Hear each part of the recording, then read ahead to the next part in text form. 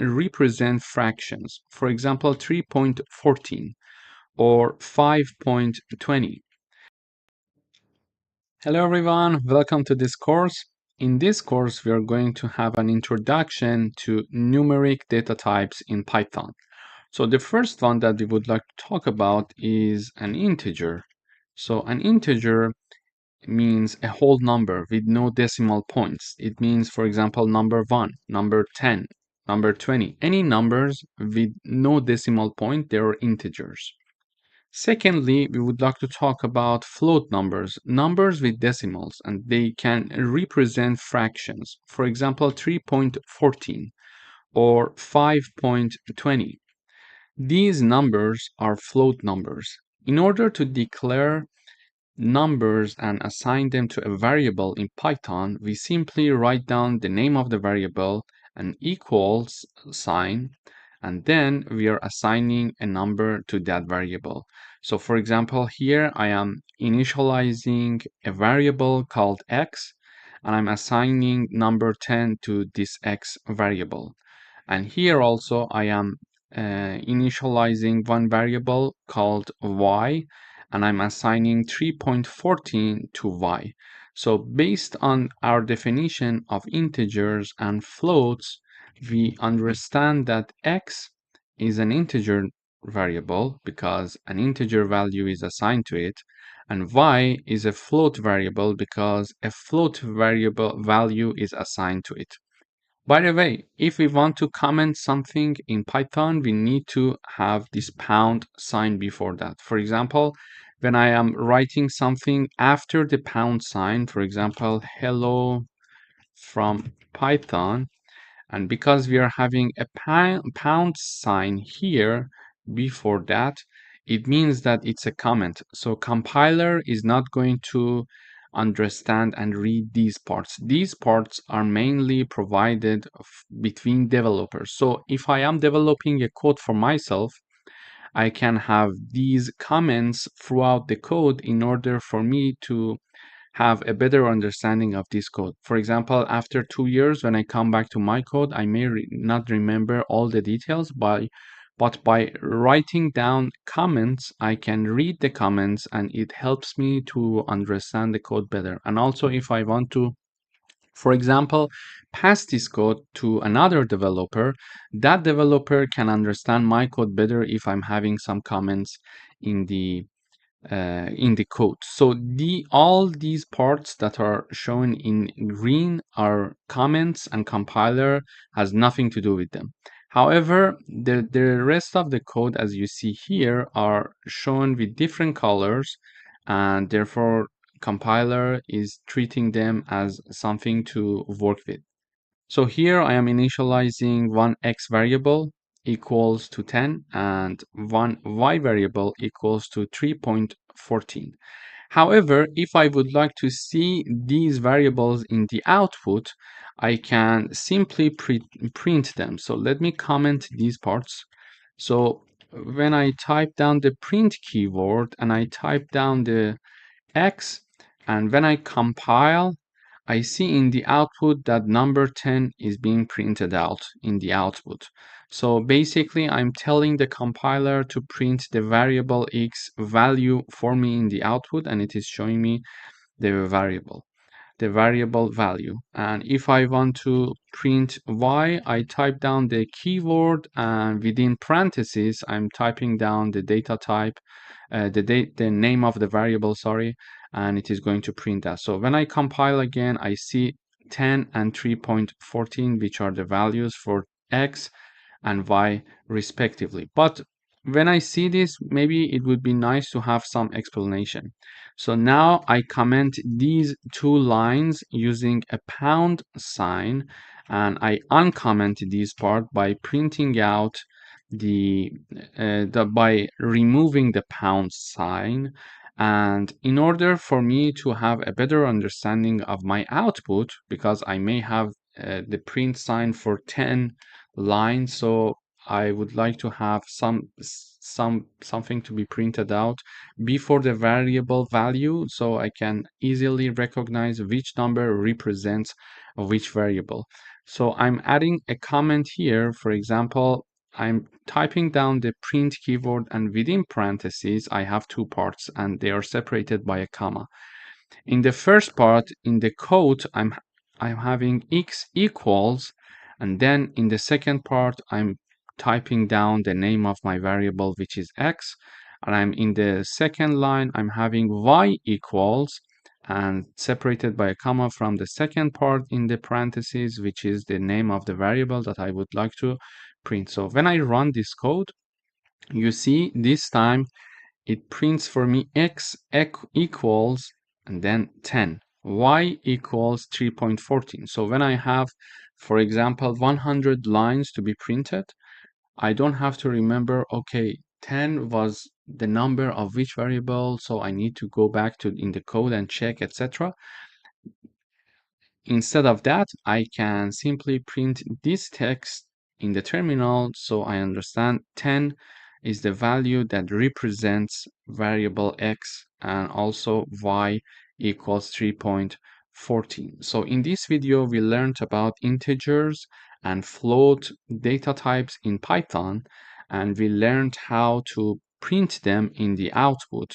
And also we learned how to comment some parts that compiler has nothing to do with them. For example, now the compiler is not printing this part because there is a pound sign behind that. But if I uncomment this part and I compile, I see 10. Let me go up a bit. Okay, I see 10. Then I see x equals 10, y equals 3.14. So this is being printed, which is this 10 number, because it is printing x, and x is equal to 10. Sorry, I went up too much. And then I'm having this line being printed out, and then this line being printed out. But this line is not being printed out because there is a pound sign there. So if I remove the pound sign and I compile, I see that now I see that 3.14 is now being also printed out in the output. Thank you for watching. In the next videos, we are going to have some coding exercises with respect to initializing and declaring integer variables and float variables. Thank you for watching. Hello everyone, welcome to this lecture. In this lecture, we are going to talk about strings. So a string is a sequence of characters enclosed in quotes. A string can include letters, numbers, symbols, or spaces. So in order to initialize one string, I am giving it a name r equals, and in quotes, I'm having the string that I want. It is, for example, in this case, Reza Shahin. So a variable r is assigned a string, and this string is Reza Shahin. I can have another string, for example, it could be hello world. So this is my second string, and I can also print x for myself. So when I run the code, I see that first I'm printing the string r, which is Reza Shahin, and then I'm printing x variable, which is another string, and it is hello world, and hello world is being printed out here. As you see, also the space between these two words are included. So basically, whatever that is included between the quotes is going to be considered in the string. So this is how we declare and we print out one string in Python. Thank you for watching. Hello everyone, welcome to this lecture. In today's video, we are going to work with type checking. So we can have different types of variables, for example, integers or floats. In this case, I'm declaring x equals 10, y equals to 3.14. But however, what would happen if I want to know exactly their type to be explicitly mentioned in the output? To do that, we need to use the type function. Okay, so in order to know the data type of x and data type of y, I'm going to use the print keyword, and within parentheses, I'm going to use the type function. Type, we use the type keyword, and then I'm having the variable in the parentheses that I want to know the type of. So here, when I run the code, we see that class int and class float is being printed here. It means that the first one is, which is x, is an integer, and the second one, which is y, is a float data type. So basically, we used to use the print function like this. So it was going to print out the x for us. Okay. So now I'm using this function, type function, to know the type of my variable. And which variable? Okay, I want to know the type of x variable, or I want to know the type of y variable. Okay, this is how we can ask the compiler to give us the variable type of different variables. Thank you for watching. Hello everyone, welcome back. In today's video, we are going to again talk about type conversion. Previously, we learned that we can use, for example, int function or float function to convert any other types of variables to an integer or to a float. Here, I'm printing out the variables like this. So I'm having the print keyword, and within parentheses, I'm having float 5. Within parentheses, I'm having 5. So I would like number 5 to be printed out as a float number. And also, I would like to print out the value 3.14 to be printed out as an integer. So when I run this code, I see this output. So number 5 is being printed out like this, like 5.0. It is being printed out with 10 decimal, so it is now a float number. And also the number 3.14, which was originally a float number, is now being printed out only 3. So we converted it into an integer. How? Using this int function. So we put the 3.14 number in the parentheses of integer function, and it is going to basically removes the decimal part and only keep this part, which is going to be an integer in the output. So in this video, we reviewed how we can have a type conversion. We could also have, for example, x equals 5.45 and then print, and in this part we could have, for example, int and x. So x is a variable equals 5.45, so it's a float variable. Okay, so it's a float variable, and now I'm going to convert it to an integer. How? I'm printing out the value of variable x that is converted to an integer. So I'm having a print keyword and then 2 parentheses, and within the parentheses I'm having the int function and 1 parenthesis, and in the parentheses of int I'm having the name of the variable x. So when I run this code now, we see that 5 is being printed out. Why? Because it was originally a float number, 5.45, and this decimal part is being removed and only this integer part is being kept. So in the output we are having the number 5 here. Thank you for watching. Hello everyone, welcome to this lecture. In this video we are going to talk about arithmetic operators. So we are going to discuss addition, subtraction, multiplication, and division. In order to do that, we can have the print keyword, and in the parentheses we can have the numbers, for example 5 plus 3 or 10 divided by 4.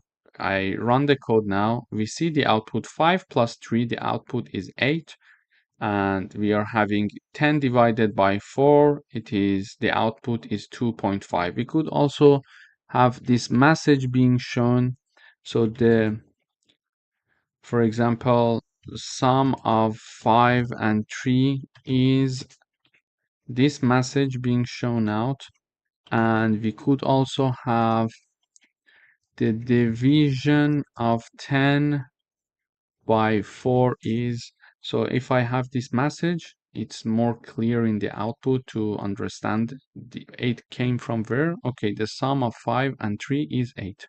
The division of 10 by 4 is 2.5. Okay, and another way to have these is like this. So x equals 10, for example, y equals 4. Let me just choose another number. So y equals 4. Now I could have, for example, z equals x plus y, h equals x minus y, for example. We could have, for example, q equals x multiplied by y, and w equals x divided by y. And then I could print out their values. So let me use this keyword. So I can have this. The first one is z, then h, q, and w. And I could have the message, the sum of x and y.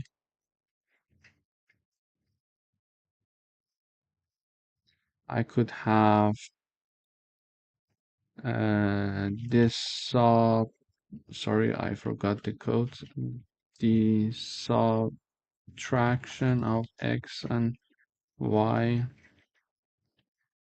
the multiplication of x and y, and we could have it here, the division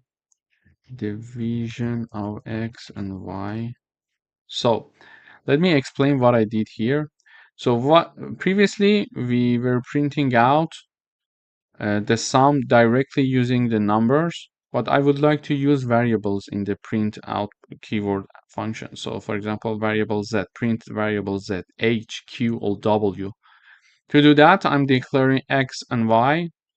X equals 10, 20, and y equals 5. I'm having z equals x plus y. So 20 plus 5 is going to be assigned to z. We expect it to be 25. And then I'm having x minus y is assigned to a variable named h. So 20 minus 5, we expect it would be 15, and x multiplied by y, its value is assigned to q, and we expect to see 100 here, and also x divided by 5, the output we expect it to be 4, is assigned to w. And we are going to print the sum of x and y, and we are going to print x, which is this part. Then the subtraction of x and y, which is this part, we're going to print h. We're going to print q to be the multiplication of x and y, and w to be x divided by y. So when I run this code, so let me print out, let me comment this part so we don't see them in the output. So we are having the sum of x and y, 25, which we expected here. The subtraction of x and y, which is 15, 15 is here. The multiplication of x and y is 100. And then the division of x and y, 4. So we see that here we could do some arithmetic operations using variables and direct numbers here. So this is basically how we do mathematical operations in Python. And it's a very good example, I think, for you to start coding as of these videos that we just started, because it would be nice to start coding and get used to the syntaxes and start to see if you're making any mistakes or not. And if you're making any mistakes, check your code with the code that I'm providing for you, and you will understand where the error comes from, and then you can improve from there. So I would suggest you to start coding right away so you get used to all the syntaxes. Thank you for watching. Hello everyone, welcome to this lecture. In this video, we are going to talk about modulus operator. To do that, we are having this sign here. So if we are going to calculate the remainder when one number is divided by another. So modulus operator is going to gives us and finds us the remainder of a division of one variable by another variable. So let me give you an example. For example, here I'm saying that the remainder of 10 divided by 3. And then I'm using this modulus operator here. So 10, when 10 is divided by 3, the remainder is going to be calculated using this operator, and we expect to see the output 1, because if you do the division, you see the remainder will be 1. However, the output of the division of 10 divided by 3 is calculated like this. So we are going to have 10/3. I'm going to repeat.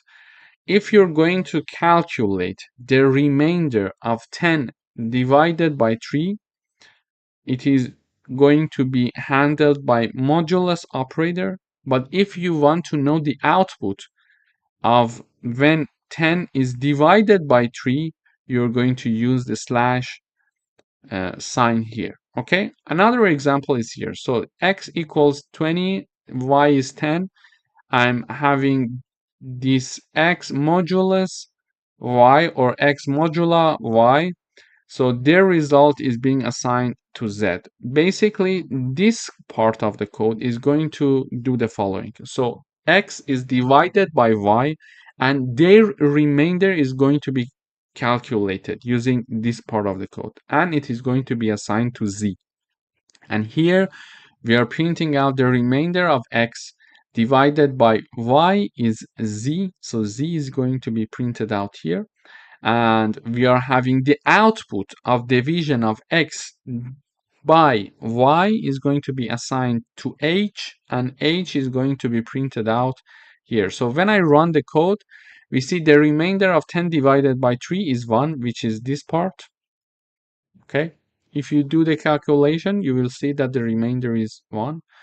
So when 10 is divided by 3, the output is this number, 3 point something, 3.33, for example. And here I'm having two variables, and if x divided by y, their remainder will be 0, because z is shown here. Okay, why? Because they are divisible. So 20 is divisible by 10, so their remainder will be 0. And finally, we are having the output of division of x by y to be assigned to h, and h is printed out here. So the output of 20 divided by 10 is 2. So basically in this video, we learned how to use modulus operator, and we distinguished the difference between modulus operator and division. So modulus operator is going to find us the remainder when one number is divided by another, but division is going to use the slash sign, and it is going to give us the output when one number is divided by another. Thank you for watching. Hello everyone, welcome back. In today's video, we are going to work with floor division. So floor division is going to round down to the nearest whole number. For example, when I have 10 divided by 3, and using the floor division, the output is 3. However, if I have the print 10 divided by 3, we see the output, and it is 3.33, for example. Okay, so to do the division, we are going to use the slash sign, but if we want to have floor division, we are going to have slash slash, so double slashes. Basically, this floor division is going to round down to the nearest whole number, to the nearest integer value. So you see that 10 is divided by 3 is 3.33.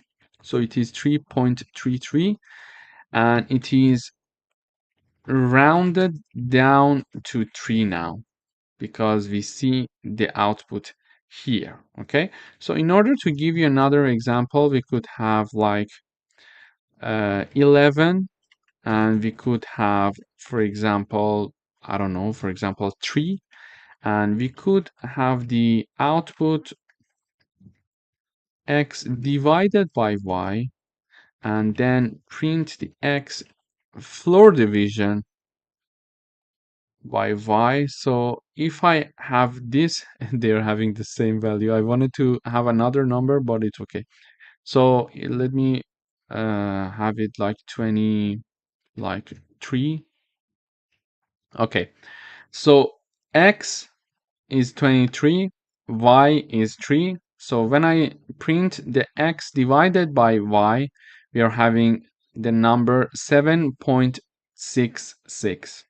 However, when I have the floor division of x by y, I'm having the number 7. Basically, the floor division is shown by slash slash, as you see here, or as you see here, and it is going to round down the output of the division to the nearest integer value. Okay, round down. This is why even 7.66 is rounded down to 7. Thank you for watching.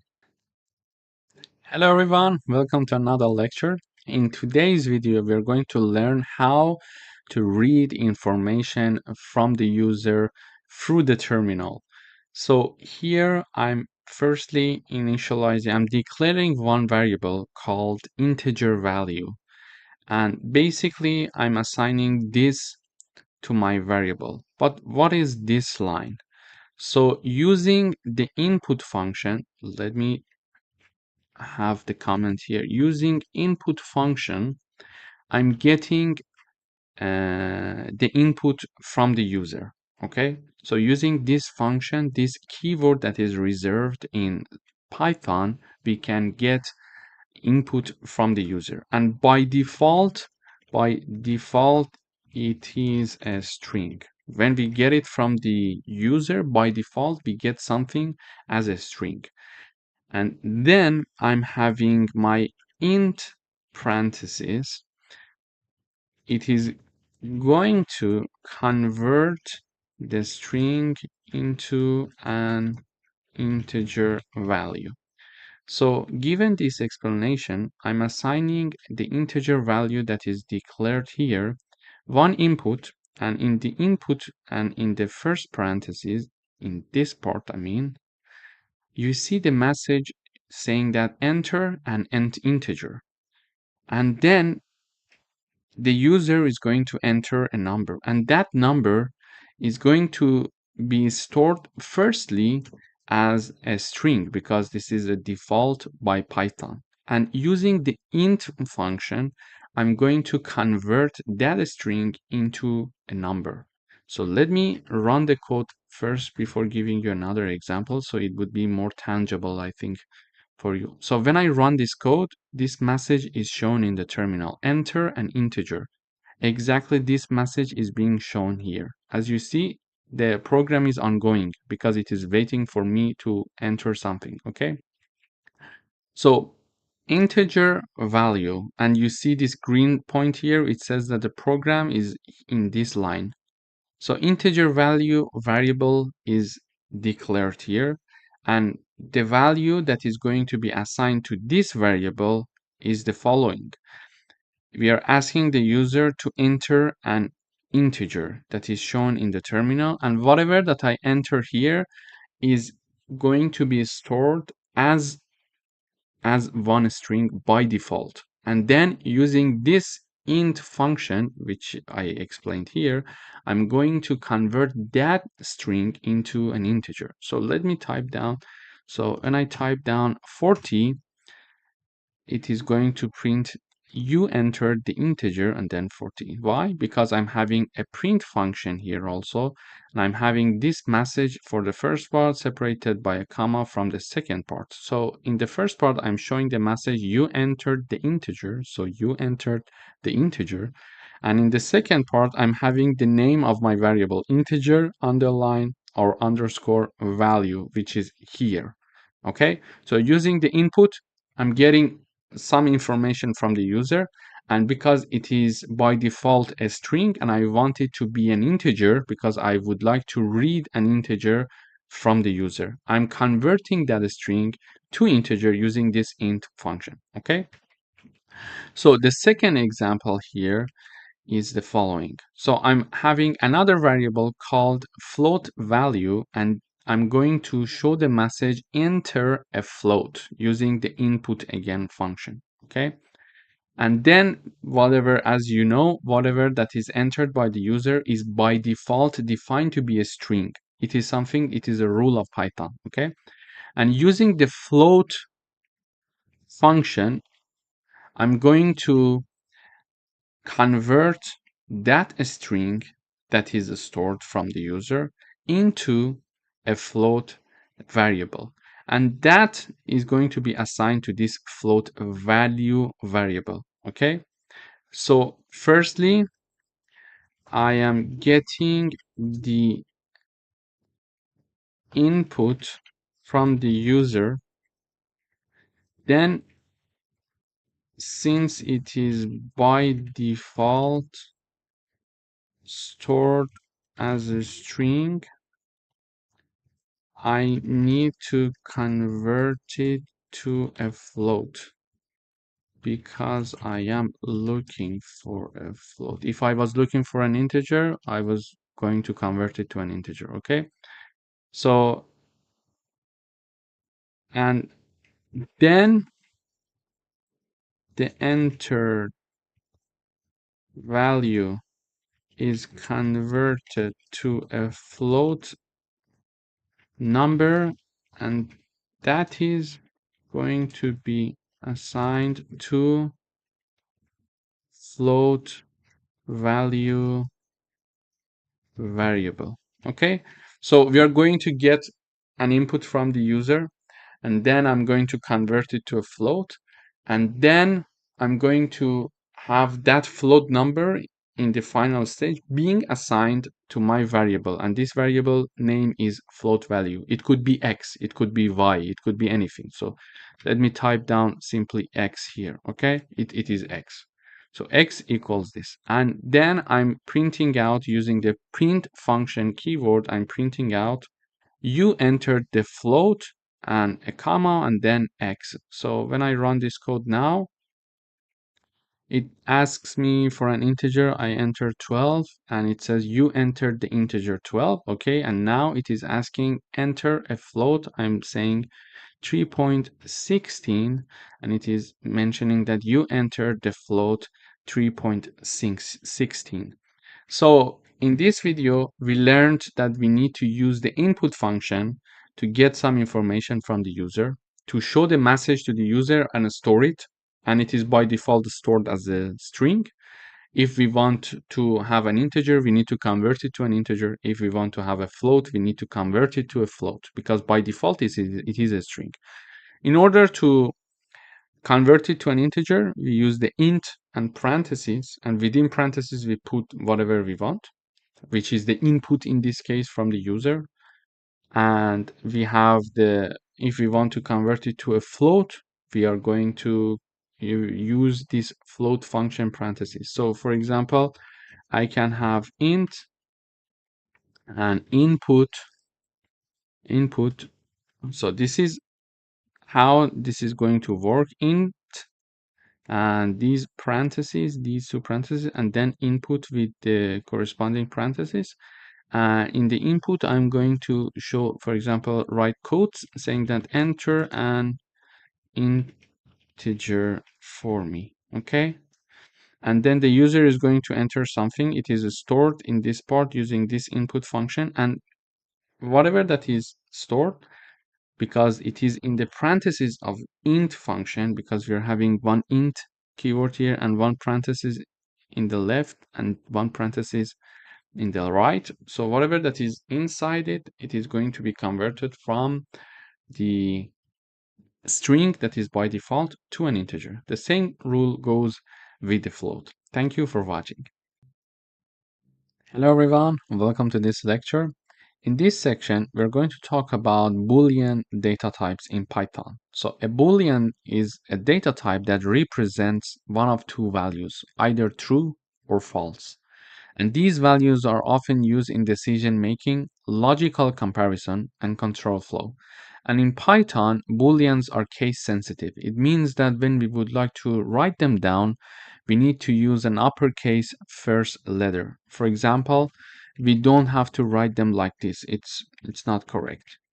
You see, these examples are not correct. If we want to write down true, we should write it with an uppercase first letter like this.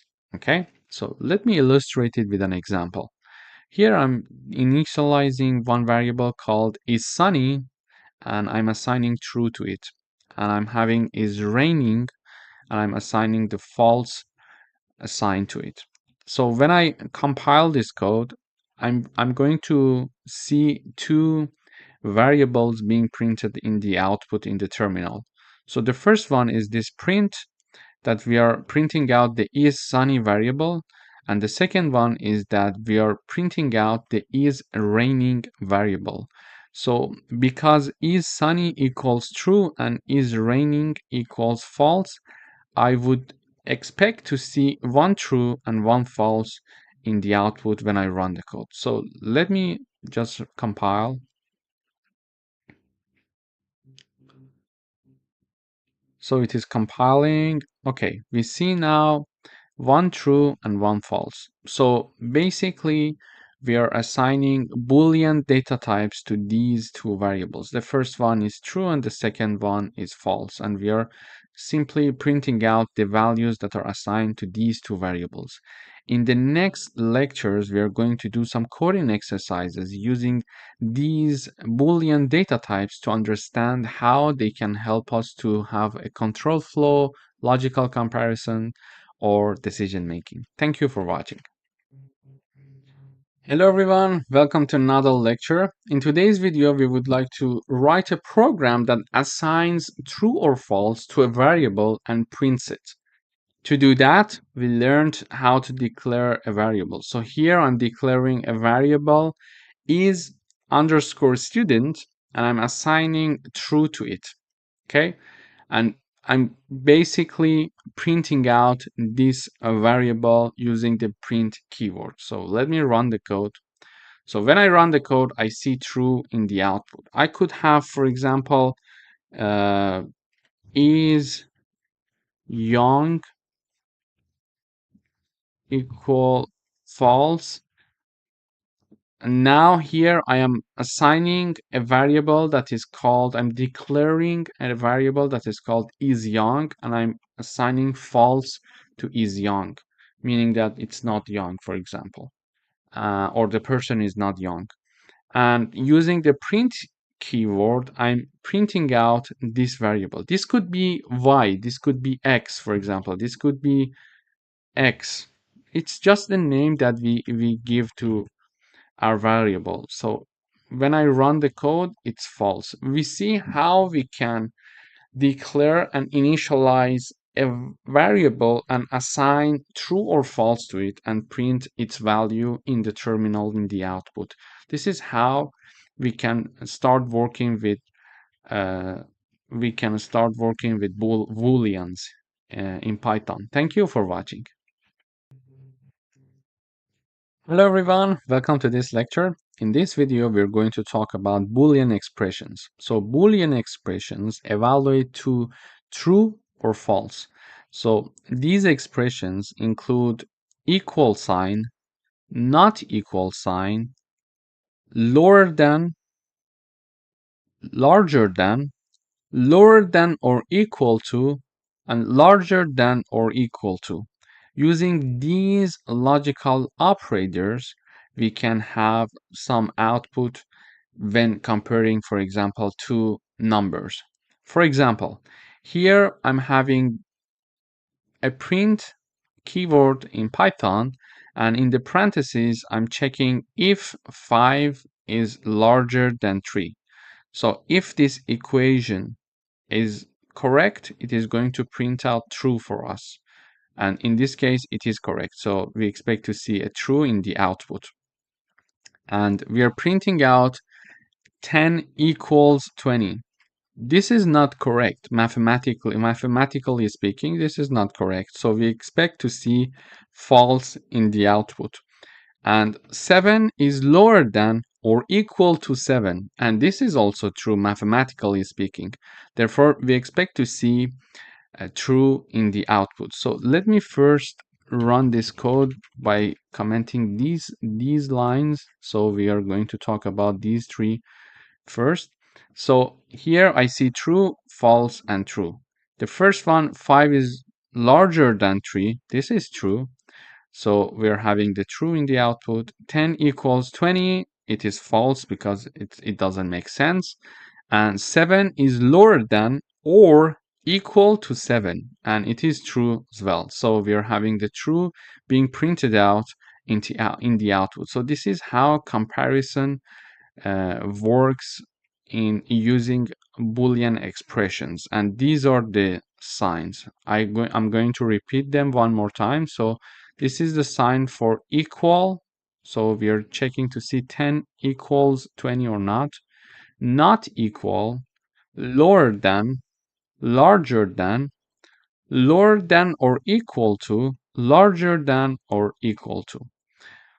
Moreover, we are going to discuss logical operators. So we are having and, or, and not. So let me comment these three lines and uncomment these three lines. So I am having the logical operators true and false. So if true and false are together and we are using and logical operator, the output should be and must be false, let's say. If there is an or, the output is true, and when we are saying not true, the output is the opposite, so it is false. So when we are having one true and one false, and we are using the and logical operator here, the answer is always false if we are having one false in the output. Let me illustrate it with another example. So here, if I have true and true, the output is true. If I have false and false, the output is false. So let me comment these two lines so we can compare these three first. So when we are having at least one false when using AND logical operator, the output is false. When both of them are true, the output is true. And when both of them are false, the output is obviously false. Okay? So, sorry, false. Okay? So this is how the AND logical operator is going to work. And even if the false is first and then we are having the true, here the output is again false because we are still having one false here. Okay, so let me run. Okay, so when we are using AND logical operator, if we at least have one false, the output is for sure false. If both of them are false, like this case, the output is false. And if both of them are true, the output is true. So the only possible option that the output is true is when we are having two truths using AND operator and logical operators. Okay, this is how logical operator is going to work using AND. Okay, so let me now comment these lines and talk about this line. So using OR operator, we are saying that if this one is true or the other one. Okay, in this case, when at least one of them is true, the output is true. So if I run, you see true in the output. So for other cases, if I have true or true, print false or false. So let me run this code. So here I'm saying true or false, the output is true. True or true, the output is true. False or true, the output is true. And false or false, the output is false. So using OR operator, logical operator, if we have at least one true, the output is true. And if both of them are false, the output is false. Because we are checking to see if we are having at least one true when using OR operator. So either this or that must be true. If either of them is true, the output is true. But if both of them are false, the output is false. Okay. And finally, we are having the not logical operator. When I'm having true and before true I'm having not, it is going to return the opposite output for me. So the opposite of true is false. So when I run the code, we see false in the output. So this is a bit abstract for now, the logical operators. You may understand the context, but you may not see how it may be useful for the moment if you have no background in programming. But later on in the very same course, in the section where we are going to talk about if conditions, if and else and elif conditions, we are going to use these logical operators practically, and in practice and examples, coding exercises, you will see how practical they are. And you will understand their usage better, much better in that section. But this is just an introduction for you to understand what logical operators are. So we learned that there is and, there is or, and there is not. These are three logical operators that we are going to use.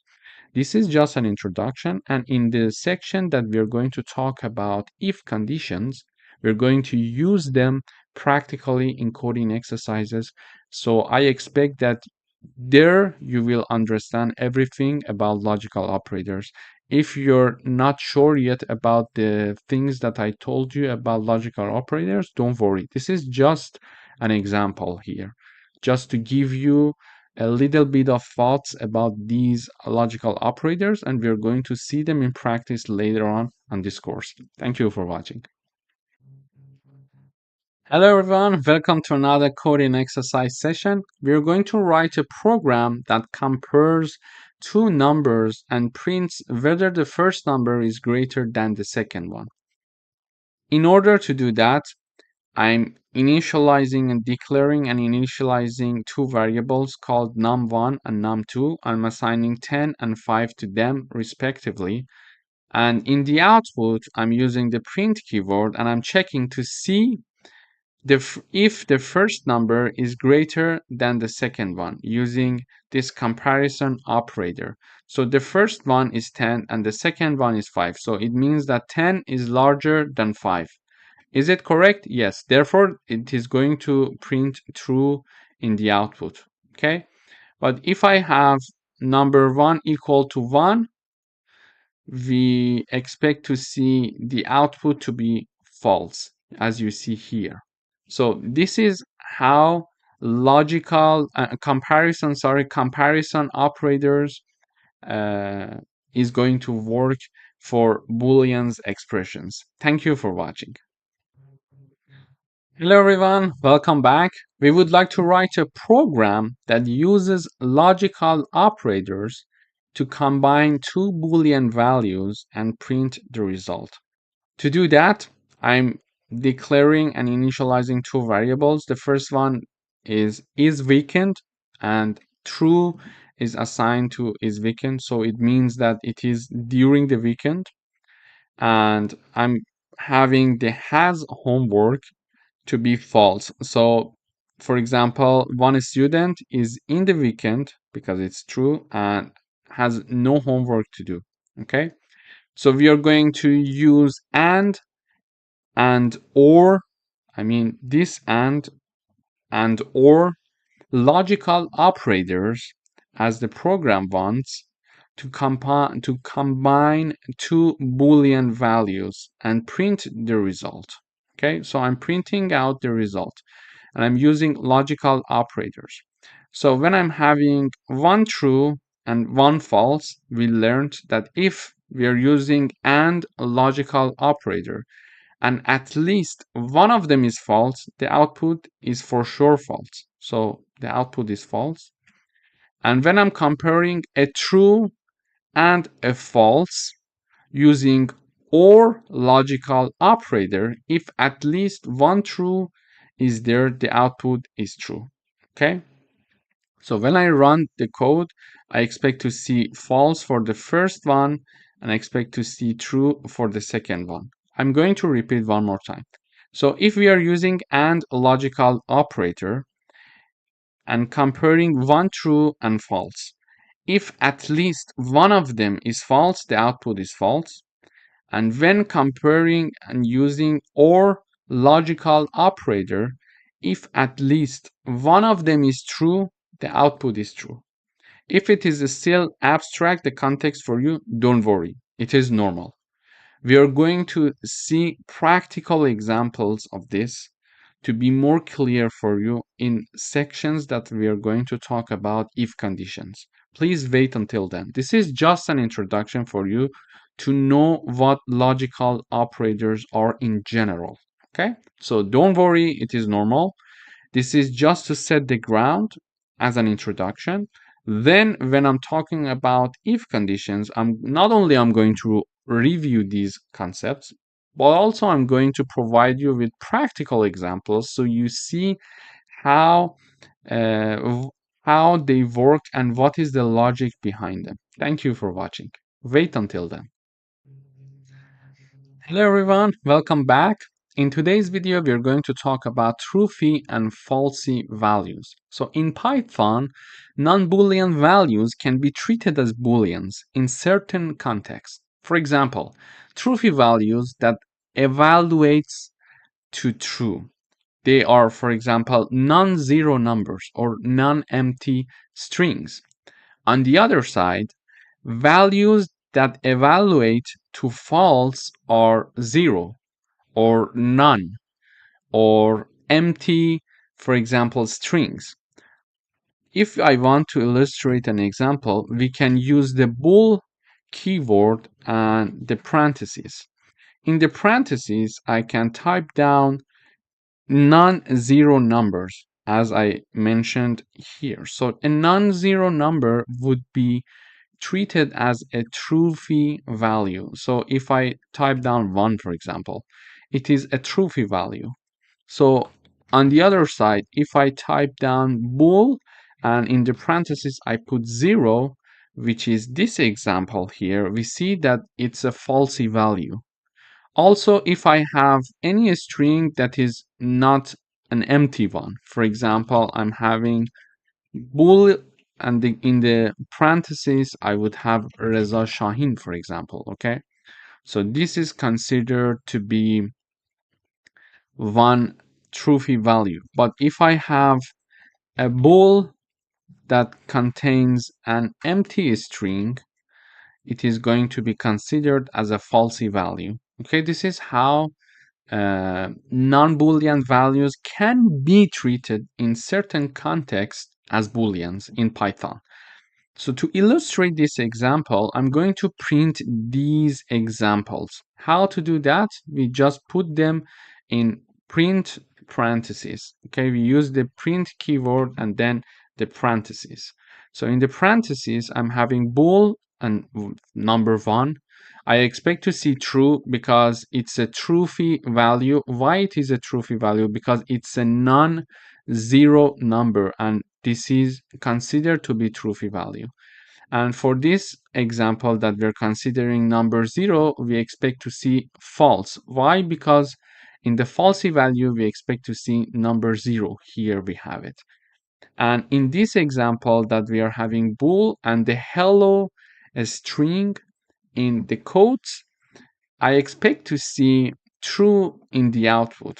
Why? Because it's a non-empty string and it is considered to be truthy value, so it is going to print out true for us, and it's an empty string, so we expect to be falsy value. We expect to see false in the output because an empty string, as I showed here in an example, is a falsy value. So when I run the code, we see this one, number 1 is true. When we are running with 0, it is false. When we are having a non-empty string, it is true, and an empty string is false. Therefore, in this video, we learned about truthy and falsy values and how non-Boolean values can be treated as Booleans in certain contexts. We are going to discuss these types of non-Boolean values later on in the following sections in coding exercises. And I'm just providing the introductions to them. So later on, when I'm going to review them first and then provide you coding exercises and examples, you have some clear idea that what these things are. Thank you for watching. Hello everyone, welcome to this section. In this section, we're going to talk about strings.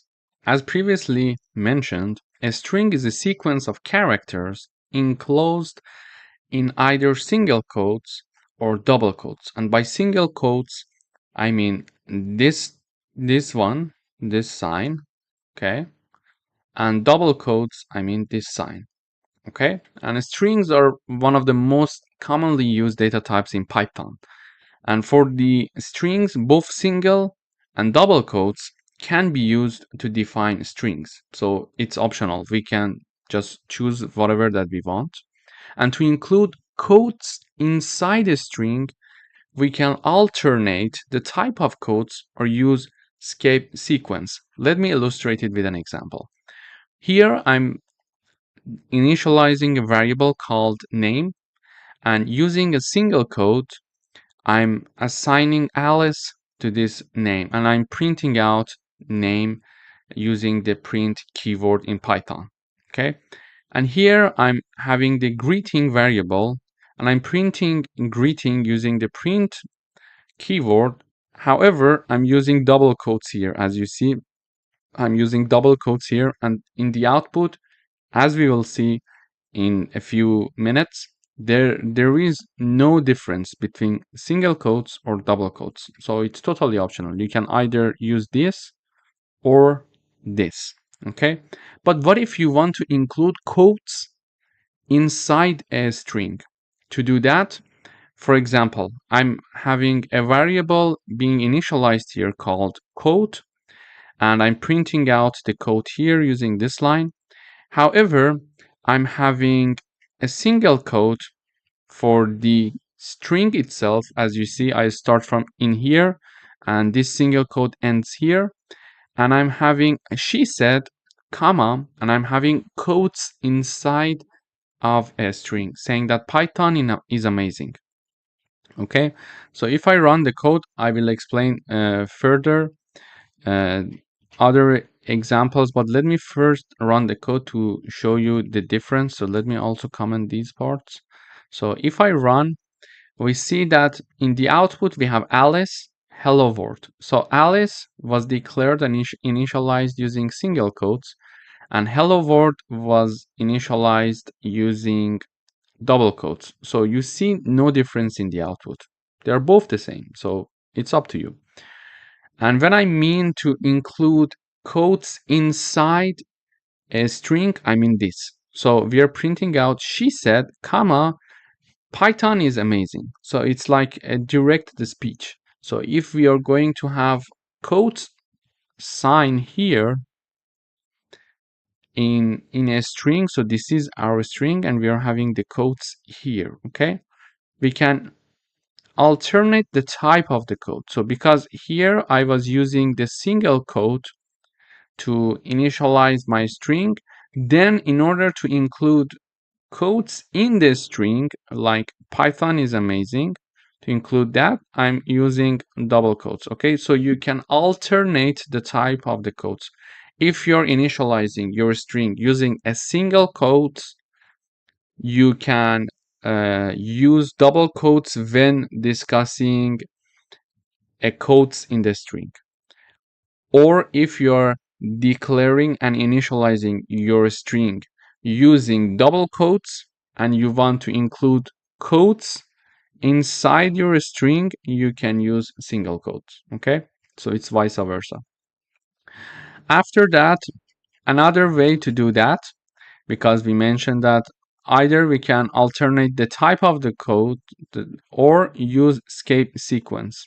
To do that, we can have, for example, she said, and have backslash before the start of the code and after the start of the code, and we have backslash code sign and backslash code sign again here. So backslash code sign and backslash code sign, and inside that we provide our codes. Okay, so when I run this code, we see exactly the same output for this line, for this code, and escape codes in the output. Okay, you see there is no difference. So it's up to you again. So you can alternate the type of codes or use escape sequence. So in this lesson, first of all, we reviewed the concept of strings. Then we mentioned that we can declare and initialize strings using single quotes or double quotes. It's up to us. And if we want to include quotes inside a string, as I'm showing here, okay, inside a string, you can either, there are two ways. You can either alternate the type of quotes or use escape sequence. In order to alternate the type of quotes, if you're using already single quotes to declare your string, for the quotes you need to use double quotes.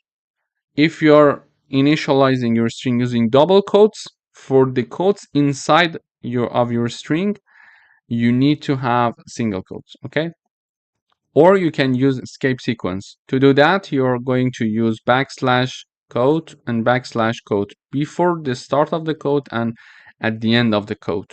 So you see the output, they're both the same, so it depends what you prefer. Thank you for watching. Hello everyone, welcome back. In this video, we're going to talk about the length of a string. In order to measure the length of a string, we need to use the len function, len and parentheses, to find the number of characters in one string. To do that, I can have one string called message, and I'm assigning hello to this message. Okay, but how many characters this string includes? Let us count 1, 2, 3, 4, and 5. But if we have a string that is very lengthy, how to measure that? It's hard to count it by ourselves. You see, in order to have that, we can use the len function.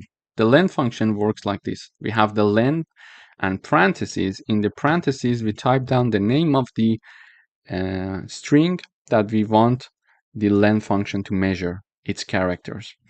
Basically, I'm using the len keyword. I'm putting the name of my string inside the parentheses. This is going to calculate the number of characters in the message string, which is 5. We know it because we calculated it. And now I'm going to print the output. In order to print the output, I just put this part in a print function. And in a print function, inside the parentheses, I'm having len, and then the name of my string, which is message. So when I run, I see 5. If I have another string, so I have my name, and the string is, for example, Reza Shahin. So now I'm going to print len my name. Okay, so when I run this code, we see that there are 11 characters in this string. So if I calculate, we see 1, 2, 3, 4, 5, 6, 7, 8, 9, 10, 11. Okay, So it can calculate the number of characters. And yes, it calculates the space as well. Whatever that is between the quotes, it is going to calculate it, even the space here. Okay, so we are going to have 11 characters. But if we have a string that is lengthy, it's hard for us to calculate it by ourselves. So we'll let the length function do the job for us. Thank you for watching. Hello everyone and welcome back. In this video, we are going to talk about string indexing. So strings are indexed, starting from 0 for the first character. Negative indexing allows you to access characters from the end of the string. For example, -1 is the last character in a string. Let me illustrate it with an example. I'm having a string called word and I'm assigning Python to this string. In the output, I'm printing out two characters indexes, okay? So in the first one, I'm typing down the name of my string and then assigning 0 in the braces. And then I'm having word again here and number -1. So when I run, first I see P and then I see N. This P comes from the fact that this is the first index of my string, and the first index in my string is this P here, okay? Because we mentioned that it starts from 0 for the first character. So the first character is P here, and therefore when I type down 0 for the string word, it is going to print out in the output the P character. However, when I want to access the last index, instead of just going from the left side, I can start from the right side to go back. It's easier sometimes. To do that, I'm using -1 to access this last character in my word string. So let me illustrate another example. For example, my name. And I assign Reza to my name. So if I print my name, I print the first one, the first character with index 0. So let me comment these parts. So when I run, I see R here. Okay. So what if I print out the second character here using the 1 index? It is going to print E for me. The third one is Z, and the fourth one is A. So the fourth one is A, but we are typing down 3. Why? Because we started from 0. 0, 1, 2, 3. So the fourth one is 3, okay?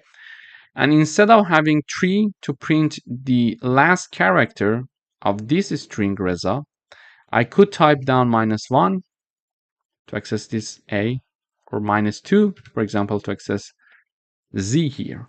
It depends on what we're looking for. But this was a good example to understand string indexing. Thank you for watching.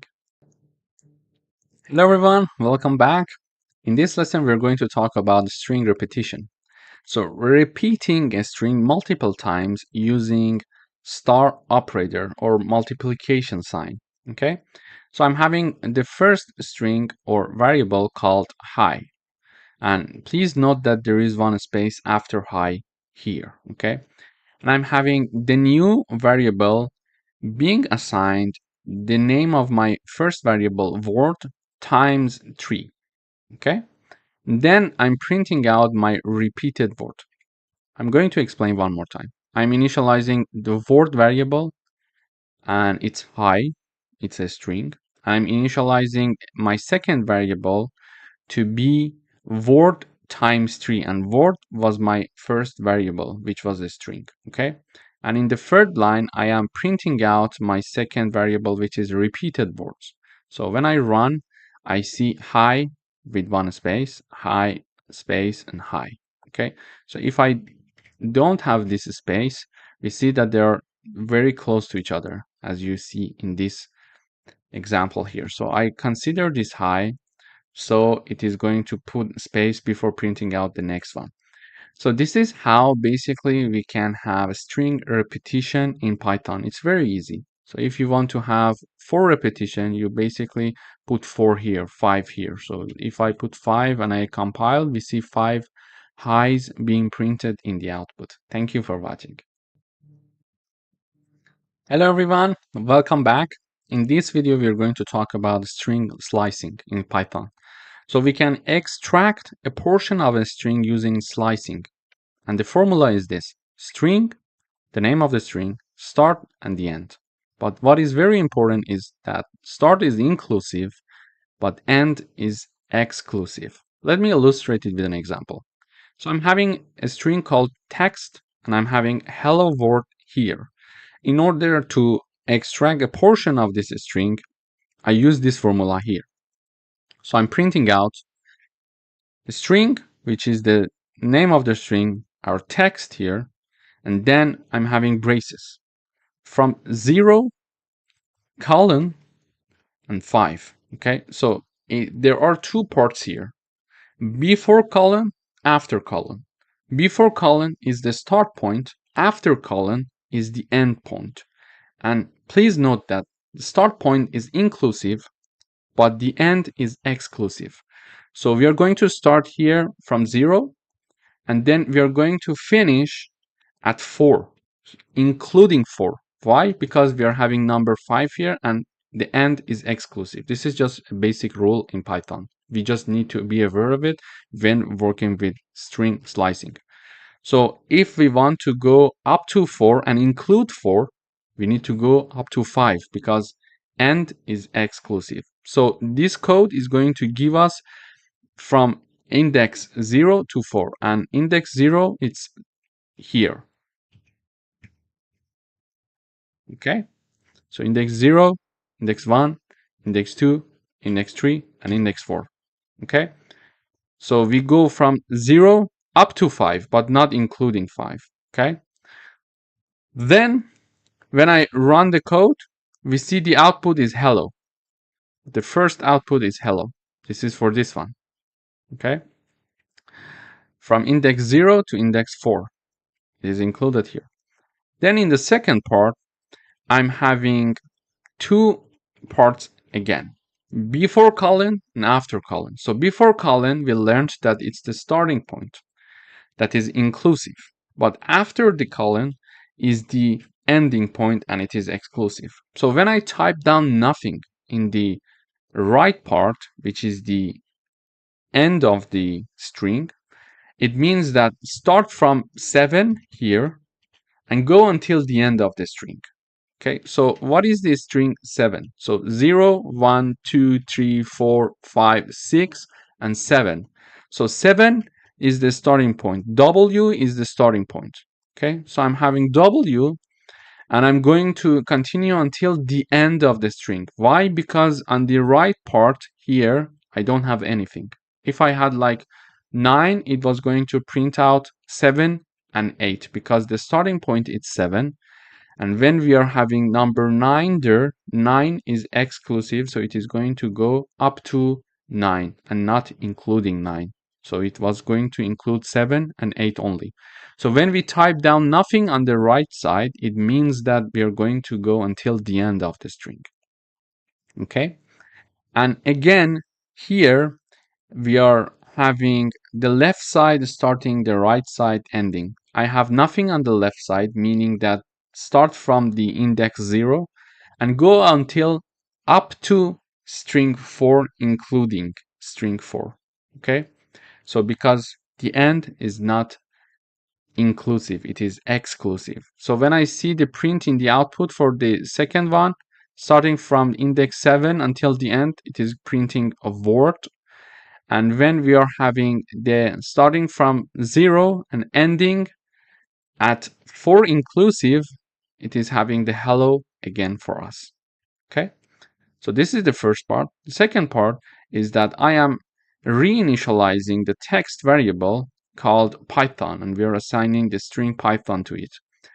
We can have the print of this string in the output for every second character.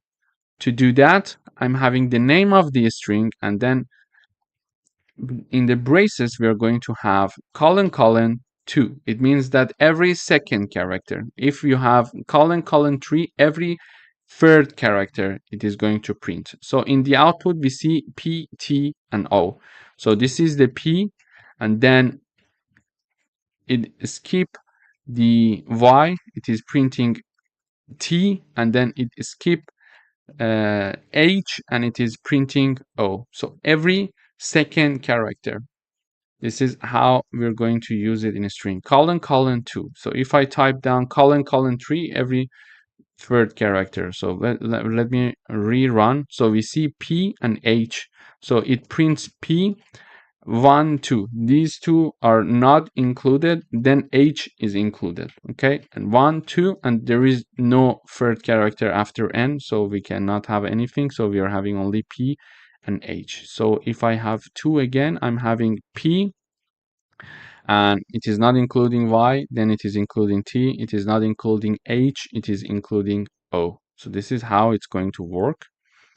And then in order to have the reverse of our string, we are going to have colon, colon, -1. When we are having this code, we are going to see in the output the reverse of our string. So you see that we started with P for Python and ended with N. But here we are having N as the first character, O as the second character, H, T, Y, and P. So we are reversing the string using this code. Thank you for watching. Hello everyone, welcome to this lecture. In today's video, we are going to learn how to combine two strings in Python. So in order to combine two or more strings, we use addition operator. For example, I'm having the variable first name and last name, and they are assigned John and Doe as the first name and last name respectively. And in order to have the full name variable, I'm having first name plus 1 space and plus last name. So and then I'm printing out the full name in the output. So when I run, I see John Doe. So I'm adding this to have this space here. Okay, so if I don't consider this part, if I remove it, you see that they are smashed together. So you see John Doe. So it is better to have 1 space here, so it would be more nice. So in this video, we learned how to combine two strings and create our third string using addition operator or plus operator. In order to do that, we simply have the first name, which is our first variable. You see, this is our first variable. This is our second variable, and we are sorry, and we are using addition operator to add these two together and create our third string here, and I'm basically printing out the third string, which is full name. So this is how we can combine two strings. Thank you for watching. Hello everyone, welcome back. In this video, we are going to learn how to check if a substring exists in a string using the in keyword. To do that, I'm illustrating this with an example. So I'm having a variable called text, and it's a string, and the string is learning Python is fun. This is my string. And I want to check for substring. To do that, I'm having the print keyword, and in parentheses, I'm saying in the quotes, I'm saying Python, and then in text. And text is the name of my variable. So I'm basically what I'm asking the compiler is to see if the string Python is inside and is included in string text. And you see the Python is there. So we expect to see the output to be true because Python exists in the string text. To say it to compiler, we use the codes saying that Python or anything that we want to look for, and use the in keyword, and then use the name of the string that we're going to check whether a substring is there or not. So I'm saying Python, is Python a substring of text string? Learning Python is fun. So is Python included, let's say, in this string? The answer is yes. So we expect to see true here. And then I'm checking to see if I check and see Java is included in the string text or not. So we see this string is learning Python is fun and Java is not there. But I'm checking to see if Java is included in this string or not. And since Java is not there, we expect to see false in the output. And also we can check for the absence of a substring.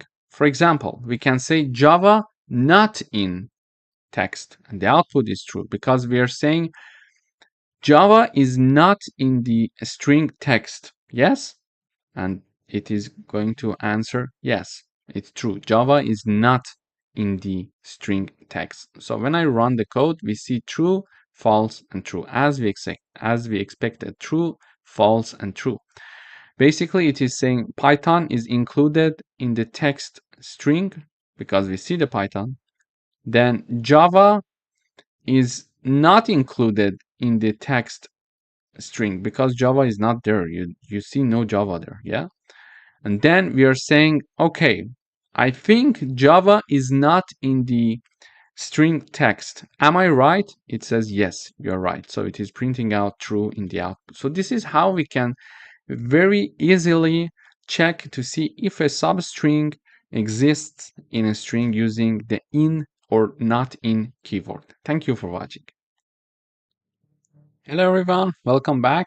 In this video, we are going to write a program that takes a user's first and last name as input, combine them into a full name, converts the full name to uppercase, and prints the length of the full name, excluding spaces. To do that, I'm having the first name and last name variables, and we are using the input function, if you remember, to take the input from the user for the first name, and it is shown as enter your first name, and the user is going to type down the first name and then enter your last name, and the user is going to type the last name. So the first name and the last name are going to be stored in first name variable and last name variable respectively. Then I'm having the full name, my third variable, which is the first name plus one space and plus last name. Then I'm having uppercase name variable, and it is basically is the full name variable dot upper function. So it is going to make this full name to be uppercase. So let me type down the input. For example, for the first name, I'm going to enter my first name, and for the last name, I'm going to enter Shaheen, which is my last name. Here, the full name is going to be Reza Shaheen with the space in between, as you see here. Okay. And this part, uppercase variable, is going to use this full name, which is this Reza Shaheen, and make all of the convert the full name to uppercase. So previously it was written like this. Okay. It is going to make it to be like this. Okay. It is using the upper function to convert all the characters in uppercases of the full name. Okay.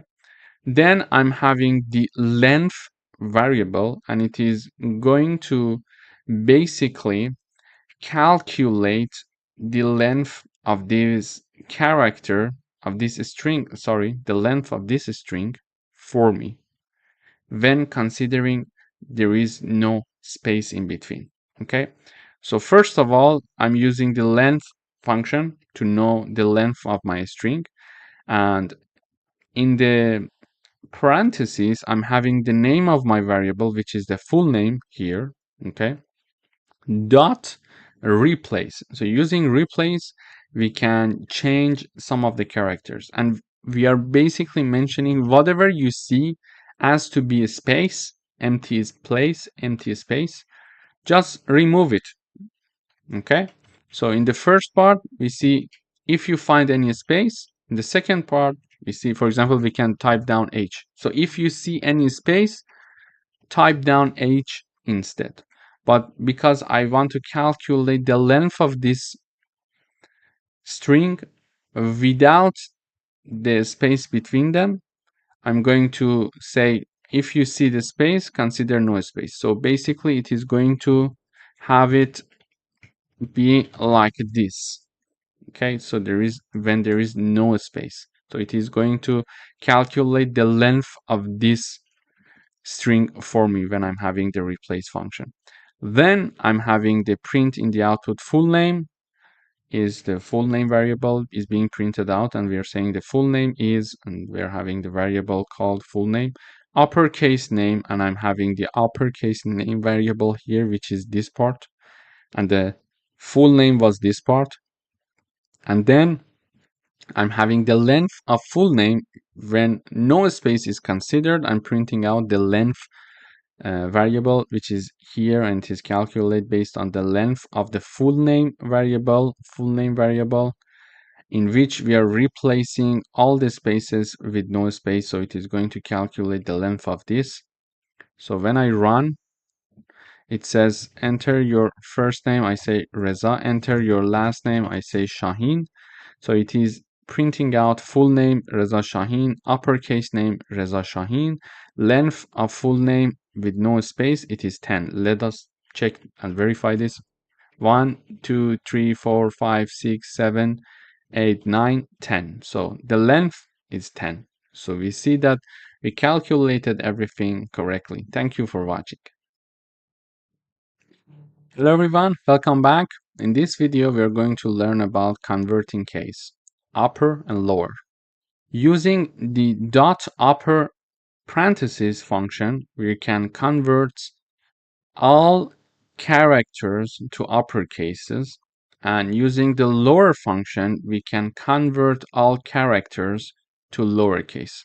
For example, I'm having one string here called text, and it is assigned Python, and I'm using the text dot upper and parentheses, and then text dot lower parentheses. So when I run this code, we see in the first example, in the first output, I'm having the Python being printed with uppercase all of the characters, and in the second print we see that all of the characters are printed in lower cases, because in the original example P was written with uppercase, but in the second output we see everything is written in lower cases. So let me illustrate with another example. So I would say Reza Shaheen, for example, here, and I print the name upper. My name is the name of my variable, my name dot upper and my name dot lower. So when I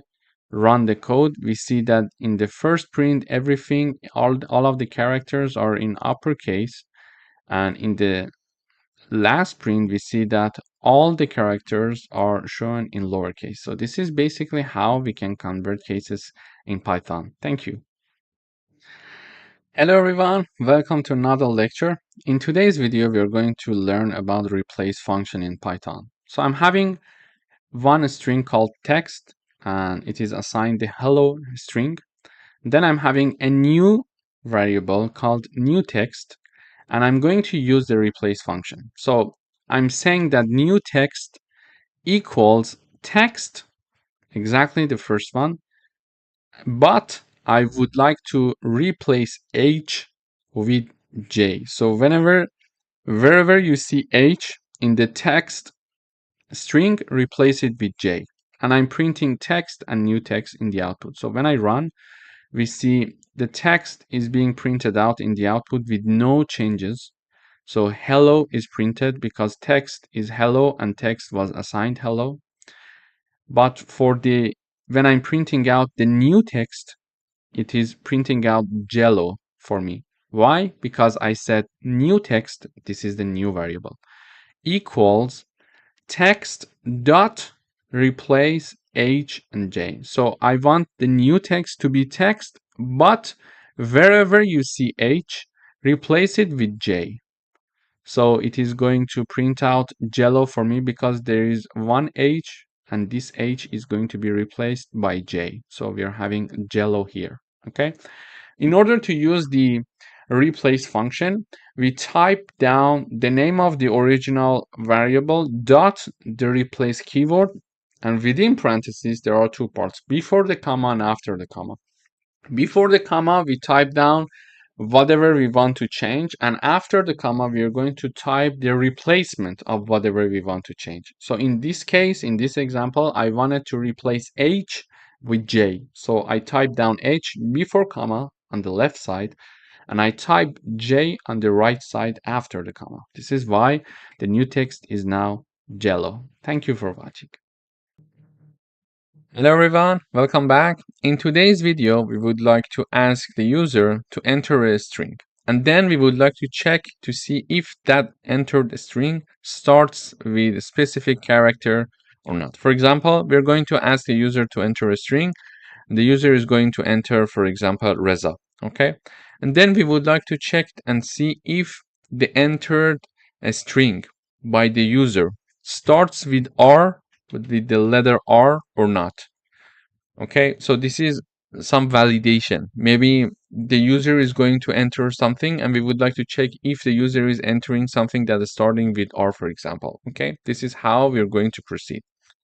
Here, to do that, here I'm showing this message to the user and saying that enter a string. Okay, and whatever the user is going to enter is stored in the text variable. Then we are having another variable called start, and we would like to enter the starting character to check. Okay, so here I would say, for example, R, because I want to check if the input string by the user is starting with R or not. Okay, and whatever that we enter here is going to be assigned to start variable, and to check to see if a string starts with that specific character, we show this message first using the print function. Does the string start with? And then I type down the name of the variable start with the character that we want to check. And then in order to actually tell the compiler to check this for us, we can type down the name of the string that the user entered, which is text, and then use the start with function. So this is the name of the function, start with function, and in parentheses we type down the name of the variable that is storing the character. Okay, so let me run the code once. It says enter a string. I type down Reza, and then it asks me to enter a starting character. I would like to check if Reza starts with R. When I enter, it says, does the string starts with R? And the answer is true. Yes, it starts with R. Okay. For example, if I type down, for example, a string Reza, and then I type down H, I would like to check if the string Reza starts with an H. When I enter, it says the answer is false because Reza does not start with an H.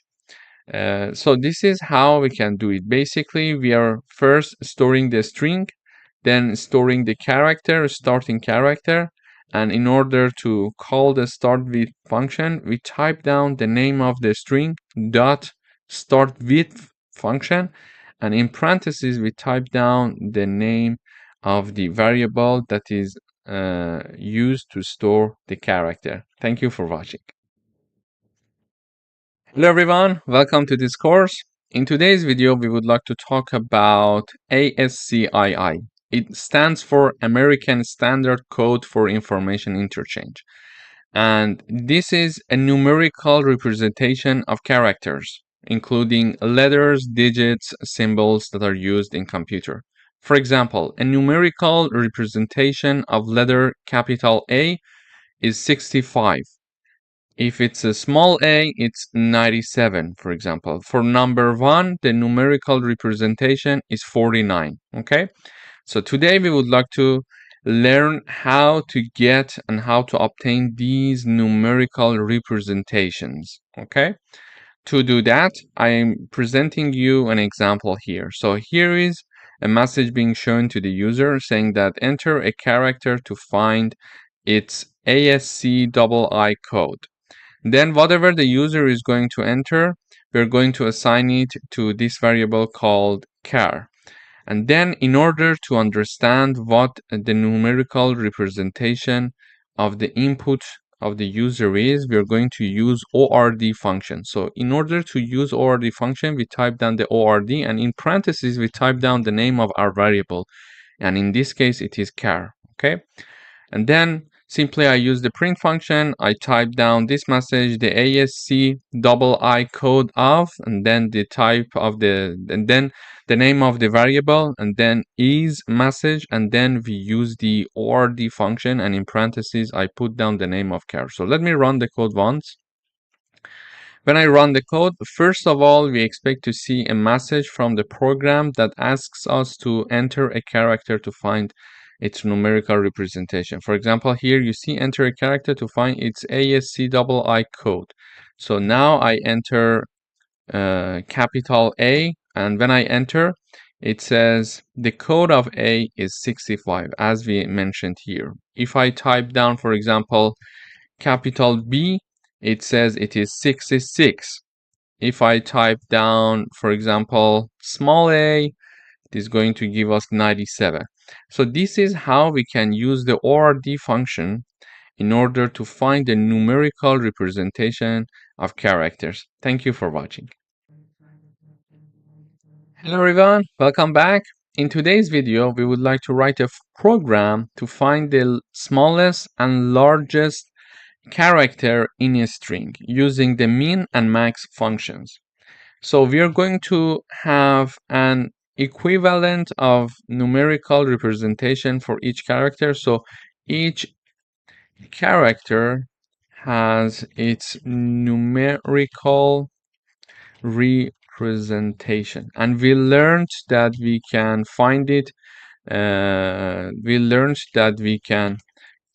using the ORD function. Okay, so now we would like to enter one string and understand which character has the largest, let's say, numerical representation, and which character has the smallest numerical representation. Let me first run the code.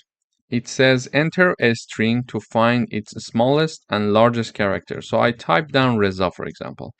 It says smallest character is R and largest character is Z.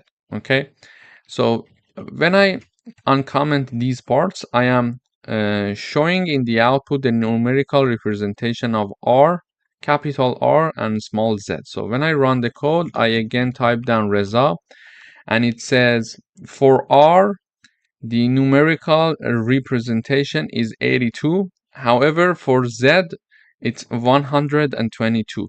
So the smallest character in the string Reza is R, is capital R, and the largest character is Z, based on their numerical representation. Okay, but how do we find that?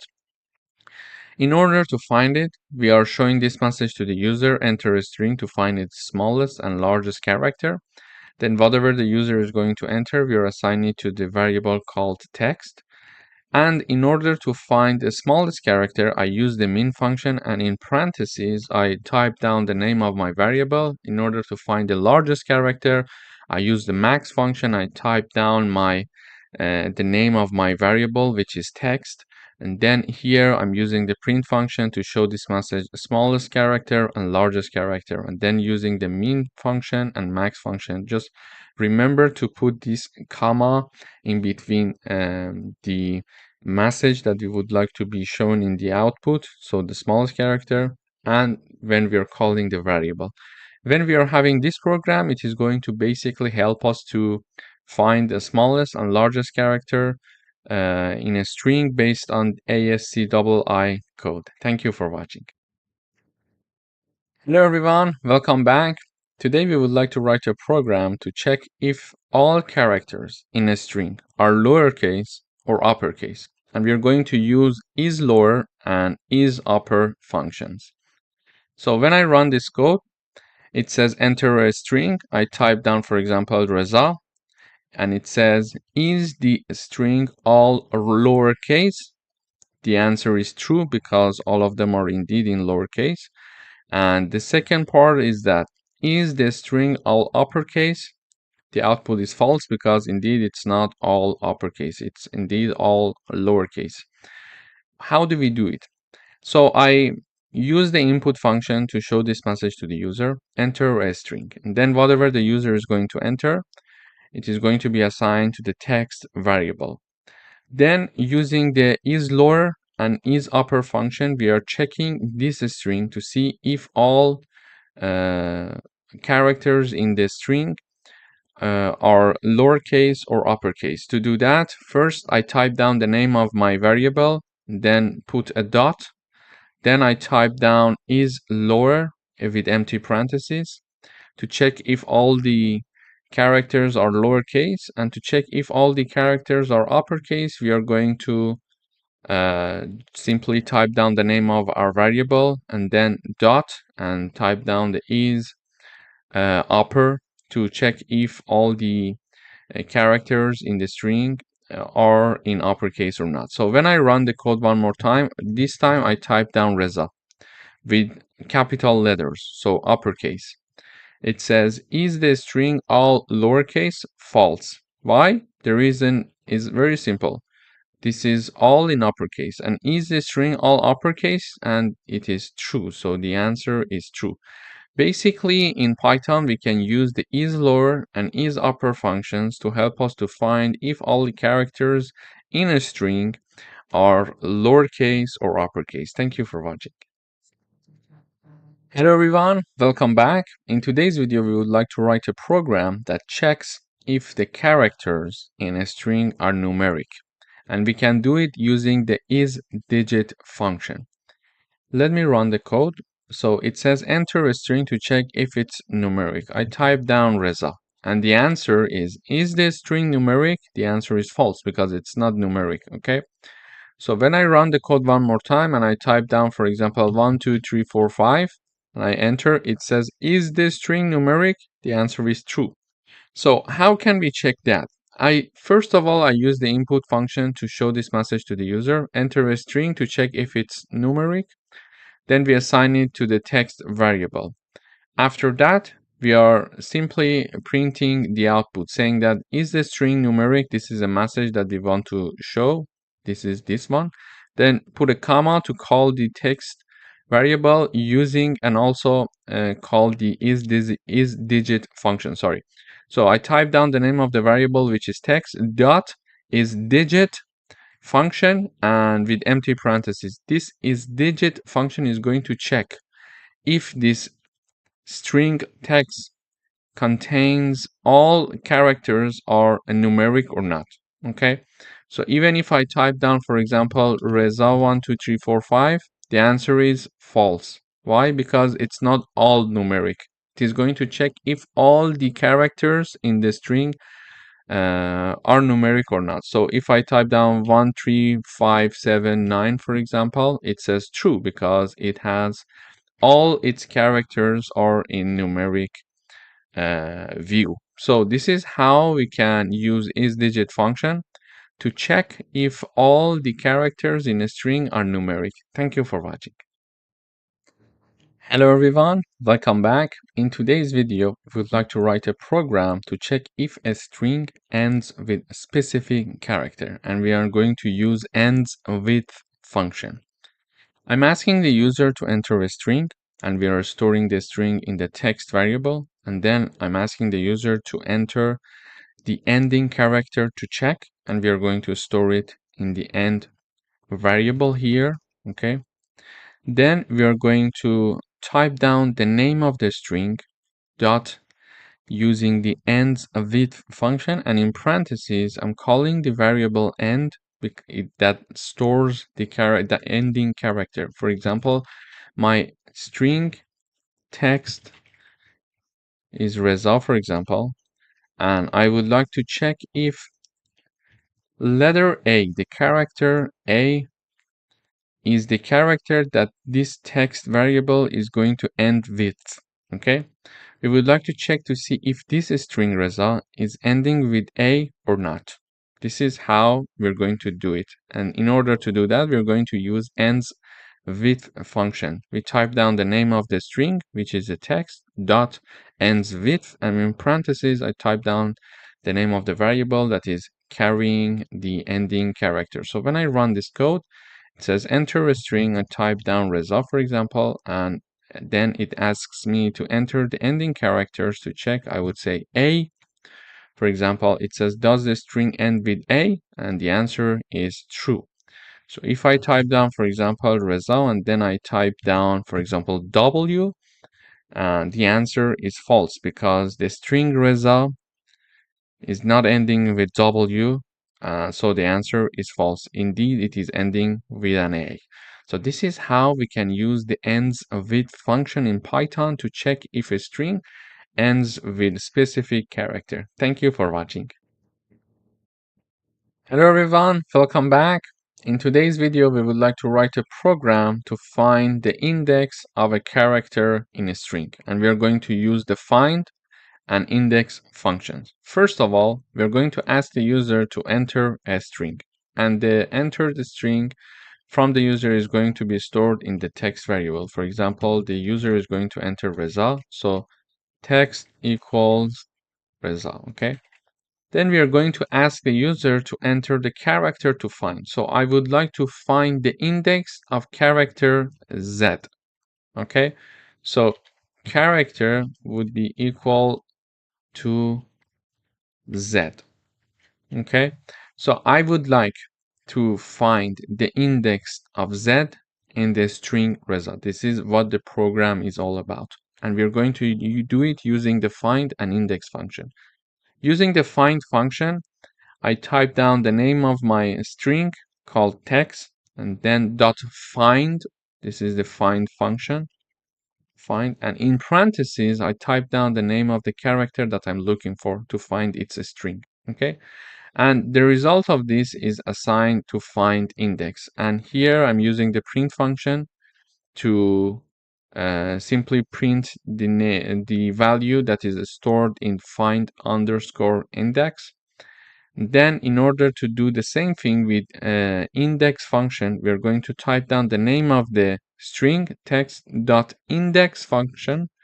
So index function, and in parentheses, again, we type down the name of the character, okay?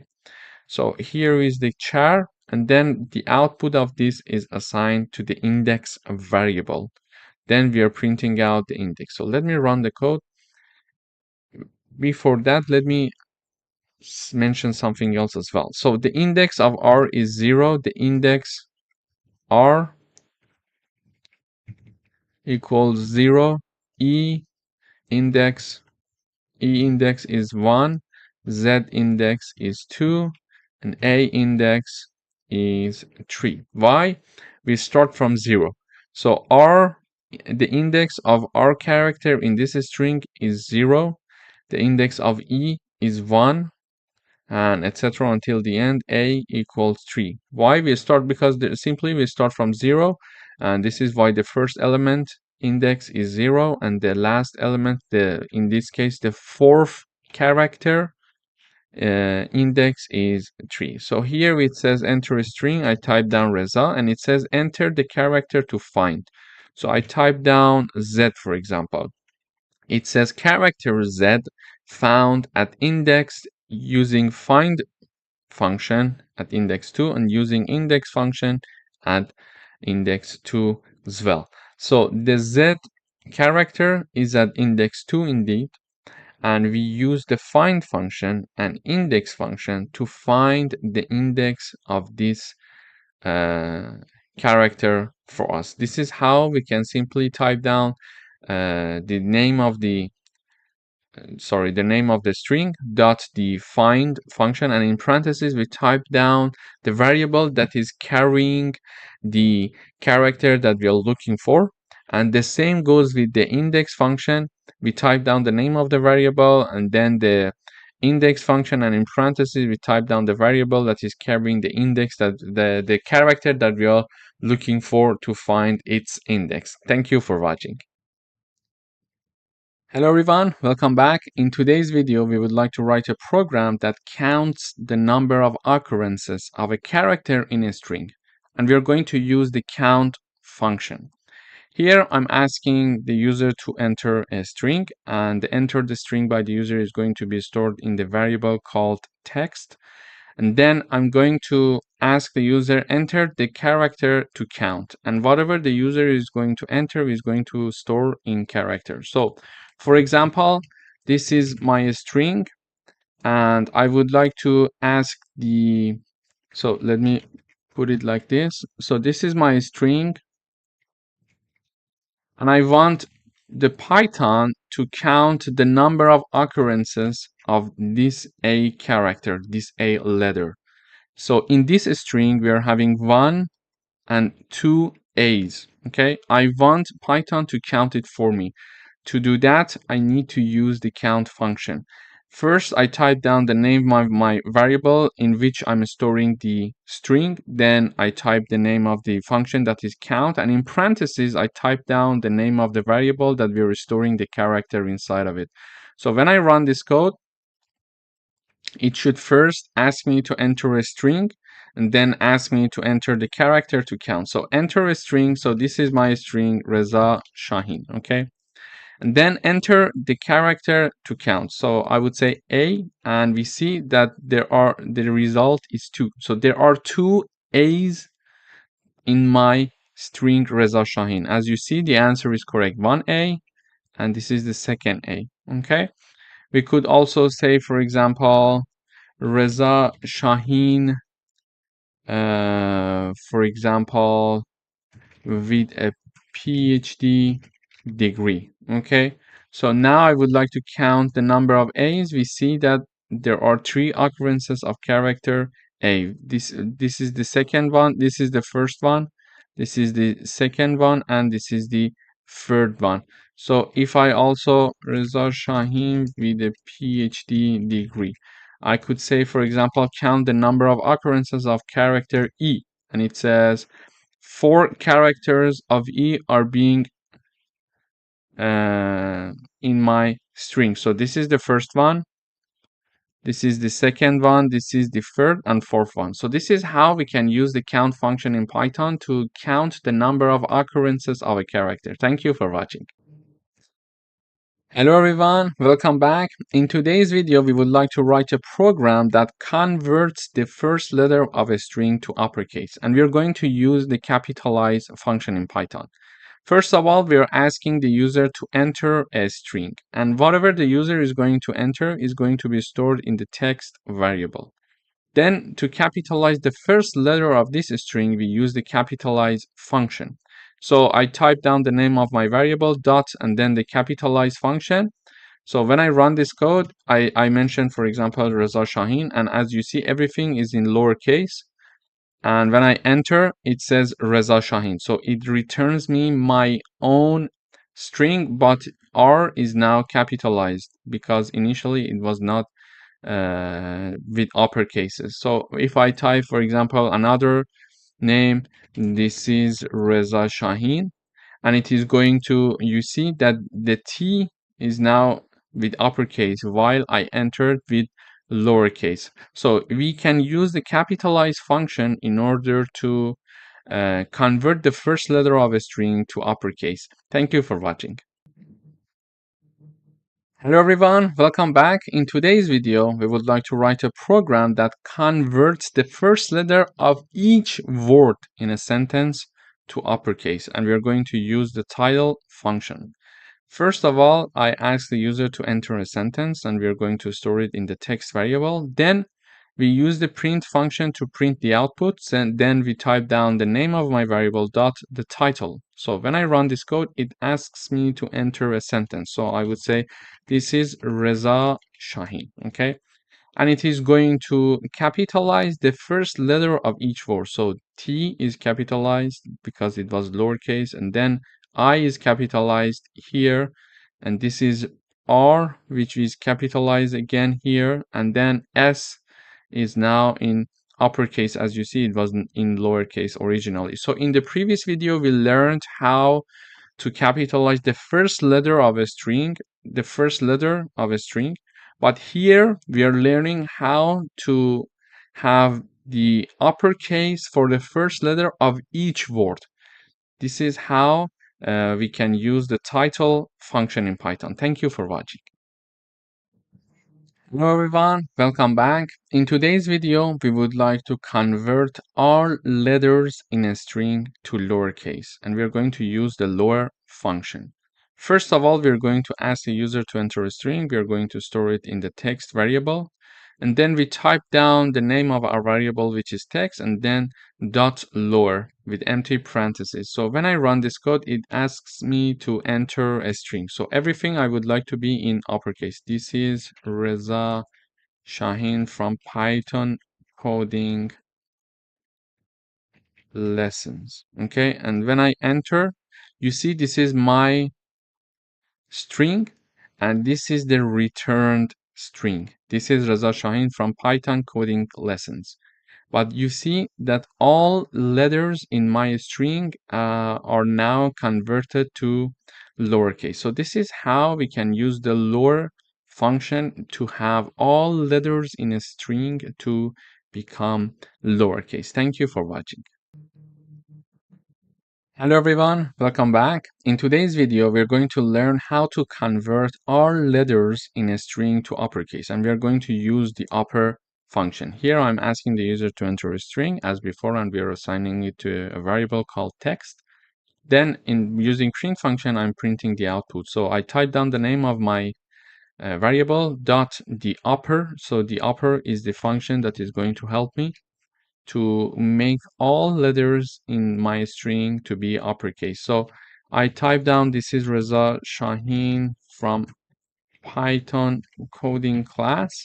Okay, so this is my string, and as you see, all letters in my string are lowercase. And when I enter, I expect to see the output of my string with all letters in uppercases. So when I run this code, we see here is my string. So this is Reza Shaheen from Python coding class. And then we see that here we are having my string, but all letters are now in uppercase. So we learned how to do it using upper function in Python. Thank you for watching. Hello everyone, welcome back. In this video, we would like to write a program that replaces a substring with another substring using the replace function. So this is what we are going to do. For example, my string is Reza Shaheen, and I tell the Python that I would like to change Reza in my Reza Shaheen string, and I want to replace it with, for example, John. Okay. And now I would expect the Python to return me John Shaheen.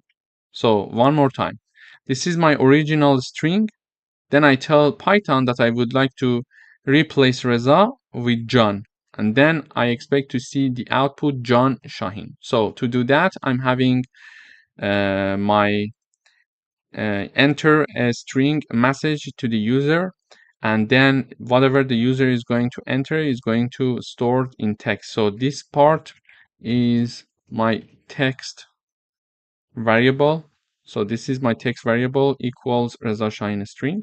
Then we are showing another message to the user, enter the substring to replace.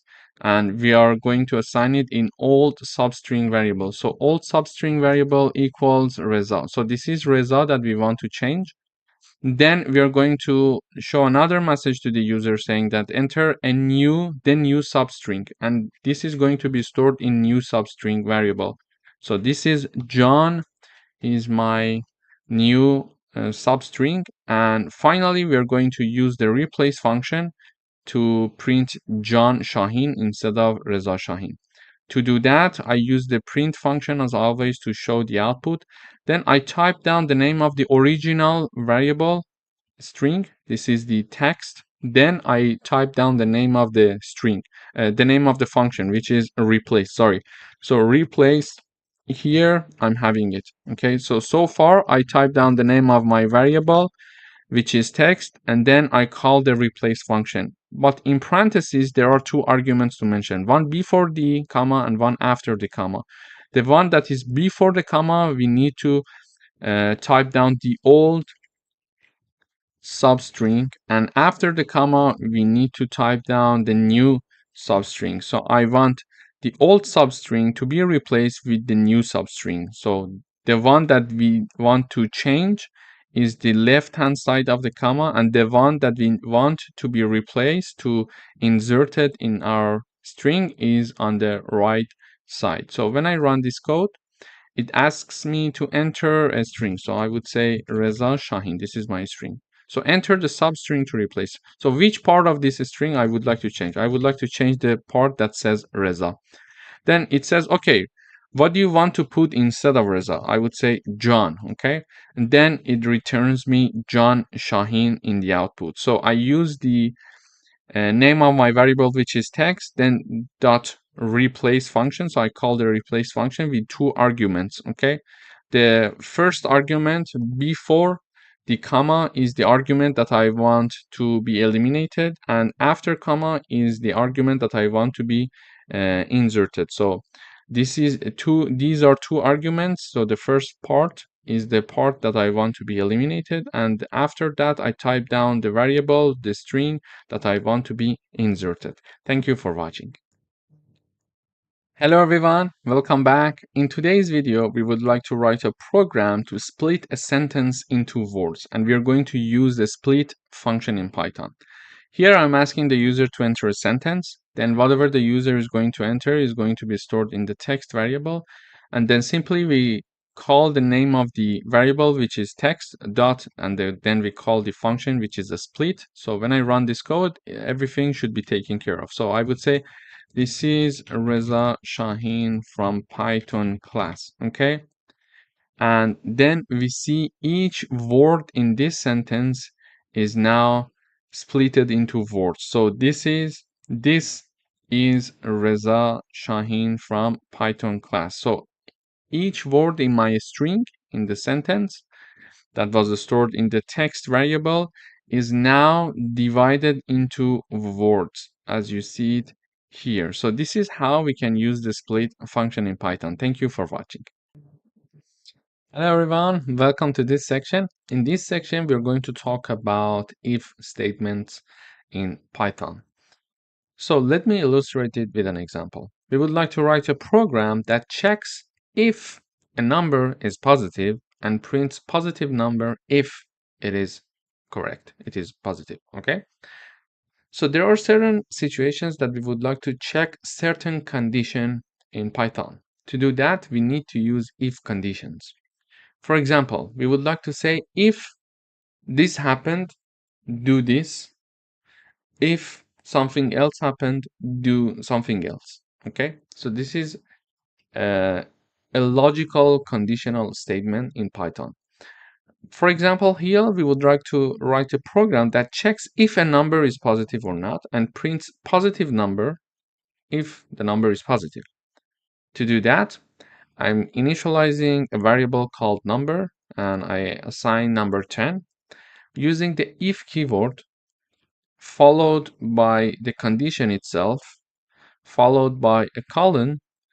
We are having the if statement in Python.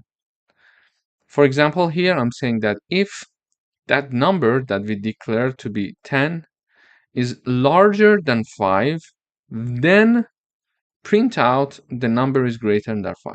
Okay, please note that we are having a bit of a space here that is following this if condition. So you start the if condition here, and when you're talking about the statement, the block of code that you want to execute, if this condition is correct, you need to leave some space, and it is automatic.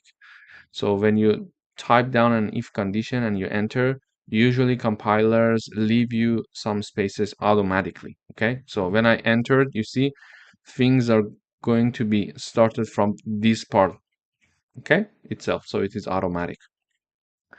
So let me run the code.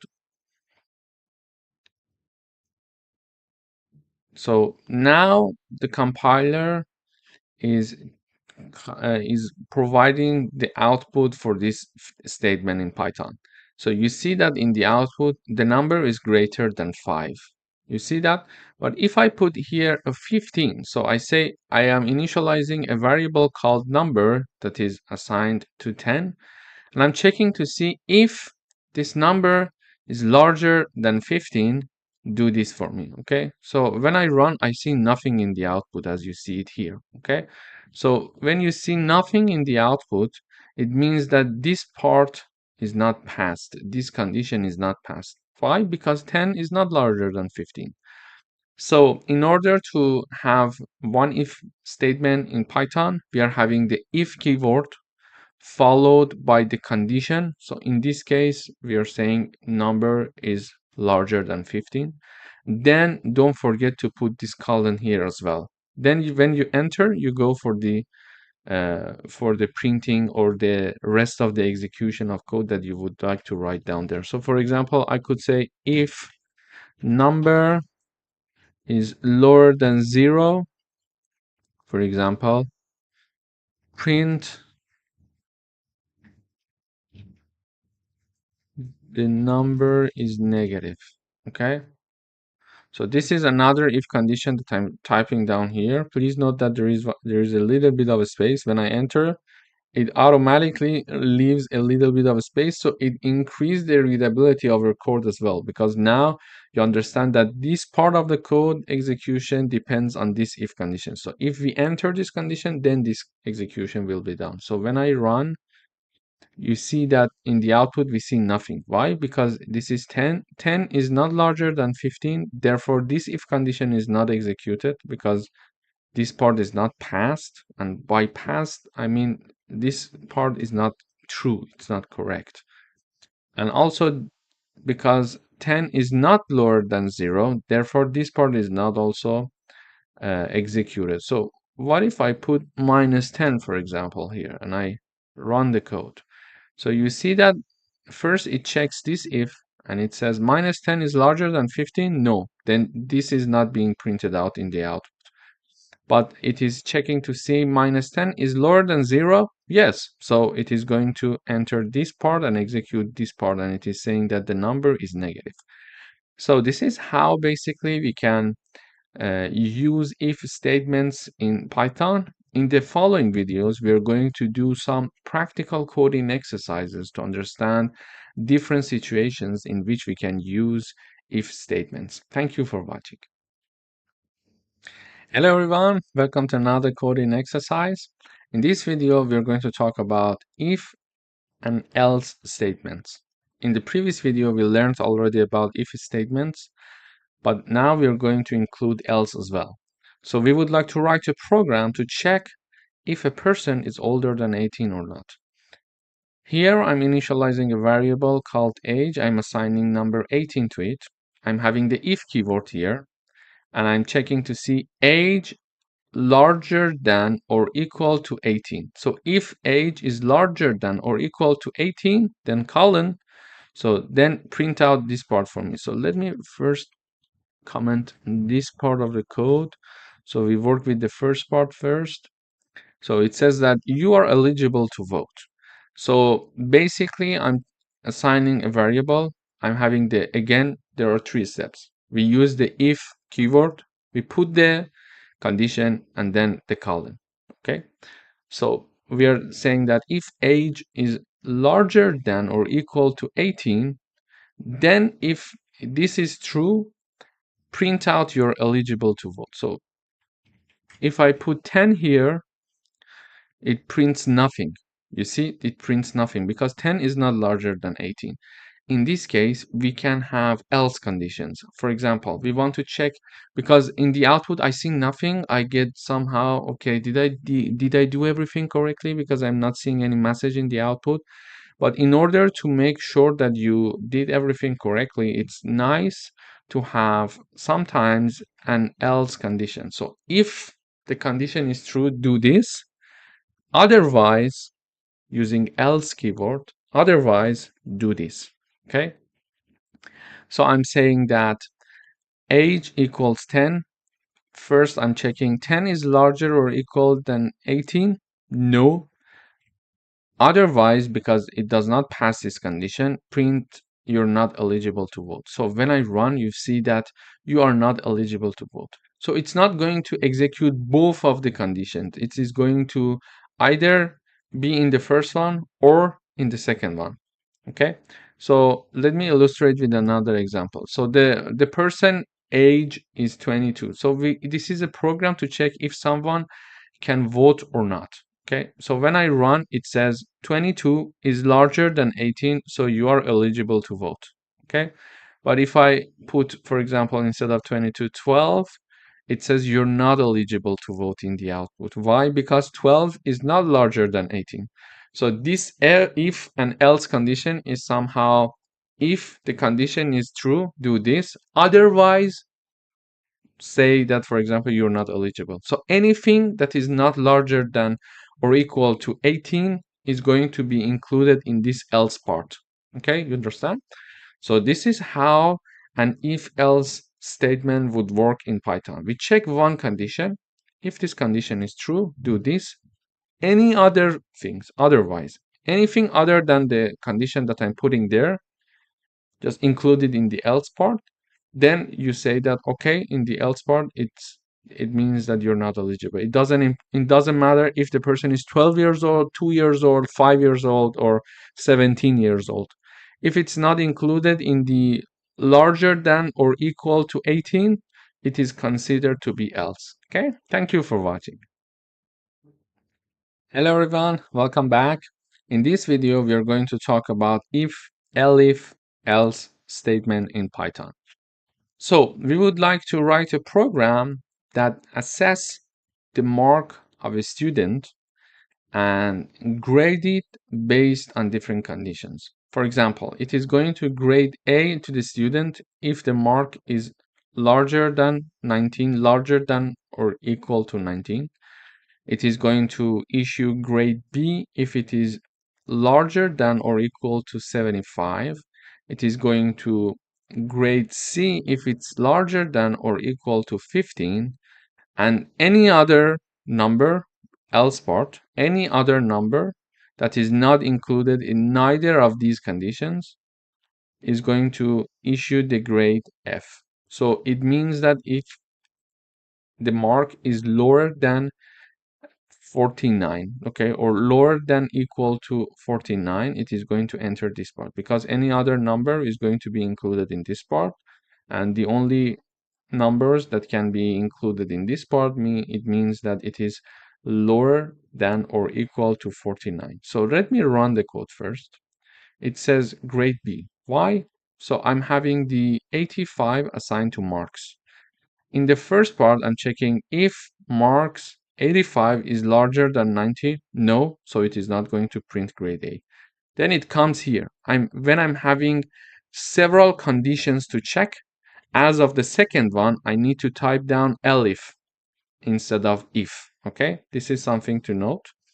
I'm checking elif mark is larger than or equal to 75. So my number was 85, and it is larger than or equal to 75. Okay, it is true. So this condition is passed.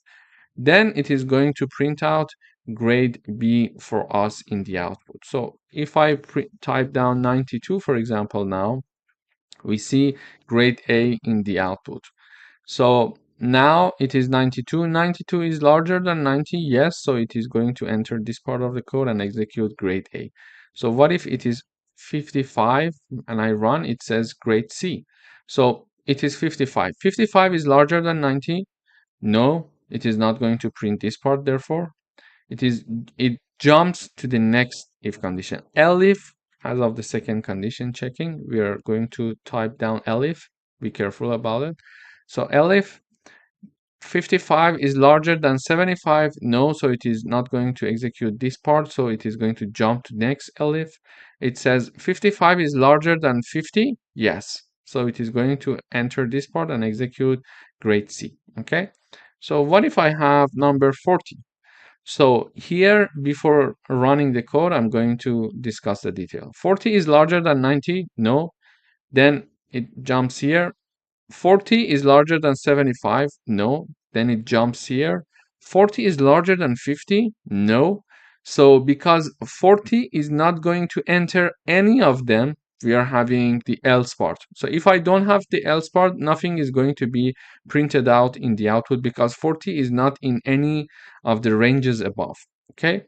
But for clarity, I'm putting the else. So whatever that is not included in neither of the ranges, it is going to be included in the else part.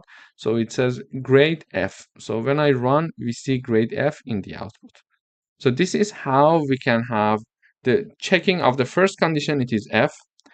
As of the second condition, when we want to check, we type down elif, and if we are going to check 100, for example, statements, we type down elif. And for the last one, when we want to say, okay, if neither of the above ranges and if conditions is not passed for certain value, we're going to enter the else part.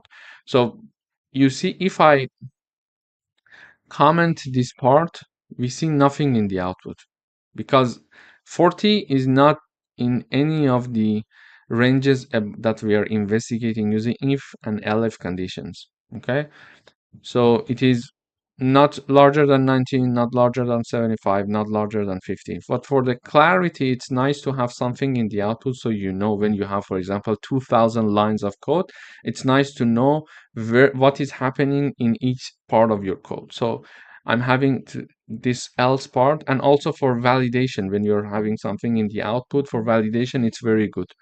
So here I'm having the grade F being printed in the output, because 40 is not included in neither of the ranges. Thank you for watching.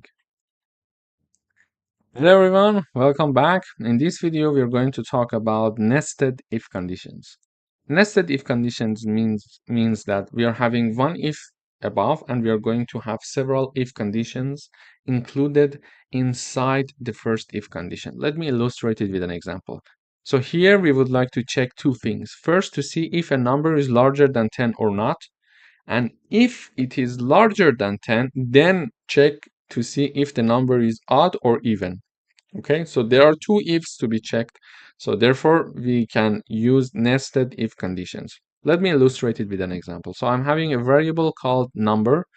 I'm assigning number 15 to the number variable.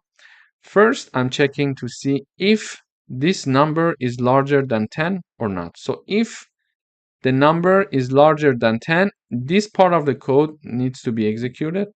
This part of the code is going to be is going to enter this if condition. Then this further part of the code is going to be investigated. Okay. And if the number is larger than 10, it is going to investigate this part that I highlighted.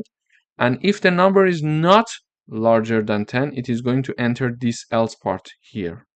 Okay. So this is the first if condition. If the number is larger than 10, it is going to enter this part and investigate this part. If the number is not larger than 10, it is going to enter this part. So for example, let me check number 5. So when I run this code, it says the number is not greater than 10. So it checks to see if 5 is larger than 10. No, it's not true. Therefore, this part of the code is not going to be executed or even investigated. When 5 is not larger than 10, it is going to directly come to this else part because it's not larger than 10, and it is going to say the number is not greater than 10. But what if the number is greater than 10? So if the number is greater than 10, it is going to check if the number is divided by 2, its remainder equals 0. So when we want to see if a number is odd or even, one way would be to check if the number is when an even number is divided by 2, when the remainder of this division equals 0, it means the number is even. Okay, I will say it again. So when one number is divided by 2 and the remainder of this division is 0, it means that the original number that was divided by 2 is an even number. Take 10 as an example. So 10, when it is divided by 2, the output is 5. The output of division is 5, but the remainder is 0. Therefore, we can say number 10 is an even number.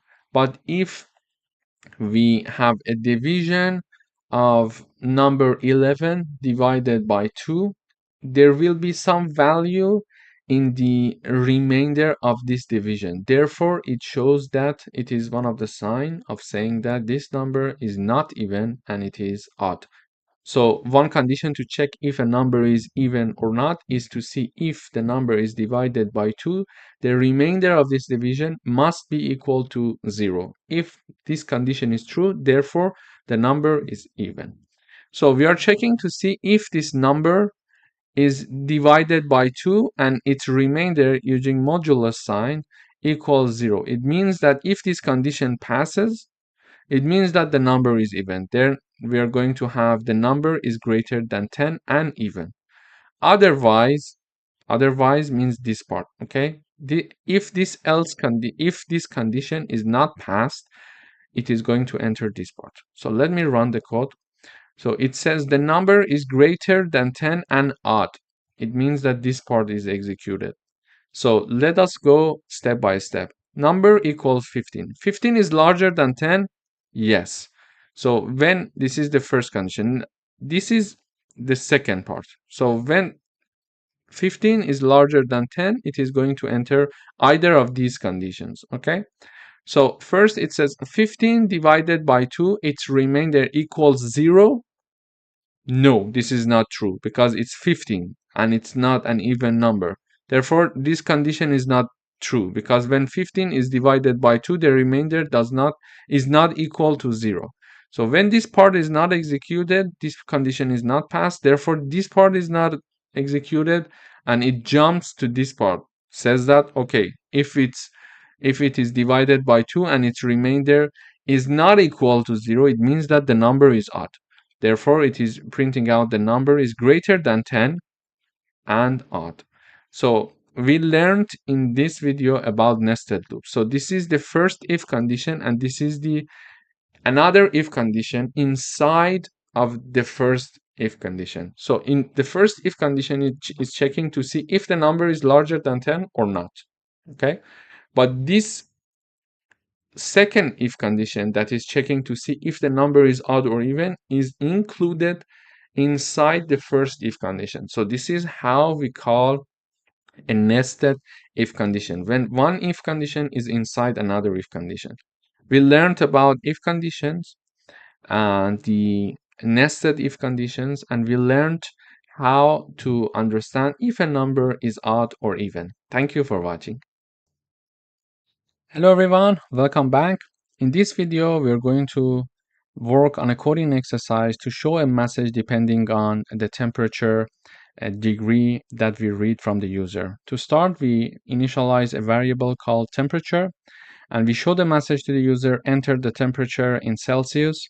Then whatever that the user is going to enter, we are storing using the input function, and it is by default stored in a string data type, and we need to convert it to integer. This is why we are using the integer int function, in fact, to convert the entered value by the user that is stored as a string to be converted to integer here. And then the entered value by the user is being assigned to this temperature variable.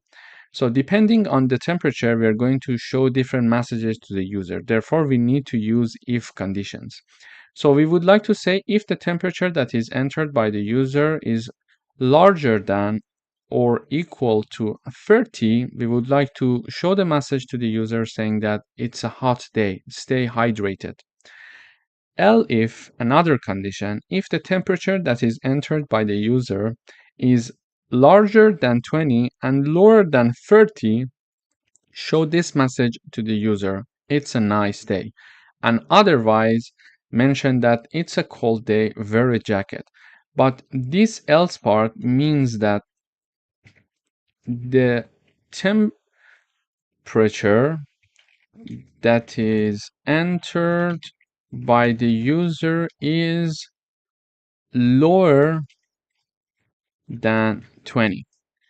How come? How did I understand it? Because we are entering a number, so the user is entering a number and we are storing it in temperature variable. So this temperature variable is either larger than 30 or it is between 20 and 30, And if neither of these conditions are true, therefore it is lower than 20. So larger than 30, between 20 and 30, or below 20. So we could write down elif below 20 like this, like the one that we are having here. So we could write it like elif temperature lower than 20, for example, lower than or equal to 20. In this case, print it's a cold day, wear a jacket, or we could simply use the else part, because when neither of these conditions are true, then this else condition is true, and it is going to show the message, it's a cold day, wear a jacket. So when I run this code, I have the enter data 35. So it shows the message, enter the temperature in Celsius. This is this message here. So I enter this temperature, and it says it's a hot day, stay hydrated. How? Because when I enter 35, it checks this if condition, and it says that 35 is larger than 30, therefore this statement is true, and it is going to print this message for me in the terminal. But if I say the weather is 25 degrees, it says it's a nice day. So it starts from here. It says 25. Is it larger than 30? No, this statement is not true. Therefore, it's not going to execute this line, and therefore it is jumping to the next condition. It checks to see 25. Is it in this line? So 25, is it larger than 20 and lower than 30? Yes, it is true. Therefore, when this statement is true, it is going to print this message for us in the output, which is it's a nice day. And if I type down, for example, the degree 5, it says temperature, is it larger than 30? So 5 is not larger than 30. So this statement is not true. It jumps to the next condition. 5, is it between 20 and 30? No, it's not true. So it's jumping to the next condition. And because neither of them are true, therefore this else is being executed. So it says that it's a cold day, wear a jacket. So this is how we can use practical exercises in Python to practice some concepts that we already learned. Thank you for watching. Hello everyone, welcome to another coding exercise session. In today's video, we are going to talk about if statements when they are combined with logical operators. So let me illustrate it with an example. Here I'm having one variable called temperature. It is equal to 30, and we have humidity equals to 70. So we want to say if temperature is larger than 25 and at the same time humidity is larger than 60, then it's hot and humid. So first, if temperature is larger than 25 and humidity is larger than 60, print it's hot and humid. Then elif, we're going to have elif, if either the temperature is larger than 25 or humidity is larger than 60, then print it is either hot or humid, otherwise print the weather is comfortable. Okay, this is what we want to write in the output. So don't just see this part of the code, just see these lines, these 3 lines, okay? So if temperature is larger than 25 and humidity is larger than 60, print it's hot and humid. So far, we learned about if statement and nested loop. So we could write something like, for example, if temperature is larger than 25, let me uncomment this part and I comment this part.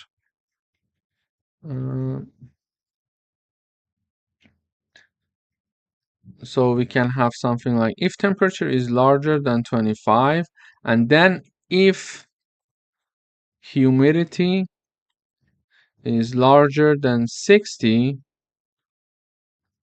print hot in the output. Okay, so this is one way to type this code down. So for the first part, we can say if temperature is larger than 25, so we are checking if temperature is larger than 25 and humidity is larger than 60 and humidity is larger than 60, print it's hot and humid. So this is a nested if condition, one if inside another if. So it is going to enter if this if condition, if the temperature is larger than 25, then it is going to check, okay, the temperature is larger than 25, but the humidity, is it larger than 60? If so, go to this part and print this part for me, okay? So when I run the code, it says it's hot and humid because the temperature is 30, humidity is 70, so 30 is larger than 25, so first condition for the first if is passed. Then 70 is larger than 60, then it is going to print hot and humid. But sometimes, not always, but sometimes it is possible to use logical operator to avoid nested if conditions and have a better way, an easier way to type down this code. How? This is how. So we can have the checking of conditions in one line. So I can say if temperature is larger than 25 and at the same time humidity is larger than 60, instead of typing a nested if condition like this, I'm having in one line and using AND logical operator. When we are using the AND logical operator, we are going to have two conditions to be checked, and both of them must be true to enter the if. Okay, so if the temperature is larger than 25, but humidity is not larger than 60, it is not going to enter this part. It is not going to print it's hot and humid. At the same time, both of the conditions must be true. So the temperature must be larger than 25 at the same time, and humidity must be larger than 60, so it enters and prints this it's hot and humid message in the output. Okay, and I would like to have another condition to be checked. Because it's another condition to be checked, I'm using elif keyword and I'm saying if temperature is larger than 25 or humidity is larger than 60. What's the difference between these two lines? So it's and it's or. So when it's and, it means that the first condition and second condition, both of them must be true to enter the condition. Okay? But when we are using the or logical operator, it means that either the first one or the second one must be true. Okay? One of them at least must be true to enter the condition. This is for sure. But not necessarily both of them. If one of them is correct, it's done. We are going to enter the if condition. So it says temperature is larger than 25, okay, or humidity is larger than 60, then print out it's either hot or humid. Otherwise, if neither of these conditions are true, print the weather is comfortable. So let me run the code now. It says it's hot and humid. Why it enters this part? Because it starts from this part and checks to see temperature is larger than 25, yes, because it's 30, and humidity is 70. 70 is larger than 60, yes. So both of the conditions are true. It is going to print this line for us. But if I have the temperature to be 15, for example, and I run the code now, we go and analyze the code now again. So it says temperature is 15. 15 is larger than 25? No. So it is not even going to check the second condition because it's a AND logical operator. Both of the conditions in this line must be true. So if one of them even is not true, it's not going to check the other one because it's using AND operator. So this part is not going to be executed. It jumps to this part, okay? So it says temperature is larger than 25. So 15 is larger than 25. No, it's not true, but we are using the OR logical operator. Let's check the other side also. So humidity is 70. 70 is larger than 60. Yes. So one of the conditions is true and is passed. Therefore, it is going to execute this part for us. It's either hot or humid. And if we have a situation, if, for example, the humidity is like 10, for example, and I run the code, it says the weather is comfortable because it checks to see 15 is the temperature. 15 is larger than 25? No. So it is not even going to check this part because it's AND logical operator and both of the parts must be true. Therefore, it's not going to execute this part. It jumps here. It checks temperature is 15. 15 is larger than 25. No. But because we are using OR logical operator, it's not a problem if one of them is not true. Let's check to see if the other part is true or not. So humidity is 10. 10 is larger than 60. No. So we are having two conditions and neither is passed. Therefore, this part is not going to be executed as well because for OR logical operator, at least one of them must be true. But for the AND, both of them must be true. Okay, this is the difference. So let me type down both of them must be true. One of them, if, let me type it like this. If one of them is true, it is executed. Okay. But in our case, in this example, we had our temperature and humidity neither included in this range nor in this range. Therefore, it is going to be included in the else part. So the weather is comfortable, and therefore the weather is comfortable is printed out in the output. Thank you for watching. Hello everyone, welcome back. In today's video, we are going to work on a coding exercise that is checking to see if someone is eligible to vote or not. To do that, we are initializing a variable called age, and we are using the input function to ask the user to enter their age, and we are storing using the input function, and because it is stored by default in a string data type, we need to convert it to integer, so we use the int or int function to convert it to integer, and then we are storing the output in the age variable. Then the eligibility condition here is like this. So if the guy or the girl is older than or equal to 18 years old, they are eligible to vote. Otherwise, they're not eligible to vote.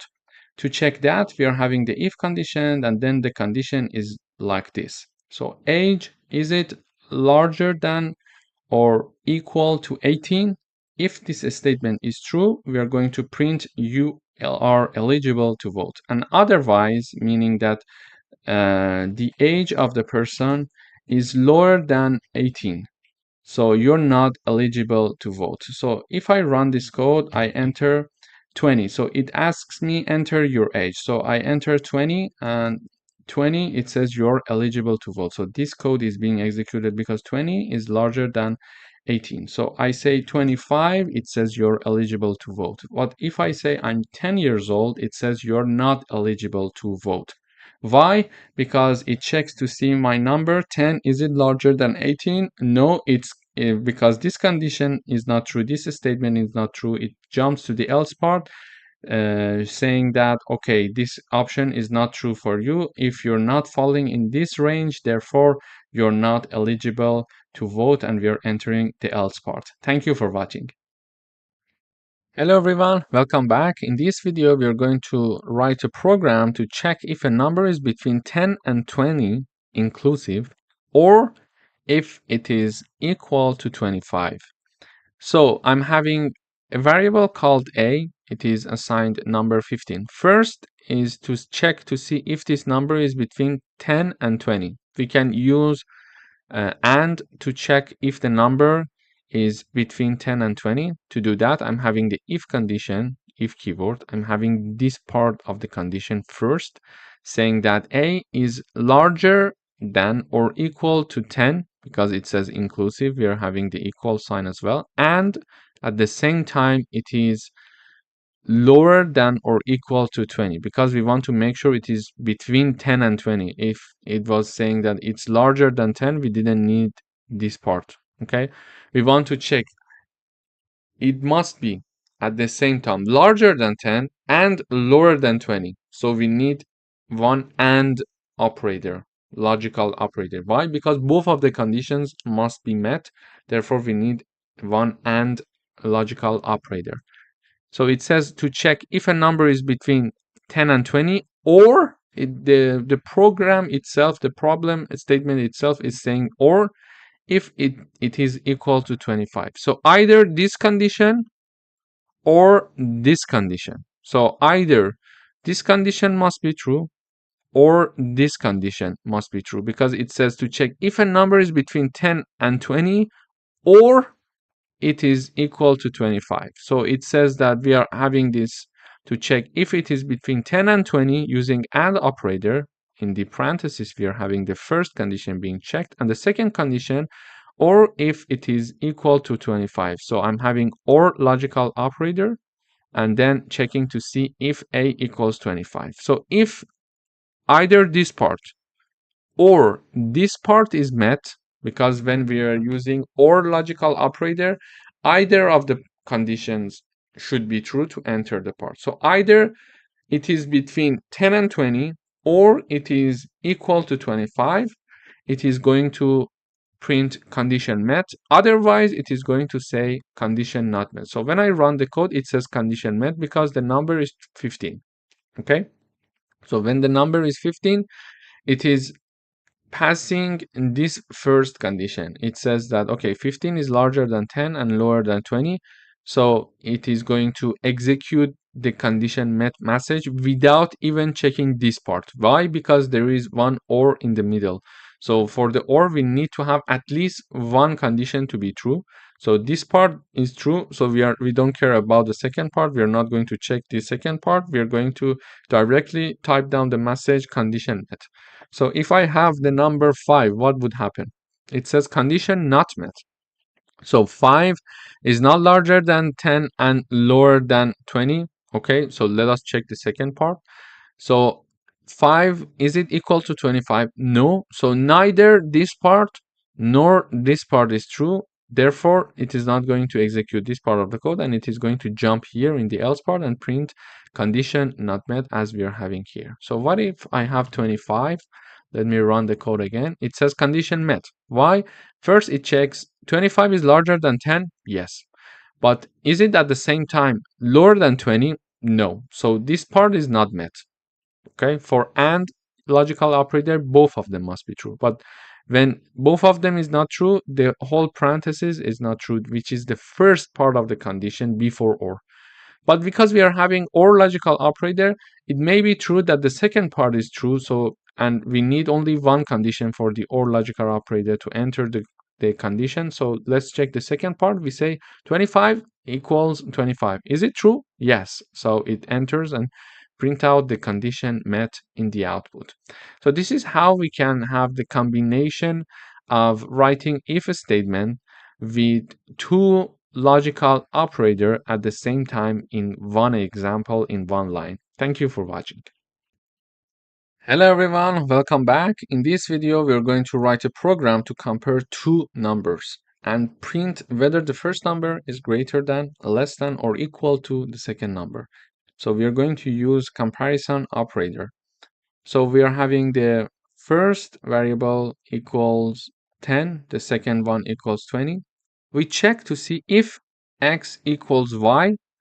We are going to say x and is equal to y. We are printing out this code. If x lower than y, x is lower than 5, and else x larger than y. Why we are having this else part? So there are three things to check: greater, less than, less than, or equal. So when this part, when a number is not equal and it's not, so the first number and second number, they are not equal to each other. So the first number is also not only it's not equal to the second number, but also it's not lower than the second number, therefore it is larger. Okay, so let me illustrate with an example, it will be better. So when I run the code, it says x is less than y. So x is 10 and y is 20. It checks 10 equals 20. No, it's not passing this part. Okay, so this part is not executed. It checks the second condition. 10 is lower than y. 10 is lower than 20. Yes, so it is going to execute this part of the code. Okay, so when I have both set to be 20, it says x is 20 and y is 20. It says that if 20 equals 20, yes, it says in the output, it prints x is equal to y, and we are having this part here. But what if x is 30? So when I run this code, It says x is greater. So when x is not equal to y and it is not lower than y, the only condition that is left is x larger than y. This is why we are having in the else part x is greater than y. We could have another elif saying that if, for example, we could say elif x larger than y. We could also have this part. They are identical. So when I run this code, we still see x is greater than y. So elif x larger than y, x is greater than y. But we were using the else in my first example because we are checking first x is not equal to y and x is not lower than y. So therefore, if neither of these conditions are passed, therefore x is larger than y. Okay. But this is another way to type it down. The easier way is to have the first if condition x equal to y to check if they are equal, x lower than y if x is lower than y, and x larger than y to see and understand and print out in the output x is greater than y. So this is how we can compare two numbers using comparison operators. And comparison operators are these ones. So this is the equal, this is the lower sign, and this is the higher and larger sign. Thank you for watching.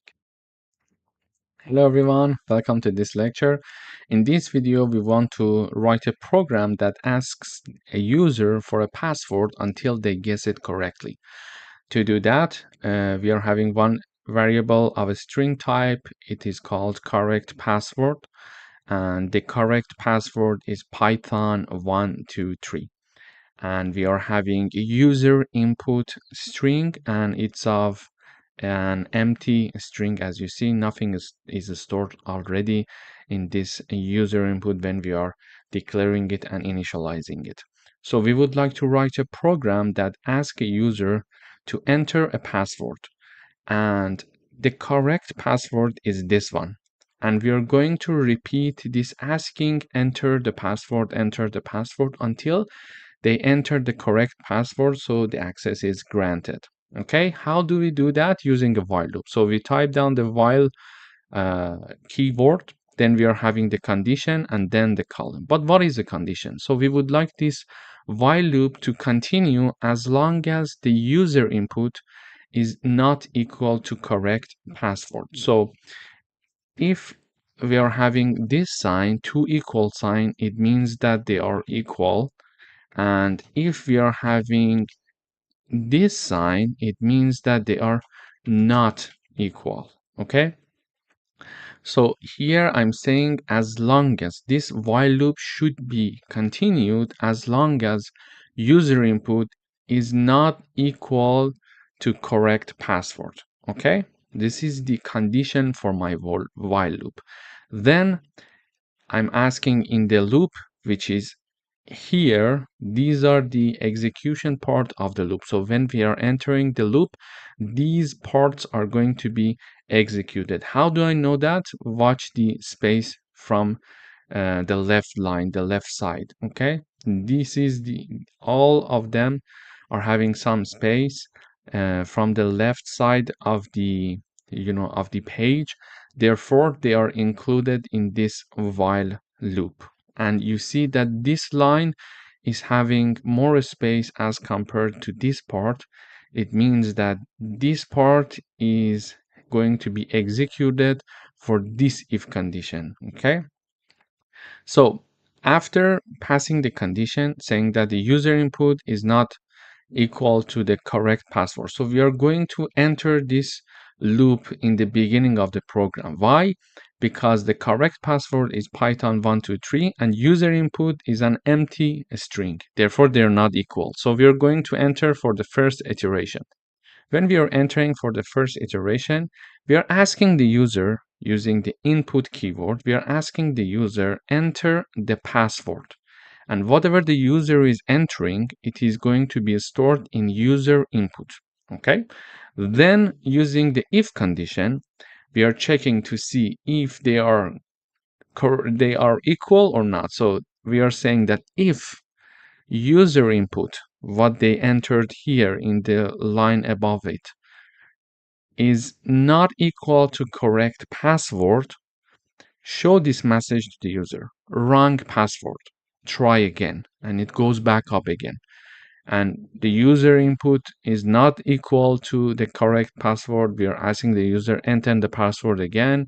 And then we are checking if they are not equal to each other. We are saying wrong password, try again. So this loop is going to continue as long as user input is not equal to the correct password. But what if the user is going to enter the correct password? If the user entered the correct password, so user input is indeed equal to correct password. Therefore, we are not going to enter this while loop, and then we're going to jump here and print access granted. So let me run the code one time. So it says enter the password. So we are in this line. You see this green line? We are this line is the part that is being executed. The user input is an empty string and the correct password is python123, and it checks these conditions saying that okay, user input is not equal to correct password, therefore we need to enter this while loop. And in this line it says okay, enter the password, and whatever I enter, it is going to be stored in user input. Then it is going to check the user input with the correct password to see if they are not equal. If they're not equal, it is saying that wrong password. So I'm typing down, for example, Reza Shahin. It says wrong password, try again.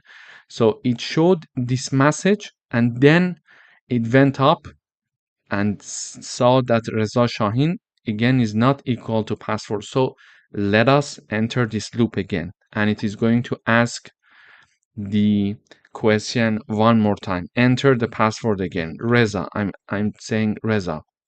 It says wrong password, try again. When I enter my password, it is stored in user input variable, and it says user input is Reza, correct password is python123, and they're not equal. Therefore this condition is true, therefore it execute this part, this message, wrong password, try again. So you see it here. Okay, and it goes back up again because user input and correct password is not equal again.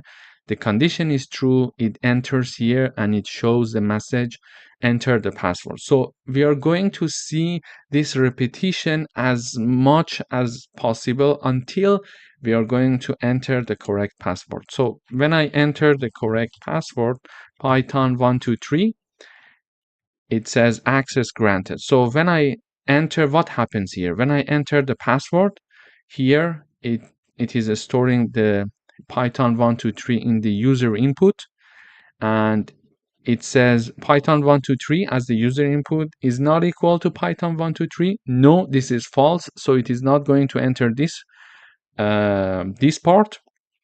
It goes back up again, it checks python123 is not equal to correct password. This condition is not true because they are indeed now equal.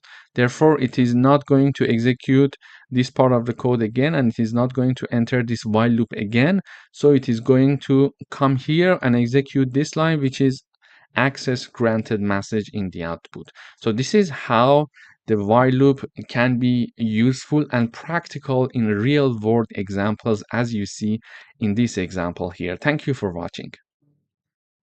Hello everyone, welcome to another coding exercise. In today's video, we would like to check if two numbers are divisible or not. So we are initializing two variables called num1 and num2. We are asking the user to enter the first number and then asking the user to enter the second number, and the entered number from the user are stored respectively in num1 and num2.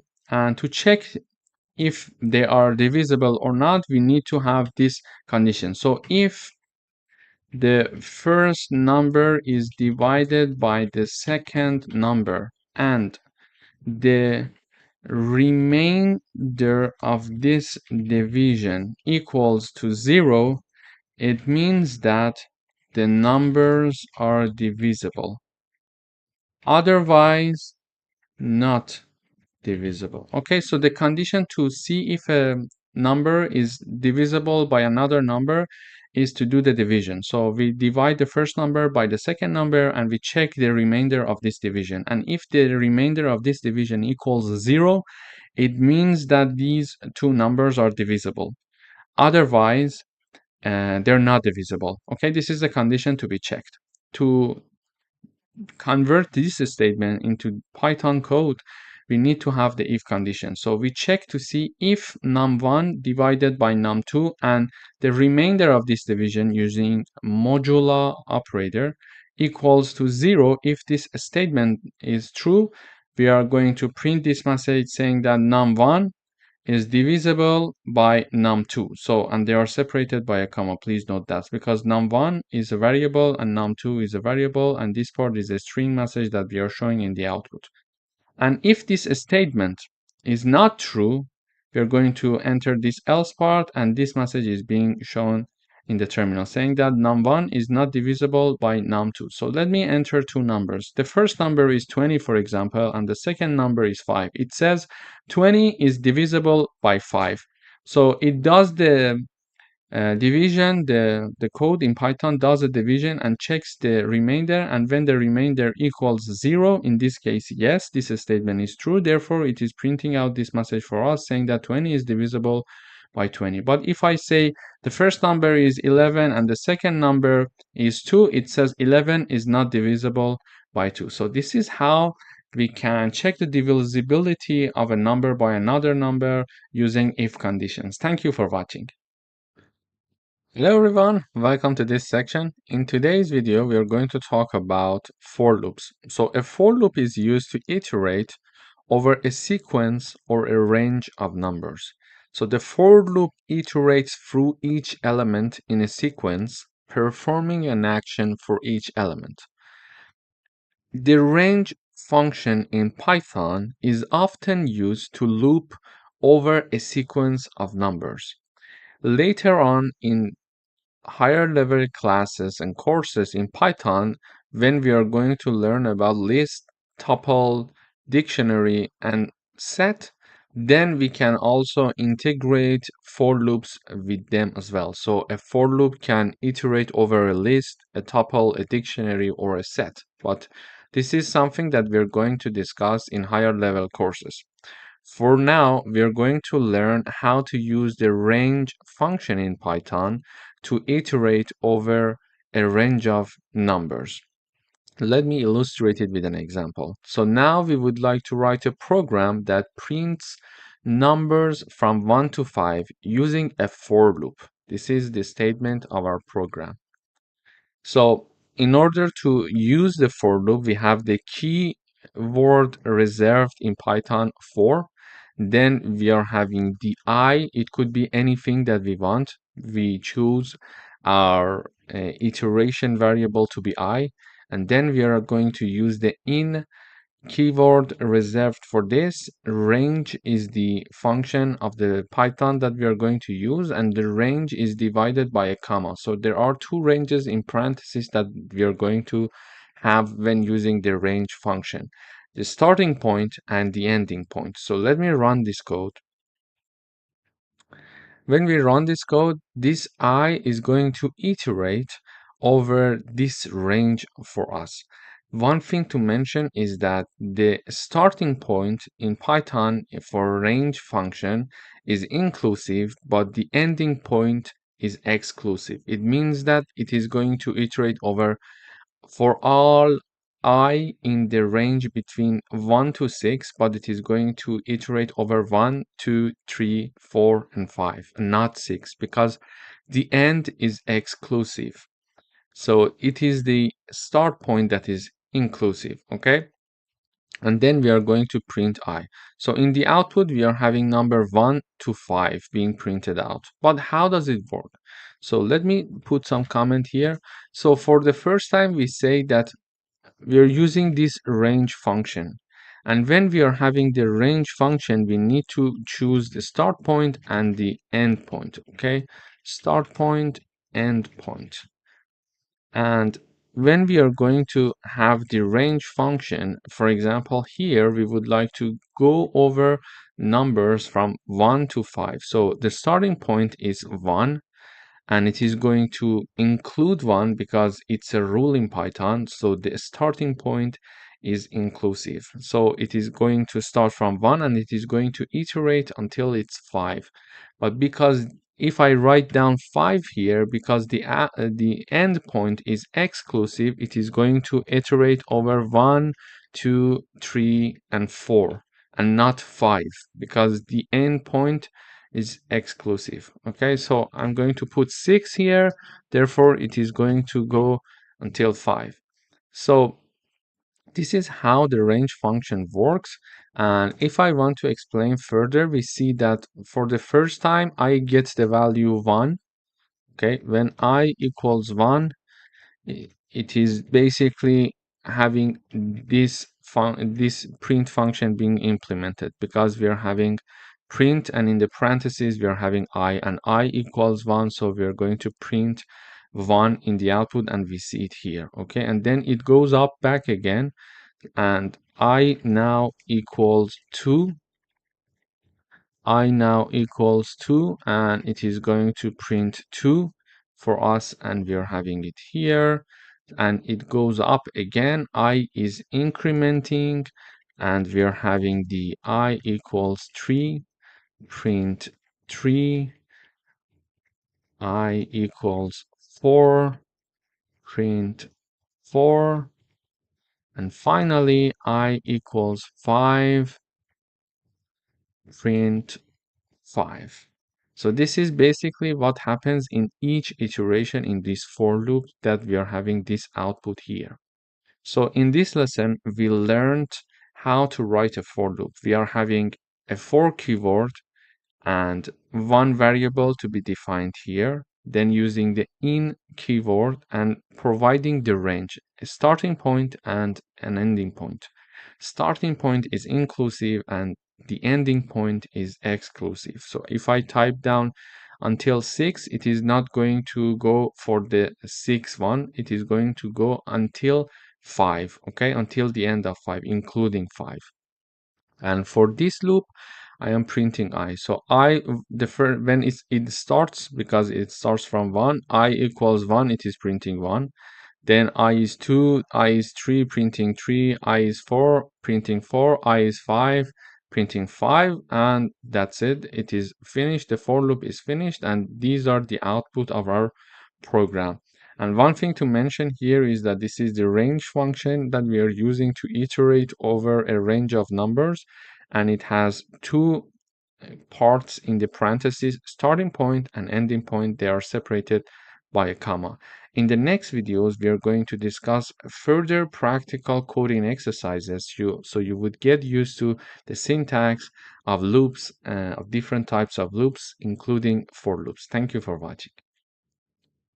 Hello everyone, welcome back. In today's video, we are going to talk about nested loops.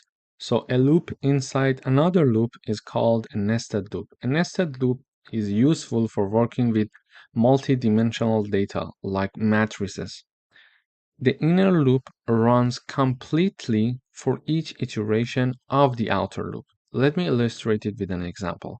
Here I'm having a for loop for variable I iterating between range 1 and 3.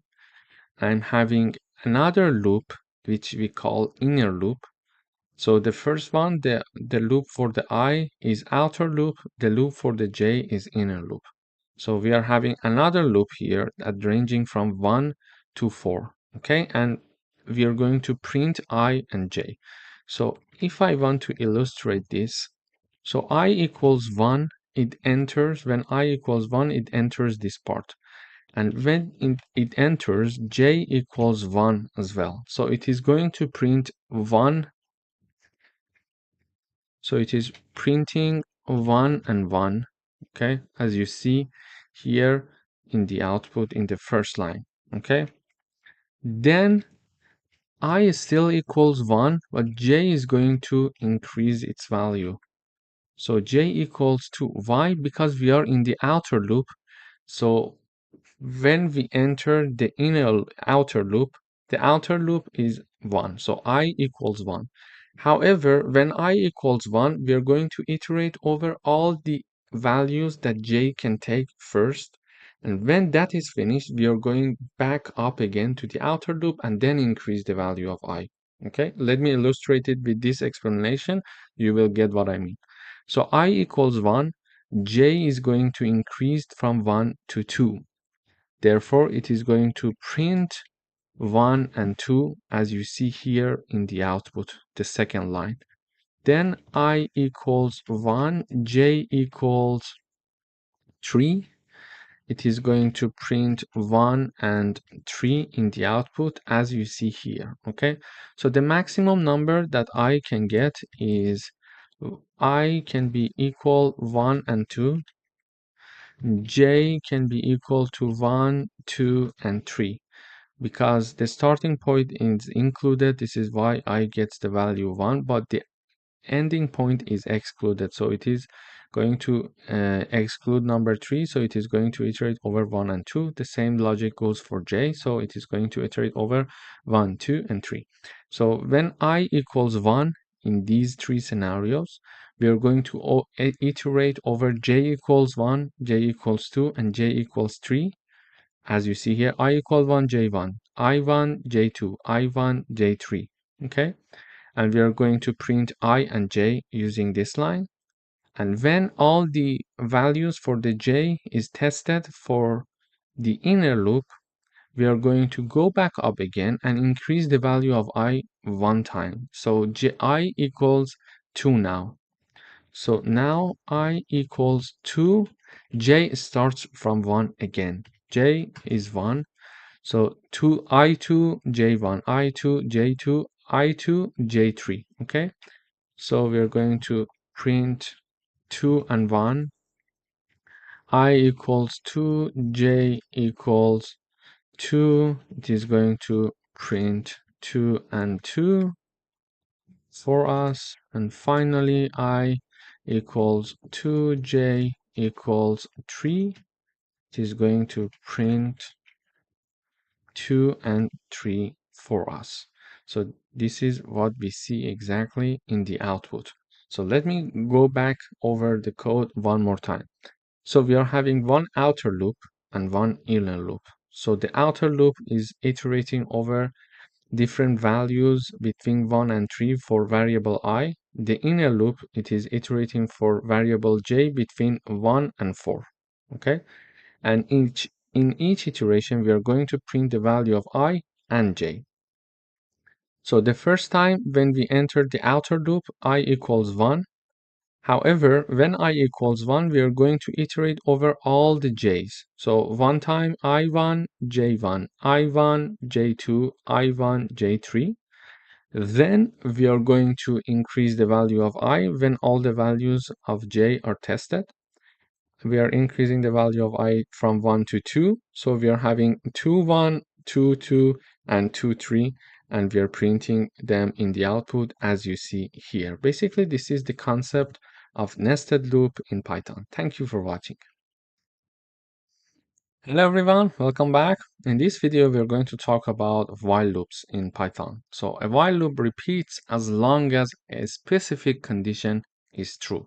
So the while loop requires a condition to be true, and if the condition becomes false, the loop stops. So we need to be careful to avoid infinite loops by ensuring the condition eventually becomes false, okay?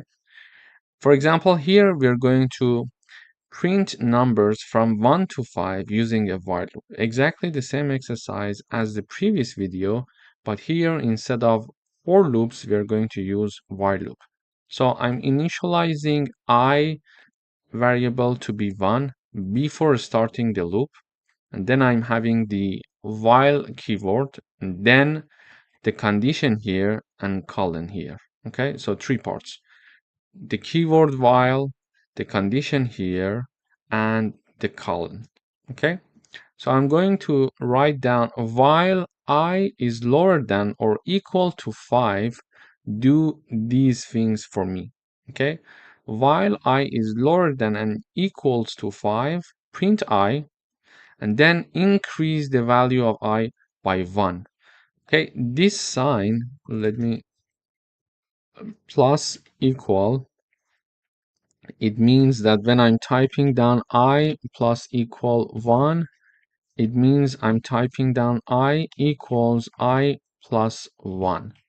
So they are basically the same in Python. So I equals I plus 1 is exactly, it is going to do the exact thing as I plus equal 1. Okay, but because it is more concise and more and shorter, we're going to use this way of writing it. But whenever you see this, it means this. Okay, you can type it down somewhere in comments for yourself for a while to get used to it. So let me illustrate it with an example. Initially, I equals 1. And when we are going to enter this condition, it checks to see 1 is lower than 5. Yes, it's true. So print I. So it is going to print 1 for us. And then in the next line, we are having I equals I plus 1. It means that I equals 1 plus 1. Therefore, I equals 2. Okay, so this line is exactly like this line. And basically, it means that I equals 1 plus 1. Why? We already have 1 here, so this one is that one. And we also have this I here, and I initially equals to 1. So when it equals to 1, we are typing down here. So now I equals to 2, okay? So we incremented the value of I by 1 value. So now I equals 2 at the end of this loop, and it is going to check the condition again. 2 is lower than 5, yes. So it is going to print 2. Then it is typing down I plus 1. Okay, so it means that I equals 2 plus 1, therefore I equals 3. But why 2 plus 1? Because we are having this formula, I equals I plus 1. So I equals 2 plus 1. This plus 1 is exactly the same thing here, but we are having 2 because we entered this loop initially using I equals 2, because this is why we were printing 2. So 2 plus 1, now I equals 3. I equals 3. We are going up here again and we are checking the condition. 3 is lower than 5. Yes, it is lower than 5. So print 3 for me. Print 3. Sorry. And then I equals 3 plus 1. I equals 4. Okay. And here 4 is lower than 5. Yes. So print 4. I equals 4 plus 1. I equals 5. 5 is lower than or equal to 5. Yes. So print 5. And then I equals 5 plus 1. I equals 6. So I equals 6 now. 6 is lower than or equal to 5? No, it's not. Therefore, it is not passing this condition, and thus it is not going to enter this loop anymore. So this is not an infinite loop, because we mentioned here we need to ensure that the condition eventually becomes false here, and now it becomes false because I equals 6 and 6 is not lower than 5. Therefore, the condition becomes false, and now when I run this program, you see here I'm printing 1 to 5 here. So let me explain it one more time.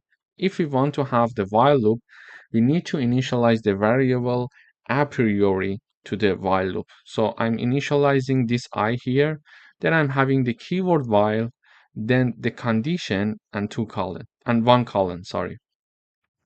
And as long as I is lower than or equal to 5, I'm going to print the value of I and increase the value of I by 1 unit.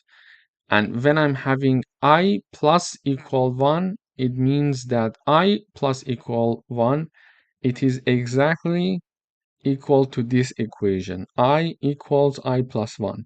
But because it is shorter, we are going to use this one. But we could use this one as well, okay?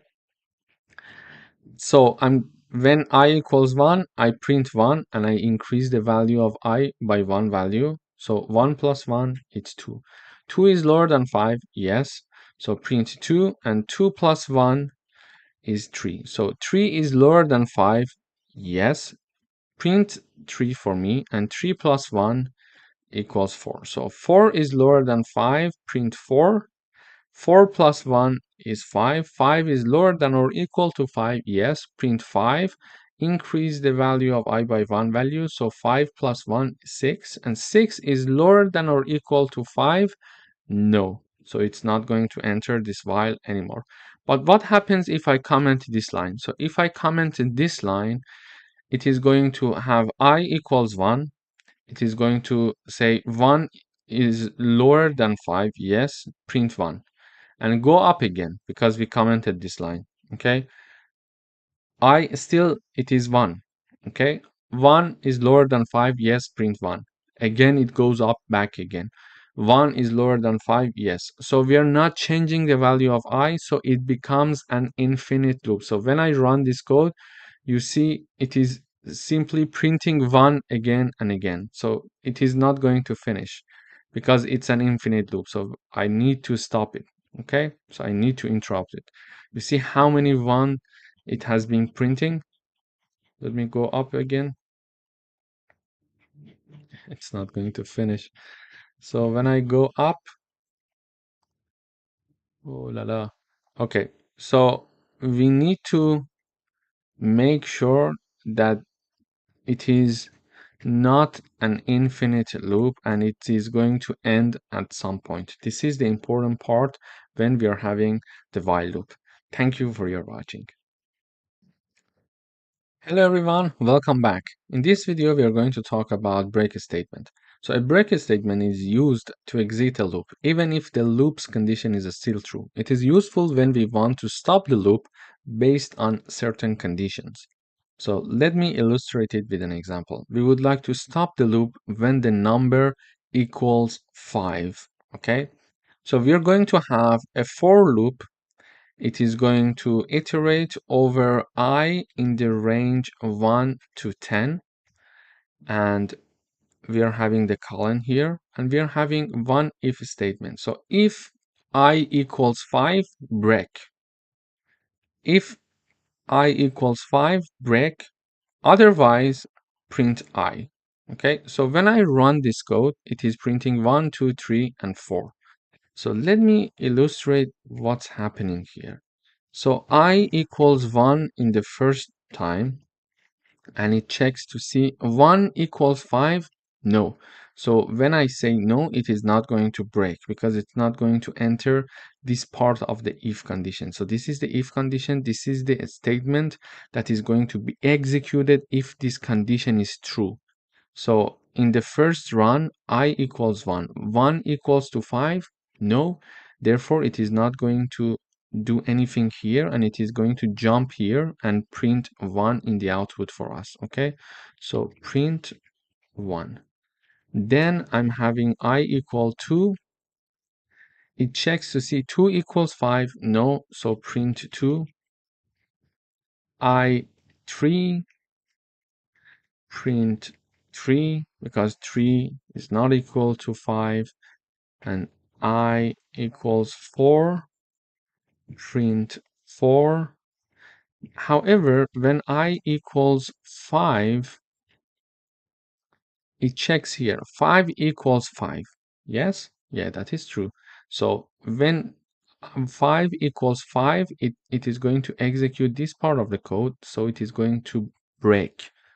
When it breaks, it means that it exits this for loop. Okay, so it is going to exit this part and it is going to come here where we have nothing more to execute. So this is why when I equals 5, it is not printing anything for us because this print comes after the break. But if this print comes before the break, it is going to also print the 5 for us. but it is now, let me put it here. So when I put the print here and I run the code, you see that 5 is also printed, because when I equals 5, it is going to first print 5 and then checks to see if 5 equals to 5, and then it is going to break. Okay, so it's important for you to know where to put the break and how the output of the program could be different based on where you're putting the break. So when I have the break before the print, when I equals 5, it is not going to print 5. But when the print is before the if condition, it is first going to print 5, then break the loop. So it is not going to go for the I equals 6, 7, 8, and 9, because this loop was supposed to go from 1 to 9. I'm saying 1 to 9 because the endpoint is exclusive, so 10 is not going to be considered. It is going to go from 1 to 9. So it is when we are having I equal 5, it is breaking, so it is exiting the loop. Therefore, I equals to 6, 7, 8, and 9 are not executed here. Okay? So this is how we can use the break statement. When certain conditions are met, we can have the break and exit the loops. Thank you for watching. Hello everyone, welcome back. In this video, we are going to talk about continue statement. So the continue statement is used to skip the current iteration and move to the next one.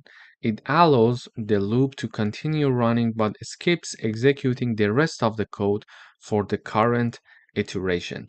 Let me illustrate it with an example. So we would like to write a program that skip even numbers. Okay?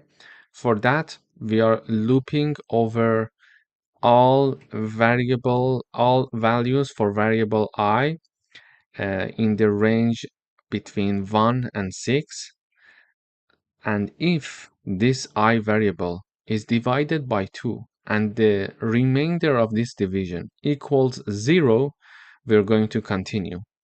Otherwise, if this condition is not passed, we're going to print I. So let me type down this: I equals 1, I equals 2, I equals 3, I equals 4, and I equals 5. Okay, so these are the values that I is going to iterate over. So for the first time, when I equals 1, it basically mentions, sorry, let me put this. Okay, 1, if 1 is divided by 2, the remainder would be equal to 0. It is checking this condition. Is it true?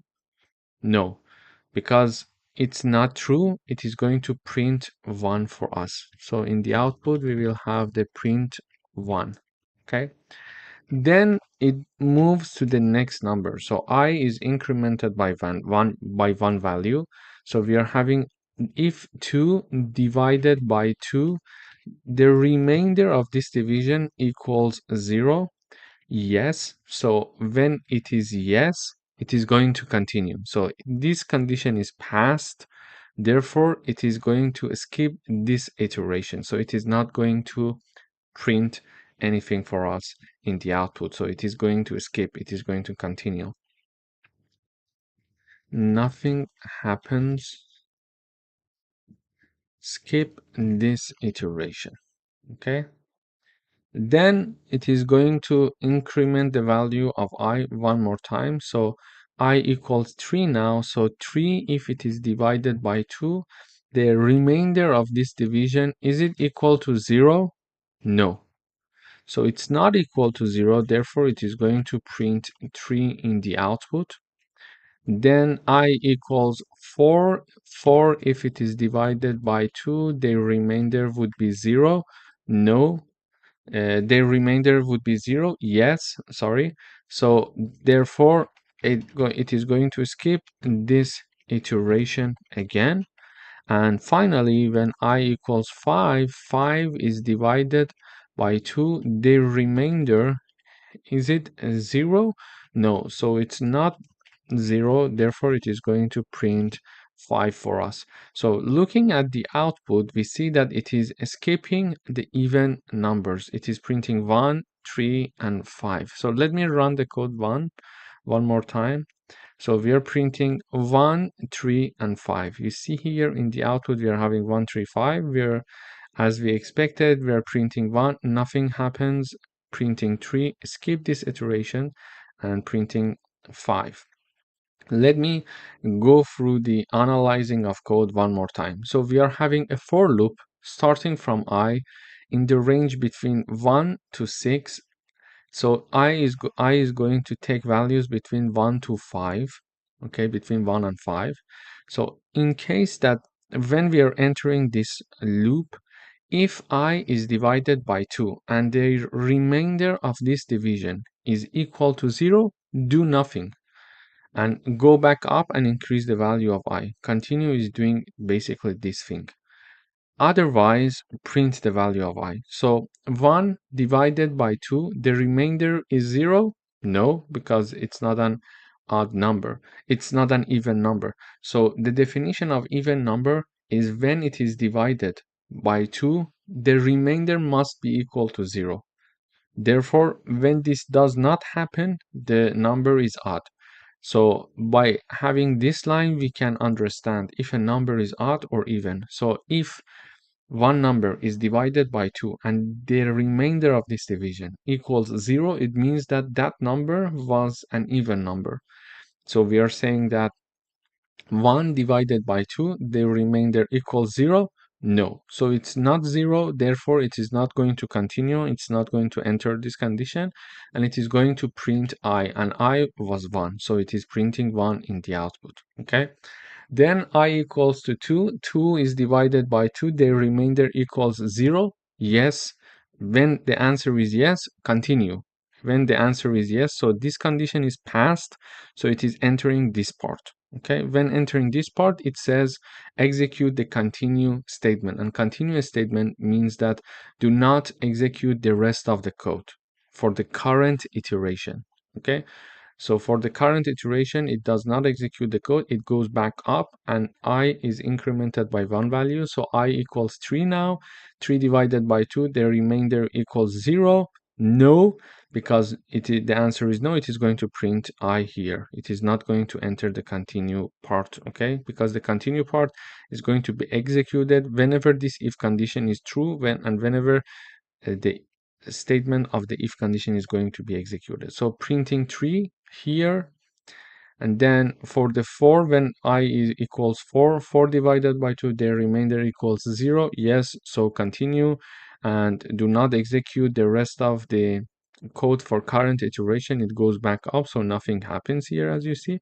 I equals 5, 5 divided by 2, the remainder equals 0. No, so if the answer is no, print I for me, which is 5 here in the output. So this is basically how we can use the continue statement to skip the current iteration when certain conditions are met. Thank you for watching. Hello everyone, welcome back. In today's video, we would like to write a program that asks the user to enter the price of 3 items one by one, and we would like to use a loop to collect the prices and calculate the total cost.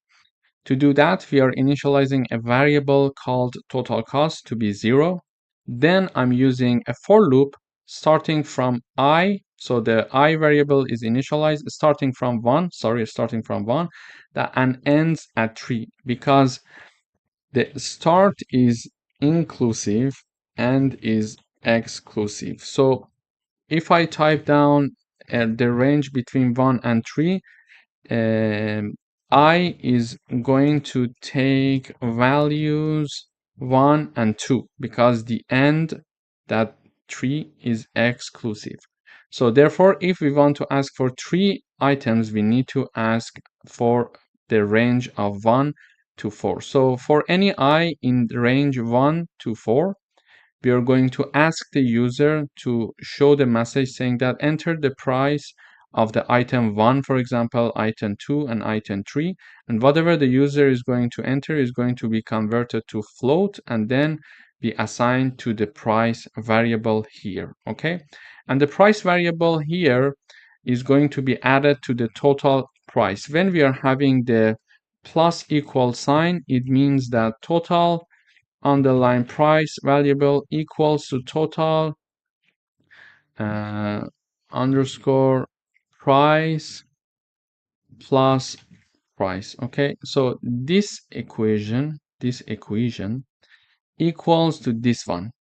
They are doing the same thing, but it is a way to write it more concise. So you can write it down like this if it's a bit complex for you or confusing. So it means that the total price, the new total price, equals to total price plus the price. So in the first iteration, the total price equals 0, and the price is whatever the user is going to enter. So imagine that the user is going to enter prices are 20, 25, and 10. Okay, these are the prices.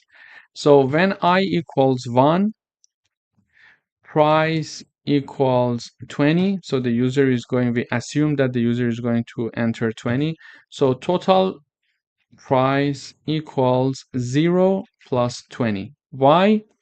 Total price, this is the formula, equals total price plus price. So the total price in the first iteration from before that we know that total price equals 0. And then 20 is the number that we assume that the user is going to enter for the first product. So this means that total price equals 20. Okay. And in the next iteration, we are having this. For example, when I equals 2, price equals 25. This is just an assumption. And then we are going to, I'm assuming these assumptions because I want to give you a hint and a detailed examples, a detailed explanation of how this total price is being calculated. So total price equals total price plus price. So here it is total price plus price, and total price was 20 from the previous iteration, and the newly entered price is 25, so it is equal to 45 now. And in the last iteration, when I equals 3, price equals 10, because we assume that the user is going to enter number 10, and total price is calculated as the previous total price, which is 45, plus the newly price that is added by the user, which is 10. Therefore, the output will be 55. And we mentioned that in the output, after doing the calculation, we mentioned that total price is 55. So when I run this code, sorry, I'm having an error in this part here. So when I run this code, it asks me enter the price of the item. So I enter 20 first, okay? When I enter 20, it says enter the price of the item again, because there are 3 items that we are going to enter. So the second item price is 25 based on my assumption here, and it again says that enter the item. I'm assuming that the third item price is 10, so it is going to calculate the total price item is 55. Why it asked me 3 prices here? Because we were having a range from 1 to 4, and 4 is exclusive. Therefore, it is going to ask 3 times to enter the total price, and whenever I'm entering the price, it is adding the price to the total price variable, which was initially set to be 0, and in each iteration we added the price that we entered here to this total price variable, so the sum will be 55. So in this example, we learned how a for loop can help us to work as a calculator. For example, in shops, when you're going to a shop and you're giving several items to the cashier, the system of that cashier is using the same mechanism and logic to calculate the total price for you. Thank you for watching. Hello everyone, welcome to this lecture. In this video, we're going to do a coding exercise using while loop. We would like to write a program that counts down from 5 to 1. To do that, we are initializing a variable to be 5, and then we are using while loop. So the while loop is going to continue as long as count variable is larger than 0.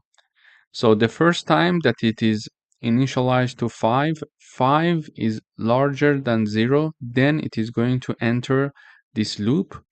When it enters this loop, it is printing countdown and the number of the count. So in the first time, count equals 5, so it prints 5 in the output. After that, it is decreasing the value of count by one value. We explained that when we are having, for example, these signs, it is equivalent to this count minus 1. Okay, so here it means that count equals 5 minus 1. Why? Because it is already initialized to 5 and we are decreasing its value by 1. Okay, so after this equation, count will be 4. So basically, in the first iteration, we are saying that count equals 5. 5 is larger than 0. Yes, it is true. Therefore, it enters the loop. It prints the value 5 for us, as we indicated here, and it decreases the value of count by 1 unit. So count is now 4. It goes back up. It checks the condition again. 4 is larger than 0. Yes. So count equals 4. So it prints 4, and now count equals 4 minus 1. Therefore count equals 3. Why? Because it was 4 already in this equation here. It was already 4 from the previous iteration, minus 1, which is here. 4 minus 1, now count equals 3. So now it goes back up again to check the condition. 3 is larger than 0. Yes, therefore it enters the loop. It is saying that count is 3, so it is printing the value 3, and it is calculating 3 minus 1. Therefore count equals 2. And in the next iteration, 2 is larger than 0. Yes, it enters the loop again, so it prints number 2 and calculate the count again and reduce it by one value, 2 minus 1, so count equals 1. And now 1 is larger than 0. Yes, so count equals 1, print 1. And we are having 1 minus 1 equals, now count equals 0. So it goes back up again. It checks count is larger than 0. So count in the final iteration, it is 4. So 4 is larger than 0. No, it's not. Therefore, it's not going to enter the loop. Therefore, these two lines are not going to be executed, and it is going to print the last message in the terminal blast off. So when I run the code, we should see the same output as we anticipated here. So 5, 4, 3, 2, 1, and blast off. So 5, 4, 3, 2, 1, and blast off. As you see, we can use while loops in many practical examples in real world. For example, countdown. Thank you for watching. Hello everyone, welcome back. In today's video, we are going to learn how to print the words of a string one by one using a for loop. To do that, we are initializing a string called word, and we are assigning the Python string to this word. And we are writing down a for loop, and we are initializing a variable called a letter, and letter is going to iterate using the in keyword the word string. Okay, and then for each iteration it is going to print this letter for us. So in the first iteration, letter equals p. In the second iteration, letter equals y. In the third iteration, it is going to be equal to t. Then letter will be equal to H, then letter will be equal to O, and then letter will be equal to N. So this letter that we are having here is going to iterate over this word string, and it is going to print the letter here using the print function. So in the first iteration, letter is taking the P letter, then Y, then T, then H, then O, and then N. So when I run this code, I expect to see Python this a string, but one by one letter by letter, it is being printed. And we already learned if we want to print this string in one line, we can simply use this syntax and we can say print and the word variable that is called word, it is going to print us the output of our string. So in this lecture, we learned how to iterate over a string and how iterating over a string can help us to print all the letters of a string one by one. And from before, we reviewed that if we want to print the whole string itself in one line, we can use the print function and put down the name of our variable that is containing that string and simply print out that string here for us. So here you see that the Python is being printed. Thank you for watching. Hello everyone, welcome back. In this video, we would like to write a program that prints the multiplication table for a given number. So my given number in this example is 5, and I'm looping over variable I ranging from 1 to 11. So it loops through numbers 1 to 10. And in each iteration, I'm printing out number multiplied by I equals number multiplied by I. So when I run this code, you see in the output, we are looping through 1 to 10. So we are looping from 1 to 2, 3, 4, 5 until 10. And my given number is 5. So we are having a multiplication table, of number 5 here. As you see, 5 times 1. So number times I, 5 times 1, 5 times 2, etc. equals, and the output is number times I that is being printed out here. So 5 times 1, it's 5, 5 times 2, it's 10, 5 times 3, it's 15. But how it is happening? So we know that number equals 5. Okay, it's a fixed number because we are not changing number. It's just a number that we set to be 5, and we can change it for another example if we want. But I is changing from 1 to 10.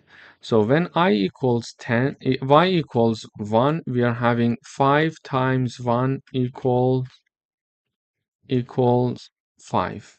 Okay, then we are having I equals 2, 5 times 2 equals 10.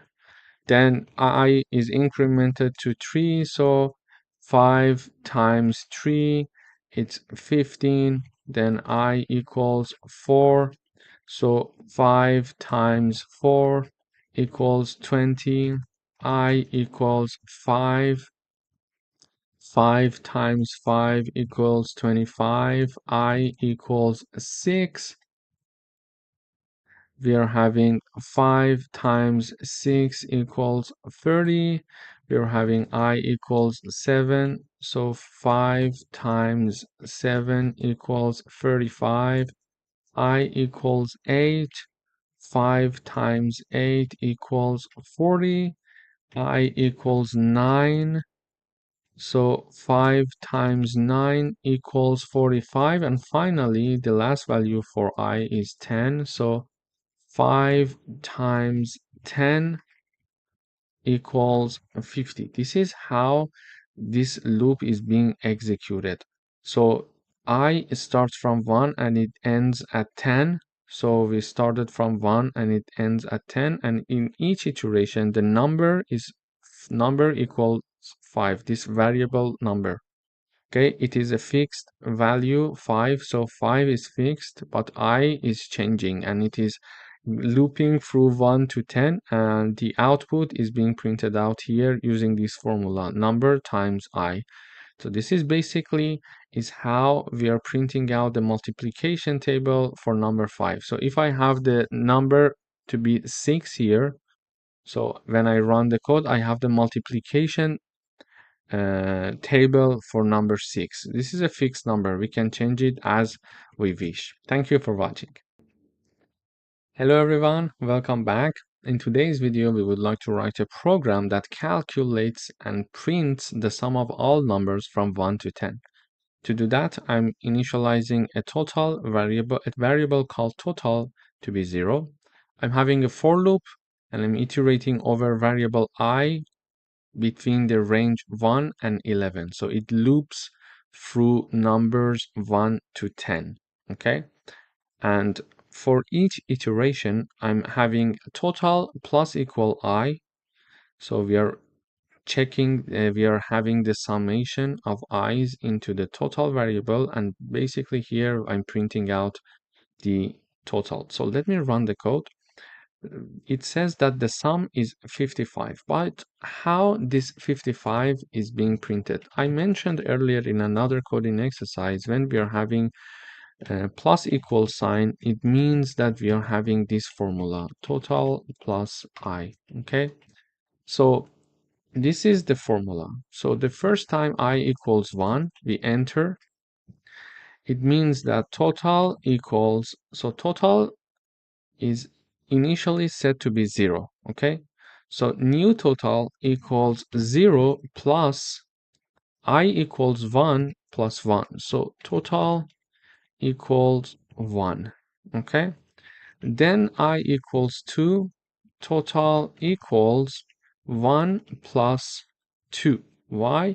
So this one comes from this formula. So this is total plus I. So this one is the value of total which we calculated in the previous iteration to be 1. And this 2 comes from this I that is coming from this I, okay? I equals 2 in this iteration. Therefore, now total equals 3. We have I equals 3.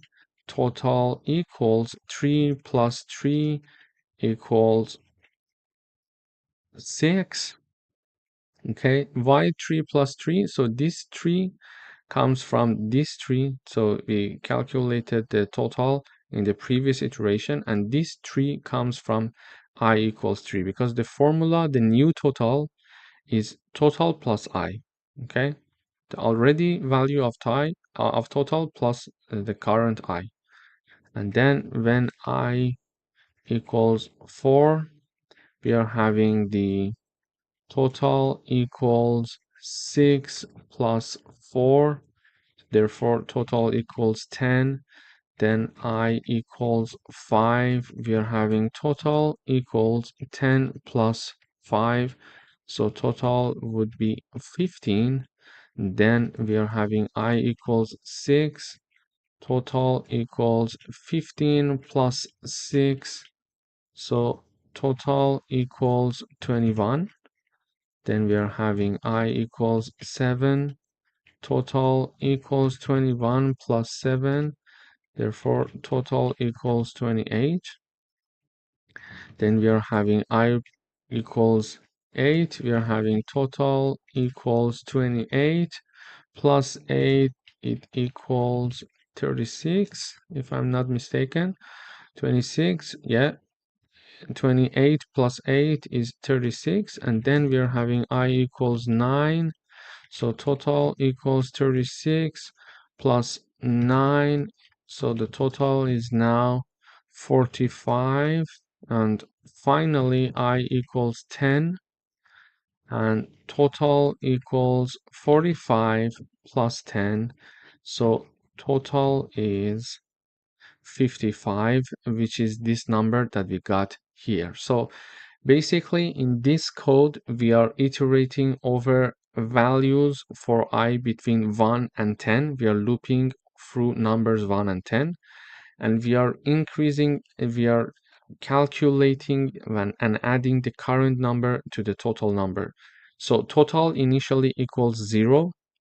In the first iteration, total is 0. We are adding the first iteration, I equals 1. So total is now 1. Then I equals 2, 2 plus that previous one.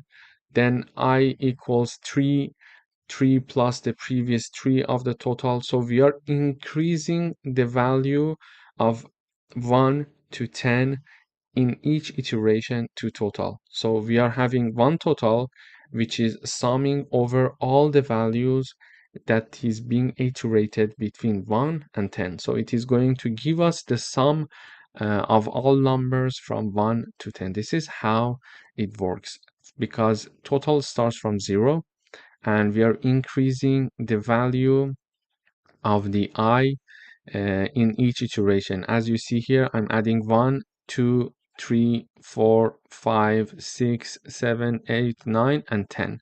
And these are added to the previous value of I. So you see to previous value of total, because total was 0. So I equals 1. 1 plus 0, it's 1. Then this old value is here, and in the second iteration, number 2 is added to that, so it is 3 now. And the I is 3, we are adding it to already existing total, which is 3, so it's 6 now. 6 is added to number 4, their summation is added to number 5, their summation is added to number 6, their summation is added to numbers 7, 8, 9, and 10. So we reach the output of sum of all numbers from 1 to 10 is 55. Thank you for watching. Hello everyone, welcome back. In today's video, we would like to write a program that calculates the diagonal of a rectangle given its width and height. Here, because we want to do some mathematical operations, we are importing the math library to use its function. For example, one of the functions that we want to use is the sqrt. So this is why we type down the keyword import and then the math keyword, which means that we are going to use the math library and we are going to import the math library. Then we are going to show this message to the user, enter the width of the rectangle using the input function. And because whatever that we get from the user using the input function, it is by default in Python treated as a string, we need to convert it to a float. And because we want to convert it to a float, we are going to use the float function, and this is the float function. So we are using the float function. So everything that is inside these parentheses is going to be converted to the float. So therefore, I type down the input function inside the float function, and inside the input function parentheses, I say enter the width, for example, and the user is going to enter a number. That number is stored firstly in a string data type, and then it is going to be converted to a float, and the output is going to be assigned to the width variable. The same reasoning happens for the height variable. We are going to show this message to the user saying that, okay, enter the height of the rectangle, whatever the user is going to enter. Firstly, it is stored in a string data type. Then we are going to convert it to a float, and then it is assigned to the height of the rectangle. Okay. Then we are having this variable diagonal equals to the formulation. So this is the formulation to calculate the diagonal of a rectangle. In order to calculate that, we need to have a square root of width to the power of 2 plus height to the power of 2. Okay. And when we are having this output, we are going to calculate its square root, and it is going to give us the diagonal of a rectangle. So in order to compute the diagonal of a rectangle, first we need to have the output of width to the power of 2 plus height to the power of 2, and then have the square root of their summation.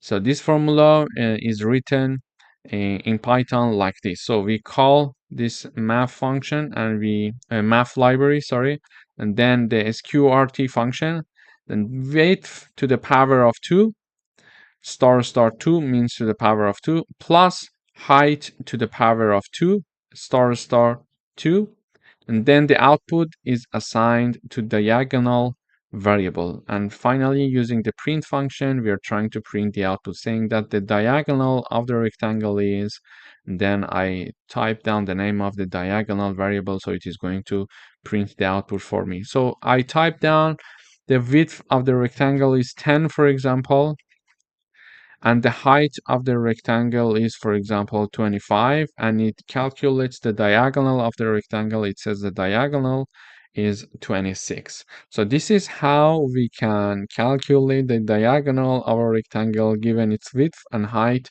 using the math library and square root sqrt function and to the power of 2 in Python. Thank you for watching. Hello everyone, welcome back. In today's video, we would like to write a program that truncates a floating point number to its integer part without rounding.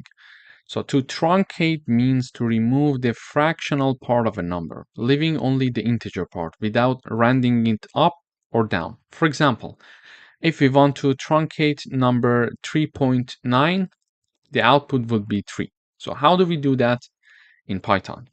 We're going to use the math library. So we type down import math. Then we are having this message being shown to the user, enter a floating point number. Then it is read using the input function from the user. And we learned that it will be by default a string. So we need to convert it to a float. Therefore, we type down the float function. And the right hand side is assigned, the output is assigned to the variable called number. Then in order to truncate the number, we type down math.trunc, T-R-U-N-C, and in parentheses, we type down the name of our variable. In this case, it is called number. So we have the math.trunc, and in parentheses, okay, we type down our variable. In this case, our variable name is number. And the output is assigned to a variable called truncated. And then we are printing the truncated in the output. So when I run this code, it says enter a floating point number. So I type down 3.14. It says the output is 3. I type down, for example, 1.85. It says the output is 5. I type down, for example, 20.5. It says 20. So we learned now we can use the math library and using the trunc function to truncate a number easily for us. Basically, it is going to remove the fractional part of our number and leaving only the integer part. Thank you for watching. Hello everyone, welcome back. In today's video, we would like to write a program that calculates the maximum number of full tiles needed to cover a floor, given the area and the size of one tile. Here, what we mean by to cover a floor, given the area. So for example, if the output is to have 28.5 tiles to cover the floor, when we are using the floor function, it is going to return number 28. So it is going to round it down. So let me illustrate it with an example. Here we are having the math library being imported. We are showing this message to the user, enter the total area of the floor in square meter. And we are storing it in area variable. Then we are saying that enter the size of one tile in a square meter. And we are going to store it in tile size variable. Then the variable tiles needed equals math.floor. So this is the floor is the function of the math library. And in parentheses, we are calculating this area divided by tile underscore size. Basically, if I run this code, it is going to be something like this. So enter the total area of the floor. So imagine that my for example, the room that I would like to cover it with tile is 20 square meters. And for example, enter the size of one tile in a square meter. and it's, for example, one tile is 0.7 square meter. Okay, so when I run, we see that the output says you will need 28 full tiles to cover the floor. But when this area is divided by tile size, which means 20 divided by 0.7, if you do it yourself with calculator, you will see that the output is 28.571, for example, approximately. Okay, but because we are using the floor function from the math library, we see that it is rounding it down to number 28. So it says that you need 28 full tiles to cover the floor. This is how actually this floor function from math library is going to work. So basically we are going to ask the user to enter the size of the area of the floor in a square meter, for example, then the size of each tile in a square meter, and then divide the area by the tile size and round it down to the closest integer number. Then it is going to show us in the output using the print function saying that you will need, for example, 28 full tiles to cover the floor. Thank you for watching. Hello everyone, welcome back. In today's video, we would like to write a program that calculates the total number of pages required to print a given number of lines, where each page can hold a fixed number of lines. Here, we are using the math library. We are asking the user enter the total number of lines to print. It is assigned to lines variable. Then we ask the enter the number of lines per page, and it is going to be assigned to lines per page variable. Then we are going to divide line by lines per page. Okay, and then it is going to be assigned in pages variable, but we want to round it up. In order to round it up, I use the actually math library, and I also use or call the ceil function from the math library, and in parentheses I type down lines and then lines per page. For example, if I have, for example, 200 lines, and in each page there are 19 lines, so I would like to know how many pages do I need. So 200 is divided by 19. The result, if you do it yourself, will be approximately 10.52, but because we are using the ceil function, the output will be 11, so it is rounding it up. So let me run the code. It says enter the total number of lines to print. So the total number of lines, it's 200, for example. Then enter the number of lines per page. I would say it's 19, for example. It says you will need 11 pages to print 200 lines. But you see that 200 is divided by 19 in this formula here. 200 is divided by 19. But because we are using the ceil function, the output, which is 10.52, is rounded up to 11, and we see that in the output, number 11 is shown. So this is how we can use ceil function from the math library to round up the output for us. Thank you for watching. Hello everyone, welcome back. In this video, we would like to write a program to calculate the number of possible arrangements of n objects. What do we mean the number of possible arrangements? It means that, for example, we are having two objects. Just take it as an example, X and O. There are how many possible arrangements for these two objects?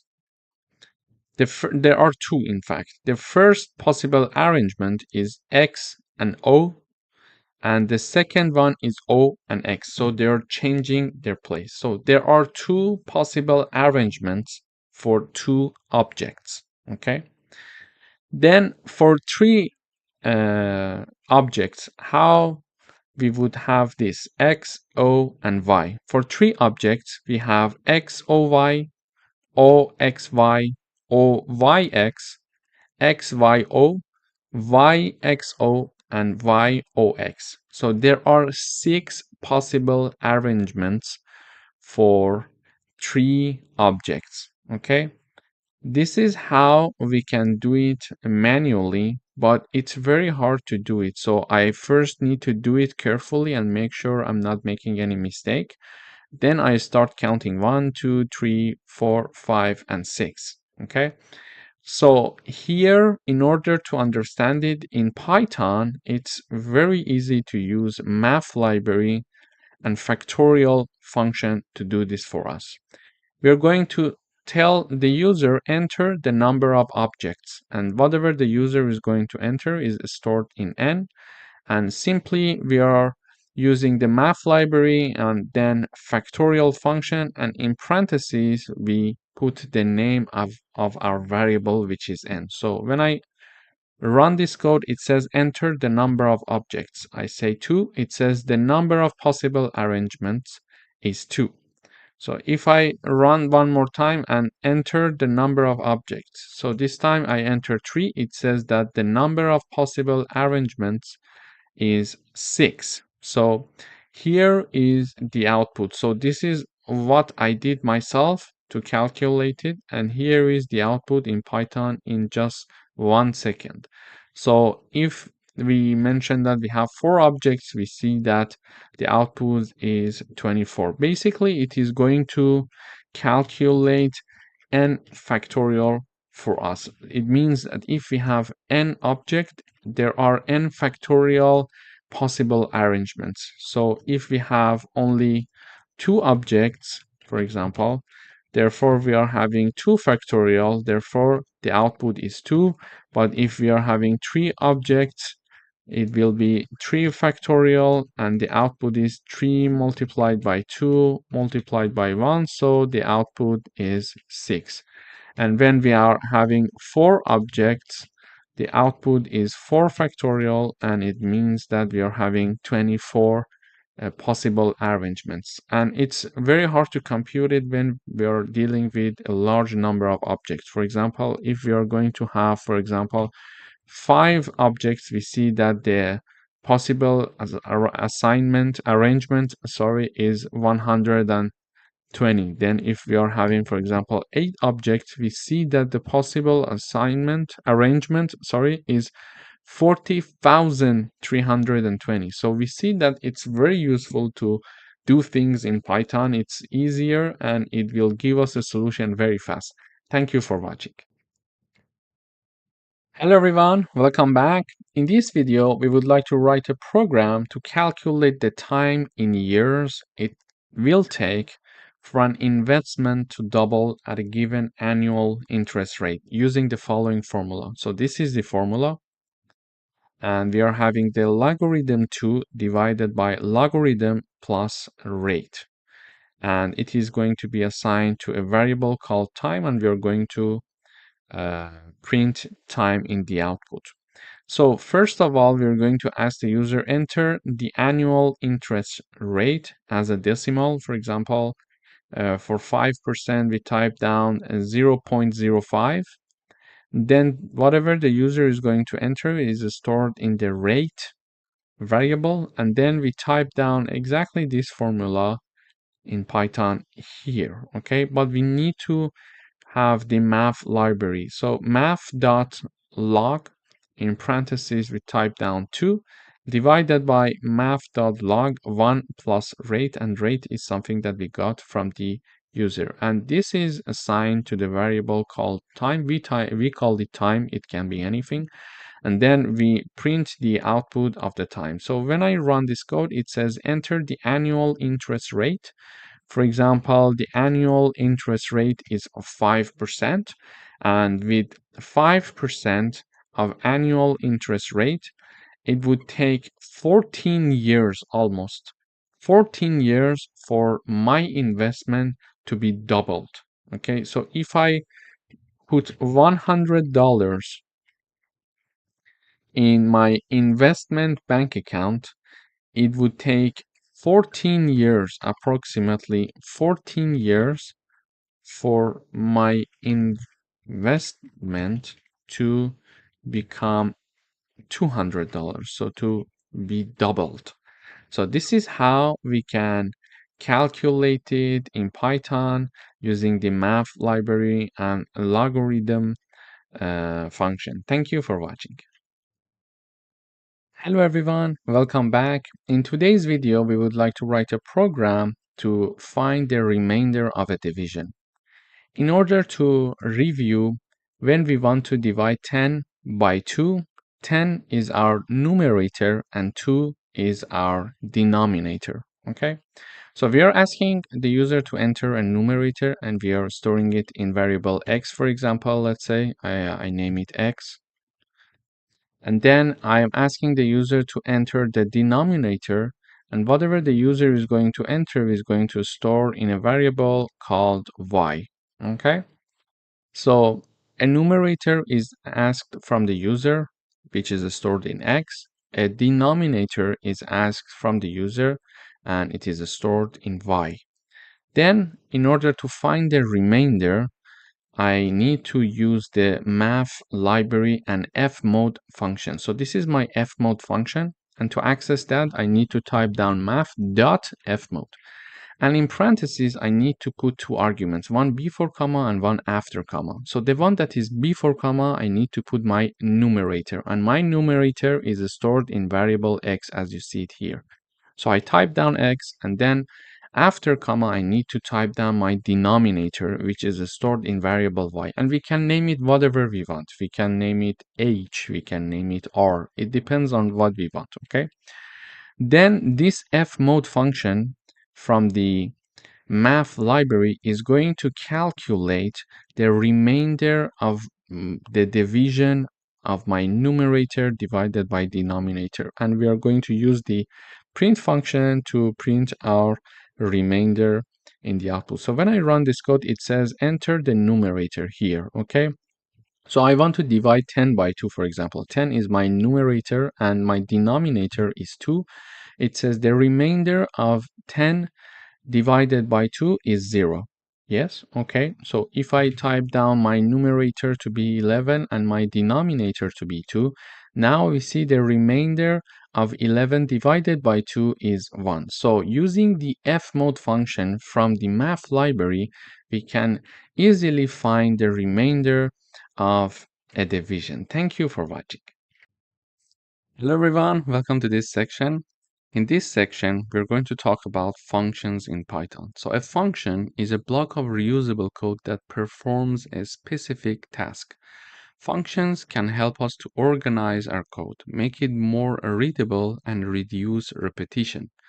In Python, there are two types of functions: built-in functions that are predefined functions like print, len, input, that so far we've worked with many of them in the previous sections, and user-defined functions, functions that we create ourselves. This is the function that we are going to learn in this section. So how to define and call a function. A function is defined using def keyword followed by the name of the function and parentheses. Here, I want to show how to create a function.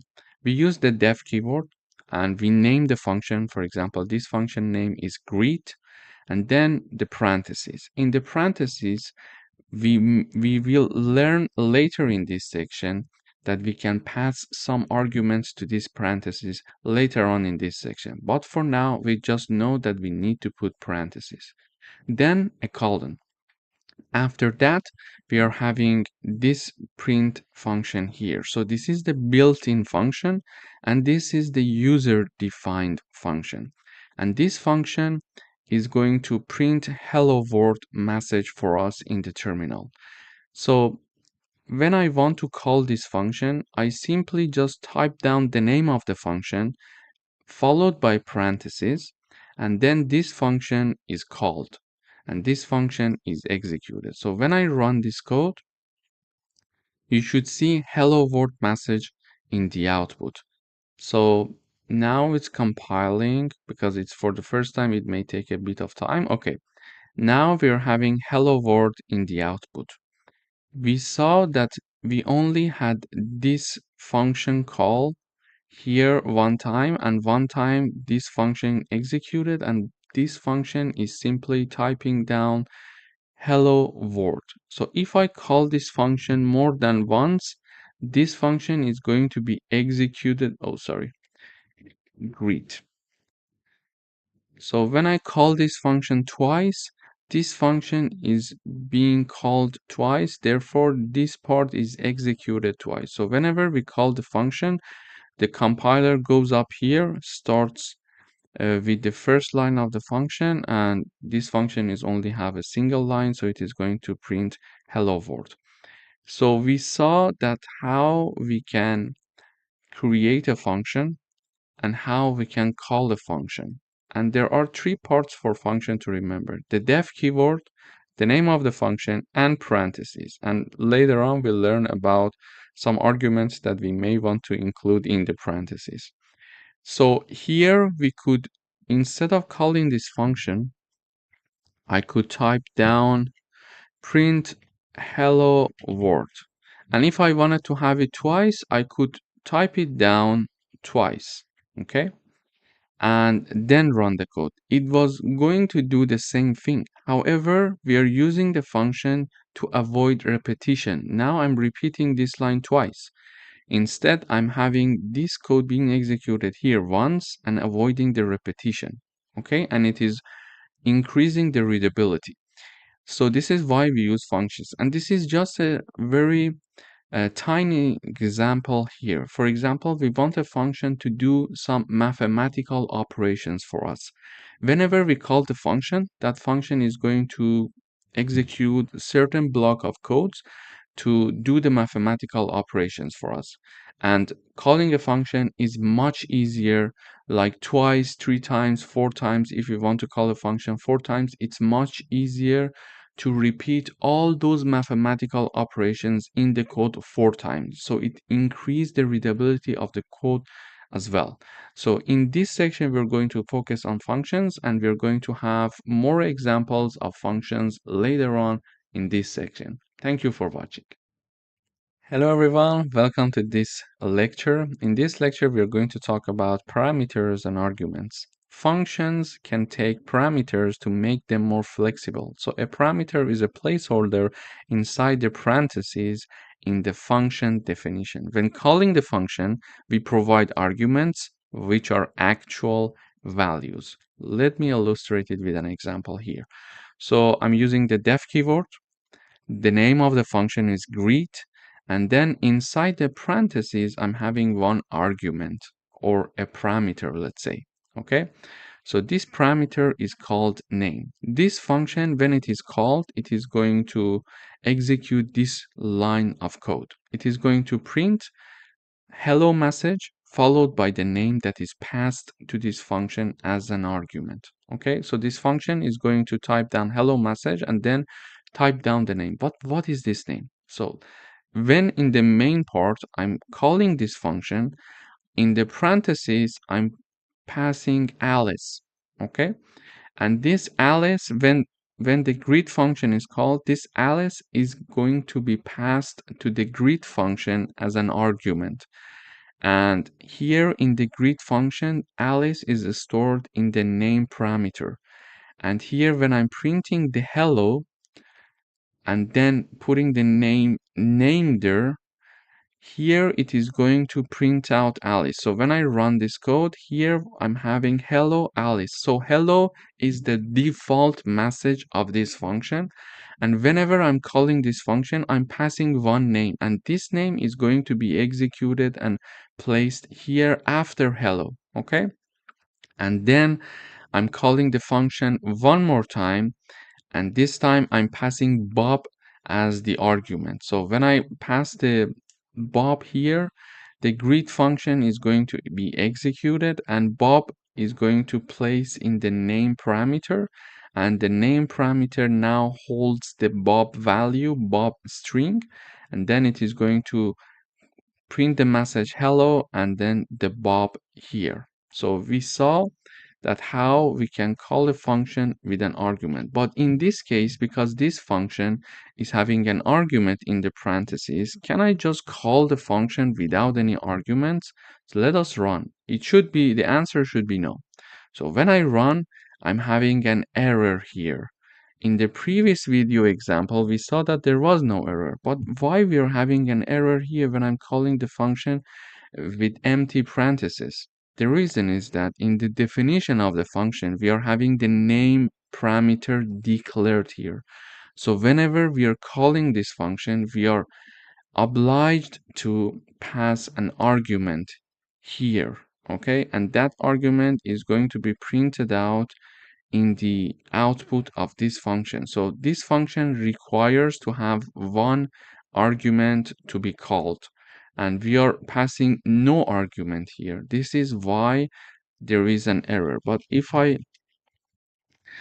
have a message here when I'm calling the function, I'm having the Reza Shahin, a string to be passed as an argument for the greet function.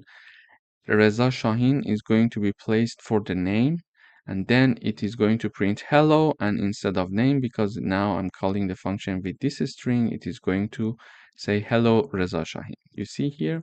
So this was a coding exercise of how to declare a function, how to call a function, and also how to use parameters or arguments when calling a function. Thank you for watching. Hello everyone, welcome back.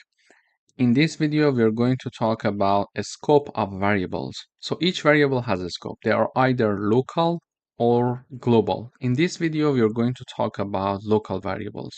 So variables that are declared inside a function are local variables, and they can be only accessed within that function. Let me illustrate it with an example. I'm having a function called greet, and I'm using the def keyword, and there is no argument for this function. So when I call this function, a local variable is initialized to be equal to hello world string, and then it is going to print this variable for me, which is called message. Okay, so I'm having the greet function being called here. So when I run, I see that I'm calling the greet function. The compiler goes up here, initialize the message variable, and then it prints the message variable. So we see the message variable in the output, hello world. Okay, but can I access this message variable?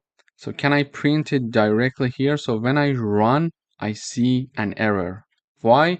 This error comes from the fact that this message variable is a local variable for the greet function, and it's not a global variable, so it would be accessible outside of this function. So this message variable, because it is declared and initialized in our greet function, it is only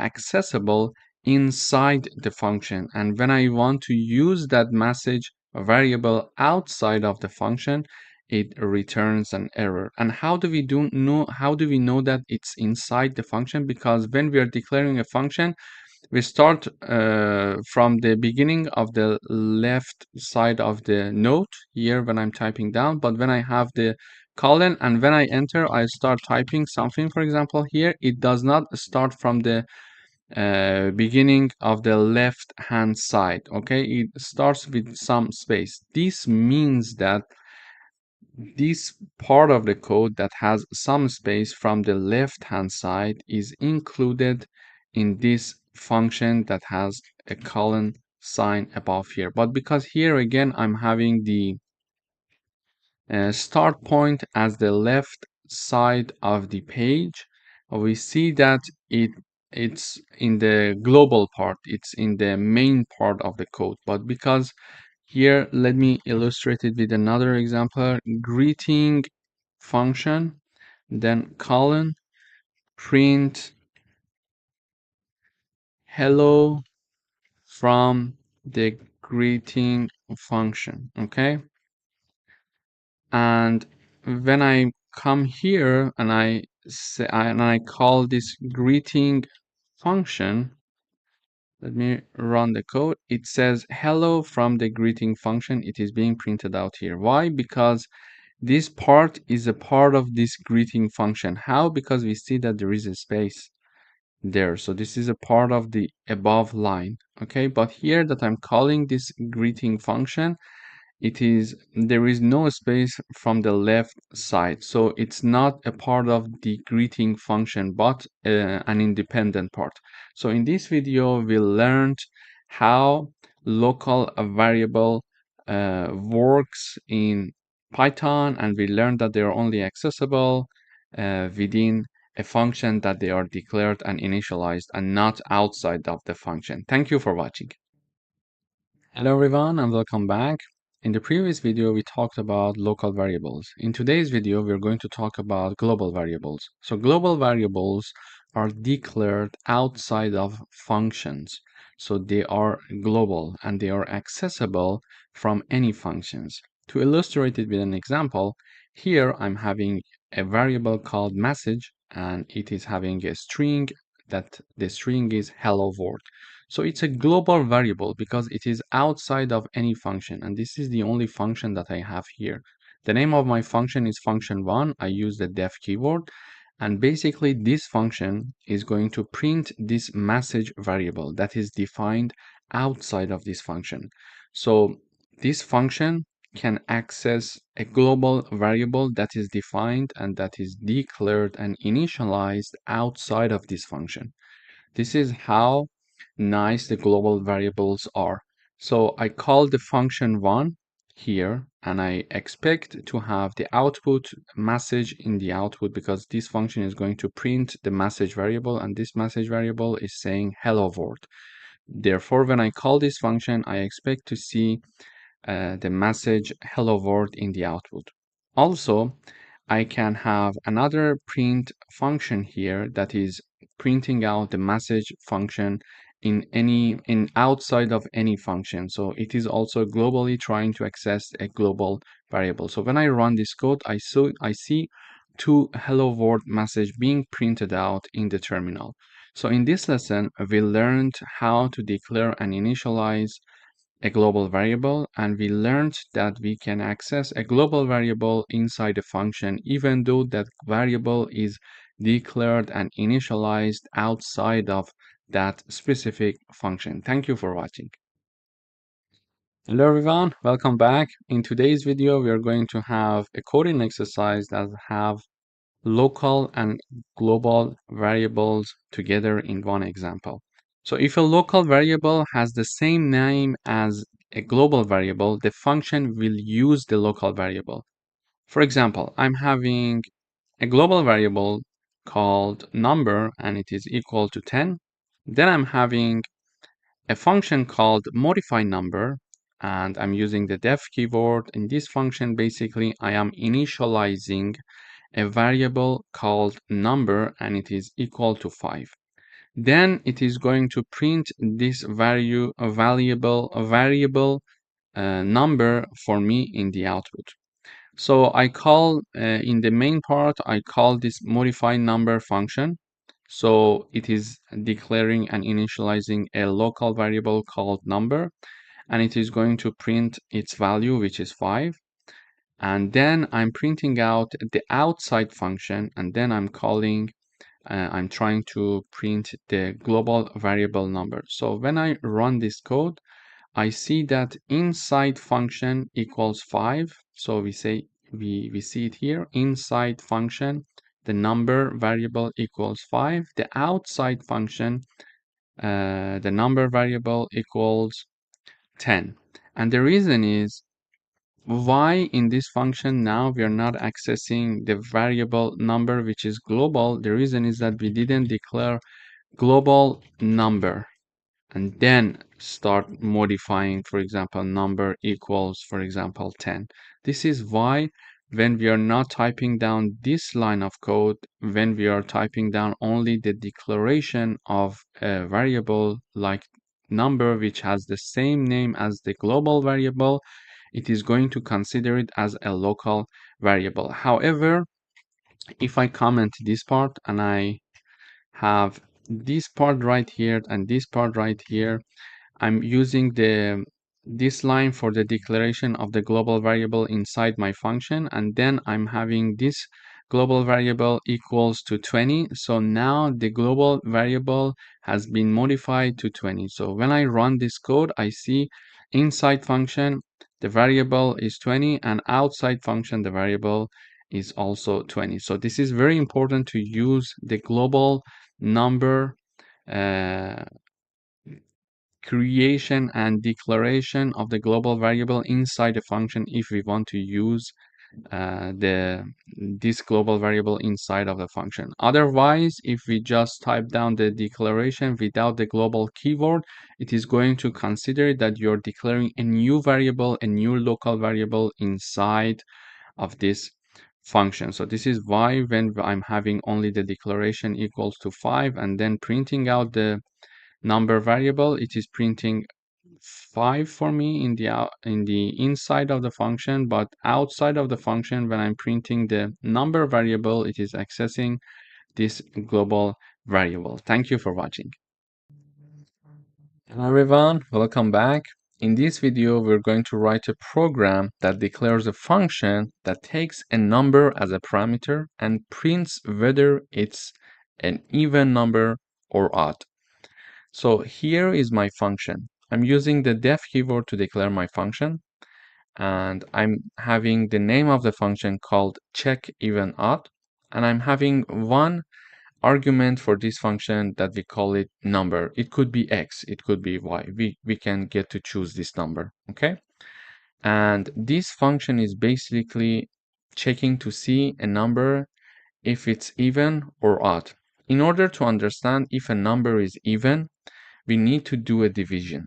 So when this is a definition of an even number. When a number is divided by 2 and the remainder of this division equals 0, it means that that number is even. Otherwise, that number is odd. So let me write it down for you. If a number is divided by 2 and the remainder of this division equals 0, it means that number is an even number.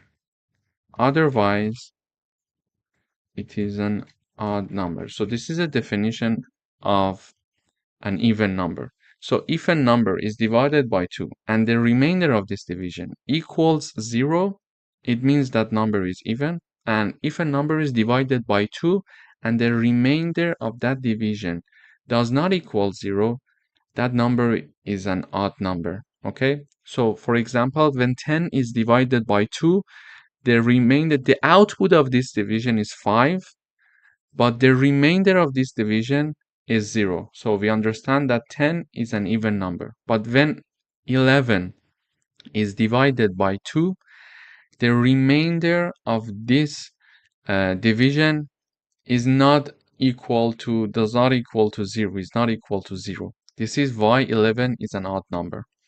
So now we want to define a function that checks whether a number is even or odd.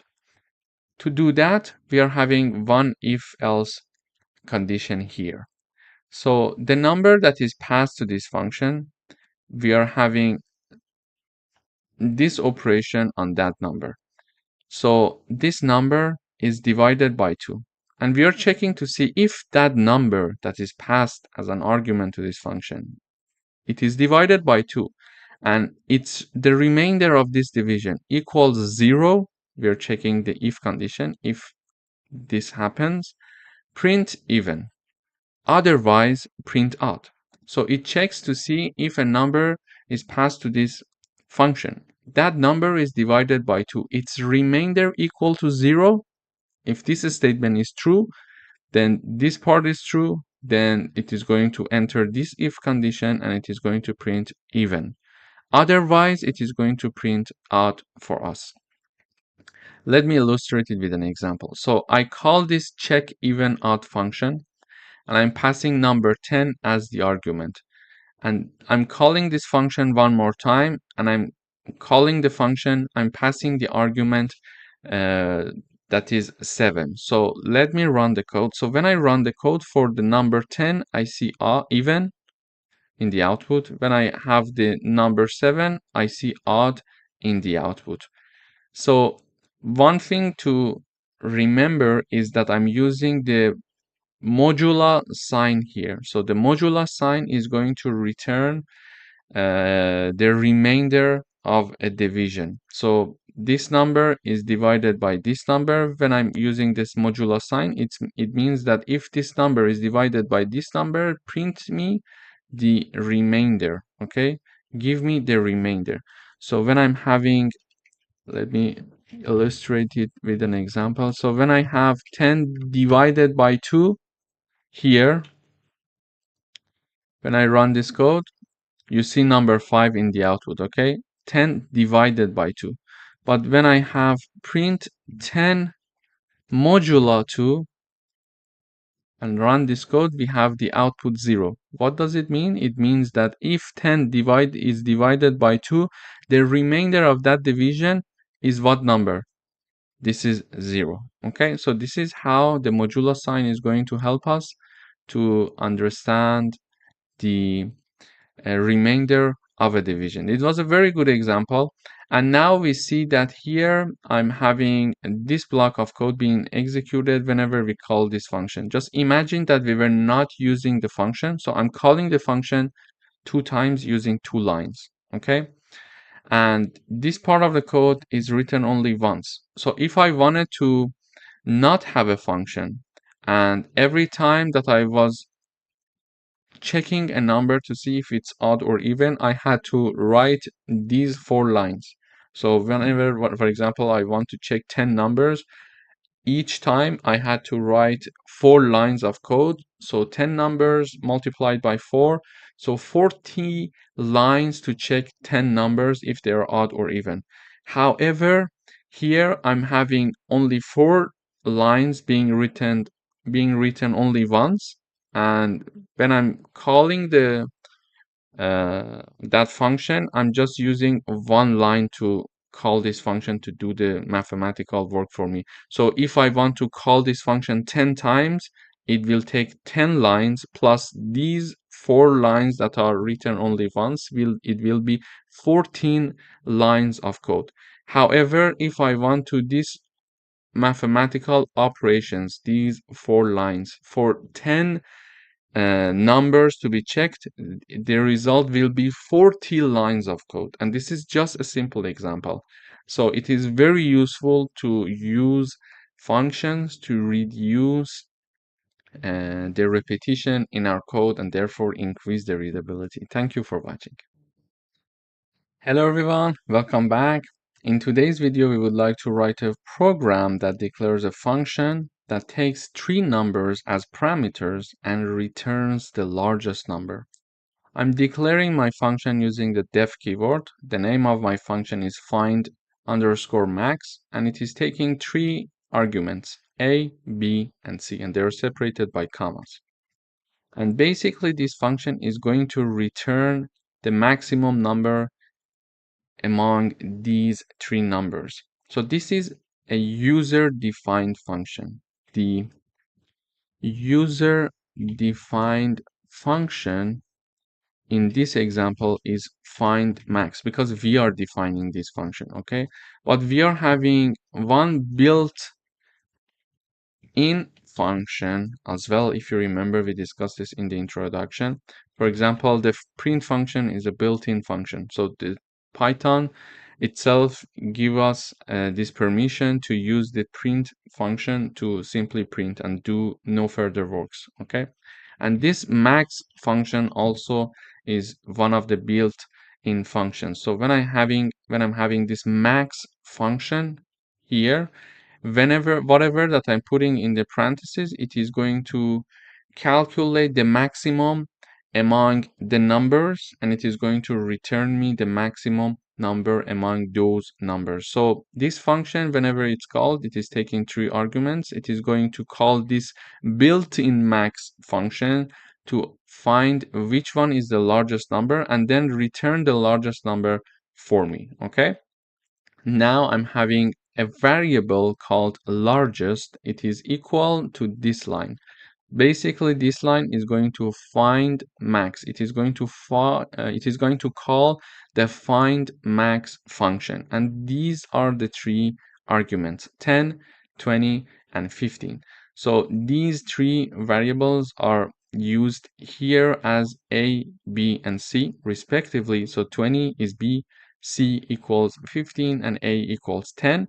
And then this function basically is going to call the built-in function and find the largest number, which is 20, and return that number. And that output of that function is going to be assigned to this variable largest, because there is an equal sign here.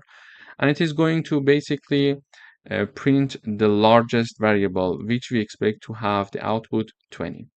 As you see here, we are having 20.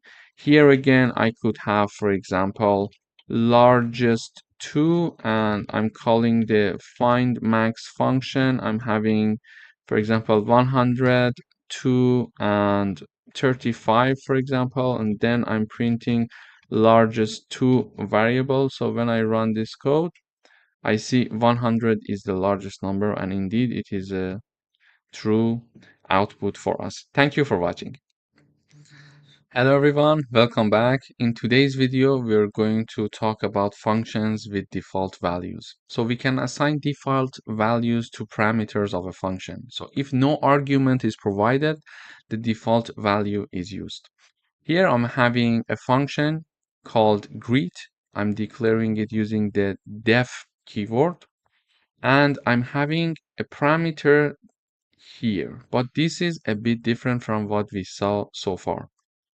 Previously, we were having a function, for example, called def hello, and it was having the name, and it was printing in the output for us the hello message, and then, and then the name. Okay, this is what we saw so far. So when I call this hello function, let me comment these two lines. So when I call this hello function and I'm having an argument here, so when I call it, it says hello Reza, okay? And when I call this function with no argument, there is an error here, and we saw that that this error will come up when we are having an argument in the parentheses for the function when we are declaring it, okay? So in order to avoid this error, we are going to have functions with default values. So here I'm having a function called greet with default values. So it has the name again, it has the same argument. It is having one argument in the parentheses, and it has this part that is extra. What is this part is going to do is the following.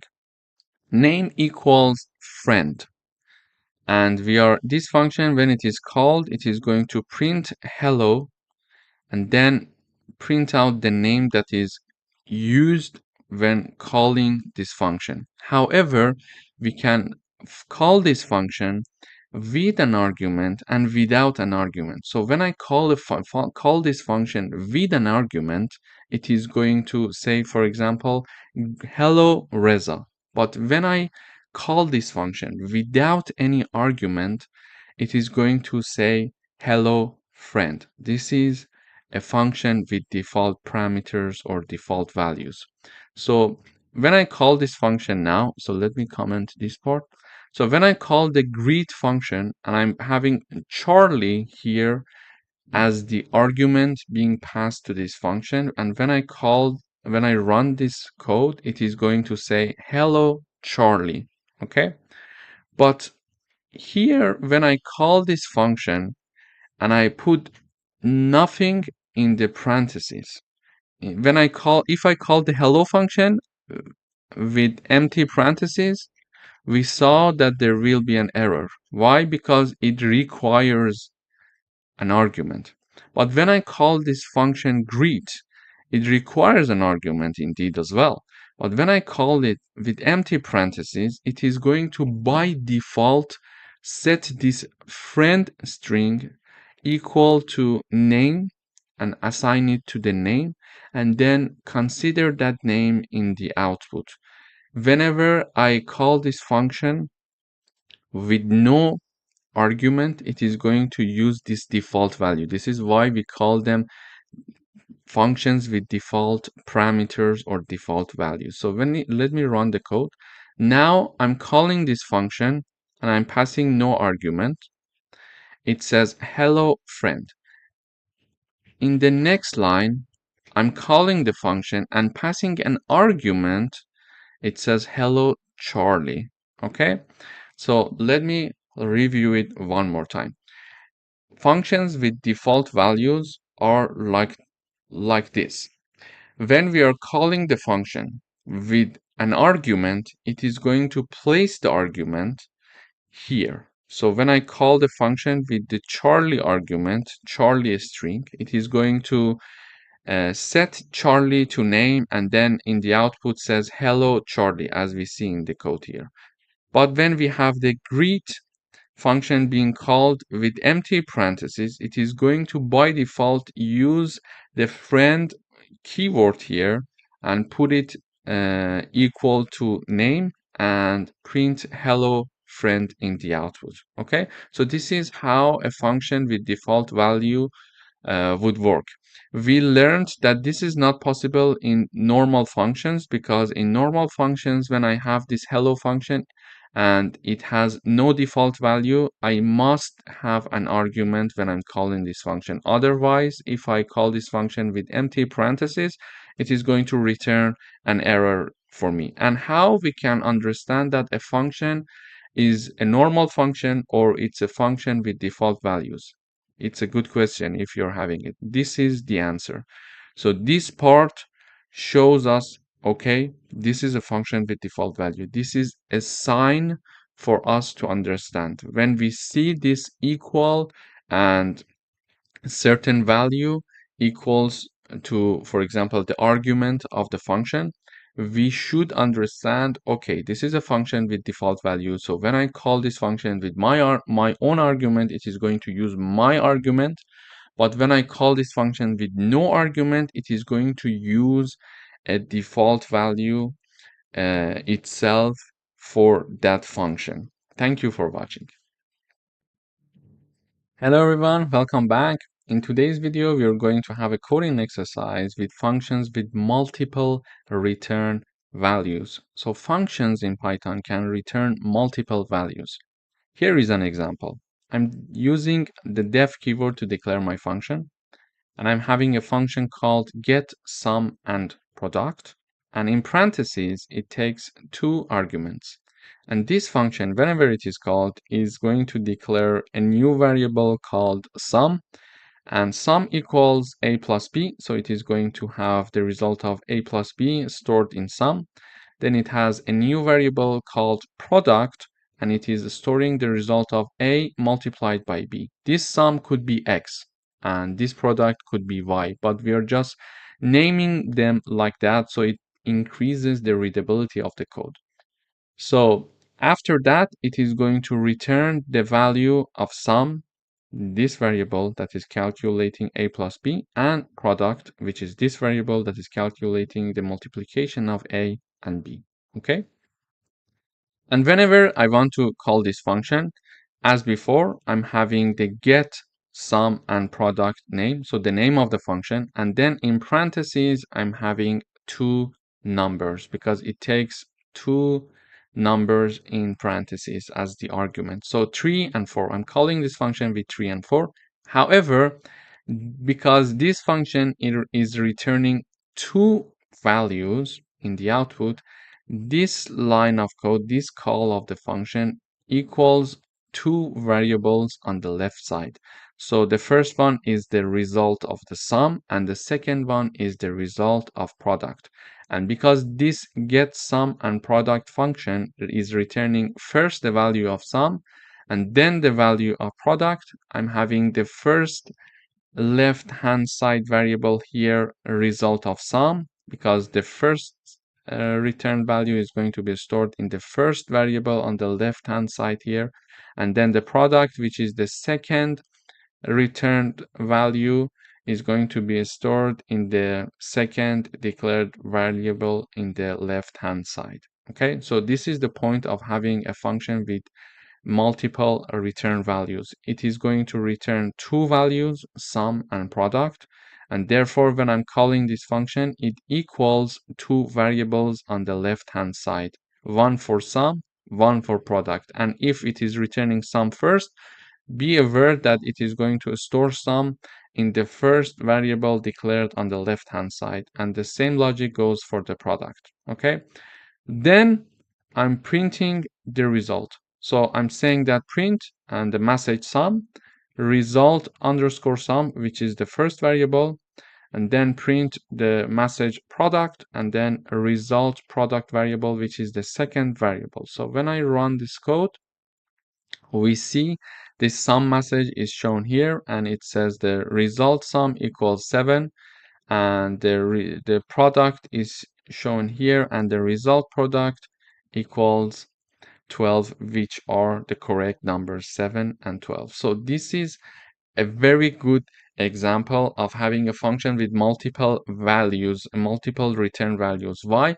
Because maybe we would like to have a function that does different types of mathematical operations for us. We can combine all these mathematical operations in a single function, and not even 2, 3, or 4 functions. So it is very useful to combine them and ask the function to return multiple values for us after doing the calculation, and then we are assigning them to different variables. As we see, we are trying to learn how to optimize our code as we proceed through the course, because it's very useful to have an optimized code, a code that is having high level of readability. Thank you for watching.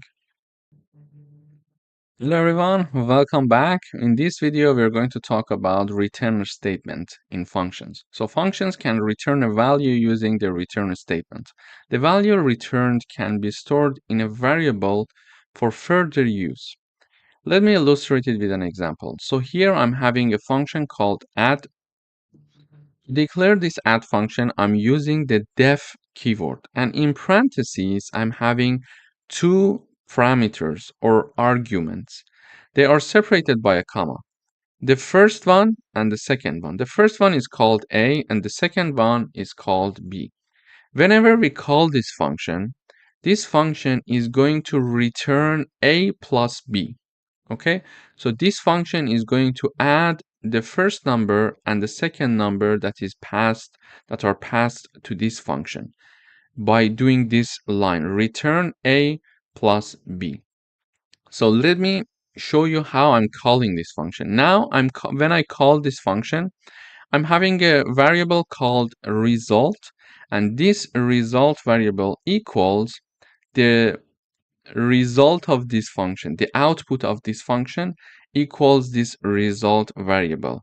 So I'm calling the add function, so I'm typing down the name of the function, then in parentheses I'm having two numbers and they are separated by a comma, 3 and 5. So 3 is going to be equal to A because this is the first parameter or argument that is passed to this function, and 5 is going to be set to B because this is the second argument that is passed to this function, and B also is the second argument. So I'm calling the add function and I'm passing 3 and 5. And when I'm calling this function is going to return a value for me. It is going to return the value A plus B for me. And A plus B equals 8.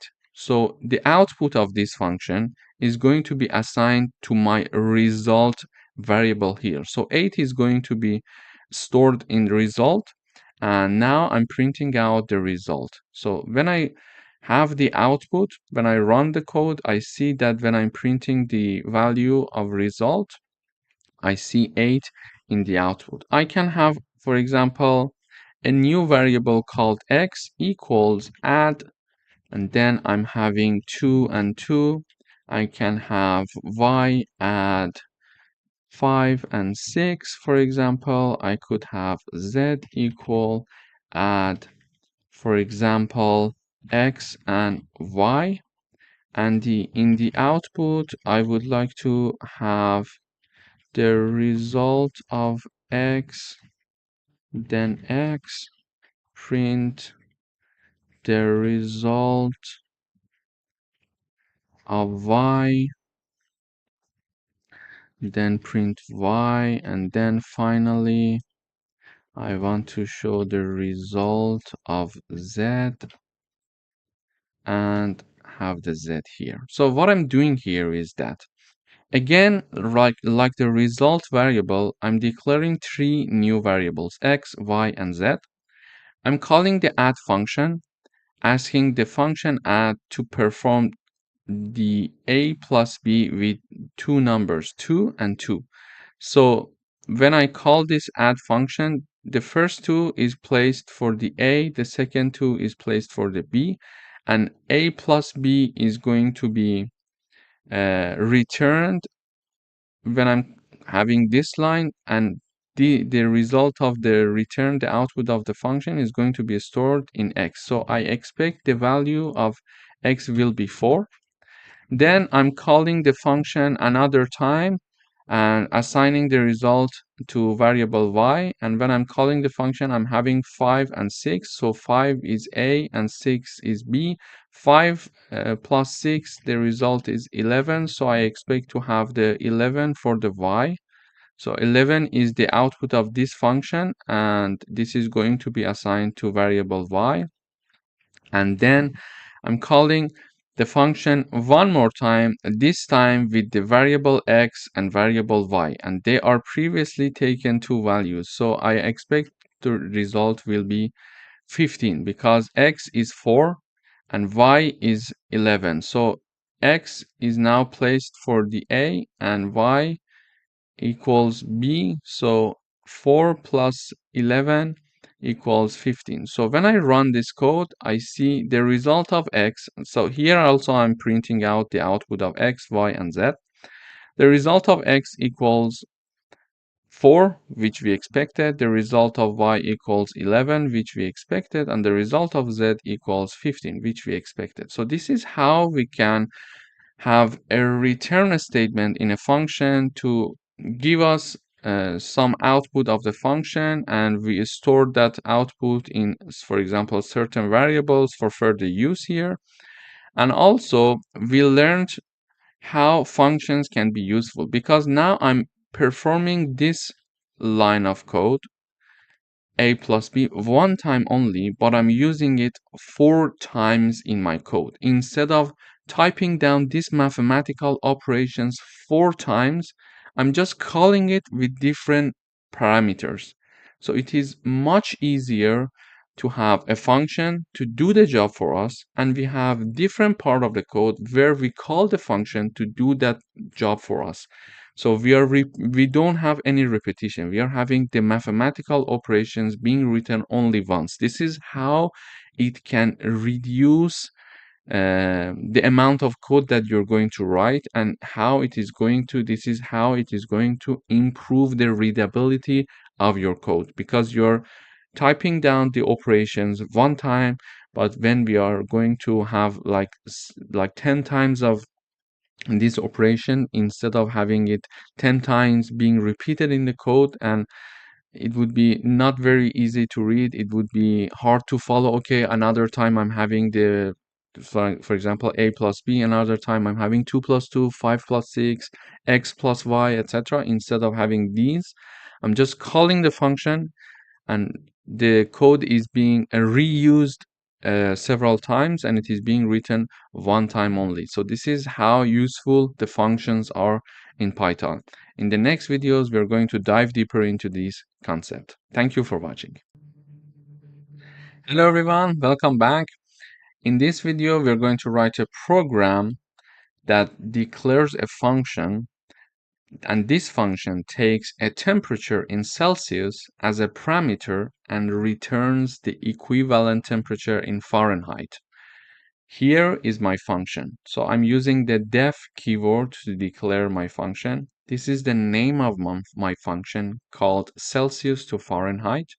And in the parentheses, it is taking one parameter or argument, and I just name it Celsius. We can call it X, we can call it Y, whatever we want. And this function is basically is going to return the value of this statement. This statement is the following. Celsius times 9 divided by 5 in parentheses plus 32. So this is the very famous formula, and we know it from before, that is going to take a Celsius degree and convert it to Fahrenheit. So this is the formula to do that. For example, this Celsius could be, for example, 30, and I want to know 30 degrees in Celsius is what is the temperature of equivalent of 30 degrees in Celsius in Fahrenheit. So this is the Celsius value, so 30 for example, and then using this formula we can get the output of the Fahrenheit temperature. Now to do the job for me, I'm having a variable called temp. I call it x for the sake of simplicity. So I'm having a variable x, and we are calling this Celsius to Fahrenheit function. We're calling this function using the argument 25. What does this 25 mean? This means that I'm having 25 degrees in Celsius and I want to know its equivalent in Fahrenheit. And it is going to call this function with 25 equals Celsius. So 25 is multiplied by 9 divided by 5 in the parentheses, and then plus 32. The output is going to be returned. So when I call this function, this is doing this part for me and return its value. So, and the return value is assigned to X variable. Okay, we are assigning it to X variable. And finally, I'm printing out the X variable. So when I run the code, I see the equivalent of 25 degrees in Celsius is 77 degrees in Fahrenheit. We could try like 18 degrees in Celsius and find its equivalent in Fahrenheit. And we see its equivalent in Fahrenheit is 64.4. So this is how we can take a number and do some mathematical operations on that number and return the output. In particular, in this example, we learned how to get a number as the degree in Celsius and do certain mathematical operations to convert the Celsius number to the Fahrenheit number and return the output. And the returned output is stored in variable x, and then we are printing out the x variable. Thank you for watching. Hello everyone, welcome back. In today's video, we would like to write a program that declares a function that takes two numbers as parameters and print their sum. I'm declaring the function called add numbers, and I'm using the def keyword, and in parentheses I'm having two parameters, a and b.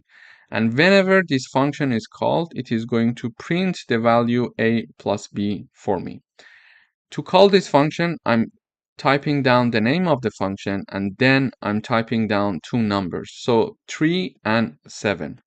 When I call this function, 3 is placed for a and 7 is placed for b, and a plus b means 3 plus 7, and it is going to print the value of 10 for me because it is 3 plus 7. So when I run this code, I see the output 10. I'm having the another, for example here for you.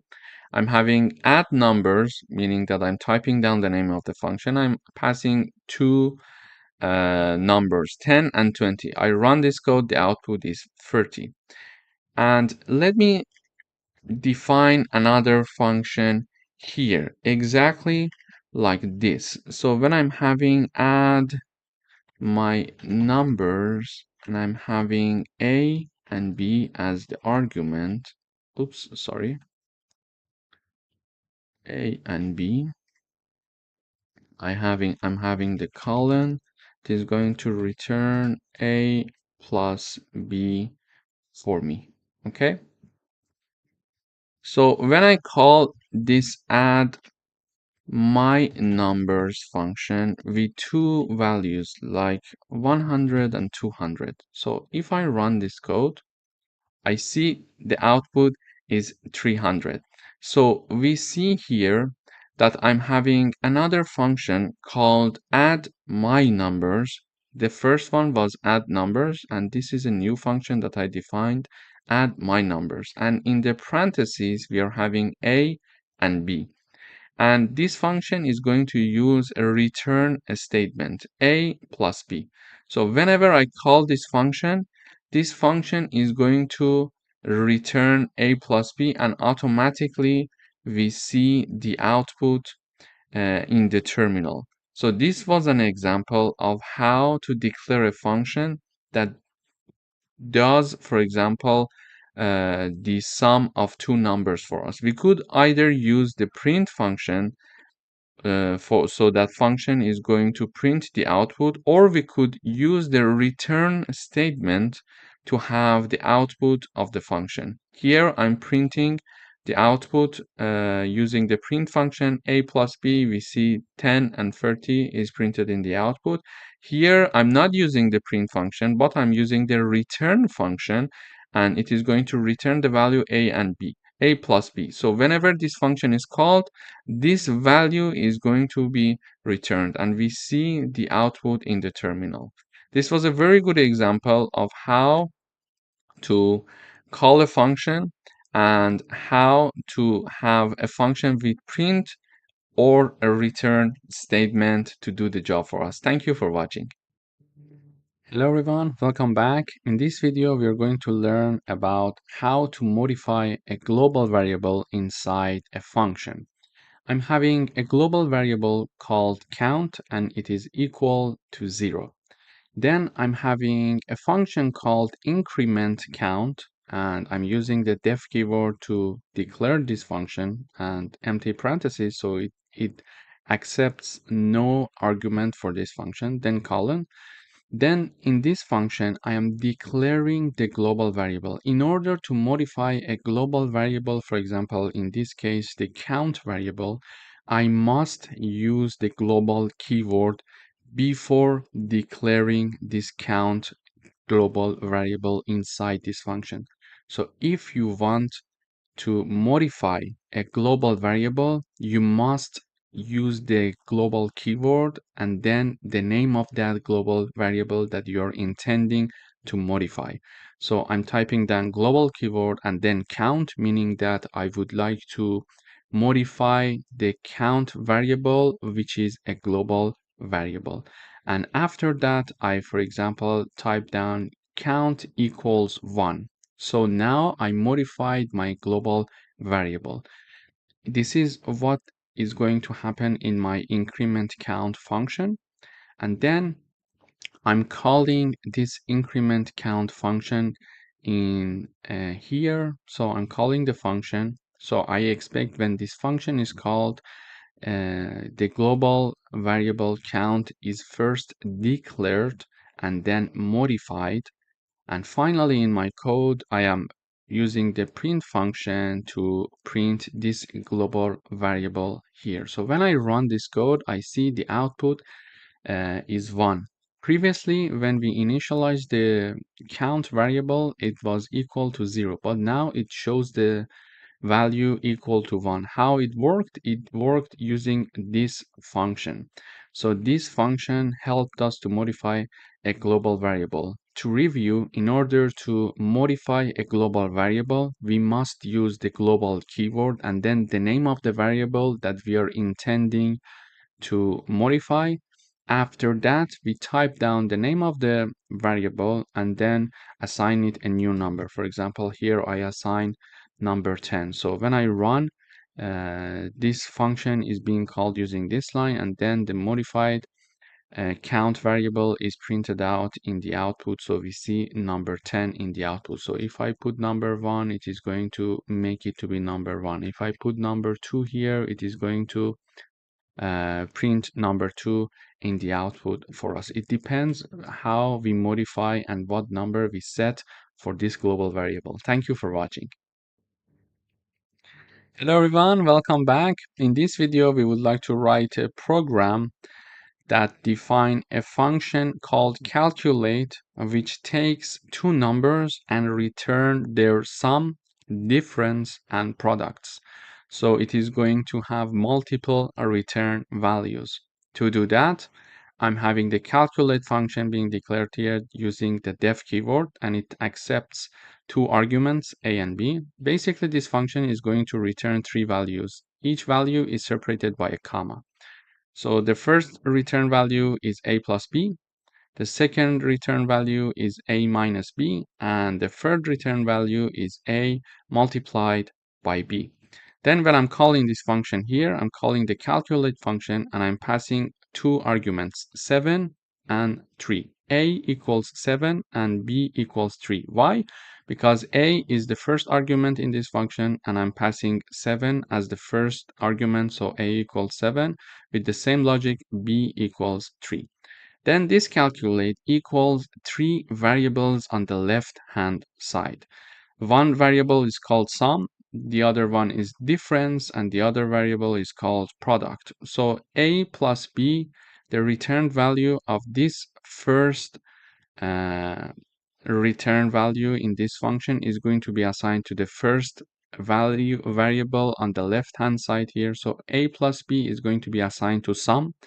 A minus b is going to be assigned to the second variable called difference, and the third return value, a multiplied by b, is going to be assigned to the third variable on the left hand side, which is called product.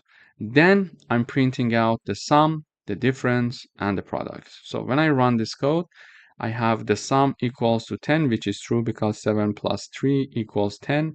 I have the difference equals to 4, and the product equals to 21. So in this coding exercise, we reviewed a function with multiple return values, and we saw that we can have one line to do all the mathematical operations in one function.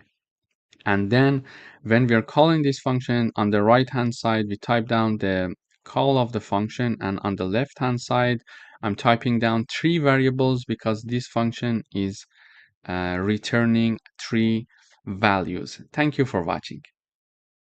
Hi, welcome back.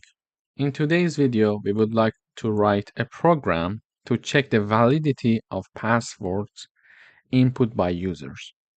So we would like to have these rules to see if a password that the user entered is valid or not. So first of all, it should be at least 8 characters long. So whatever that is going to the user enter, that is going to be entered by the user, that is less than 8 characters long, it is going to be rejected as a valid password. Then we would have to have one lowercase letter, at least one uppercase letter, at least one digit, and also at least having one specific characters, something like this. Okay, so you see that this is a very practical example that we see in many places that you want to create a profile for yourself. You need to have specific number of characters and some criteria to meet in order to have your password validated. So here I'm going to code that.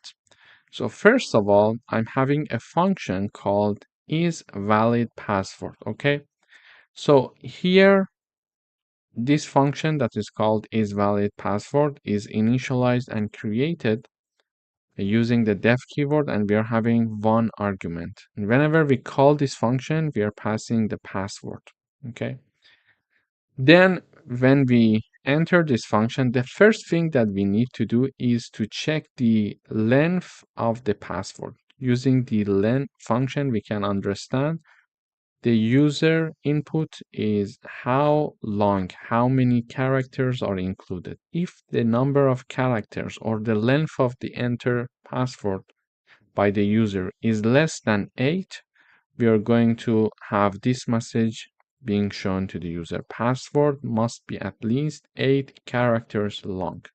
So we are going to check the first criteria using this part of the code. Okay. Then we need to check if it has at least one lowercase, at least one uppercase letter, at least a digit, and have a specific character or not. And these are the characters that we are defining as specific characters. For example, and pound, dollar sign, etc. until the end. This is our defined special characters, and the password must also include one of them. Okay, special characters. So all of them are assigned to false. Initially, we mentioned that, okay, we are initializing these Boolean flags for different character types, and we are assigning them to be false. And we're going to check the entered password by the user. If they are meeting these criteria, we are going to assign true to them. So now we would like to check these characters. First of all, we check each character in the password. So for each character that is in the password that the user entered, we're going to check if that one character is having a lowercase. If this happens, we are going to mention, okay, it assigned true to has lower Boolean variable. It was initialized to be false. But now that we see that the entered password by the user has one lowercase, we are going to assign true to it. And we check also to see if there is at least one character that is uppercase. If this is true, we are going to assign true to has upper, which was initialized to be false. Then we are going to have the is digit. And also for this character, we see if at least there is one character that is a digit. If so, we are going to assign true. And also we are going to have here another for loop. So saying that, okay, for the character, for each character that is in password, if that character is inside this, okay, if it equals to any of these signs. If so, assign true to has special Boolean flag variable. And this part is just for checking the character in the password. And then in order to validate all the conditions, we are going to have an if not condition here. So for example, we mentioned that if we don't have the lowercase, meaning that, for example, if the has lower variable after this for loop is still equal to false, it means that the password that the user entered is not having at least one lowercase character. Therefore, we are going to return this message. Also, we are checking to see if has upper is still false. We are going to show this message. You need to have at least one uppercase letter. If there is no digit, we are going to show this message. If there is no special character, there is going to be this message. And finally, we're going to say, okay, password is valid if all of these criteria has been met. Okay. So let me run the code once and we're going to analyze the code one more time. So initially, we're going to ask the user to enter a password. We're going to assign it to the variable called password. And using the print function, we are calling the isValid password function and passing the argument password. Okay, so password is the argument for the isValid password function. We are passing the password as the argument of isValid password, and all of this is inside a print function because the output of this function, whenever it is called, the output of this function must be printed. This is why we are having the print in the output. So when I run the code, it says enter a password. I would say, for example, Reza for the moment. It says password must be at least 8-character long. So my password is not validated. Why? Because it checks to see if the first condition is this. Is it having 8 characters at least? No, it's not. Therefore, it is saying that it must be at least 8 characters. So I would say now Reza Shahin. Now it at least has 8 characters. I enter. It says password must contain at least one lowercase letter. So here is the message. Okay. Password must contain at least one lowercase letter. This is exactly where the output, what the output is showing here. Why?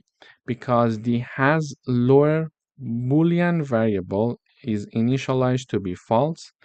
And now here I am going through all the characters of the password. For example, I'm going through R, then E, then Z, then A, etc. until the end, and check if any of them is in lowercase. If so, we're going to assign true to has lower.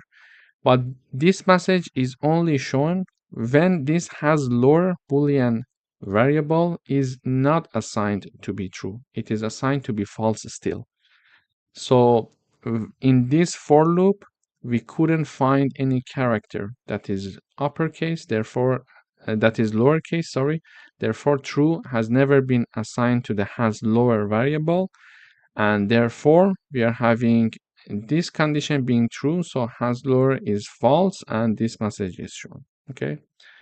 So I run the code one more time. I have Reza Shahin, and the last n is a lowercase. Therefore, we are meeting that condition. Okay, lowercase letter is at least one lowercase letter is included. So when I enter, it says this message. You see, password must contain at least one digit. Password must contain at least one digit. So what is the problem with this password? This password has at least the 8 characters? Yes. Is it having a lower case letter? Yes. When we are checking the characters one by one, the last character is a lowercase character. Therefore, this true is assigned to has lower, and all of the other characters are uppercase. Therefore, when we are checking the is upper function for each character, we are at least one time assigning true to has upper. So also we are having this function is not going to be, this message is not going to be shown because we at least have one uppercase letter. But here we are checking to see if any of the characters that I entered for my password is a digit or not. So because I was not having any digit, this condition never became true, and this true has never been assigned to has digit Boolean variable. Therefore, here it says has digit Boolean variable. Is it false? Yes, it's false. Therefore, it is going to return this message. So now I'm going to enter the same password, Reza Shahin, and I put number 1 in the end. So when I run the code, we see that we get another message. Password must contain at least one special character. This message is shown. So the problem of the digit is now solved because now we are having at least one digit, because when we were iterating through each character, we saw that we had one digit, and true has been assigned to has a digit variable. So this message is not shown. But when we were iterating over the characters and checking to see if there is one of these characters is included in my password to assign true to has a special, we saw that neither of these characters were included in my password. Therefore, no character was having any of these signs. Therefore, this was not true, and therefore true was not assigned to has a special, and therefore we are checking to see has a special. Is it still false? Yes. Therefore, this message is shown. So now what if I have my password Reza Shaheen, the last n is lowercase, we have one digit, and I have this sign. So now it says password is valid. So this is how we can have a password checking validation system to see if the user is entering a password that can meet all of these characters and criteria for us. Thank you for watching. Hi, welcome to this video. In today's video, we would like to write a Python program to find those numbers which are divisible by 7 and multiplies of 5 between 1,500 and 2,700, both included. So we would like to write such a program. In order to write such a program, first of all, we need to define the range. So the starting point is 1,500 and the ending point is 2,700. Okay. Now, in order to find the numbers that are divisible by 7 and multiplies of 5, we need to have a for loop because we need to iterate through all the numbers between this number and this number. And then if they are divisible or multiply of 5 and 7, we are going to print those values. One important point to consider here is that we are saying that we want those numbers which are divisible by 7 and multiplies of 5. It means that it should pass both conditions, not either of them. If we were looking for either of them, we had to have or word here instead of and. So when we are having and, it means that both conditions must be true. Okay, now we know what we want. We're going to have a for loop saying that for each variable num in the range start and end plus 1, because we know that when we are having a for loop, the starting point is inclusive, but the ending point is exclusive. So when we write down the end, which is 2,700, it is going to loop up to 2,699. Okay, so the end point in for loops is exclusive. So range, starting point, ending point. Okay, so the starting point is inclusive, but the ending point is exclusive. So we're going to start from the starting point 1,700, 500, sorry, and the ending point, we want it to be 2,700. But if we write down this number there, it is going to go up to 2,699. Therefore, we need to add 1 here to have the full range. Then we check if that number is going to be divided by 7 and its remainder of this division equals 0, it means that it is divisible by 7. Yeah. So one condition to understand if a number is divisible by 7 or not is the following. So a number is divisible by 7 only if that number is divided by 7 and the remainder of this division equals 0. In this condition, we know that that number is divisible by 7. So if a number is divisible by 7 only if that number is divided by 7 and the remainder of this division equals 0. In this condition, we can say, okay, that number is divisible by 7. So this we are checking here using the modulo operator, because we learned that using modulo operator, we can understand the remainder of the division between two numbers. And because we were having the division by 7 and multiplies of 5, therefore we need to have the AND operator here. And here, in order to check if a number is multiplied of 5 or not, again, we are going to do the same test. If a number is multiply of 5, that number, when it is divided by 5, the remainder of this division must be equal to 0. Also, we can say a number is a multiply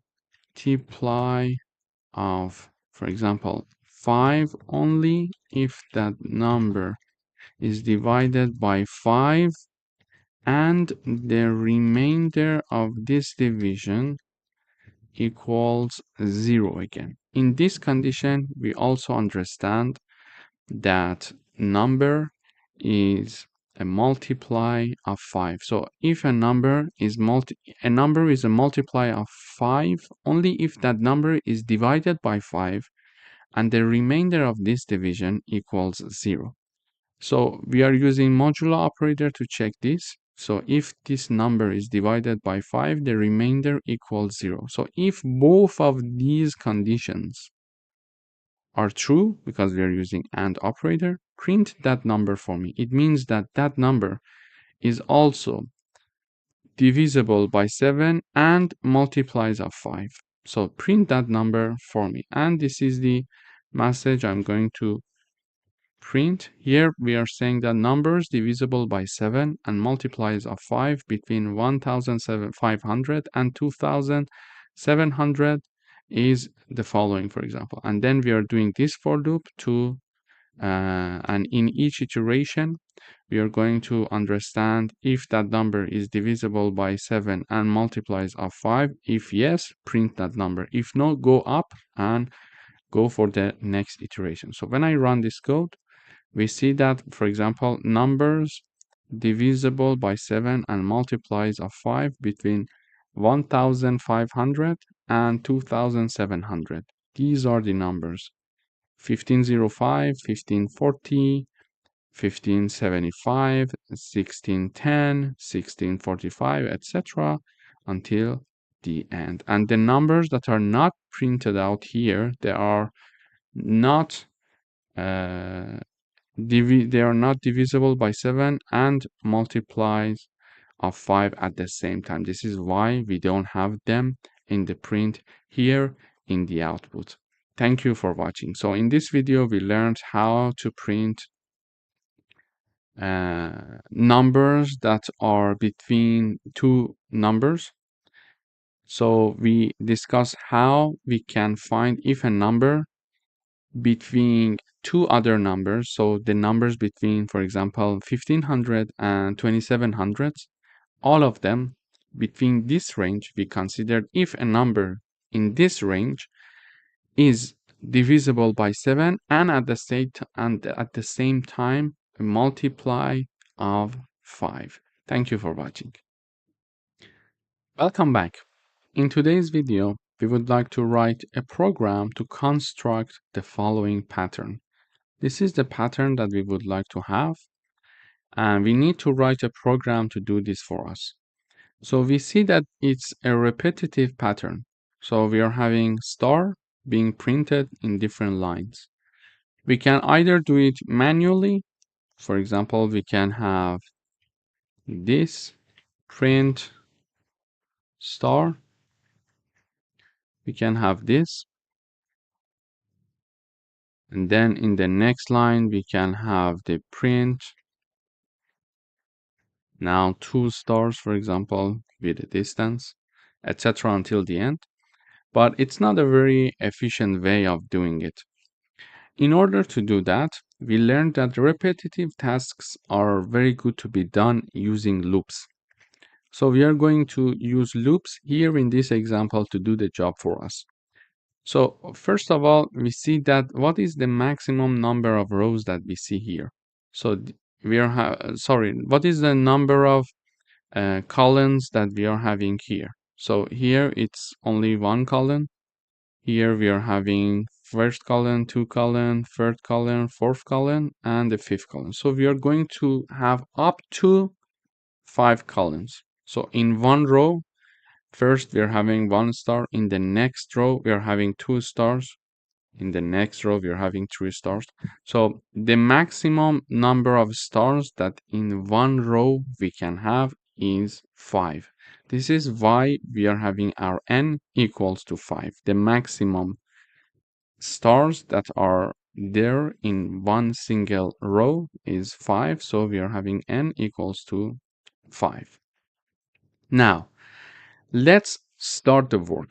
We said that for repetitive tasks, it's better to use loops. Here we are going to have a for loop with our iterating variable I for each I that is in the range of 1 and n plus 1, because we learned that when we are having the range, the starting point is inclusive, but the ending point is not inclusive, okay?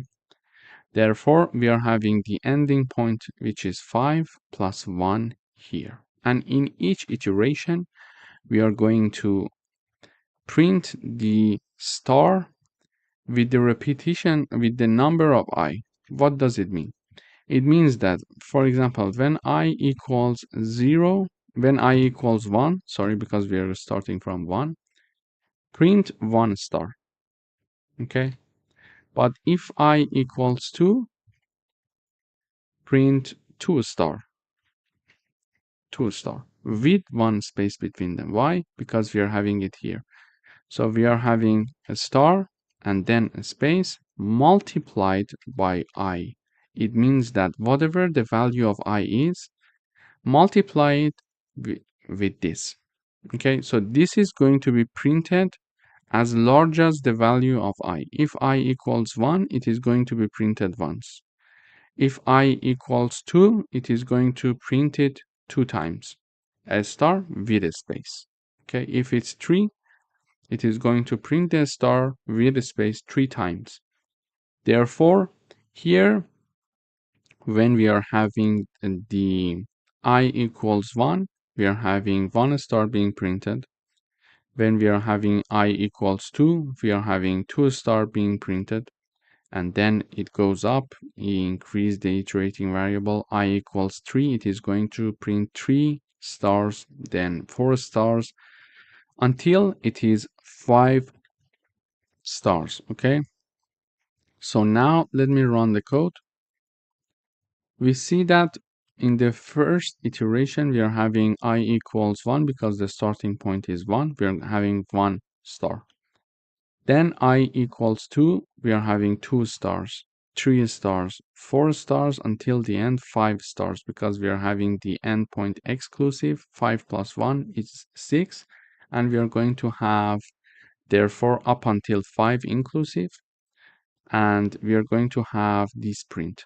So this print is the first half of the pattern. Okay, so this part is now created. Now what we need to do is to have a for loop, another for loop to print us the stars, the remaining stars, and in each iteration, now instead of increasing the number of stars, reducing the number of stars. Okay, so in order to do that, we are having the second half iteration, an iteration for the second half of the pattern. So we are having a for loop for each I in the range n minus 1 and 0. So it is going to start from 4. Let me have a comment here. Range. So it is going to start from 4, and it is going to continue up until I equals 0, but because it's inclusive, it is going to go one number before that, which is 1. And in this iteration, the point is this. We are going to reduce the iterator variables. So by default, I, when it is equal to 1, in the next iteration, it is going to be 2. In the next iteration, it is going to be 3, etc. But when we indicate that this number, the third argument, we are going to start from 4, I equals 4. In the next iteration, I will be equal to 3 because we are reducing one value from it at each iteration.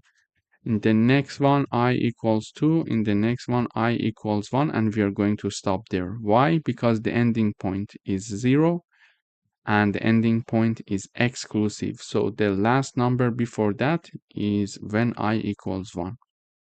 Okay, so we are having a for loop for each I in this range, starting from 4, ending at 0 exclusive, and in each iteration we are going to reduce the value of I by 1 unit.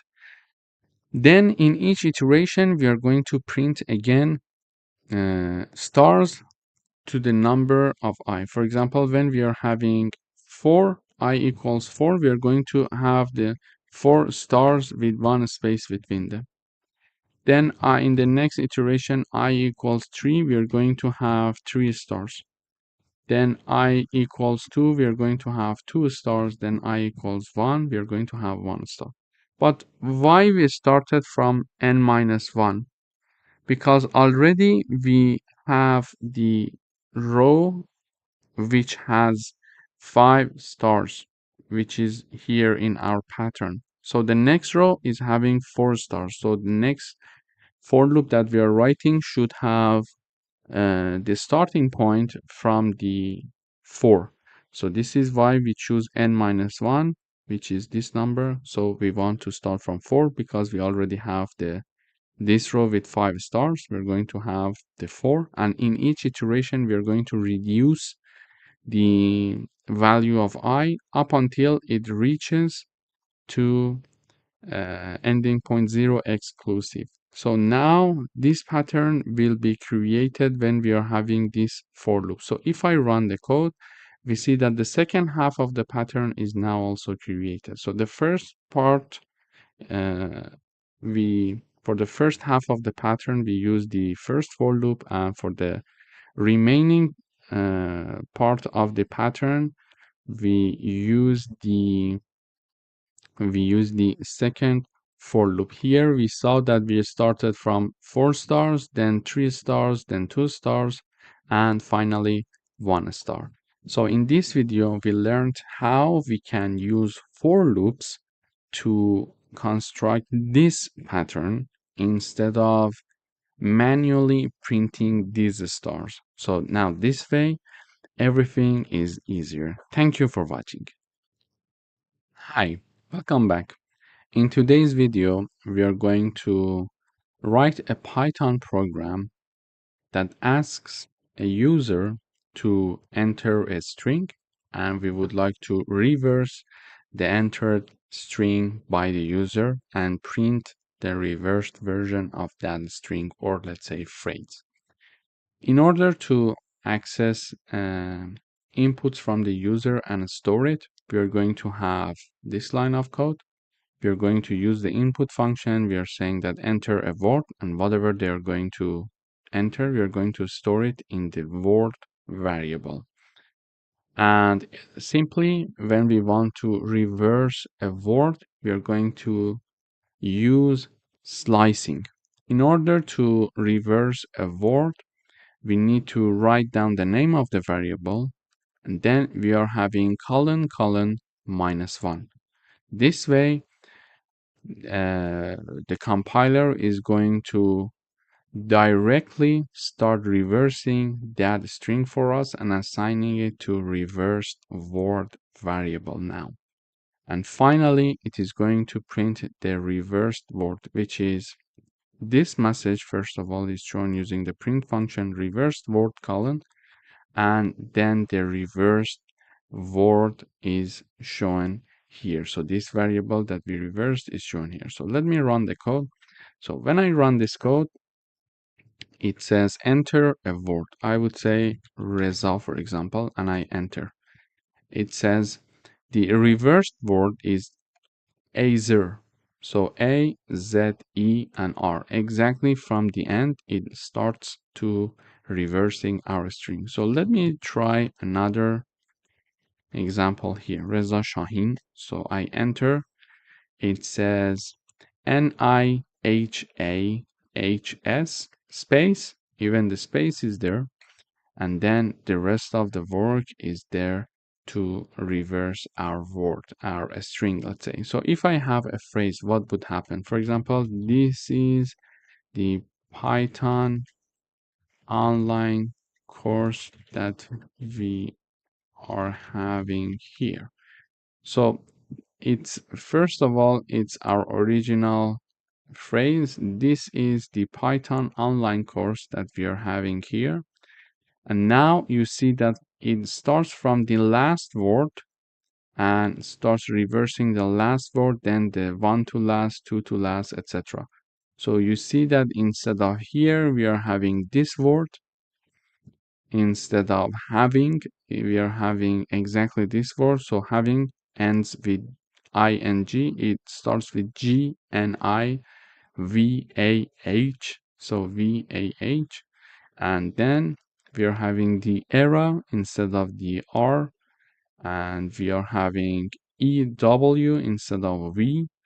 And all of the words are reversed here. So in this video, we learned how we can get one string or a phrase from the user and then start reversing it simply using this methodology. So we write down the name of our string that is holding the string inside of it. So the word variable is having the input string from the user.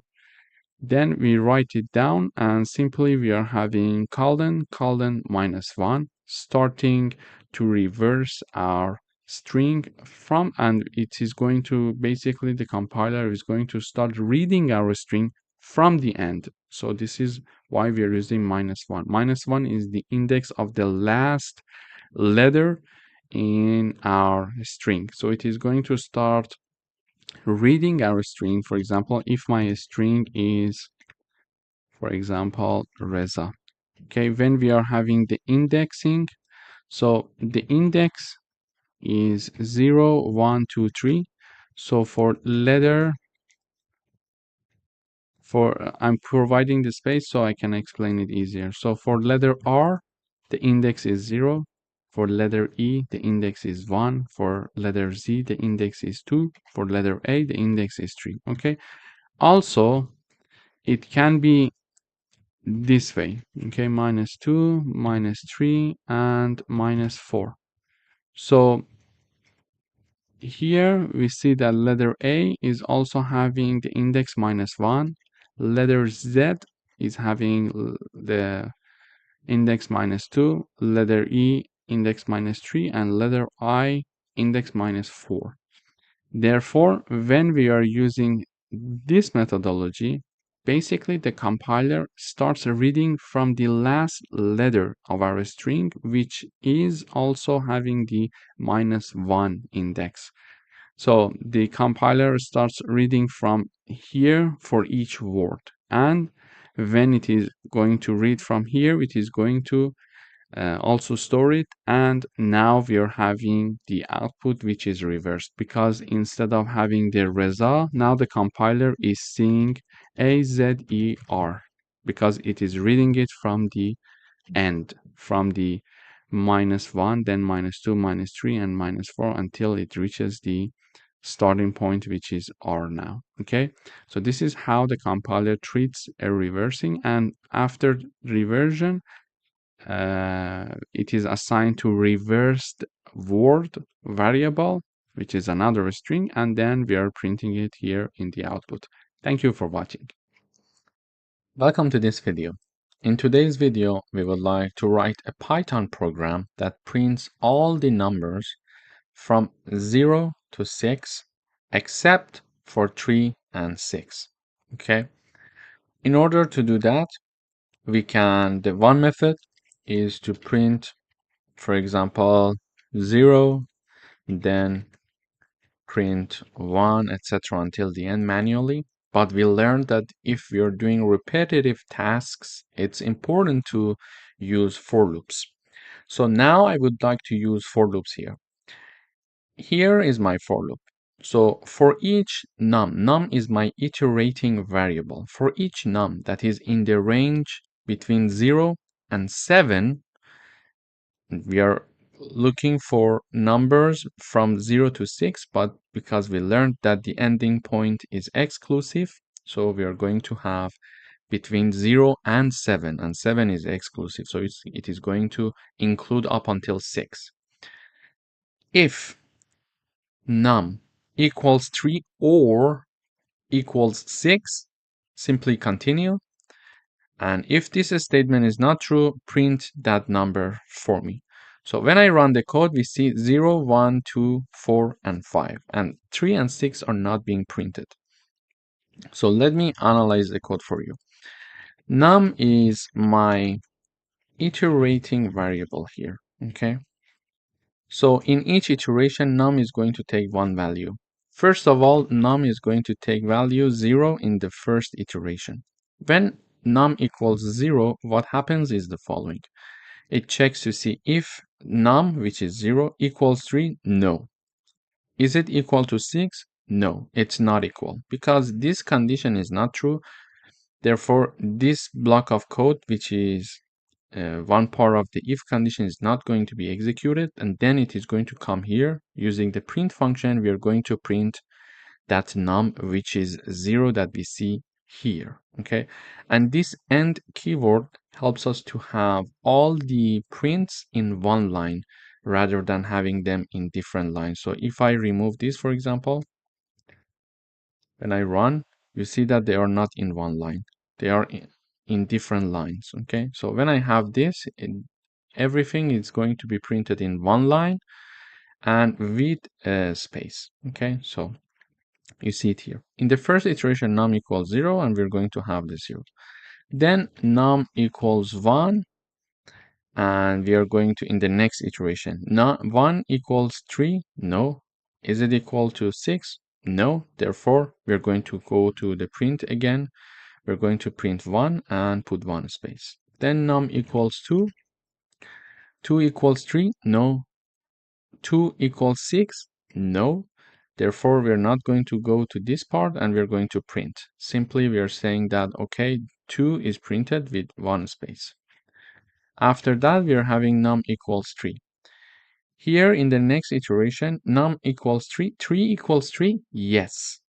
And because we are using the OR operator, we are not even going to check this part, because when we are having OR operator, either of the conditions must be true. So we don't care if it's the first one or it's the second one. If one of them is true, we are going to have the result to be true, okay?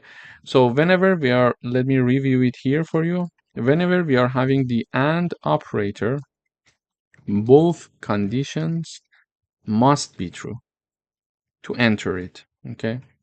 When we are having the OR operator, however, one of the conditions must be true to have the true output.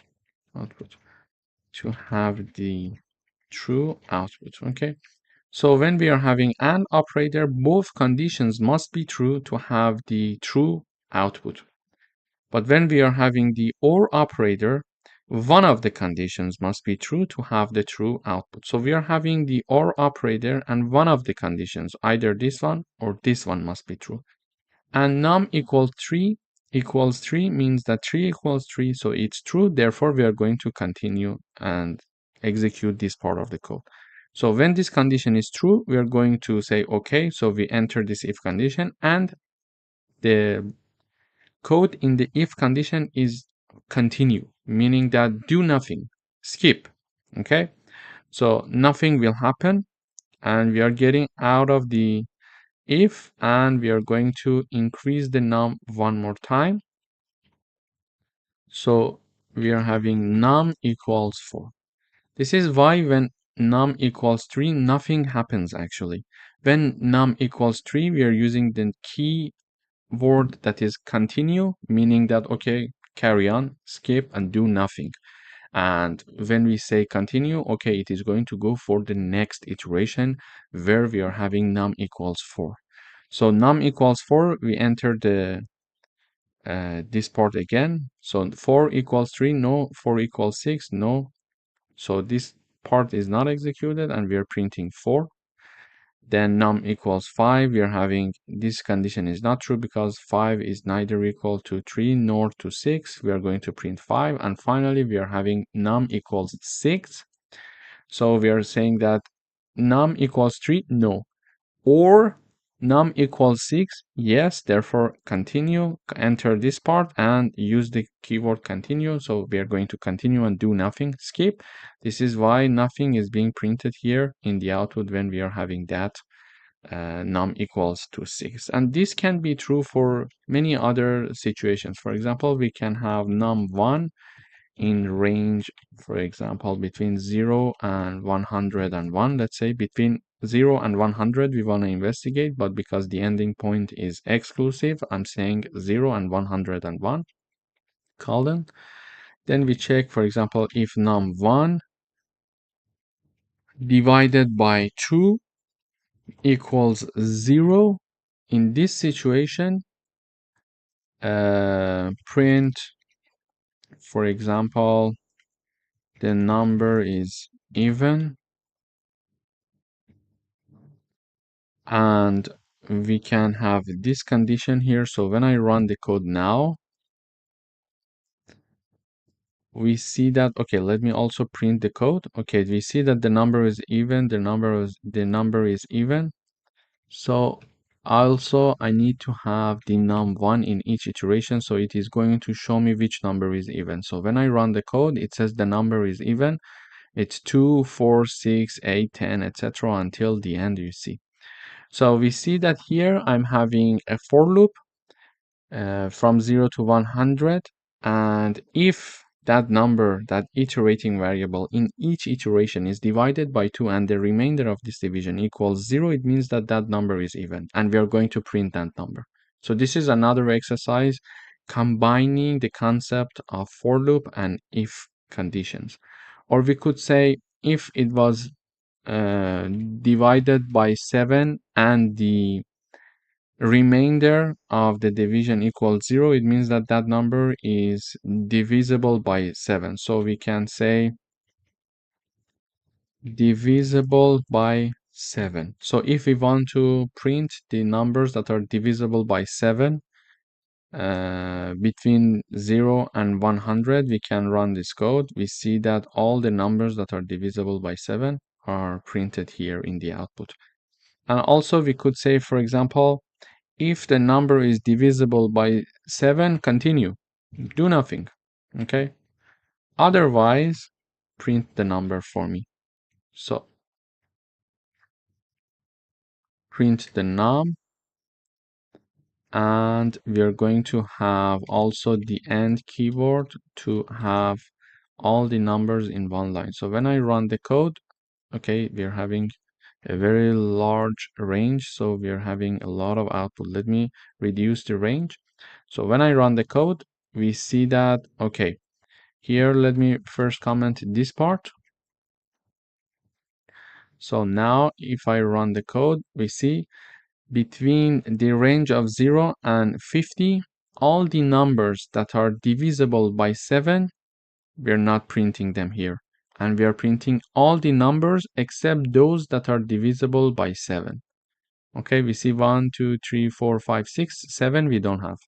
Then we have 8, 9, 10, 11, 12, 13, and 14 we don't have. 21, for example, we don't have. 28 we don't have, etc. until the end. So this is how we can combine the concept of for loops and if conditions in order to check certain conditions and continue and skip and do nothing in certain conditions and do something else in other conditions. Thank you for watching. Welcome back.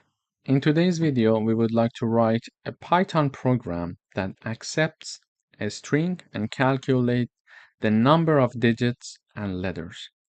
For example, when I run the code, it says enter a string. I write down Reza Shahin, and it says the number of letters, it's 10, and the number of digits it's 0. Okay, so we would like to write a program to calculate number of letters and digits. Okay, in order to do that, first of all, we're going to start with this message. We're using the input function to show this message to the user, enter a string, and then we are going to ask the user to enter a string, and whatever the user is going to enter, we are assigning it to text variable. We are having two counters here, letter count and digit count. So we are going to initialize them to be 0 because whenever we see a letter, we are going to increase it. So this way we are counting the letters and digits. Now we need to have a for loop. So in order to have a for loop, we are having our iterating variable, which is called char. So for each char in the text, this is the variable that we stored the string that we got from the user. If that character is a letter, increase the value of letter count by 1. And if that letter is a digit, if that character, let's say, is a digit, increase the digit count. And we are going to use the is alpha and is digit function to do that. Basically this function is going to help us to see if one character is a letter or it's a digit. So in order to understand if a char is a letter, we can use the is alpha function, meaning that, for example, if the name of my character is char, like this, char dot is alpha is going to tell us the answer is true or false. If it's true, it means that this character is a letter. If the output is false, it means that this character is something else. It's not a letter, let's say. So here, in order to check if one character is a digit or not, we are also going to use the is digit function. Okay, so here we are going to check to see if that specific character is a digit or not. If character is digit, this line of code is going to return true for us. If that character is not a digit, it is going to return false for us. So here we are iterating through each character of my string here, text, and checking each character one by one. So I say that character, in the first iteration. For example, let me run the code one more time. I say my string is Reza. It says we are having 4 characters. Let me say Reza 1. Okay, it says 4 characters, 1 digit. So now let's see how it works. In the first iteration, my character equals R because my string is Reza 1. Okay, in the first iteration, the char equals R. And then we check to see if R is a letter. What is the answer? Yeah, it's true. So because this statement is true, we're going to enter the if condition and we are going to increase the value of letter count by 1. So letter underscore count plus equal 1, meaning that we are going to increase it. Then in the second iteration, char equals E. And we are going to check if this character, which is E, is a letter. Yes, yes. Therefore, we are going to increase this value again. We are going to have letter count. Another time it is increased. So here, letter count was equal to 1. Initially, it was 0 because we initialized it here. Okay. Then after this iteration and doing this, it became 1. Now after the character E in the second iteration, we are increasing the number of letters. Now it is also increasing by another 1 value, so it becomes 2. Now we are having the character. What is the next character? This is Z. Okay, character equals Z. We check to see Z is a letter. Yes, the answer is true. So we are going to increase this value again. We are going to increase this value one more time. Therefore, the number of letter counts now equals 3. In the next iteration, we are going to have char equals to 1. We check to see if char is a letter. Yes, so we are going to increase the letter count one more time. So now it's equal to 4. And finally, the last character is this one, okay? Is this one, 1. So we can have char equals 1. So this time, when the character is 1, we check this part. If the character is a letter, the answer is no. It's false because it's not a letter, it's a digit. This time, my character is getting the value 1.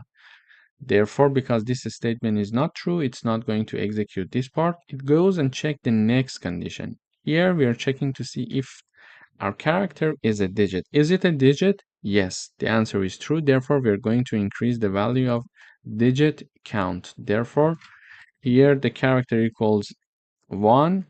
So digit count plus equal 1, meaning that the digit count equals 1. So now we iterated through all the characters of my string and we calculate the final number of letter count to be 4 and digit to be 1. So after finishing this for loop, we are having the number of letters in the output. We are using the print function. So letter count is being printed, number 4. This is exactly what we expected. This is what we calculated.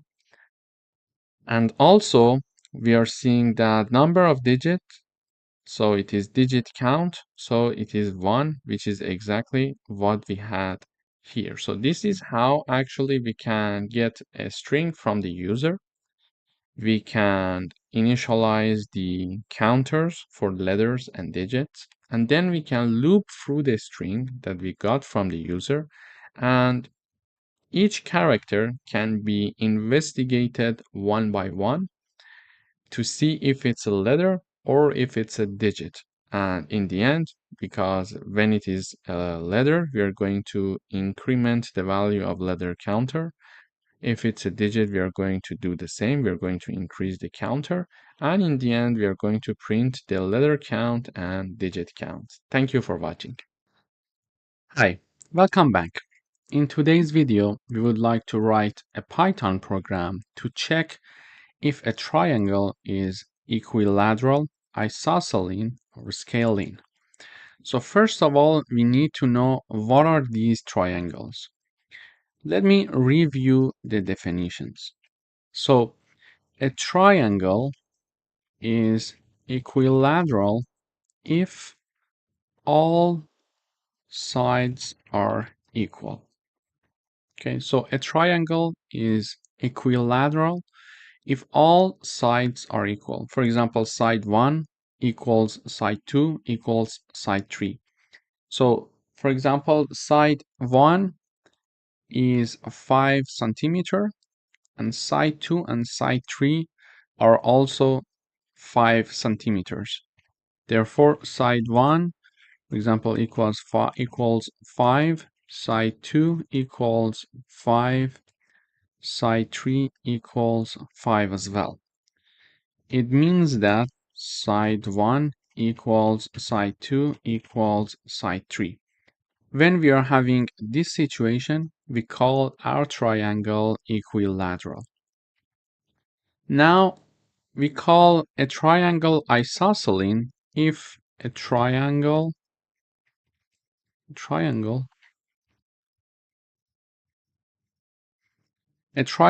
is isosceles if two of the sides are equal. Okay, it means that, for example, side 1 equals 5, side 2 equals 5, and side 3 equals, for example, 10, for example. So these two sides are equal. This is why that we can call this triangle isosceles. Okay, so two sides are equal. This could be side 1 and side 2. This could be side 1 and side 3. This could be side 2 and side 3. So if any of the two sides of a triangle are equal, we are going to call that triangle isosceles. Okay.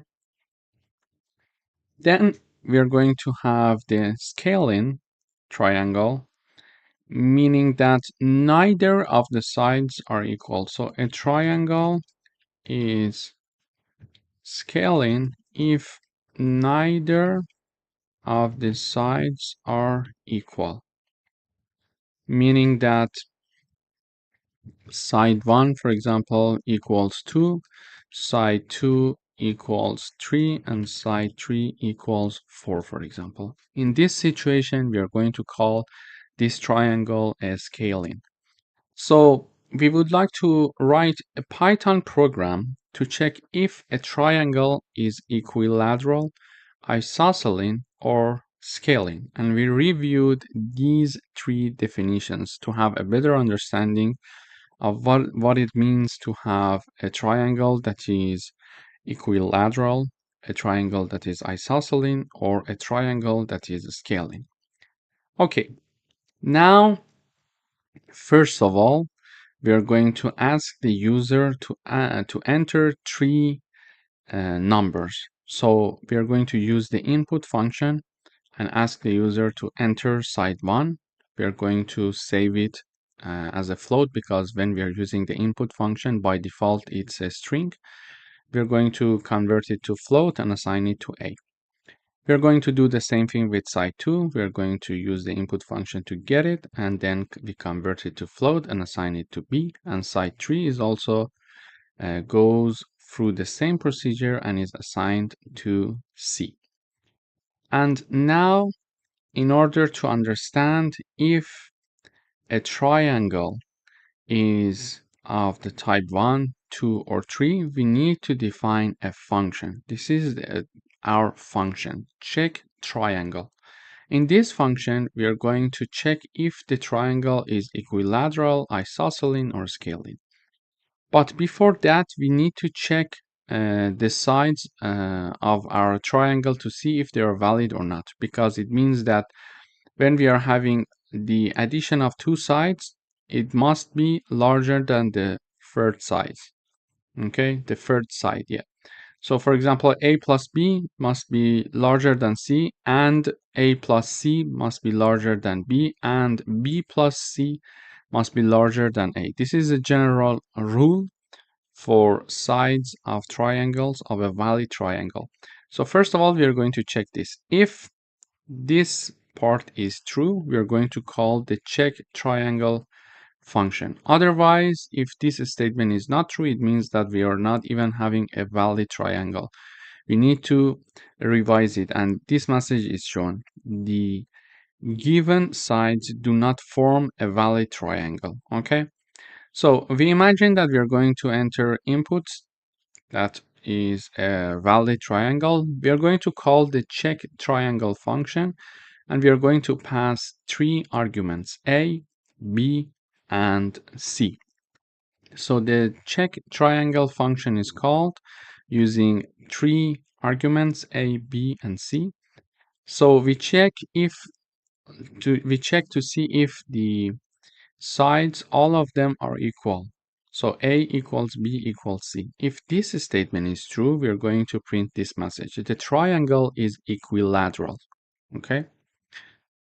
But if this statement is not true, so this part is not going to be executed, and we go for the next condition. Elif A equals B, or B equals C, or A equals C. So here we check to see if any of the two sides of the triangle are equal.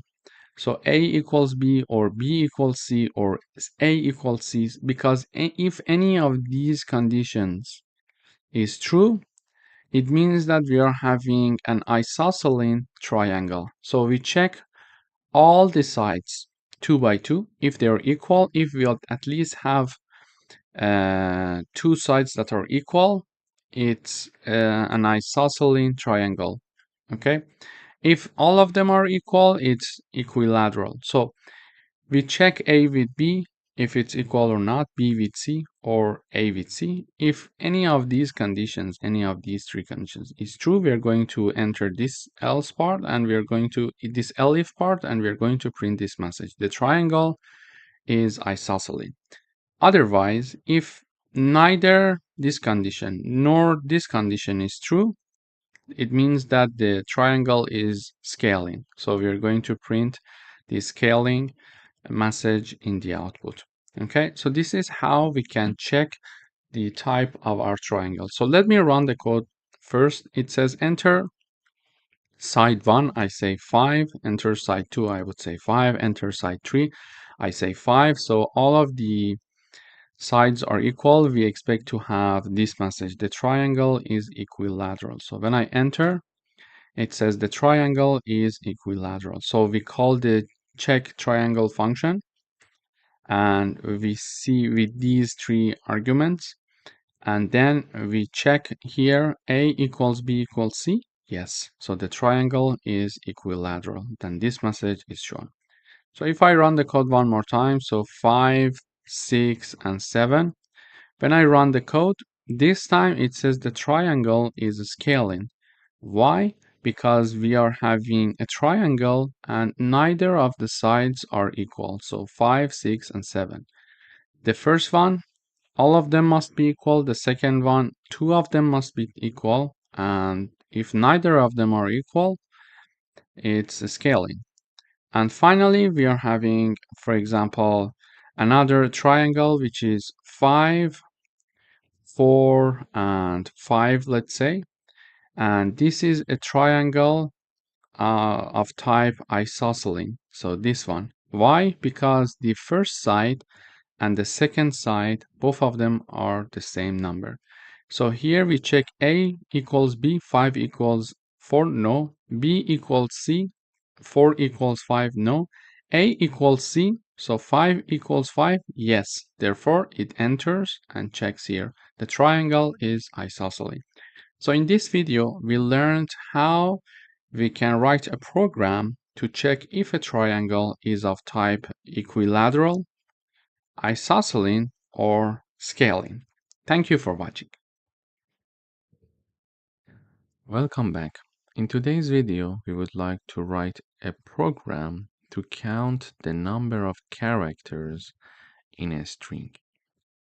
In order to do that, I would like to define a function that is going to do the counting of each character. So in each character, frequency is counted inside this function, char frequency. What I'm going to do here is the following. For example, when I run the code, it says enter a string. So I write down Reza, for example. When I enter, we see that it says R, the frequency is 1, E, the frequency is 1, Z, the frequency is 1, and A, the frequency is 1. So our program counts the number of frequency of each character. When I run the code one more time, I type down Reza R, for example. This time it says we are having two R, one E, one Z, and one A. So here, first of all, I ask the user to enter a string. We use input function to get the string from the user. We assign it to text. Then we are having the call of the function of the char frequency. This is the name. And we are passing text variable as an argument of this function. And the output of this function is assigned to variable called frequency, okay, which is a dictionary. But let's see what's happening inside this char frequency function. When we call this function, the compiler comes here. It checks the name of the dictionary, the name of the function, and okay, so this is the function that was called. When this function is called, this part of the code is going to be executed. So first of all, we are creating a dictionary to store character count. And as a reminder, when we are having a dictionary, we're going to have key values. Okay, so a dictionary is having key value pair. It means that, for example, for the key one, we are having value 1. Then we are having, for example, key 2 and key 2. Then we are having value 2, for example, etc. Okay, so just imagine that we are having a dictionary with 2 keys and 2 corresponding values. So it's a key value pair, a dictionary. We are having the key 1, its corresponding value, key 2, its corresponding value. Here exactly, if you see that R is my key and its corresponding value is 2. So in a dictionary, we can easily count the number of frequency for each character. Now I created an empty dictionary here. Then we are looping over the S. So for each character that is in S. And what is S? S is exactly what we passed as argument to call the function. And what did we use to call the function as an argument? This is the text, which is what the user entered. So the entered string by the user is stored in text. We pass text as an argument for the char frequency call of function. Here we just name it s, and we are now looping over the string that the user enters. So we are looping over the string that the user entered. Okay. Now that we are looping over each character of a string that the user entered, just imagine the string is Reza R. Okay. Now, for example, in first iteration, character equals R. So we are looping over R. Then in the next iteration, character equals E, character equals Z, equals A, and equals R. So in each iteration, we move forward character by character. Now we are saying that for each character in the string, if character is inside the frequency dictionary. What does it mean? It means that, for example, we are checking to see now that in the first iteration, char equals R. Okay, we want to see if R is in frequency dictionary. Okay, in order to check that, we need to check the keys of my dictionary. And first of all, in the beginning, initially, this dictionary is empty. So when in the first iteration, when we are having the character R and we are checking to see if R is inside the frequency, the answer is false because initially it's an empty dictionary. So there is nothing inside that. Okay. Now that this statement is not true, we are not going to execute this part of the code and we go to the else part. When we go to the else part, now we are having the value of that character in the frequency dictionary equal to 1. Okay, so we are creating one element for the frequency dictionary here. So what's happening here is the following. So now frequency dictionary is having one key and its corresponding value. Okay, let me repeat it one more time. So what's happening here is the following. So first of all, we started by looping over the string that the user entered. So we are having the character by character, we are looping over the string. For example, if the string is Reza R, first we start by R. We check if R is in the frequency dictionary. The answer is no, because initially it's an empty dictionary. So this part of the code is not executed. We go to the else part. Here we are creating a key for this dictionary, which is R, and we assign its value to be 1. Okay? And after this has been implemented, we go up, we move to the next character, and next character is now E. So now the next character is E here. Okay? So now we check if E is in the frequency dictionary. Now our frequency dictionary has one key and its corresponding value, which is R and 1. So E, is it inside the frequency? No, because we only have R, so this part is not executed.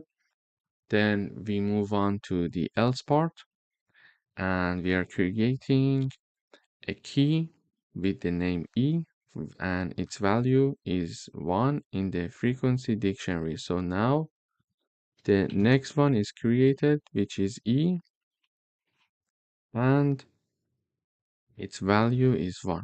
Okay, so we go for the next character now. Next character is Z. So Z, is it inside the frequency? No, because here we only have R and E. So we go to the else part, and we are creating another key which is called Z, and its value is 1 in the frequency dictionary. We do the same with A. So A is not existing already there. We are creating one uh, and assign it to the A key.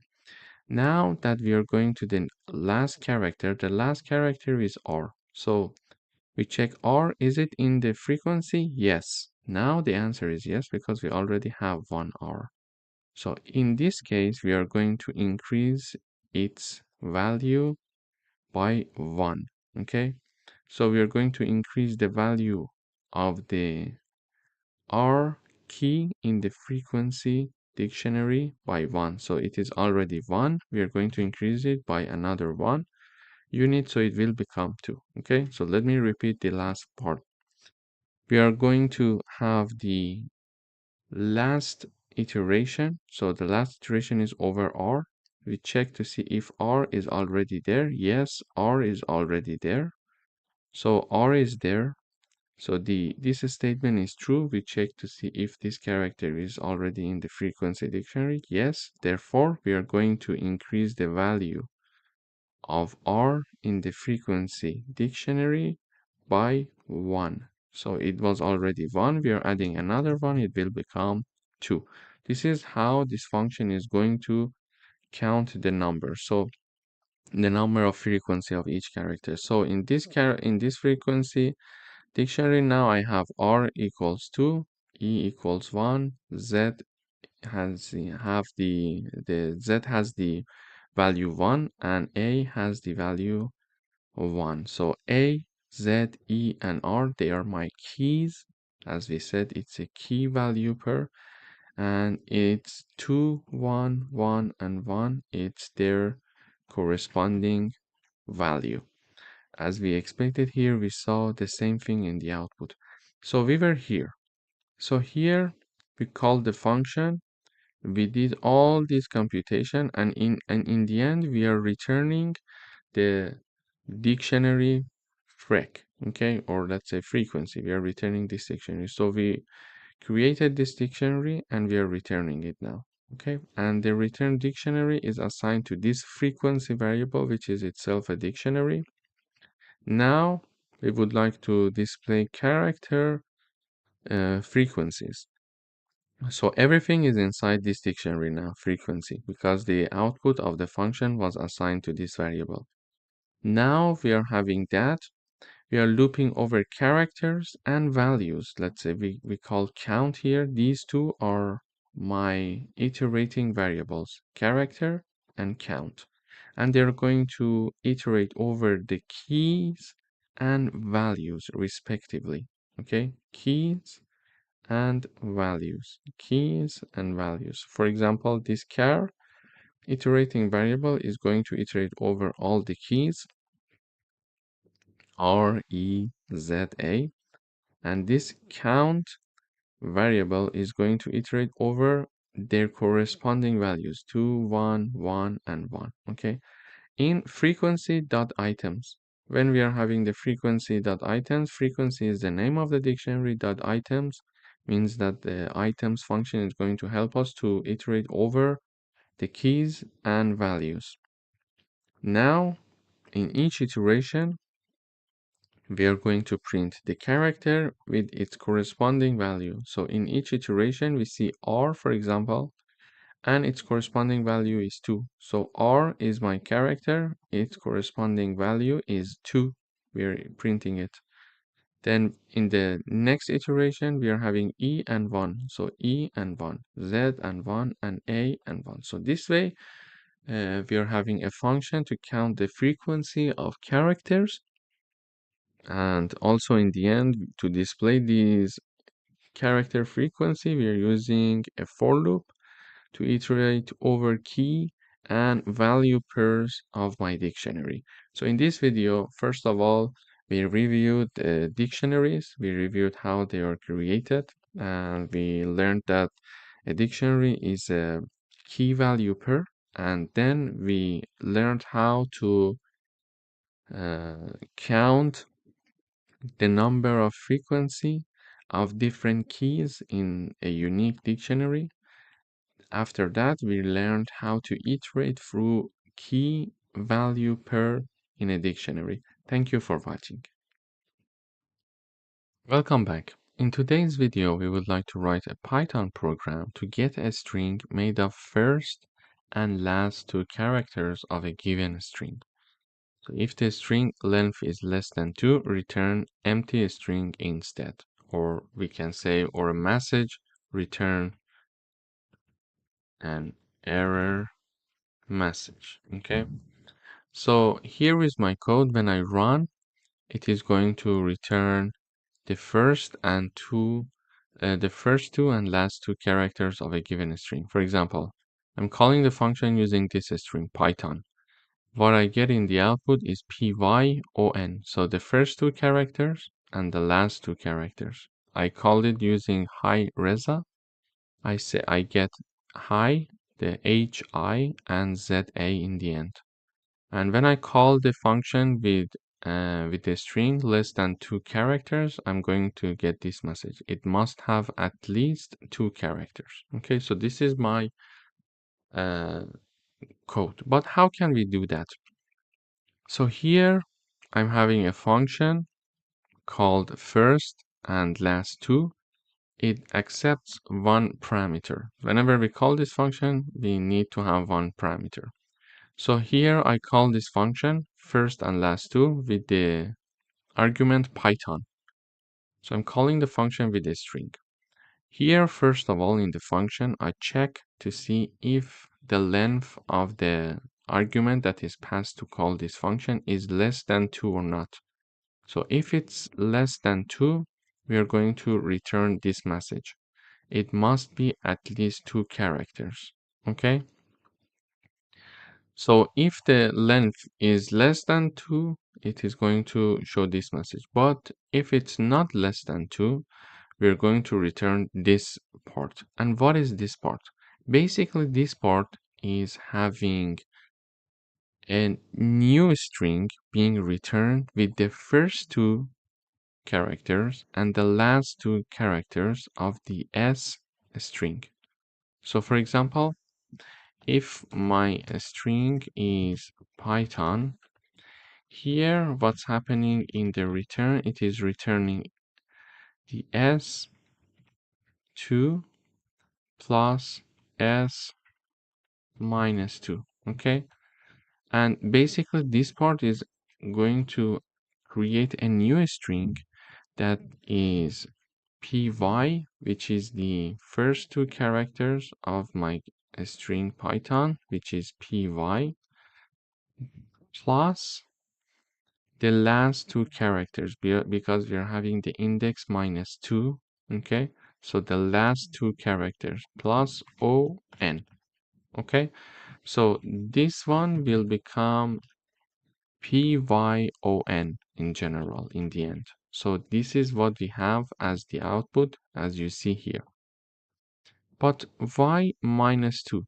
So if I have a string here, let me give you another example. If I have a string called Python, the indexing works like this: 1, 2, 3, 0, 1, 2, 3, 4, 5. So this is the indexing.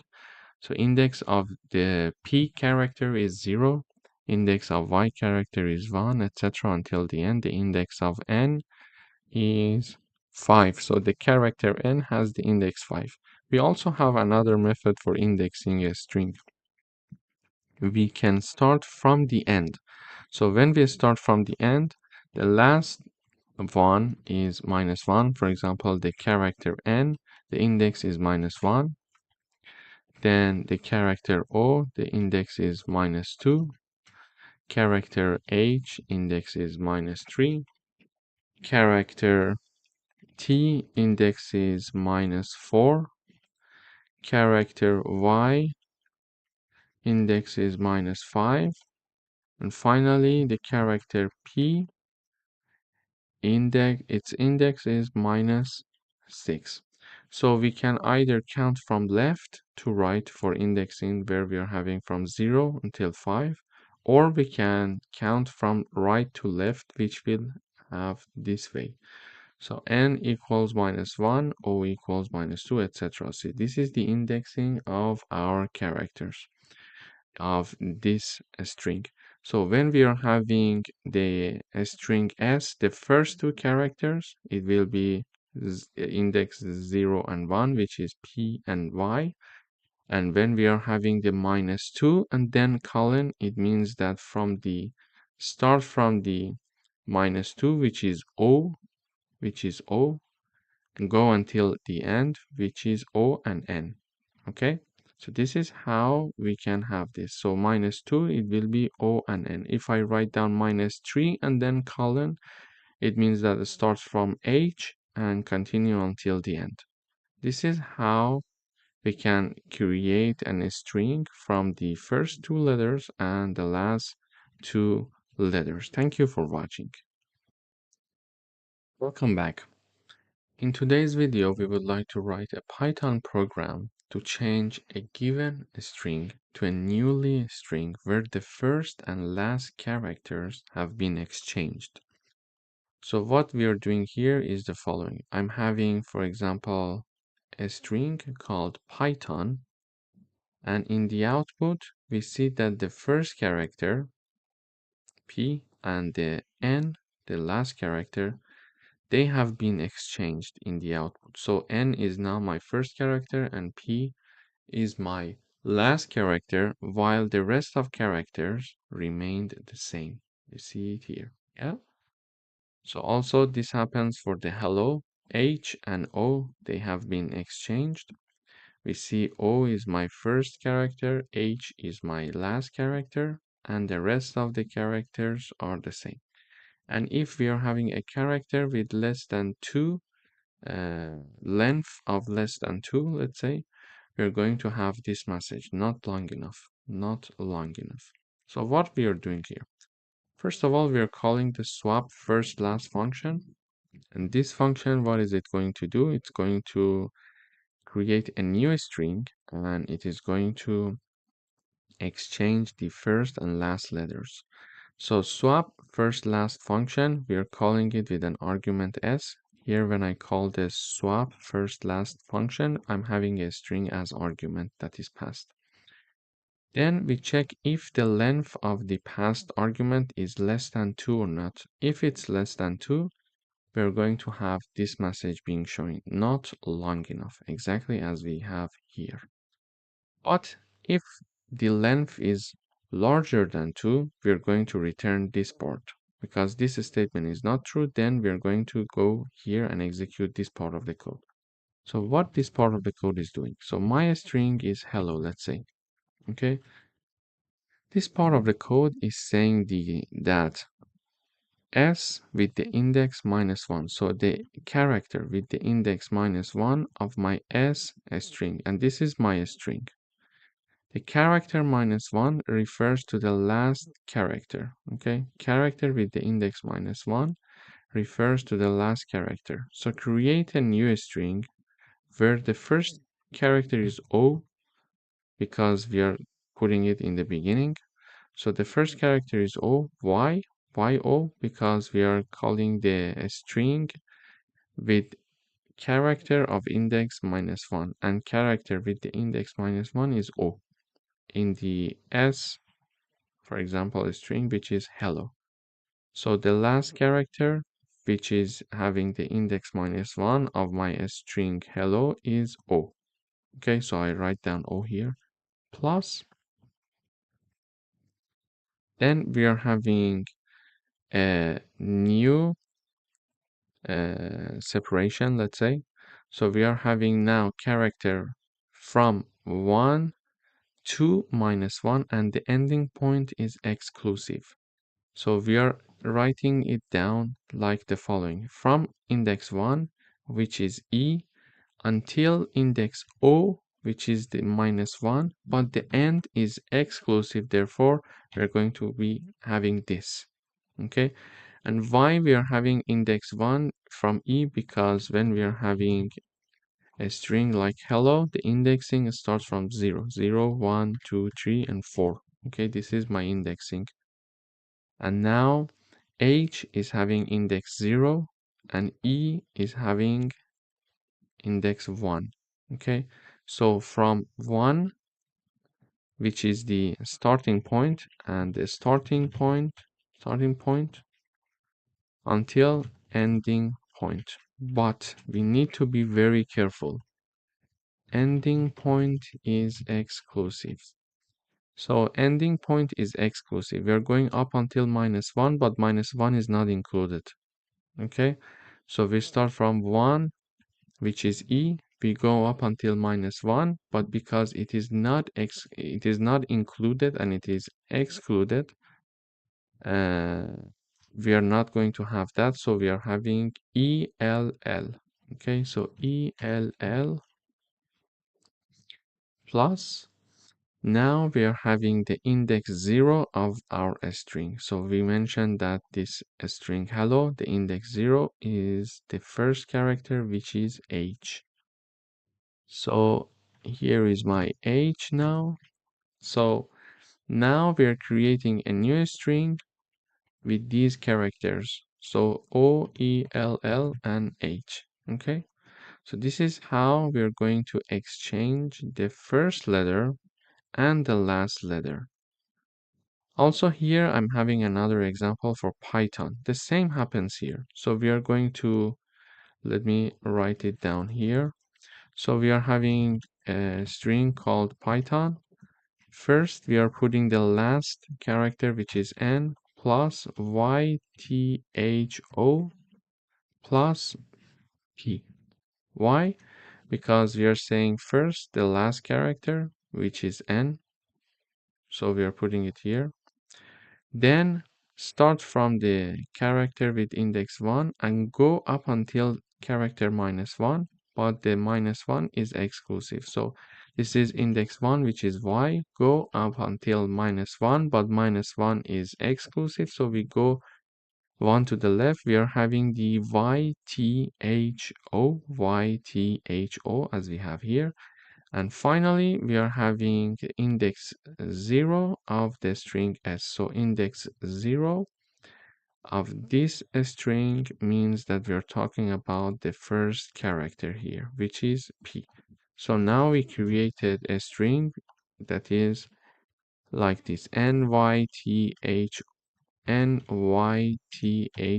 and p, exactly as we see here in the output.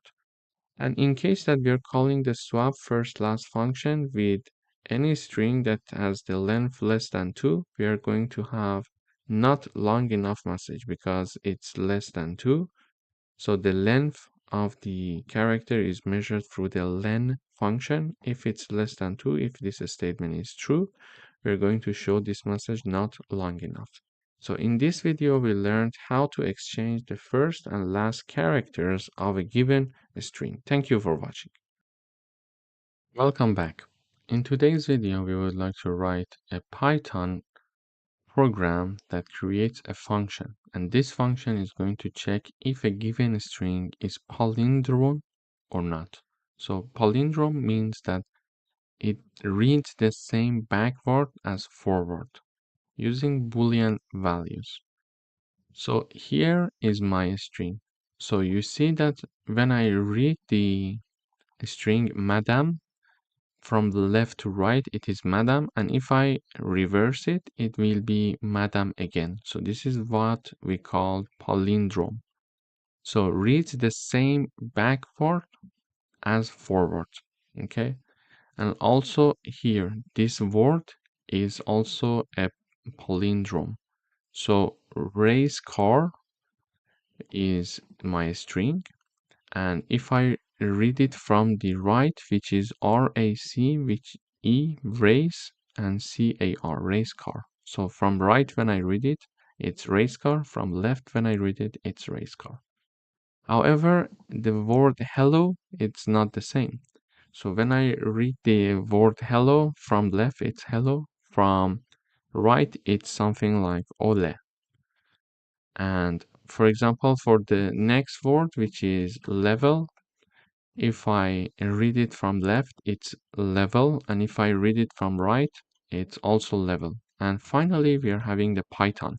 So if I read it from left, it's Python, but if I read it from right, it's not Python. I'm not sure even how we can pronounce it. Nofip, something like this. So this is how we can understand if a string is palindrome or not. In order to understand this using Python, we write down a function that is called isPalindrome. And in this function, whenever we call this function, we are passing one argument. So we call this palindrome function with one argument called s. So whenever I call this function, I'm having one string. So the string is madam here. So isPalindrome race car. So whenever I call this function, I'm having one argument being passed. So in this function, first of all, we use the def keyword to declare our function. This is the name of the function, and this is the arguments of the function. And in this function, we only have one argument. So in this function, what we are checking here is the following. We check to see if the string s equals to s when it is being reversed. So it checks to see if s string equals to its reversed version, and its reversed version is colon colon minus one. Okay, s colon colon minus one. This is the reversed version. Whenever I want to reverse a string, I'm going to do this.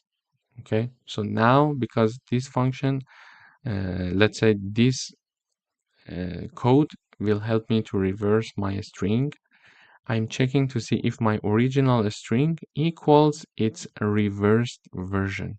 Okay, so here we check to see if it equals its reverse version. And when I call this isPalindrome function with the madam string, or let's say argument or parameter, the output is true. Why? Because the original string, which is madam, is equal to its reversed version.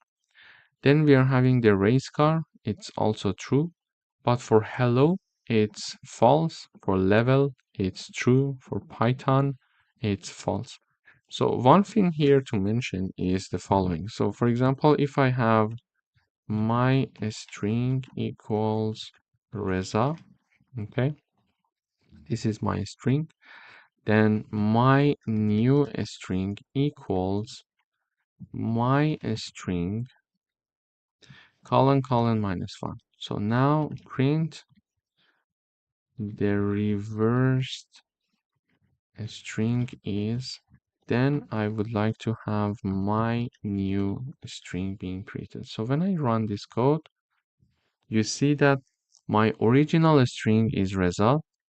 I want to reverse it. So now that I want to reverse it, I create a new string called my new string, and my string, which is Reza, is reversed using colon -1. And now I'm printing my new string, and you see that it is reversed. Other.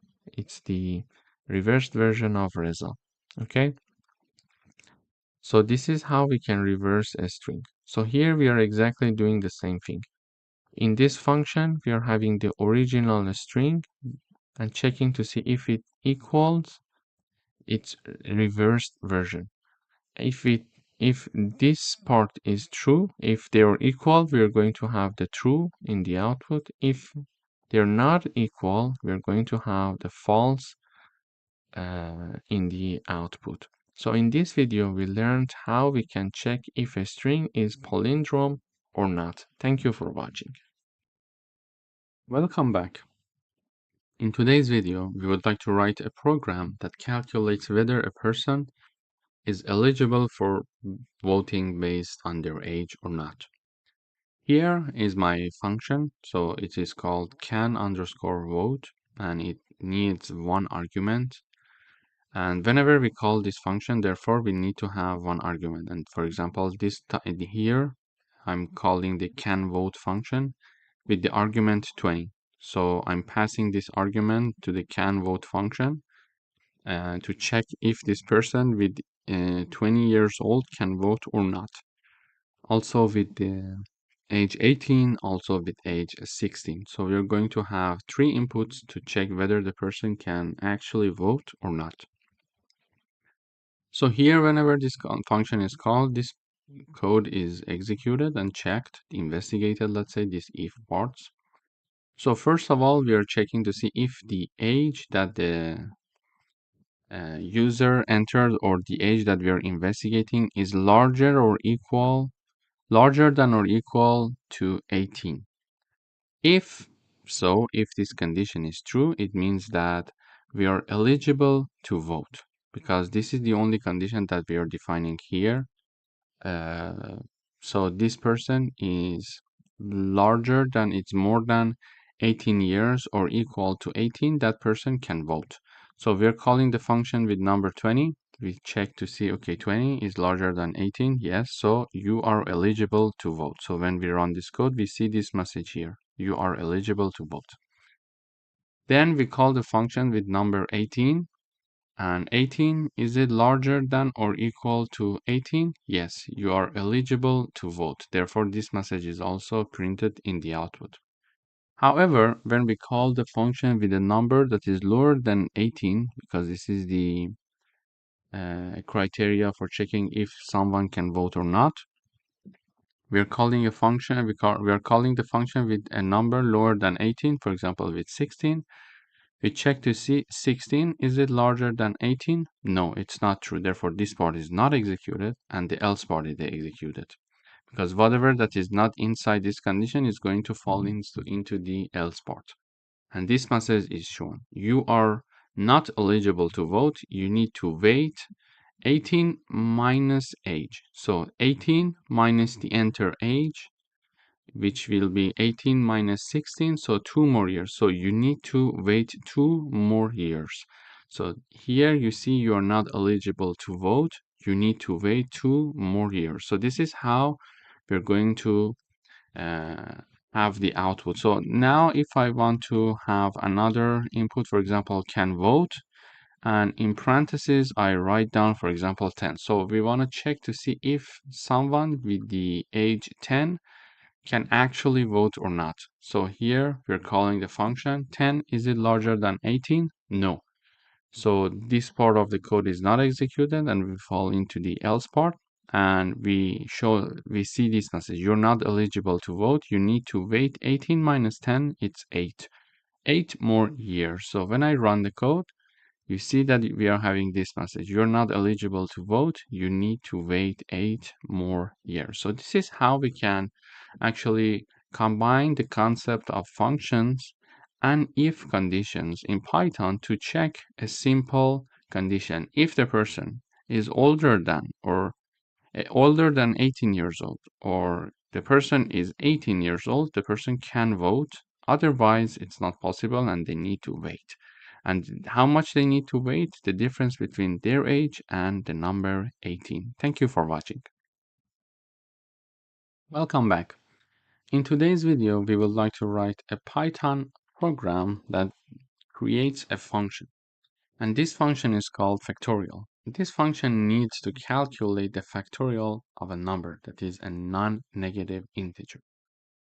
So whenever I call this function, I need to have an argument being passed. So here I'm calling the factorial function and I'm having one number, for example, number 5. It means that I would like to calculate the factorial of 5. So here, when this function is called, n equals 5 in this part, and 5 is it lower than 0?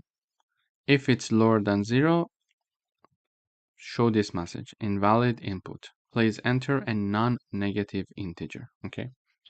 However, if it's not lower than 0, do the following. Assign a new variable, initialize a new variable called result, and it is equal to 1. And define an iterating variable, which is I. So for each I that is in range 1 and n plus 1, and we know that the ending point is exclusive, so we are having the range, starting point, ending point. And the ending point is exclusive. This is why we are having n plus 1, okay? So actually it is going to go start from 1 and goes up to n.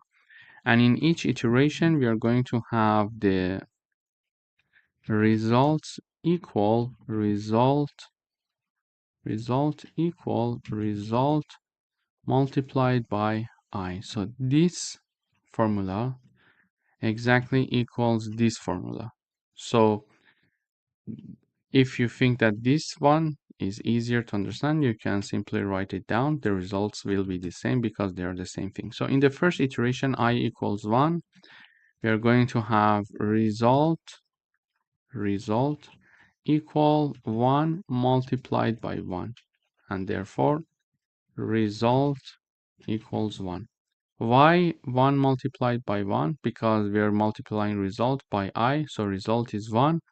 And in the first iteration, I is also 1, so result is 1. Then we are having I equals 2. So result will be 1 multiplied by 2. Result will be 2. Why? So we are having result multiplied by I. So result is 1 because from previous iteration it's 1. And I equals 2. So it will be 2 here. Then we are having I equals 3. For example, we are having result equals 2 multiplied by 3. 2 multiplied by 3. So now result will be 6. But how? Because we are having result multiplied by I, so result is 2. From the previous iteration we have it. And also I equals 3. So we are having number 3 here. 2 multiplied by 3, it's 6. Then we are having I equals to 4. Result equal 6 multiplied by 4. So result is 24. And finally, in the last iteration, we are having I equals 5. So result 24 multiplied by 5. And the result will be 120. So result will be 120. So in the last iteration, we are having result multiplied by I. So result from previous iteration is 24 and I is 5. So we are having 24 multiplied by 5. It means that we are going to have the result equals 120. And because now I equals 5, we wanted to continue up until n plus 1, and n plus 1 is exclusive. So n was 5. Oops, sorry. So n was 5. We were supposed to go from 1 to 5 plus 1, which is 6. So 6 is exclusive. So we are going to go up until 5. So I is going to start from 1 and it is going to continue up until 5 because we wanted to calculate the factorial of number 5. Okay, so after finishing this loop, we are going to return the result, which is 120. So we're going to return it and therefore print this because we called this function with the argument 5. So it is going to return the result. So we're going to have the print 120 in the output. And next time I call this function with number -3. So when I call this function with number -3, it comes here. We check first of all to see if -3 is lower than 0. The answer is yes. So we are having this message being shown in the output. Invalid input. Please enter a non-negative integer. So this is why we see this message in the output. So basically in this code, we learned that we can have the calculation of different numbers factorial. For example, we can have factorial of, for example, 3. And when I run this code, we see that the factorial of 3 is 6. The factorial of, for example, 10. Let's calculate this one. So this one is this number, okay? We can have the calculation of factorial of 6. It's 720. So this is how we can have the factorial of any positive number using this factorial function. Thank you for watching. Welcome back. In today's video, we would like to write a Python function that takes two Boolean values as input and return the logical and or of those values. So here is my example. I have my two Boolean variables a and b. One of them is true, the other one is false. And we want to define a function that checks the relation between these two, the and or. Okay, so here is my logical operations function. So this is a function called logical operations. It requires two arguments, a and b. So whenever I call this function, I need to have two arguments, a and b. So here I try to call this function logical operations, a and b. Then we are assigning the result of this function to and value and or value. So we are having two variables on the left hand side, meaning that this function is going to return two values for us. Here you see this is the function output. So the first output, the second output. So the first output is going to be assigned to the and value. The second output is going to be assigned to or value. So this is how this function works. We're calling the function with two variables. On the right hand side, we are having the call of function. On the left hand side, we are having two variables. It means that this function is going to return two values for us, and or. Okay, so it is returning also two values. After doing the calculation by this function, these two values are assigned to add and or values. Finally, we are showing the and value and or value. So what does this function do? Logical operations. Two variables, let's say two arguments are required for this function. So a and b. First of all, we are checking the relation between a and b. So a and b, the relation is either true or false. It is assigned to and result. A or b, the output can be true or false, and it is assigned to or results. But the question is when it is going to be true, when it is going to be false. So when we are having a equals true, b equals false, when we are having the AND operator, both conditions must be true to have an output of true. Okay, so when we discuss AND operator, if both of them are true, the result is true. So let me write it this way. True and true, it's true. True and false, it's false. False and true, it's false. And we are having false and false, it's false. So when we are discussing the AND operator, both of the conditions must be true so that we can have the output to be true.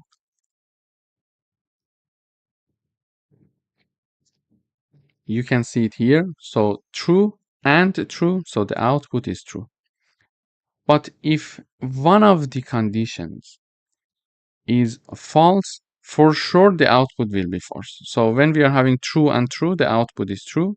But when we are having true and false, the output is false. When we are having false and true, the output is false. When we are having false and false, the output is false.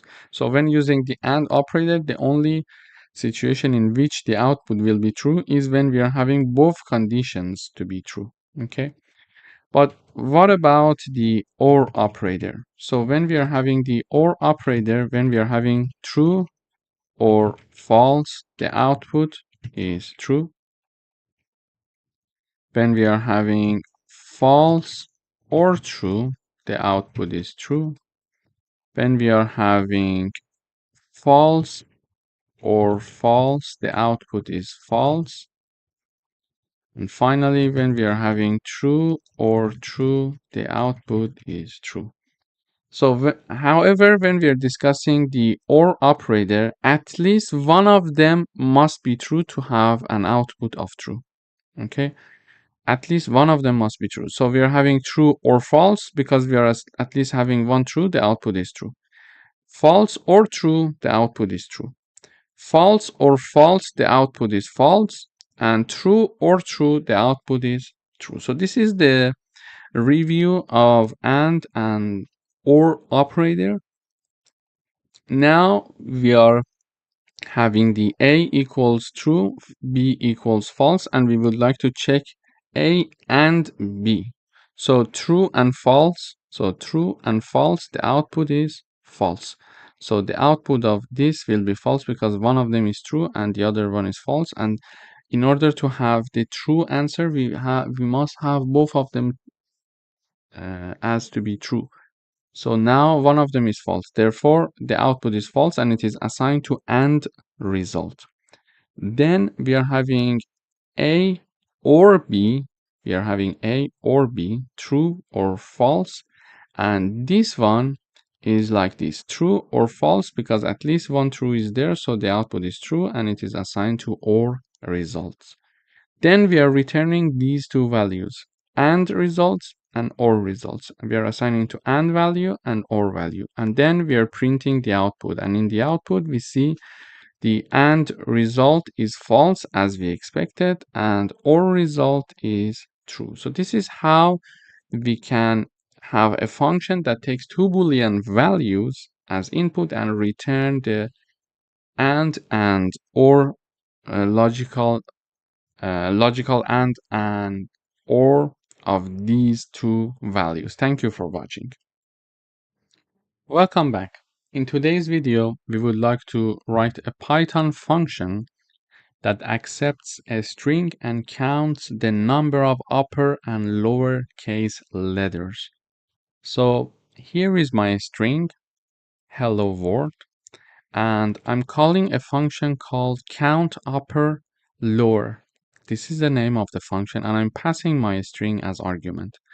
And this is the right hand side. On the left hand side, I'm having two variables. This again shows that we are having a function that is going to return two values. Okay, so when looking at this function, this is my function, this is what's happening inside the function. As we see in the return part, we are having two variables as the return part. So the first one, upper count, is assigned to upper, and the lower count is assigned to lower. And finally, we are printing the upper and lower letters. So in the output, we see for the hello world string, we have two uppercase letters, which is H and W. Then we are having the lowercase letters, which is 8. But how can we do that? So this place is where we call the count upper lower function, and we pass the string as argument. So when this function is called, we are having two variables being initialized. So upper count and lower count, both of them are initialized to be 0. Then we are having a for loop in order to count the uppercase and lowercase letters. We can do it manually, but it's hard, so this is why we use for loops. In order to do that, we are having a for loop iterating over s, which is the argument, which is here the text, and text is holding our string. Okay, so we are iterating over this string character by character. In the first iteration, we are having H. In the second iteration, we are having E. In the third iteration, we are having L, etc. until the end. So in the first iteration, let's say, let me write it here. First iteration, character equals H, okay? And we are checking to see if that H is uppercase letter. Using the isUpper function, we can understand that. If this statement is true, add 1 value to the upper counter, which was initialized to be 0. So H is an upper letter, so add 1 value to the upper count. Therefore, the upper count now is 1. Upper count is now 1. Okay, so we continue with the rest of the letters. Now that we want to continue with the rest of the letters, in the second iteration, we are having the char equals to E. Okay, so now char equals to E. Here we check if E is uppercase letter. Is it true? No, it's not, because it's not uppercase letter. It's lowercase. Therefore, this part is not executed. We go here, so we check if E is lowercase letter. Yes, the answer is true. So we are adding the 1 value to the lower count variable. So lower count is now equal to 1 as well. Okay, so this is the lower count now. So we go for the third iteration. For the third iteration, we are having the char equals to L. Yes? Okay, so char equals to L. We check L, is it uppercase? No. So this part is not executed. L, is it lowercase? Yes. So now that it's lowercase, we are going to add another 1 value to lower count. So it was initially 1. Now we're going to, initially it was 0, then it was 1, and now we added another 1. Now it's 2. And this way, we are going to continue the iteration over the remaining characters of this string. Therefore, we are going to keep track of the uppercase letters and lowercase letters. And finally, that we finish the for loop here, we are having the updated upper count variable and lower count. So basically the upper count should be 2 because we are having only H and W, and the lowercase letter should be 8. So in the end, it will be 8. And finally, we are returning these upper count and lower count variables, which are assigned to upper and lower variables respectively. Finally, we are showing them in the output here. Thank you for watching. Welcome back. In today's video, we would like to write a Python function to check whether a number falls within a given range or not. So here is my number, num equals 10. We are here calling the isInRange function here, and we are passing three arguments. First of all, we're passing our number, which is 10, then starting point and ending point of our range. So we would like to see if this num is inside this range or not. And again, I call this function one more time, and I would like to check the same num to be if it's inside this range or not. This is how we're going to proceed with the program. So is in range function is called with three arguments, number, starting point, and ending point. And finally, in this function, we're going to do a work that is very straightforward. We're going to check if this number, which is the first argument, okay, is larger than or equal to the start, which is the second argument, the starting point, and at the same time it is lower than or equal to the ending point, which is the third argument. Okay, so this is going to return either true or false. If this statement is true, meaning that the number is between these two ranges, so it is going to return true for us.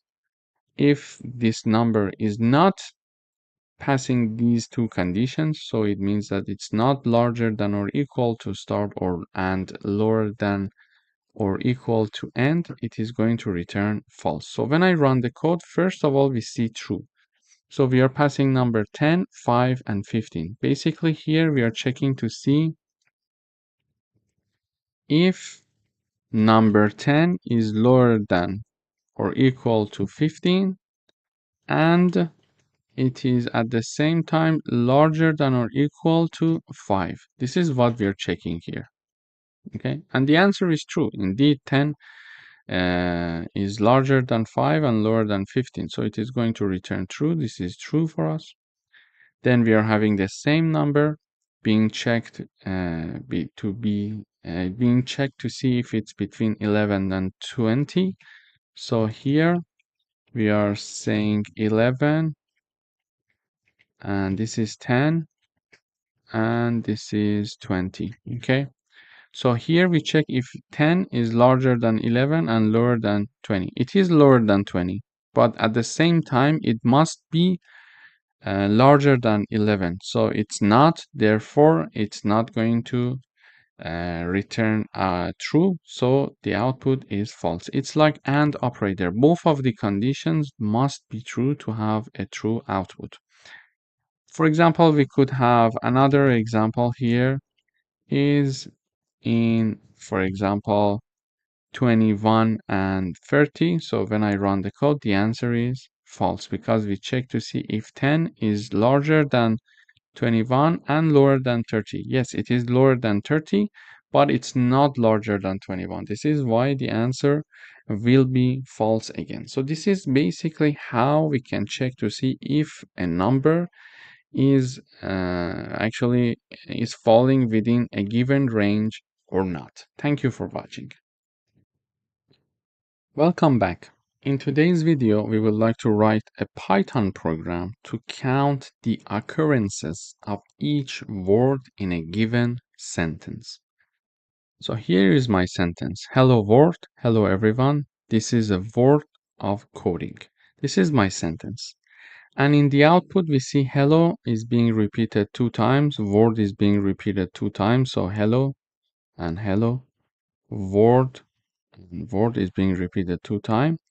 And the rest is being repeated only 1 time. So everyone, this is a of coding. Everything is being repeated once, apart from hello and word. But how can we count that? In order to count that, here I'm creating my string called sentence. I call the count words function and pass sentence as its argument.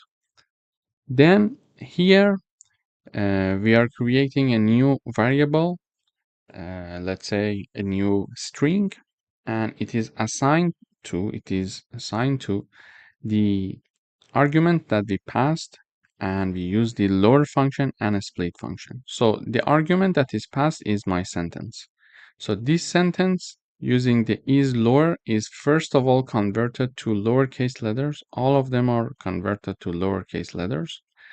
Then we are having the split function to convert this sentence into words. Okay, they are separated now by a space. So we are using the split function to have a list of words instead of having one sentence. This way we can count to see if one word is being repeated or not. Okay, so first of all, we are doing the lowercase. Second of all, we are splitting the sentence into words. So this is, and then it is assigned to words here. Okay, so now in the words, I'm having a list of words, a list of my strings. Okay, and for example, one element is hello, the other one is word. Hello, everyone. This is a word of coding. Each of them is a different and unique element in these words. Now we are creating one dictionary called word count. We learned that the dictionaries are having the key value per. So key value per, this is the dictionary logic. For each key, we are having its corresponding value. For example, if we are having the word count, we are having, for example, first key is hello, and its value is 1, for example. It means that for the key hello, we are having its corresponding value 1.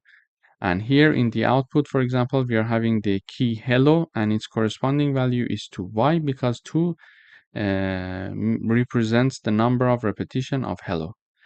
So we need to create a dictionary that is created of key value per. So it is going to help us to understand how many times a word is being repeated.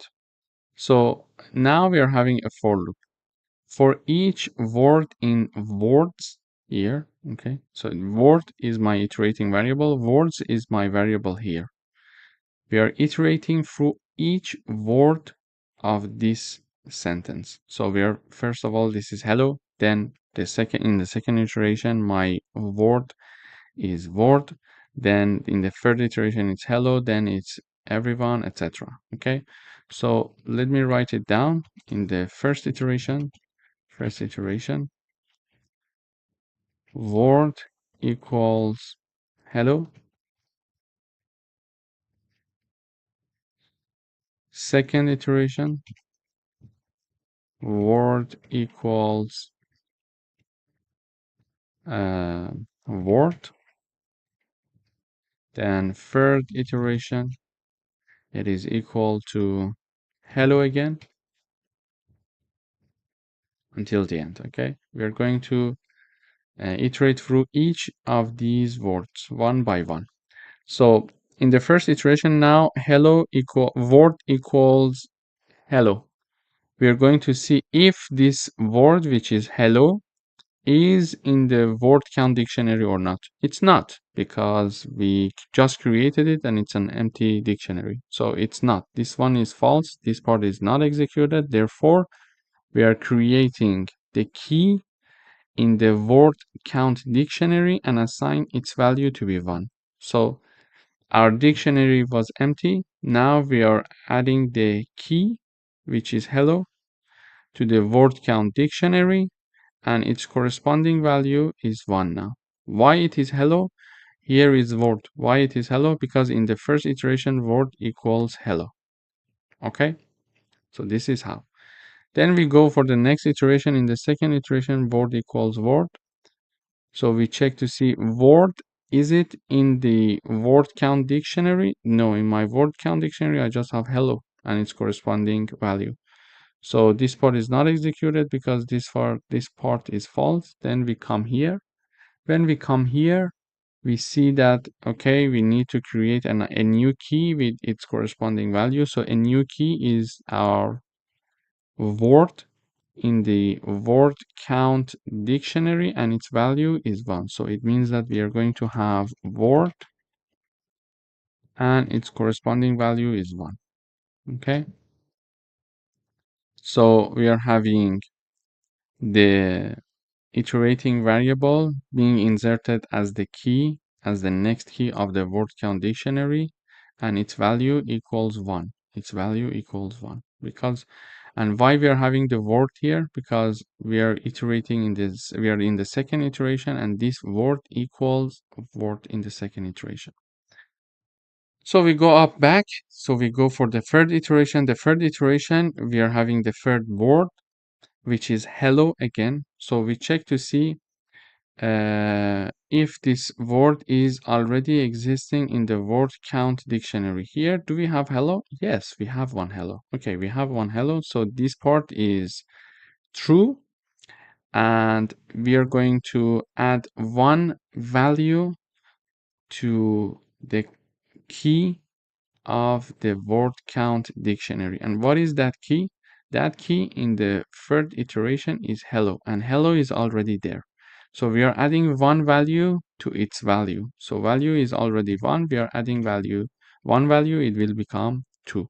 So we are adding one value to the word key, which is in the first iteration hello of the word count dictionary. Okay.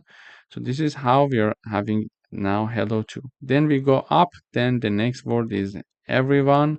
So everyone, its value is 1. This is, for example, then counted, and then until the word. So when we are having the word again, so we already had one word, we are going to increase this word to 2. And then we are going to continue with the rest of them as this logic. So we learned that in this video, first of all, we lowercase all the letters, and the reason is because if we are having one hello with capital H and one hello with lowercase h, it is going to consider both of them to be equal. So now we are going to lowercase everyone. So this one is also hello now. So the compiler will see them as uh, one uh, similar word. But when we are having one h which is large, which is uppercase, the compiler differentiate this one with this one because the compiler is sensitive with the capital or small letters. So this is why we had the lowercase. Then we have the split because we want to split this sentence into words. We assign it to words now. We create a dictionary which is empty. We loop over the words inside the words. For here we check and we remove the punctuation. So whatever that we are having, question mark, comma, the period, etc., all of them are removed, and we are updating the word here. Then we are going to check to see if that specific word in the first iteration hello already exists in the word count dictionary or not. So it's no. We are going to insert it for the first time and assign it the value 1. Then in the next iteration, when we encounter hello, for example, we see that okay, hello was already there, and we are going to simply add one value to its value. Now it's 2, etc. So until the end, we can count the number of occurrences of each word in a given sentence. Thank you for watching. Hello everyone, welcome to this lecture. In this section, we are going to focus on lists in Python. So a list is a collection of items that are ordered and changeable. They are created using square brackets, and items in lists are separated by commas. A list can store items of different types, for example, integers, string, or even other lists. And we can access the list elements using index, starting from 0. Let me illustrate it with an example. In order to declare and initialize a list called fruit here, we are having a square bracket here, and there are 3 elements in this list of mine, and they are separated by a comma. So you see here, there are strings. This is why we are having double quotes. There are 3 elements, and they are separated by commas here, and they are declared in square brackets here, sorry. In order to access elements of a list, we can simply use the print function, type down the name of the list, and then the index. Okay, so because our indexing system starts from 0, we are having 3 elements with these indexes. So apple is the first one, so the index is 0. Banana is the second one, the index is 1, and cherry is the third element in this list, but its index is 2. So 0, 1, 2 are the indices in this list of us, okay, of ours. This is very important to note that all of the lists start from indexing 0. Please keep that in mind. So if I want to print the first element of this list, I'm going to type down the name of the list, and in the square brackets, I'm going to type down the index. So if I want to print apple, I'm typing down index 0. If I want to print banana, I'm typing down index 1. And if I want to print out cherry, I'm typing down the index 2 here. So let me run this code. So when we run this code, we see in the output apple, banana, and cherry. So in this video, we learned about lists and how to create them and how to access the elements of a list. In the next videos, in this section, we are going to dive into deeper concepts of list, and we are going to have some practical coding exercises so we can have a comprehensive view and understanding of lists in Python. Thank you for watching. Hello everyone, welcome back. In this video, we are going to learn how to measure the length of a list.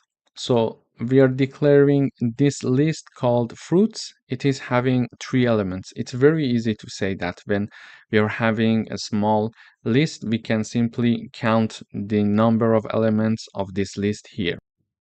However, if we are having a very large list that is containing like 200, 300 elements, it's very hard to uh, check the length of the list manually and start like saying, okay, 1, 2, 3, 4, 5, etc. Therefore, we have a reserved function in Python called len and parentheses that is going to return the number of items in a list.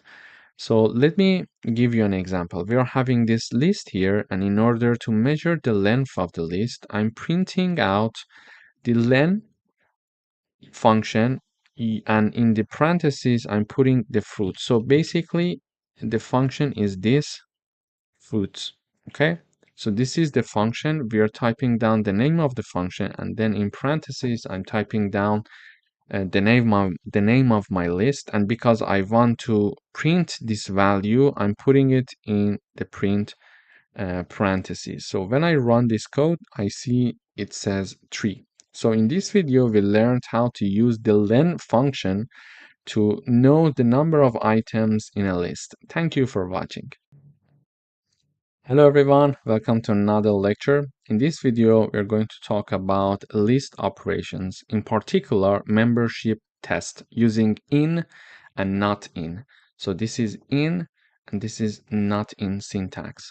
So we use in to check if an item exists in a list, and we use not in to check if an item does not exist in a list. For example, we would like to write a program to check if apple is in the list and if grape is not in the list. To do that, we are having a list called fruits, and there are 3 elements in this list: apple, banana, and cherry. So the membership test is the following. To check if apple is in the list, we are having the print function.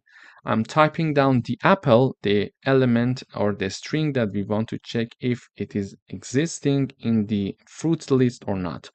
So simply I type down the apple, then I use the in keyword, and then the name of the list, which is fruits. So I'm saying, is apple existing in the fruit list? So the output we expect to see true. Why? Because apple exists indeed in the fruits list. Why? It is the first element.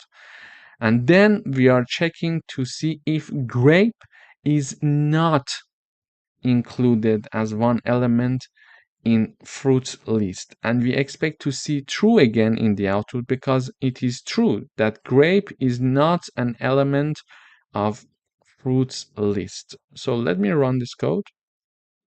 All of them, both of the answers are true because apple is inside the fruits list here and grape is not in the fruits list. So let me have another example here. So for example, we could say uh, banana not in fruits. And the output we expect to see false. Why?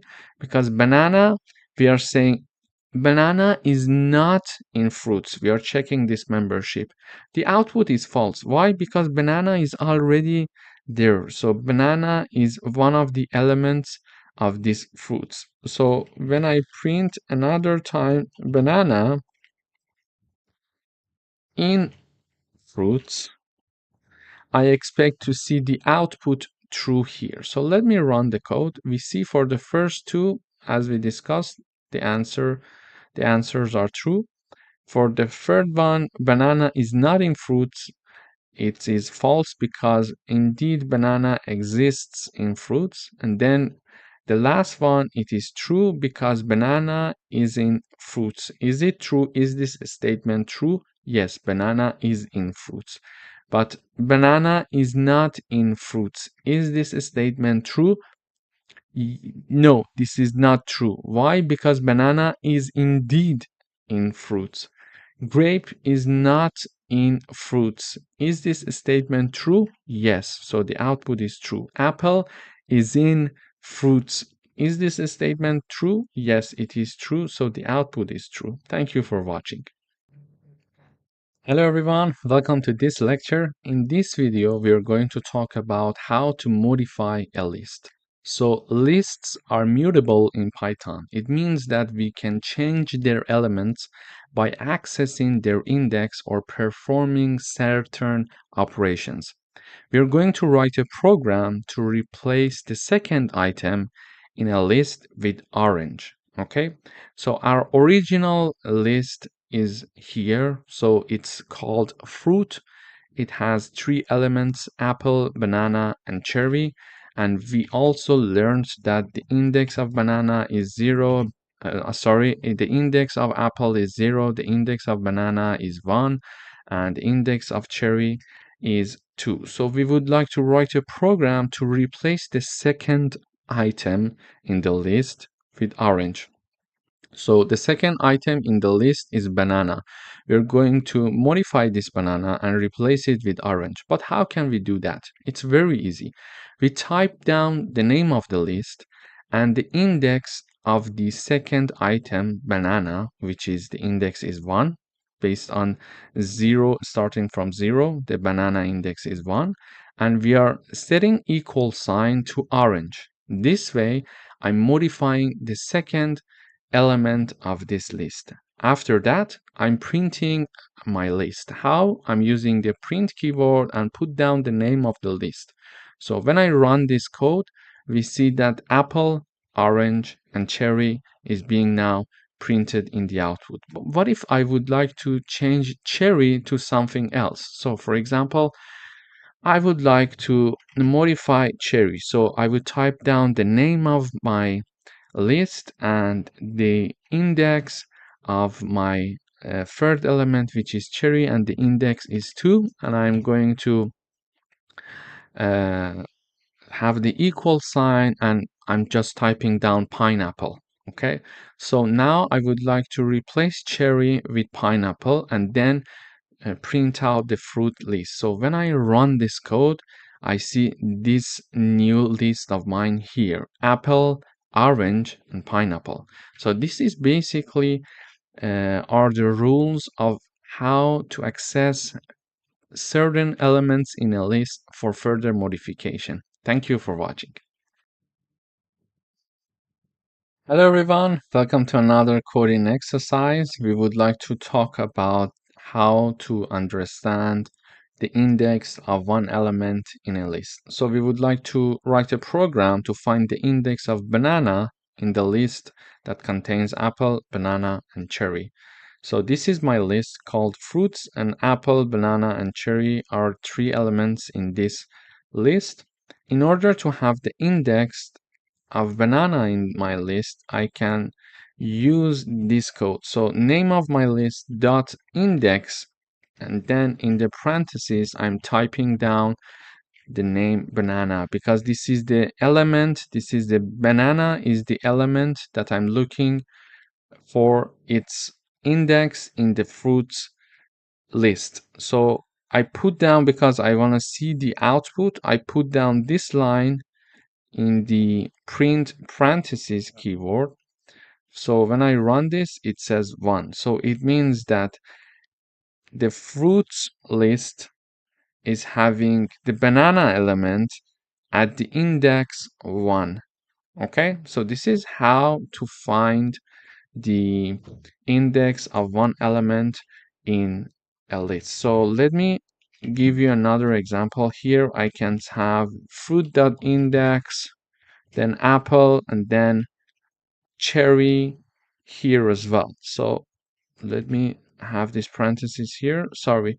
So I want to also know about the index of apple and also to know about the index of cherry. So when I run this code, I see 0 to be the index of apple, which is true, and I see cherry to be the index of 2, and it is true because this one is 0, this one is 1, and this one is indeed 2. It is very useful when we have a big list and we would like to check something specifically to see first if that item exists in our list, and then, okay, if it exists, what is the index of this item in my list? So, and then we would like to do some further, for example, operations on that element. This is how Python is making our life easier. We can use these functions to easily access anything in our list here. Thank you for watching. Hello everyone, welcome to another lecture. In today's video, we're going to talk about the count function. So the count function returns the number of occurrence of a specific item in the list for us. So here we would like to write a program to count the number of times apple appears in this list. Okay, so here I'm initializing and declaring and initializing a list called fruits. Then this list is having 4 elements: apple, banana, apple, and cherry. And for example, if we have a very large list, we would like to know how many times this apple is being repeated in that specific list. To do that, we can use the name of the list dot count function, and in parentheses we're going to type down, for example, apple.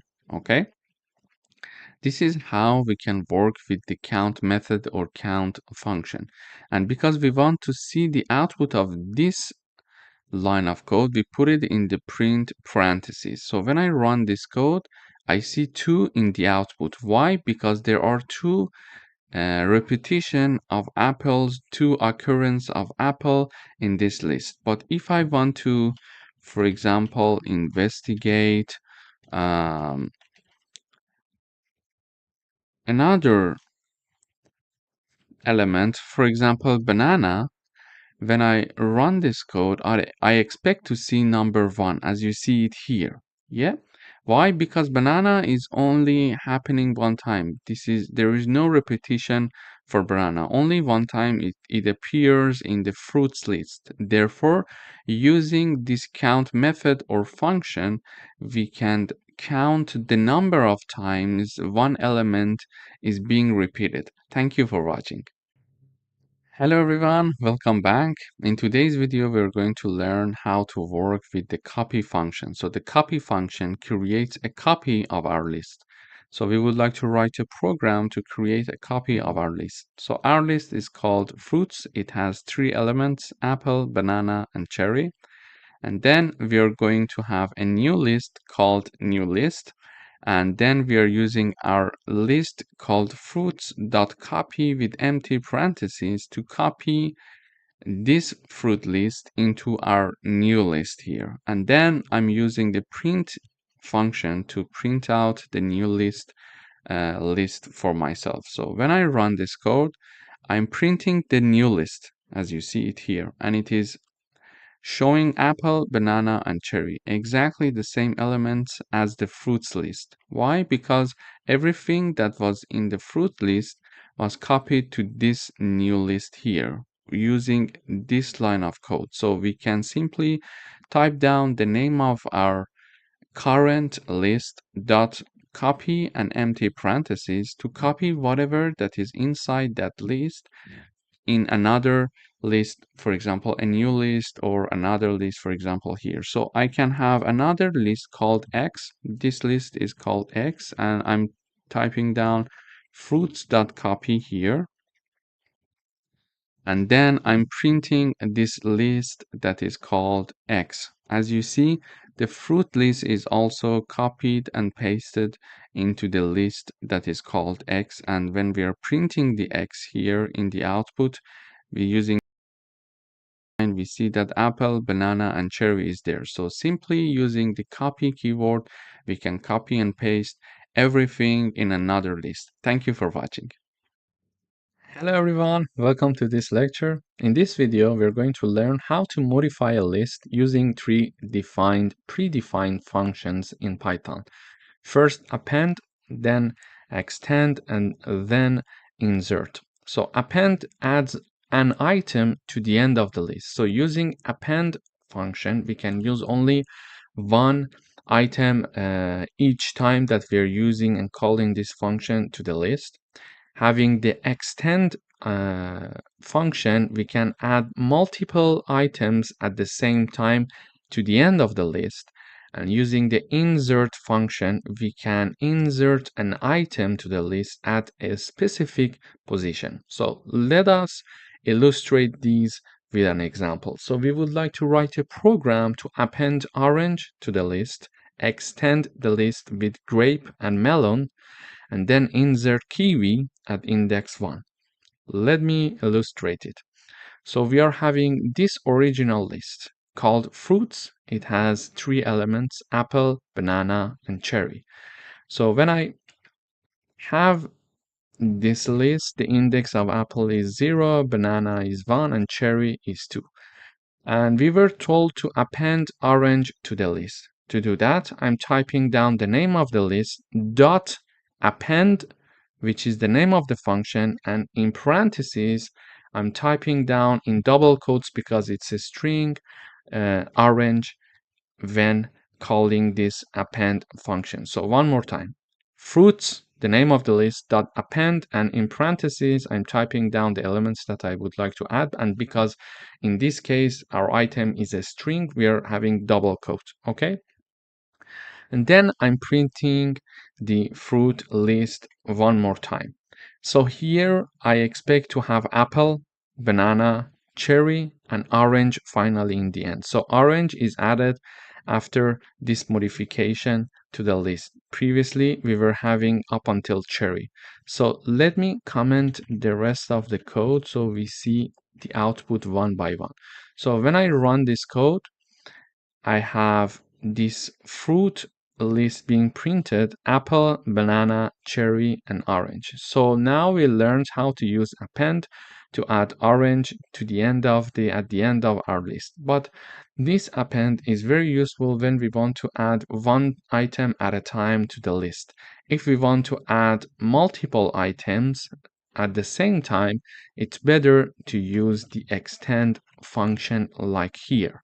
So I'm typing down the name of my list, and I'm putting dot extend, which is the name of the function that we introduced above here and here also.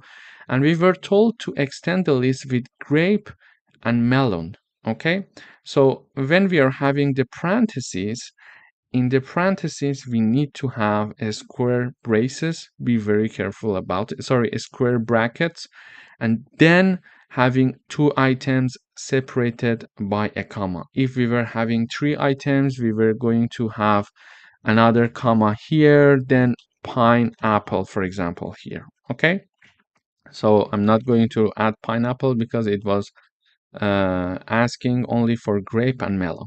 So we use the extend function. We are having the parentheses here, as we see here. Extend has parentheses, but square brackets are used here and in the start and the end of the function before the end of parentheses, and then we are having grape and melon separated by a comma, and they're in double quotes because they are string. After that, we are printing out the fruit function. So we were having apple, banana, cherry, and orange. So up until here is the same as the last version of our list, but now we expect to have grape and melon in the output as well. So when I run this code, I see apple, banana, cherry, orange, grape, and melon. They are added to the list of ours here in the end. So extend function can help us to have multiple insertion at the same time. Finally, what if we want to add one element at a certain position? For that, we need to use the insert function. And the insert function takes two arguments in the parentheses. First, the index where we want to insert the new element, and in the second part we are typing down the element that we want to insert. So here we are having the kiwi to be added in the index 1. So when I run this code, I expect to have apple as the index 0, kiwi as the index 1, and then the rest of the list like this as I'm typing down here. So everything as of index 1 is shifted to right because we inserted kiwi in index 1. So when I run this code, we see that kiwi is indeed added at index 1 here. So apple, kiwi, banana, cherry, orange, grape, and melon. So in this video, we learned how to modify a list in Python using append, extend, and insert functions. And we also learned the differences between them. For example, append can add item one at a time to the list, to the end of the list. Extend, however, can add multiple items to the list simultaneously in one go. And then we are having the insert function that can help us to insert one specific item at a one specific index or location in our list. Thank you for watching. Hello everyone, welcome to this lecture. In this video, we're going to learn how to modify a list using remove, pop, delete, or del and clear functions in Python. So basically, when we are calling the remove function, we need to put one item in parentheses, and it is going to remove the first occurrence of the item that is mentioned in parentheses. Then we can have the pop function. It is going to remove the item at the specific index. So in the parentheses, we can type down the index, or the last item is going to be removed if no index is specified in parentheses. Then we are having the del keyword, the delete keyword it means, and then the list name, and then the index in a square brackets. It is going to delete the item at the specific index. And finally, we can have the clear function that is going to remove all elements from the list. Let me illustrate it with an example. So we would like to write a program to remove banana, pop the last item, which is this function here, delete the first item, and then clear the list. Okay, to do that, I'm having one list called fruit, and it is containing of 4 elements. It is containing 4 elements: apple, banana, cherry, and orange. So it says that use the remove function to remove banana. To do that, I'm typing down the name of my list dot remove, and in parentheses, as indicated here, we need to type down the name of the item. So I'm typing down the name of the item, remove banana. So banana is typing down here, and now I'm printing out the fruit list here. So let me comment these parts because we're going to uncomment them step by step. So I'm removing banana from the list and then I'm printing out the list. So I expect to see apple, cherry, and orange when I'm printing out the fruit list after this modification. So this banana must have been removed, must be removed. So we are seeing apple, cherry, and orange. Indeed, this remove function helped us to remove the banana string from this list. Then we are having the pop function here. So it says pop the last item. So we learned that pop can have some index in the parentheses. So if we indicate the index in the parentheses, it is going to specifically remove the item at that index, or if we do not indicate an index in parentheses using the pop function, it is going to by default remove the last item. And it says pop the last item, so it means that we are not needing to have any index in the parentheses. So I'm typing down the name of the list, then dot pop, and with nothing in the parentheses, so it is going to remove the last element, which is orange here. So this is our last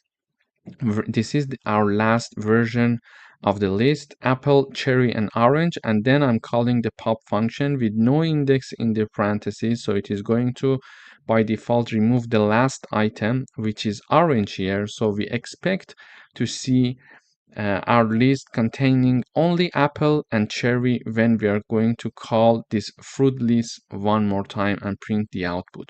So when I run this code, we see yes, apple and cherry. So orange is now removed after using the pop function for the fruit list. Okay. Then it says delete the first item. But how do we do that? So this is the syntax for using the delete function, or del.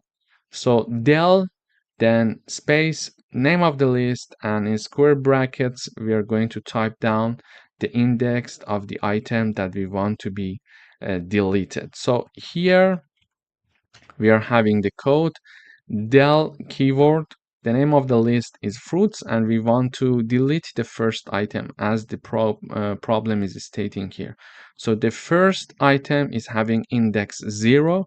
I'm removing the first item and I'm printing out the list uh, fruit one more time. So when I run this code, the last version of my list was containing apple and cherry, and then I del the first item of the fruits list. So I expect not to see the apple anymore when I run the code and see only cherry, because using this we remove the first element of this list. So yes, we are seeing only cherry in the output after we are removing the first element of the fruits list using the del keyword. Okay.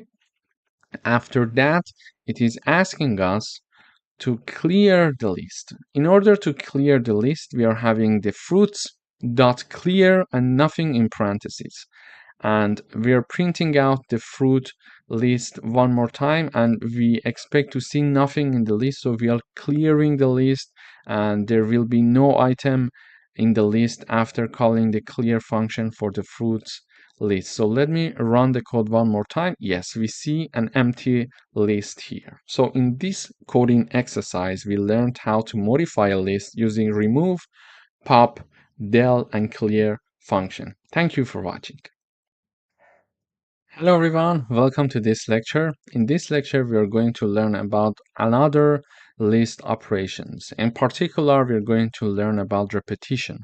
So we use the star operator to repeat a list a specific number of times. Let me illustrate it with an example. We would like to write a program to repeat the list apple and banana 3 times. To do that, we are declaring and initializing a list called fruits, and it is containing apple and banana separated by a comma. So there are 2 elements in this list. To do the repetition, I'm having a repeated fruits list here, and it is equal to fruits, this original list, times 3. Very easy syntax, okay? Then I'm printing the repeated fruits here in the output, and I expect to see apple, banana, apple, banana, and apple, banana, because this list is going to be repeated 3 times, and it is going to, let's say, copied and pasted 3 times in the repeated fruits list. So when I run this code, I see apple, banana. This is the first time of repetition. Apple, banana, second time. Apple, banana. So 3 times the original fruits list is repeated in the repeated fruit list using this star syntax to have the repetition in lists. Thank you for watching. Hello everyone, welcome back. In this video, we are going to learn how to work with the reverse function. So the reverse function reverses the order of the list. We would like to write a program now in this video to reverse a list. So this is our list called fruits, and it has 4 elements: apple, banana, cherry, and pineapple. And by reverse, we mean that apple should be replaced by pineapple, and pineapple should be replaced by apple. So they're changing their positions. And also banana and cherry, the same thing happens for them as well. To do that, we are simply type down the name of the list dot reverse with empty parentheses, and then I print my list here. So when I run this code, I see pineapple, cherry, banana, and apple. So originally the list was lit like this. So in the output, we see the apple and pineapple, they switched their position, and also banana and cherry, they also switched their position. So simply using the reverse function in Python, we can reverse the elements of the list. So they're going to change their position, and a new list is going to be created based on this reverse function, in which the elements are reversed. The elements are reversed. Thank you for watching.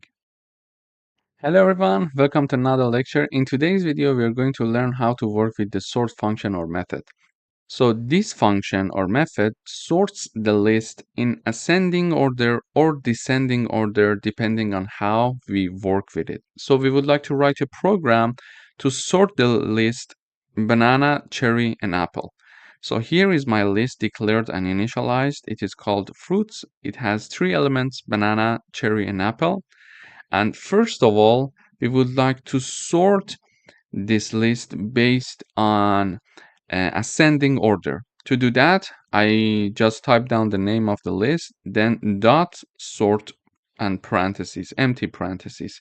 So when I now print out the fruit list here in the output, so when I run this code, I see apple, banana, and cherry. So apple comes with an A, and then banana with a B, and cherry with a C. However, originally the list was banana, cherry, and apple. Now it is in the ascending order, alphabetical order. How we did that? We simply just used the sort function to do this job for us, and after that we printed out the fruit list. But we can also do it in the descending order. How to do that? We simply again type down the name of the list and then dot sort. However, this time in parentheses we type down this keyword, reverse equal true. This code is going to sort the list for us in the descending order. And after that, I'm printing out the fruit list one more time. And now when I print out the fruit list after the last modification in sorting the list in descending order, we see out in the output we have cherry, banana, and apple. Now it started from C and then B and then A, so it's in descending order. So in this video, we learned how to sort a list in ascending order and also in descending order. But just one point that we need to be careful about and keep in mind is that when we are willing to uh, sort our list in ascending order, we simply type down the list name dot sort and empty parentheses. However, when we want to do it in descending order, we type down the name of the list dot sort, and then in parentheses we type down reverse equal true. So this is all we need to do. Everything else is taken care of. Thank you for watching. Hello everyone. We would like to write a program that creates a list of 5 numbers and then reverse the order of the list and print both the original and reversed lists. So this is my list. It has 5 elements: 3, 7, 1, 9, and 5. So we would like to print this list and also the reversed version of this list. And what is the reversed version? Reversed version is this one. So we have 5, 9, 1, 7, and 3. This is the reversed version of our original list here. Why? Because in the reversed version, we see that we start with 5 and end with 3. So 5 and 3 are changing their place. And also 9 and 7 are changing their place. So we are having a reversed version of this list that is called numbers. But how do we do it in the code? In order to do that, I type down the name of the list, which is numbers, and then colon -1. This code is going to help me to reverse the list, and this is assigned to a new list that is called reversed numbers. And finally, I'm using the print function to print the original list, which is called numbers, and the reversed list, which is called reversed numbers. When I run, we see the output is exactly as we expected here. So this is the reversed list and this is the original list. Basically, we learned how to reverse a list in Python simply by typing down the name of the original list and then typing down colon -1, and it is assigned to a new list that is called reversed numbers. Thank you for watching. Hello everyone, welcome back. We would like to write a program that creates a list of 5 numbers. Find and print the largest number in the list. This is my list. It is called numbers. It has 5 elements: 12, 45, 7, 89, and 33. And we see the output is 89. So the largest number that we found is 89, which is indeed a true number, a correct number. To get to the largest number in a list, we type down the max function. So this is the max function.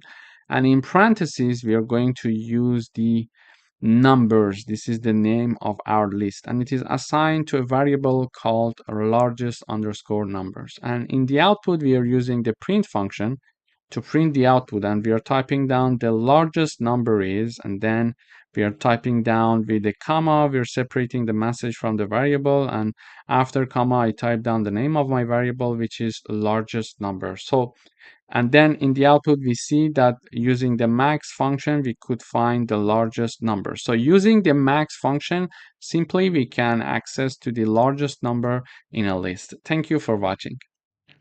Hello everyone, welcome to another lecture. In this video, we are going to learn about list operations. In particular, we are going to learn how to add two lists and create the third list based on those two lists. So we're going to use the addition or plus operator to add two lists into one. So we would like to write a program to add two lists. So the first list is fruit containing of two elements, apple and banana. The second list is called vegetables and it is containing carrot and spinach. To do that, we are declaring and initializing these two lists that are mentioned above. So we see the fruit list and we see the vegetable list. And we are having a new list called all items. And this is equal to fruits simply plus vegetables. And then we are printing out the all items list here, and we expect to see in the output first the elements of the fruits list and then the elements of the vegetables list, because we are first putting fruits and then vegetables. So when I run this code, in the output we see apple, banana, carrot, and spinach. So we learned in this video how to use the plus or addition operator to add two lists into one. Thank you for watching. Hello everyone, welcome to another lecture. In this video, we're going to talk about list operations. In particular, we're going to learn how to iterate over all the items of a list using for loops. We would like to write a program to print all items in the list. Here is our list, fruits, and it contains apple, banana, and cherry. Okay, so previously we learned about this code, so we can print fruits exactly like that. It is very easy to do it. Okay, but now we are going to learn how to access all the elements using a for loop, not basically printing out only the fruits list typically. Okay, now we would like to loop through the list. To do that, we are typing down the name, the for keyword, then a new variable I'm calling fruit. We can call it x for the sake of simplicity. So I'm declaring a new variable x, and this x is going to iterate over the elements of the fruits list. So for keyword, then a new variable, then in keyword, then the list that we would like to iterate over, and then the colon. That's it. Then when we are having the colon, we go to next line, and we are printing x. And x is going to iterate over all the elements of this list for us. So it is going to print all the elements of the list for us. So when I run this code, I see apple, banana, and cherry. Why? Because in the first iteration, x equals apple. In the second iteration, x equals banana, and in the third iteration, x equals cherry.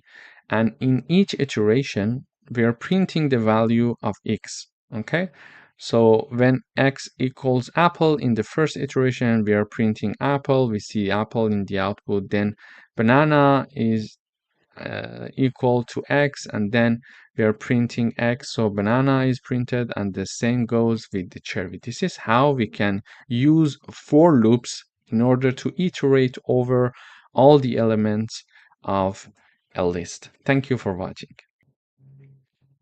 Hello everyone, welcome back. In this video, we would like to find the third largest number in our list. This is our list. It is called numbers, and it has some elements.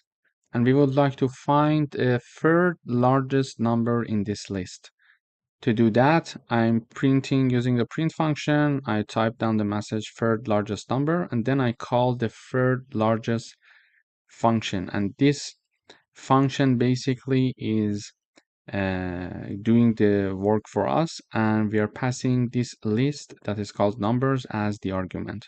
Okay, now to do that, I'm having this list being converted to a set using the set function. Why? Because in set, we do not allow duplicates. Okay, we do not allow duplicates in sets. So this is why we are first of all, we are converting this list to a set, and then we are sorting this set. I'm going to tell you why not being allowed to have duplicates is important in this example. Then whatever is the output of this part is going to be assigned to the unique numbers. So we are having a set called unique numbers. So when I run this code, for example, here I'm printing this list, which is called numbers. Then I'm printing this unique numbers set as well here in the output. So when we are having it in the output you see the numbers is the same as we declared here. but the unique numbers is having 2, 5, 7, 9, and 10. So duplicates are removed. We were originally having two number 2s, and we were having two number 7s, but in this unique numbers, we are seeing that we are only having 1, 2, and 1, 7. And this is because of this set function that we use here. So if I remove this set function, and when I rerun the code, I see the unique numbers is being printed here as a list. And as a list, when it is being printed, you see the duplicates are there. So we are having two number 2s and two number 7s. So this unique numbers is being written here when we are not using the set function. We learned if we would like to access to the largest number, we type down the index -1. So when I type down the unique numbers, then here I'm having -3, for example, it is going to access the third number from right. Okay, so we are looking for the third largest number, and we sorted the list for ourselves here because we are removing the set. Okay, now this is the sorted list, and the third largest number is 7 as you see it here. So -3. So this function is going to basically sort these numbers list, then assign it to unique numbers list. Then we are going to access the third element from the right of this unique numbers list. And here is the third element from the right. We see number 7 is the third largest number. Okay, so in this example, this is correct. But if we wanted to look for the fourth largest number, what would have been the answer? When we are having this -4 here and I run the code, we see still it says the, let me type down fourth here, fourth.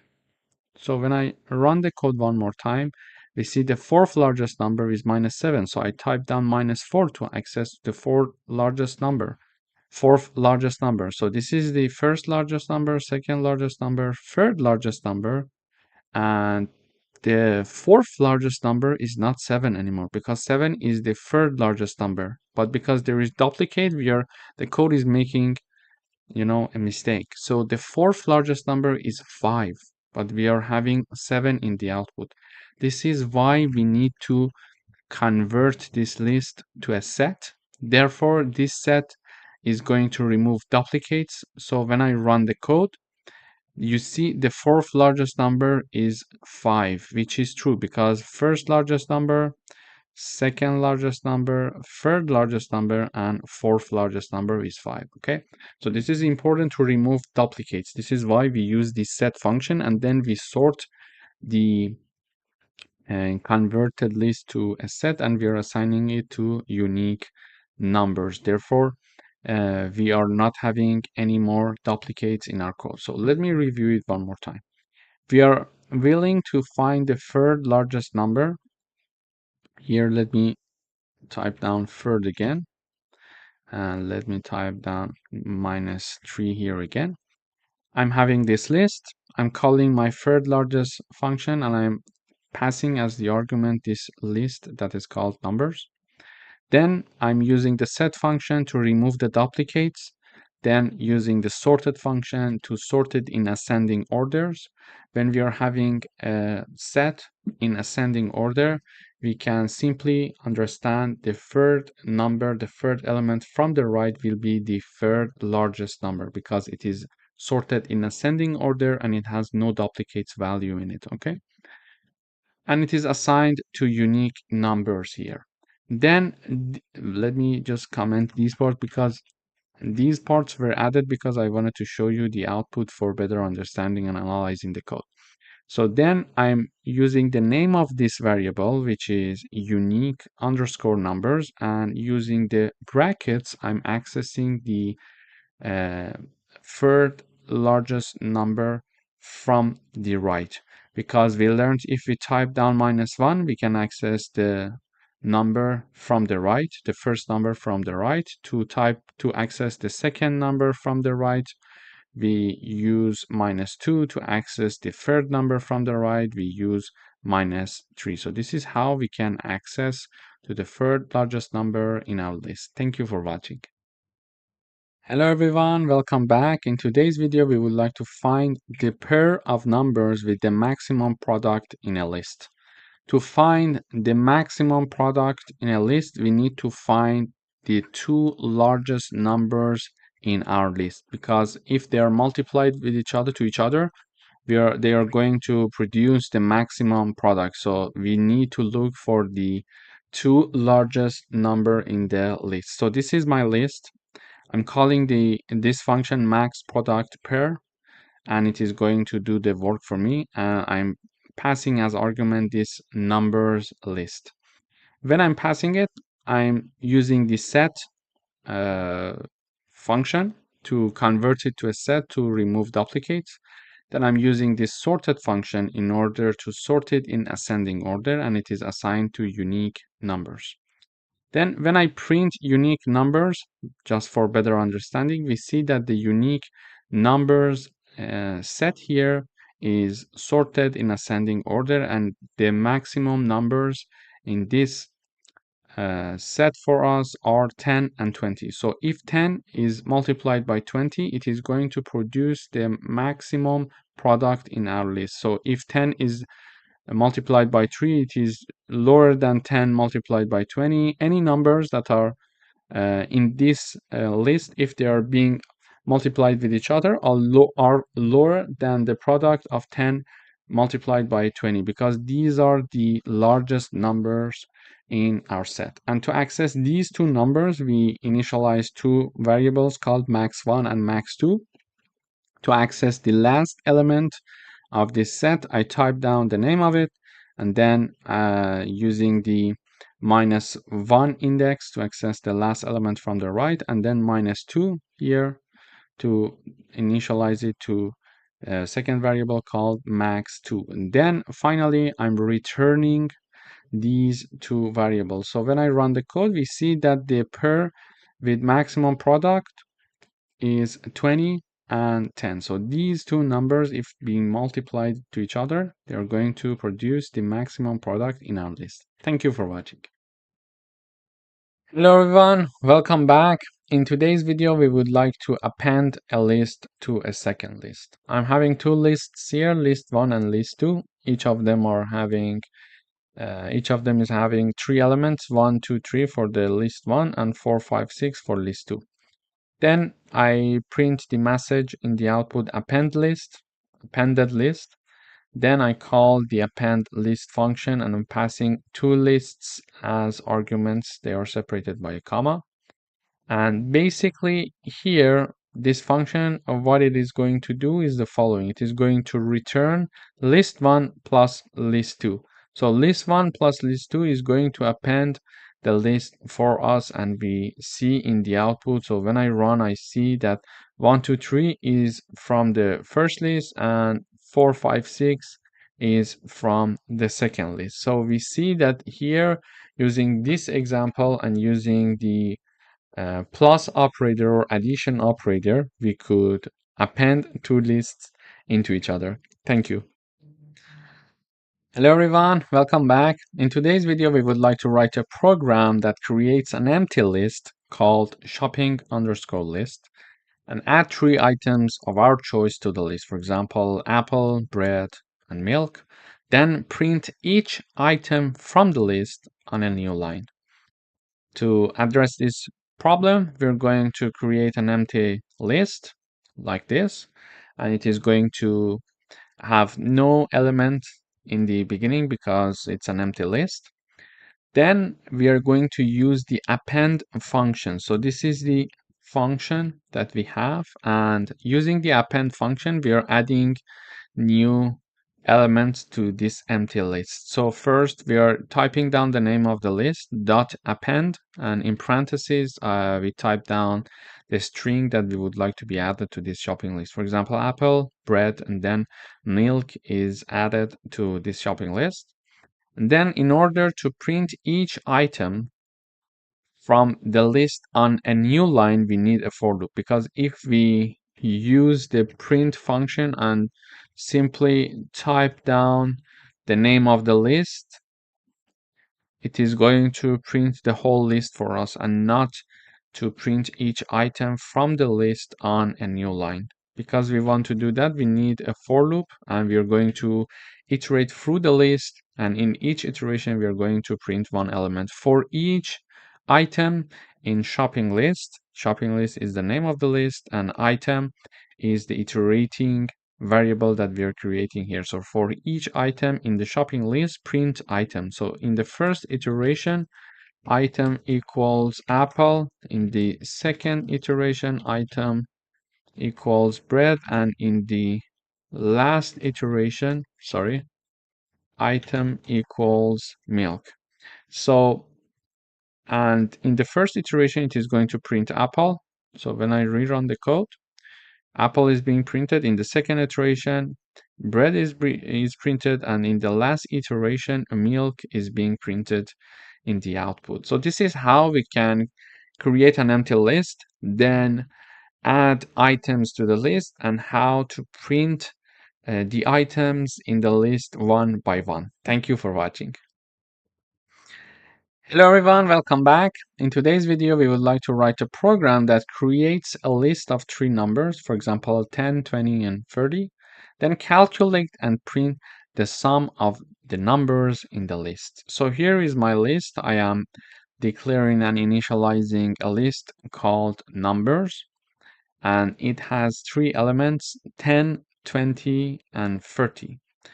In order to calculate the sum of the elements in this list, we can use the sum function,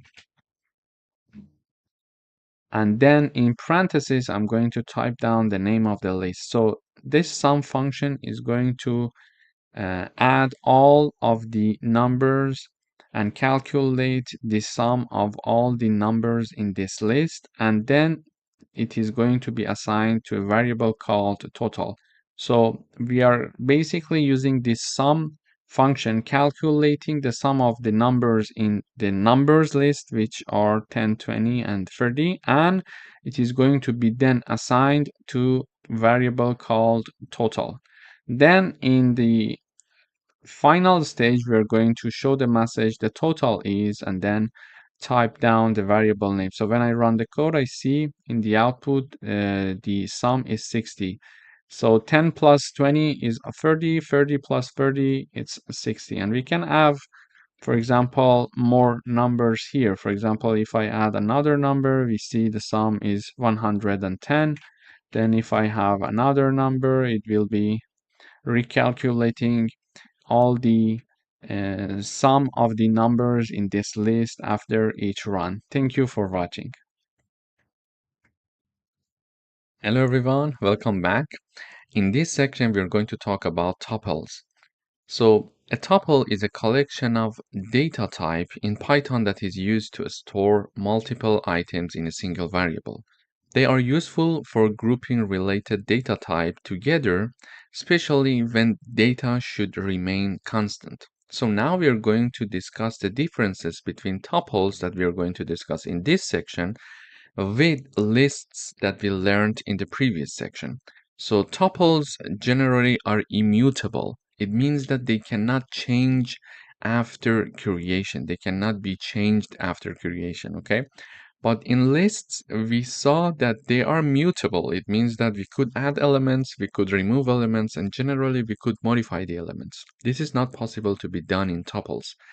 And when we want to define tuples, we use parentheses. However, when we wanted to define lists, we were using square brackets.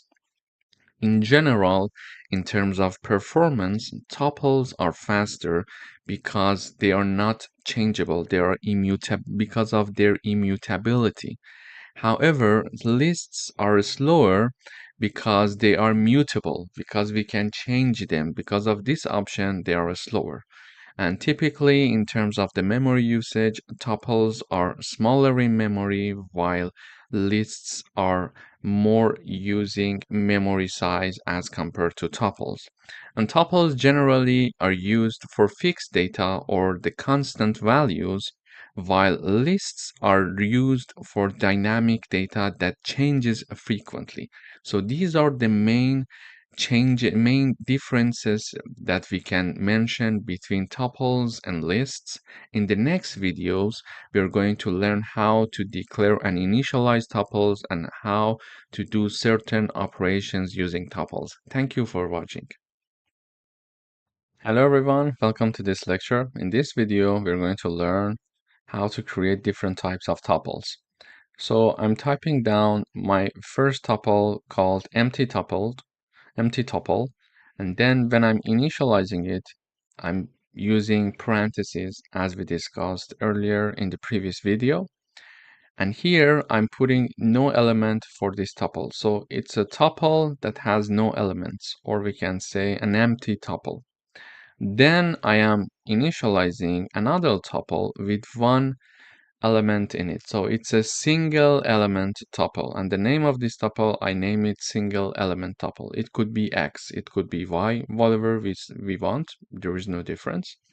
Then I'm having another tuple called mixed tuple, and it has three elements, one 3.14 and one string called hello.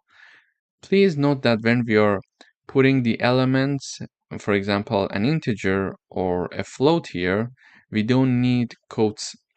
But when we are putting a string as one element, we must have quotes. This is something to be careful about, okay?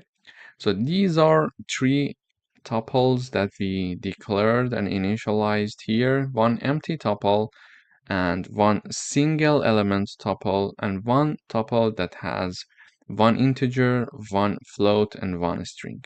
Now we would like to print them. So I use the print function. In the first part, I type down the message that I want to be shown in the terminal, saying that, for example, empty tuple, and then one comma, and then type down the tuple name. The same logic goes for the second and the third tuple. Single element tuple in quotes because it's a message to be printed in the output, then a comma, then single element tuple is the name of my tuple that I'm putting there. Again, for the mixed tuple, I'm having the mixed tuple name, a comma, and in the first part, I'm having the message shown in the terminal. So when I run, I see that the message empty tuple that we have here is printed out in the output. And when I have the print of my tuple here, you see empty. So it's only parentheses because it's an empty tuple, okay?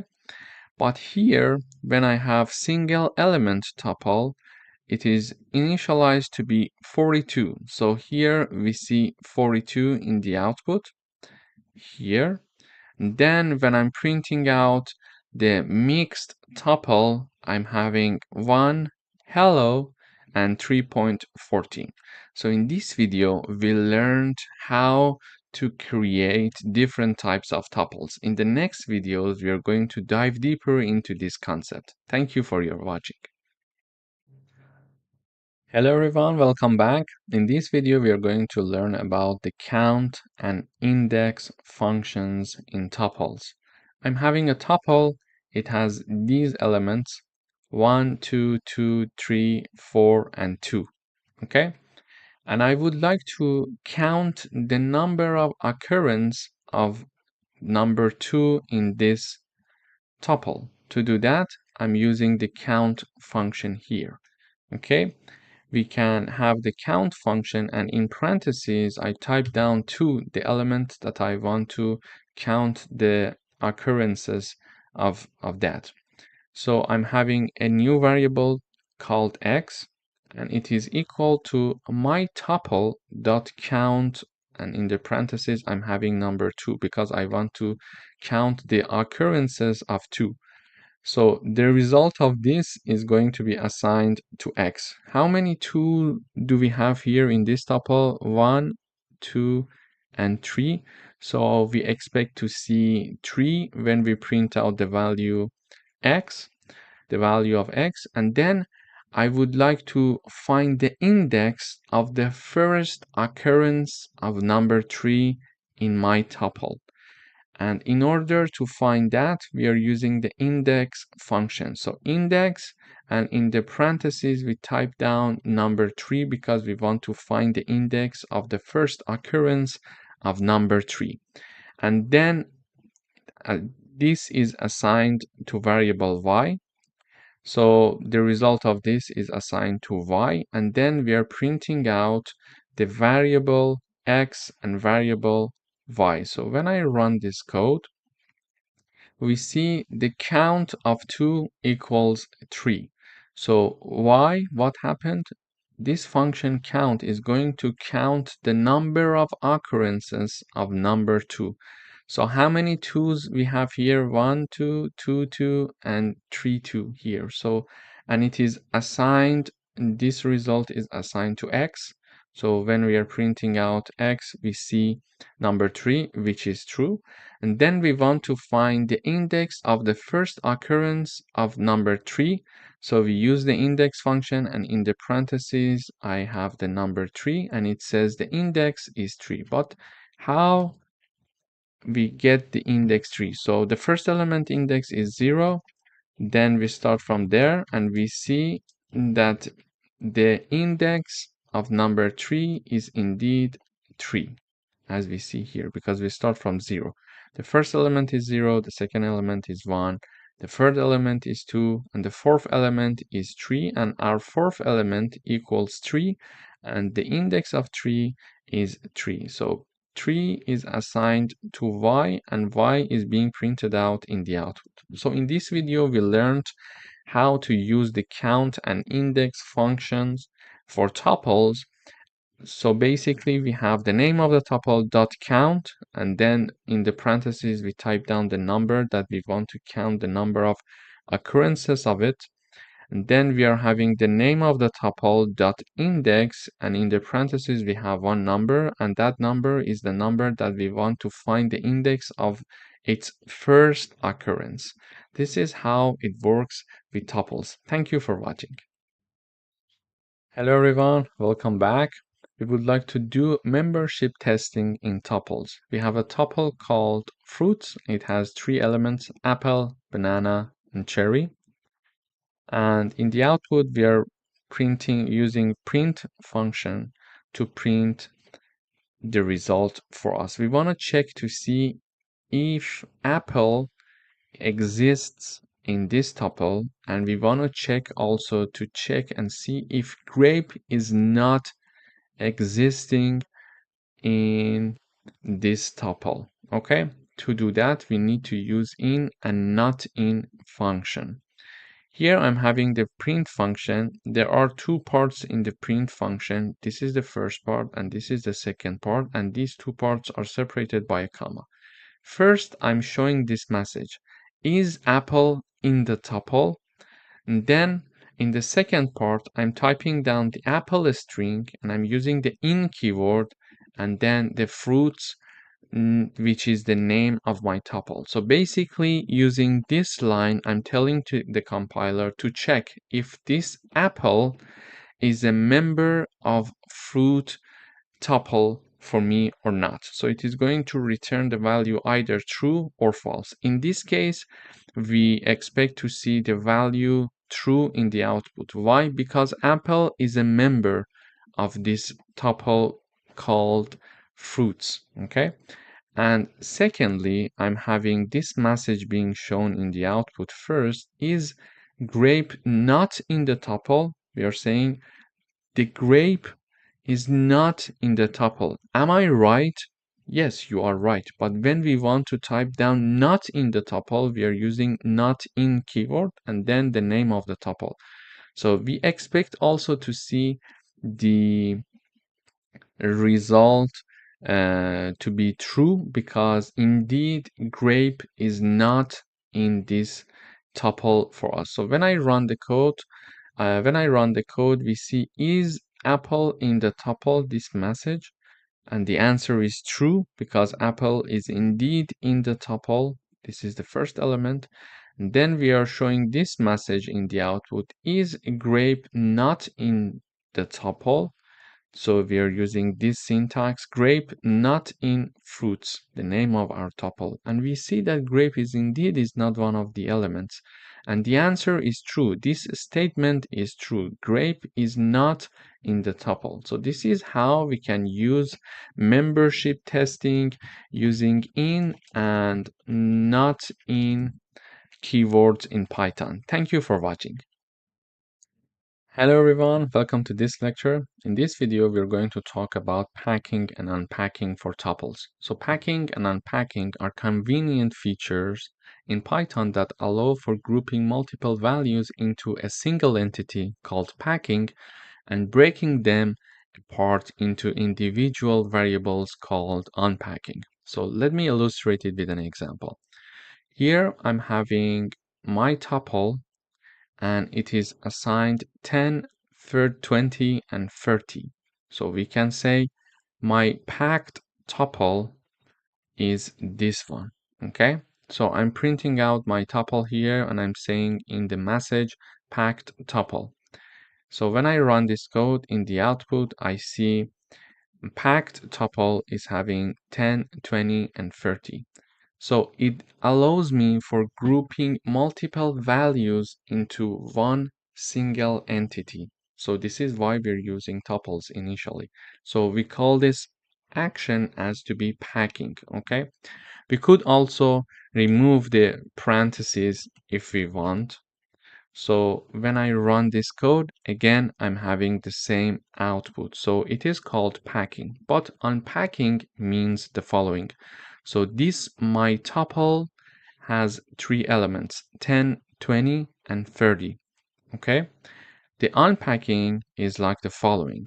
Because it has three elements, I'm having three variables here called x, y, and z, and they are assigned to my tuple. So when I run this code and I'm printing out x, y, and z, I see that unpacked values are 10, 20, and 30. It means that the first element of the tuple is assigned to x, the second element of the tuple is assigned to y, and the third element of the tuple is assigned to z. This is called unpacking. And I could, for example, print only the value of x here. So when I run this code, you see the output 10. So x is assigned 10. So this is how we can unpack a tuple. We can break the tuple apart into individual variables, and these individual variables are x, y, and z. So let me just type down y and z here. So in the next video, I'm going to have a coding exercise to dive deeper into this concept. Thank you for watching. Hello everyone, welcome back. In the previous video, we learned how we do packing and unpacking. So packing is very similar to initializing a tuple. Therefore, in this video, we are going to focus on unpacking tuples. I'm having a tuple called person info. It has three elements, two strings and one integer. So the first element is Alice, the second element is 25, and the third element is engineer. Now to do the unpacking, I'm having three variables here being initialized and declared. I'm having name, age, and profession.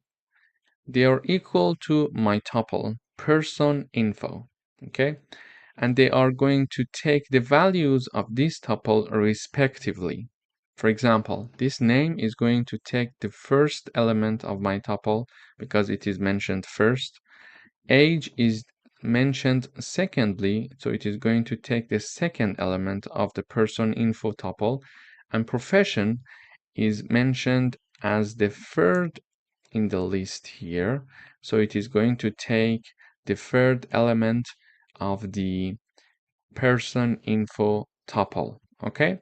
Then I'm printing out three things here. I'm having the name, the age, and the profession. And I'm using name here, age here, and profession here.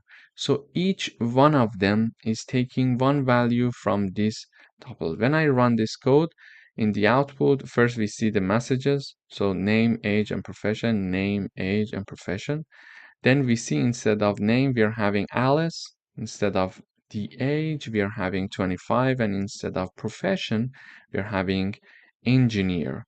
So this is how the unpacking works. We can break the elements of a tuple down into different variables, and we can use those variables separately. This is how unpacking works in tuples. Thank you for watching. Hello everyone, welcome to another video. In this video, we are going to learn about concatenation and repetition of tuples. Here I'm having tuple 1 and tuple 2. Tuple 1 includes 1, 2, 3, and tuple 2 includes 4, 5, and 6. Here, to do the concatenation, we are having the new tuple called x, and I'm having tuple 1 plus tuple 2. This way, I'm concatenating these two tuples together, and I'm setting their value to tuple x, okay? And then I'm having the repetition here for tuple y. So the name of my tuple is y, and I'm using tuple 1 times 3. So tuple 1 is going to be repeated 3 times, and then it is going to be assigned to tuple y. Finally, I'm printing x as a concatenated tuple and as the repeated tuple for y. So when I run this code, I see the x tuple is 1, 2, 3, 4, 5, 6. It has the elements of the first tuple and then the elements of the second tuple. So they are merged in one and single tuple called x. And then I'm having tuple y, which is called a repeated tuple in the message in the output here. And we see it has 1, 2, 3, 1, 2, 3, and 1, 2, 3. So basically it was having tuple 1 times 3, which is this tuple. So 1, 2, 3, the first repetition, 1, 2, 3, second repetition, and 1, 2, 3, the third repetition. So this is how we can do the merging and repetition for tuples. Thank you for watching. Hello everyone, welcome to this lecture. In this video, we're going to learn how to access different elements of a tuple and how to do slicing. So I'm having one tuple called my tuple, and it has the elements 10, 20, 30, 40, and 50. So it has 5 elements. And we know indexing starts from 0. So the first element has the index 0, second element has the index 1, third element has the index 2, fourth element has the index 3, and fifth element has the index 4. So now we would like to access the first element in this tuple. To do that, I'm using the print function, and in the parentheses, I have two parts separated by a comma. In the first part, I'm typing down the message saying that first element, colon. Then I type down the name of my tuple, and in the square brackets, I type down the index of the element that I would like to be printed out. So now that I want to print out the first element, which is 10, I type down its corresponding index, which is 0, because we mentioned that indexing starts from 0. So when I type down 0, it is going to print 10 for me in the output. Then I would like to print out the last element in this tuple. I could either type down, for example, I could either copy this line and paste it here, and instead I type down index 4 to have this element, the last element, being printed. Let me correct it. Okay, so to last element being printed, or I could type down -1. I could also type down -1 to have access to this element. This one is -1, -2, then -3, etc. Okay, so this is how We can also access elements, start counting from the right to left using the minus. So I type down -1 also to access the last element, or I simply can type 4 here. So let me make it a bit closer to each other. Okay. So yes, and this is for this. Okay, now it's good. So let me run the code up until here. So let me comment the last line. So when I run the code, I see first element is 10, so 10 is being printed in the output using the index 0. Then the last element is 50 using index 4, or we could access the last element using -1, so the last element is 50 here again. We could also, for example, type down, for example, if I want to access this 40, I could either type down the index 3 or -2. So I type down -2 to access this 40 element. I would say element 40. Okay. So when I run this code, it shows the message element 40 and my tuple index -2 is printing the 40 here for us. Okay. But what if we want to print several elements of a tuple? So when I run this code, this part is called slicing. So we slice certain parts of the tuple to be printed out in the output. Okay. So here I'm saying that slice from index 1 to 3, 20, 30, and 40. Index 1 to 3 here. It means 20, 30, and 40. But how I'm doing that? So this is the message I'm showing slice from index 1 to 3. So index 1 to 3 is this part. It means that it is going to print 20, 30, and 40 for us. Then I type down my tuple name. So the name of my tuple is my tuple. I type down its name. Then I use the square brackets as before. However, I have a colon in the middle. On the left side of the colon, I'm going to type down the starting point, the starting index, let's say, and on the right side of the colon, I'm typing down the ending index. So I'm typing down to start from 1 and end at 4. But we mentioned that we want slicing from index 1 to 3. Why am I typing down 4 here? The reason is that the starting point is inclusive and the ending point is exclusive. So it is going to include index 1 when I'm having this code here. So index 1 is being printed, index 2 is being printed, index 3 is being printed, but the ending point 4, which is this part, is not going to be printed because it is exclusive. So when we want to have slicing from index 1 to 3, we must write from 1 to 4. Okay, just add one number to the ending point because it's a rule that the ending point is exclusive. So in this video, we learned how to access elements of a tuple and how to do slicing for a tuple. Thank you for watching. Hello everyone, welcome back. In today's video, we would like to write a program that creates a tuple containing 3 favorite colors, for example, red, blue, and green, and print the first and last color from the tuple. Here I am creating a tuple called favorite underscore colors. Then it has 3 elements, red, blue, and green. And I would like to print the first element and the last element. In order to access the first element, we can type down the name of the tuple and then the index of the first element, which is 0.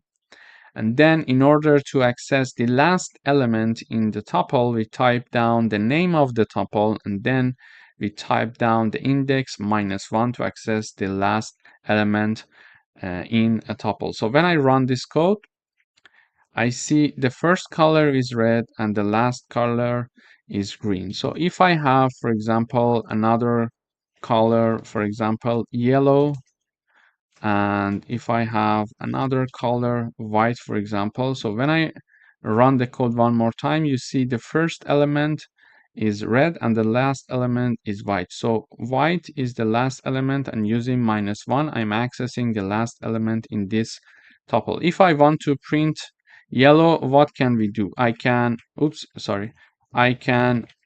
either use indexing from left or right. If I use indexing from left, the red is 0, blue index is 1, then green is 2, yellow is 3, and white is 4.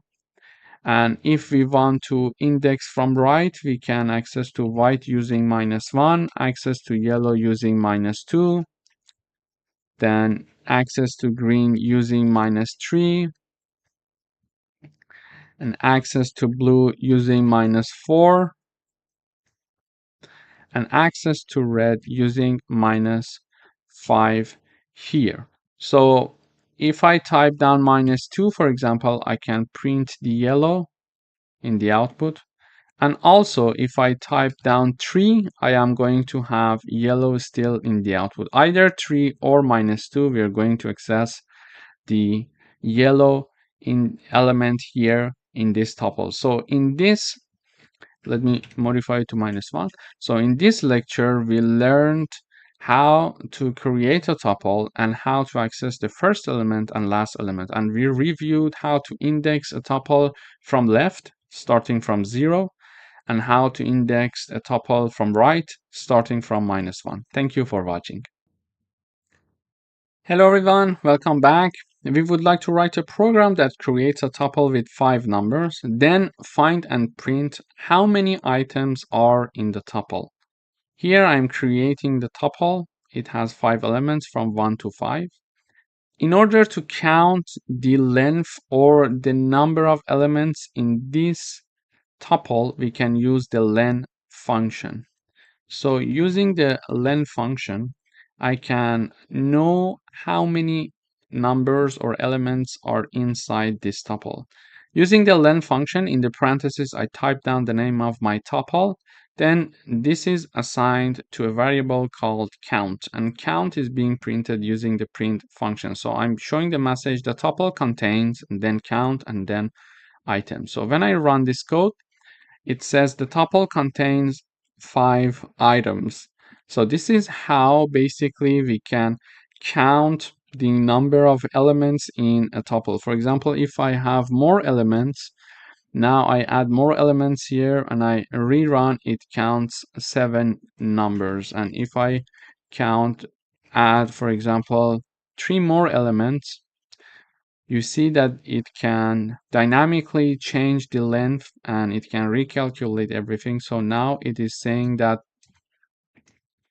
it has 5 elements or items, and this tuple is called number tuples, and we can change and modify the tuple in the first stage and add or remove anything in the line that we are creating and initializing the tuple. So when I add more elements to this tuple, we see that the length of the tuple has increased. And also, if I remove, for example, some elements and I rerun, we see that we are having only 3 elements. And as you see here, there are only 3 elements in the tuple indeed. Thank you for watching.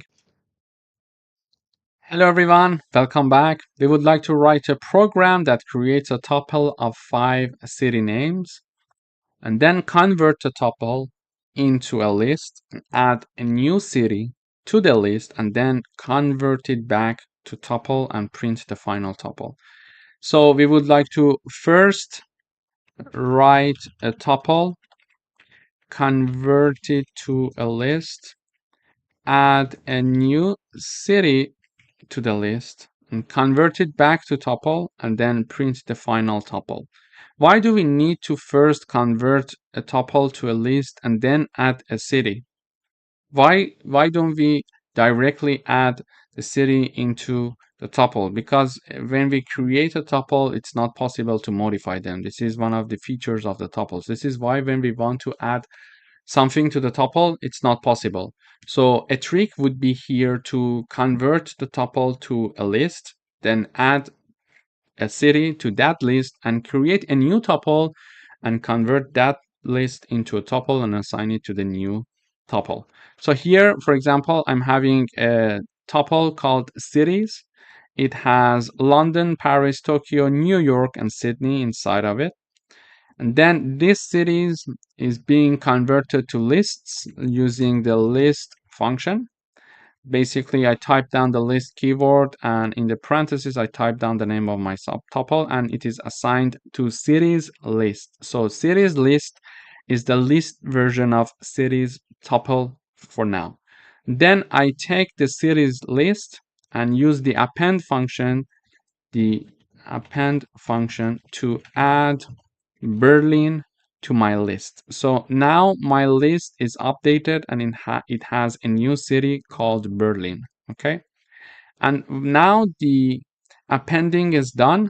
I need to convert it back to tuple and create a new tuple. To convert it to a tuple, we use the tuple function, and I'm using it here, and in the parentheses I type down the name of my list, the updated list, cities underscore list, which has Berlin inside of it as well. Then this is assigned to my variable, which is a tuple, which is called updated cities. Then I'm using the print function, updated tuples, and then put down the updated cities. So when I run this code, I see London, Paris, Tokyo, New York, and Sydney is already there, and Berlin is added, and it's a tuple because we see parentheses here. Okay, so let me review it one more time. So we want to declare a tuple. Then in order to add a new city to this tuple, because tuples do not allow this, we convert this tuple to a list, we append the new city in that list, and then we convert that list to a tuple. And we are going to print the final tuple for us.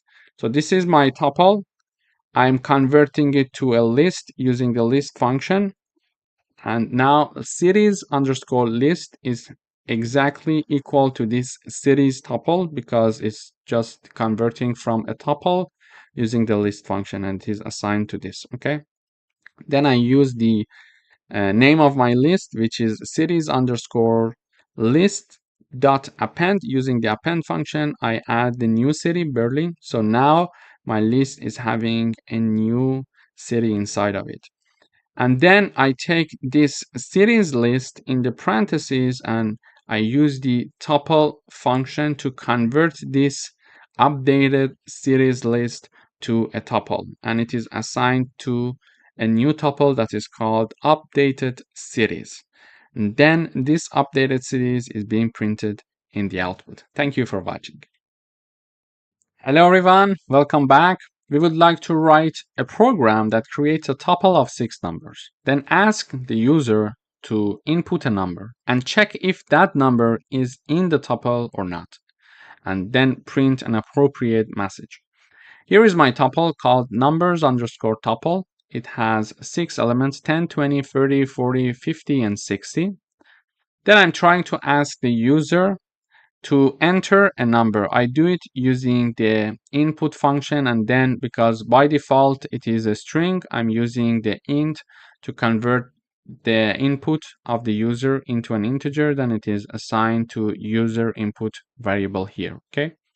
Then I check to see if this user input is having one number that is inside this tuple or not. To do that, I type down if conditions, if user input variable in numbers underscore tuple. So the user input is the input of the user, and numbers tuple is the name of my tuple. So I would like to check if the element that is entered by the user is indeed one of the elements of this tuple or not. Is it inside that tuple or not? So if so, just show the message that the user input is in the tuple, else show the message that it's not in the tuple. So when I run the code, it says enter a number in this line.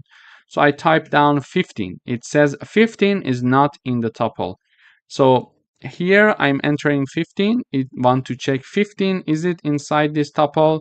No, it's not there. It's not going to execute this line. It is going to jump to the else, and it is going to print the user input variable, which is 15, and then show the message is not in the tuple, because indeed 15 is not one of the elements of the tuple. But if I type down 20, for example, it says 20 is in the tuple. So it is going to say 20 is inside the tuple, and it is going to iterate over all the elements of this tuple. Okay, 20 is one of the elements. Okay, so this condition is true, therefore it is going to enter this if condition, and it is going to execute this line, and this line basically prints the user input, which is 20 in this case, and show the message is in the tuple, which is here. Thank you for watching. Hello everyone, welcome to this lecture. In this video, we are going to learn how to iterate over a tuple in Python.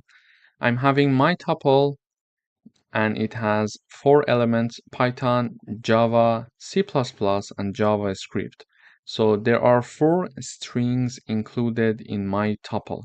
Okay, so I'm going to show the message programming languages, and then I'm having my for loop. So for language, this is a variable. We could call it x, for example, here for the sake of simplicity.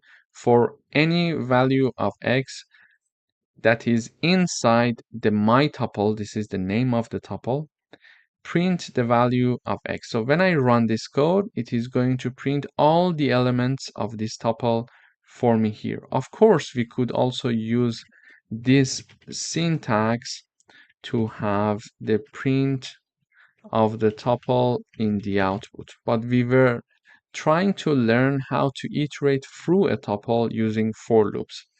Here, when the first time in the first iteration x equals Python, in the second iteration x equals Java, in the third iteration x equals C++, and in the last iteration x equals Java script.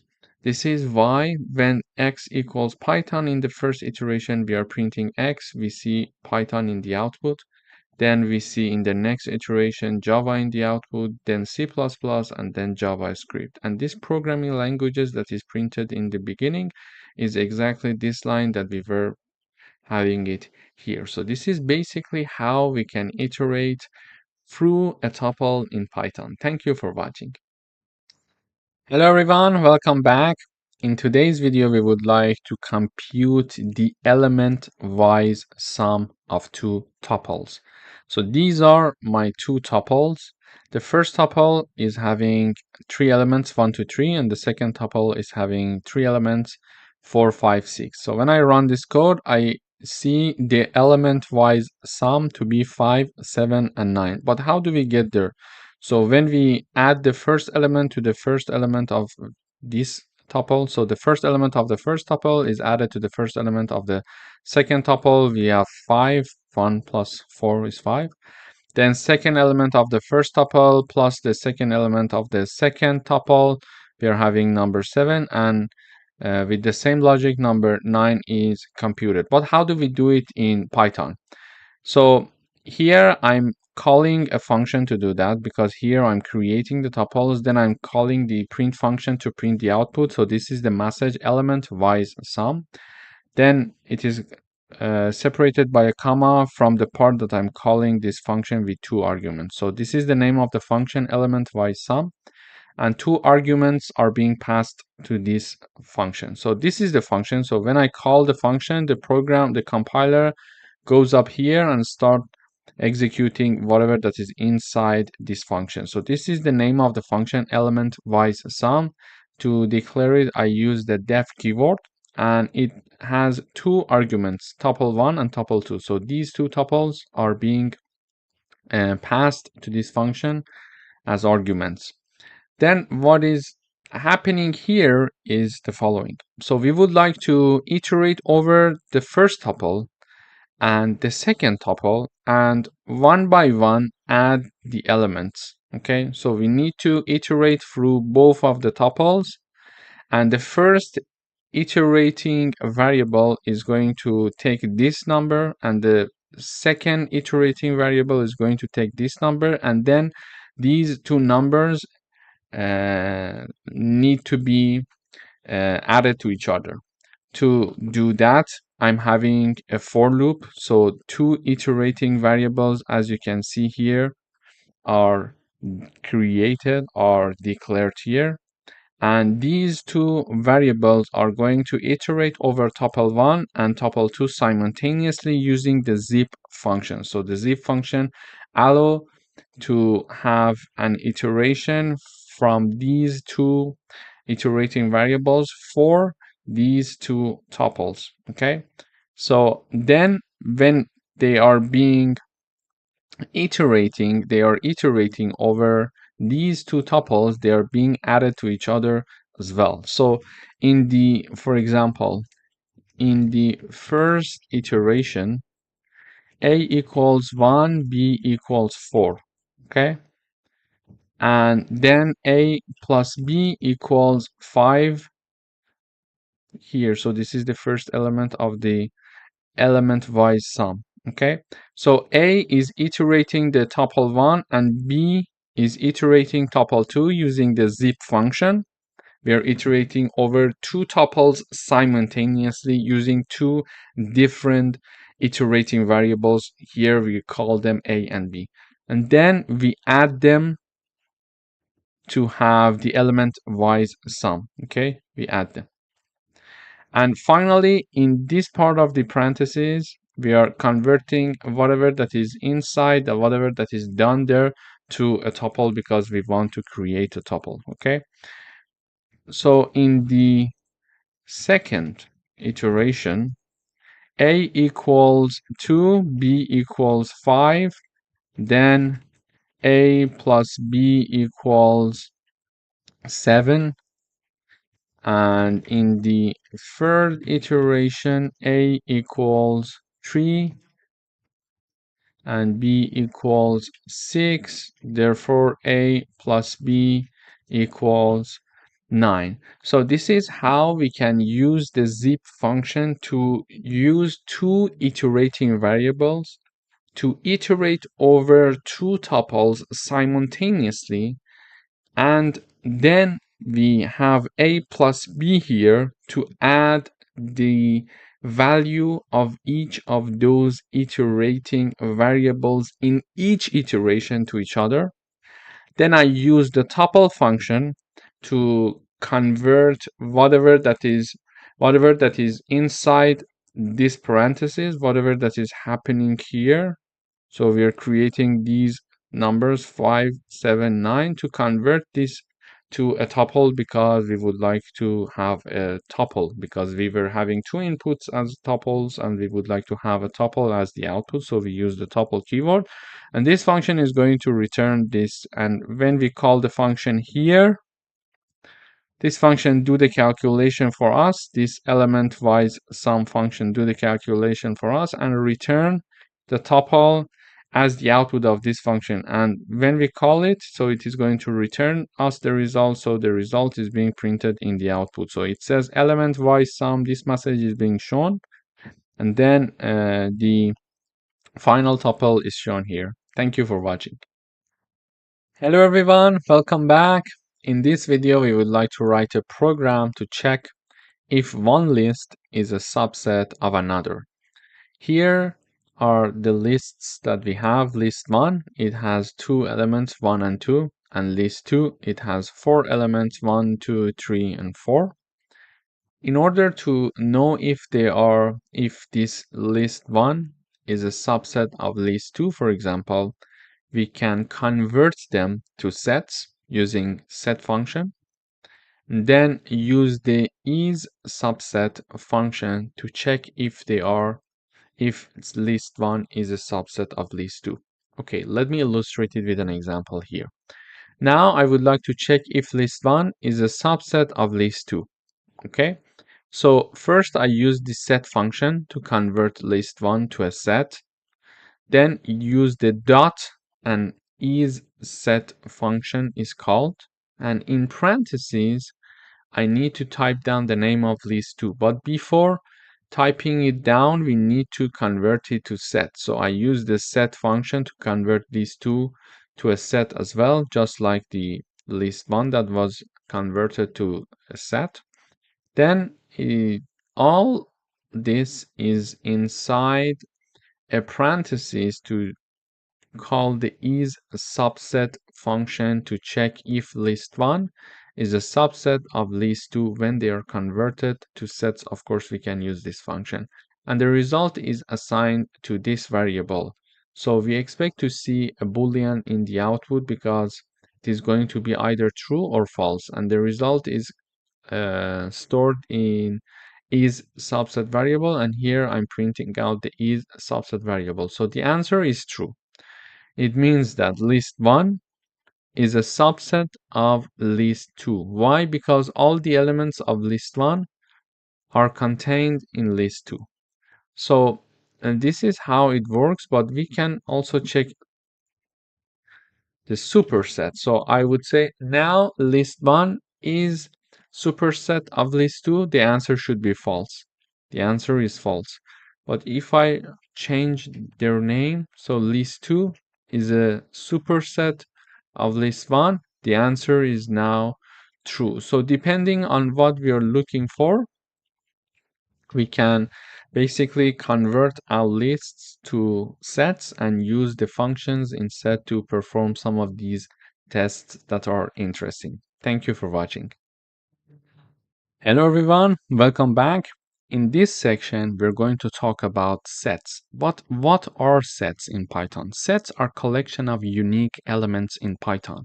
They are mutable, but their elements must be immutable. Let me illustrate this concept with an example. Here I'm declaring a set. The set has three elements, 1, 2, and 3. So the set itself is mutable, meaning that I can add an element to it or I can remove one element from it. And when I print my set here, the set was originally 1, 2, 3. I added 4, then I removed 2, so the set will have 1, 3, and 4. These three elements. So it shows that the sets are mutable, so they are modifiable, let's say, in other words. However, the elements of our sets must be immutable. What do we mean by that? So a valid set, for example, is like this. We have one element called hello, one element is 1, and we have a tuple to be one element of this set. So a tuple is inside this set.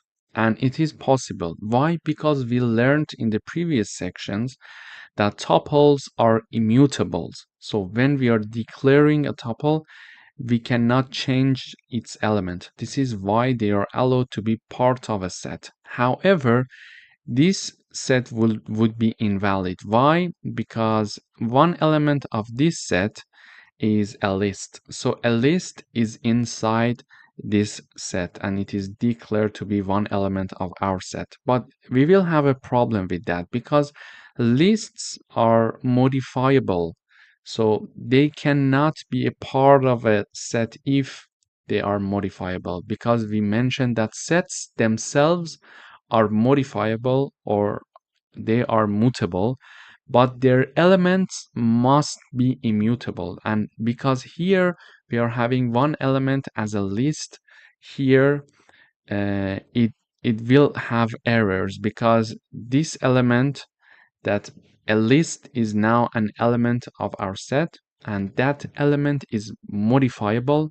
Therefore, there will be a problem. So we cannot integrate sets inside, lists inside sets. And sets are generally useful for storing and performing operations on unique data. And one of their key features is that they do not allow duplicate elements. Let me illustrate the differences between sets, lists, and tuples that we learned so far. So sets and lists are mutable, so it means that we can add one element or remove one element from them. However, tuples are immutable. It means that they cannot change after they are created. This is why tuples can be one element of a set, but lists, because they are modifiable, cannot be one element of a set. Regarding the duplicates, sets do not allow duplicate values. However, lists and tuples, it's okay for them to have duplicate values as their elements. Regarding the usage, for unique elements, sets are for unique elements and they are fast membership testing and are very good for mathematical set operations. Lists are usually practical for dynamic collections of elements that frequently change, as we learned in previous sections. And for the tuples are very good. These are very good for fixed collections of elements that should not change. And with respect to the syntax to declare them or to create them, if we want to create a set, we need to define them with curly braces or use the set function here, like empty parentheses. To define list, we learned that we are going to use square brackets, and to declare a tuple, we learned that we are going to declare them using parentheses. In the following videos, we are going to talk about different concepts of sets, and we are going to provide a lot of coding exercises so we get familiar in this section with sets in Python. Thank you for watching. Hello everyone, welcome to this video. In today's video, we're going to learn how to create sets and different types of set creation. Here, I'm having my first set being declared using set function. So when I'm having this set function to be assigned to a set variable, it means that I am defining an empty set. So whenever we want to define an empty set, we are going to use the set function. Then I'm having another set being created. It is called numbers, and this set is having 4 elements: 1, 2, 3, and 4. And finally, I'm having my third set being declared here, and it has 3 elements: 1 integer, 1 float, and 1 string. As we see, there is no problem if there are elements of different types, of different data types, let's say. And finally, I'm here printing out these 3 created sets, where I'm showing the message empty set, set of numbers, and mixed data set. And I'm calling their name. So I'm putting the name of my sets, so it is going to print them. When I run this code, I expect to see the sets here in the terminal, the values of the set. So the empty set is returning only this for us. So it says it's an empty set, so nothing to be shown there. And for the set of numbers that we are printing the message here, it is printing numbers variable, which is a set here declared, and its elements are 1, 2, 3, and 4, and we see them in here. And finally, here I'm having mixed data set, which is calling this mixed set, and it contains 3 elements: 1, hello, and 3.14. So in this video, we learned how to create and print elements of a set. Thank you for watching. Hello everyone, welcome back. In today's video, we are going to learn how to add and remove elements from a set. I'm declaring a set here, and I'm initializing it to 1, 2, and 3. So there are 3 elements here being assigned to this set, and the name of my set is my set. So in order to add one element to this set, I'm having the name of my set, then the add function, and in parentheses, I type down the value that I want to be added to this set. So let me comment the rest of the code first, and afterwards we're going to investigate those as well. So now I added one element to my set, and this value 4 is added to the set, so the set is updated, and now I'm printing the message after adding 4. Then I'm printing my set. So when I run the code, I see this in the output. After adding 4, this message, and then the set is being printed. Now the set BC has 4 elements, 1, 2, 3, and 4. Previously, it had only 3 elements. So we learned that we can add elements or values to our set. So now we're going to discuss how to remove elements from a set. So our set is now having these 4 elements, and I would like to remove element 2. So number 2, I want to eliminate it from my set. I type down my set dot remove, and then I type down number 2, and then I'm printing the message saying that after removing 2 and printing out my set. So after removing 2, when we compare this set with the last version of the set, the previous version of the set, let's say, we see that number 2 is being removed here.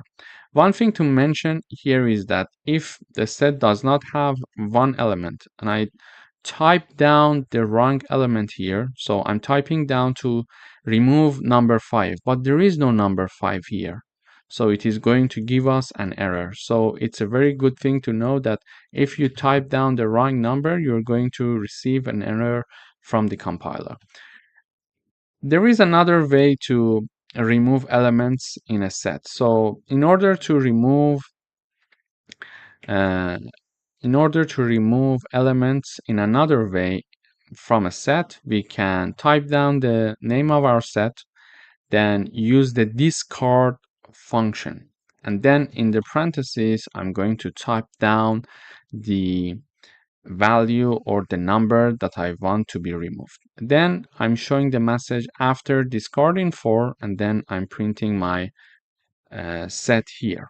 So when I have this function discard being run, we see that after discarding 4, this message, and we're printing our set. So the previous version was containing 1, 3, and 4. So we discarded number 4, and we see only 1 and 3. So there are only 2 elements left now in the set.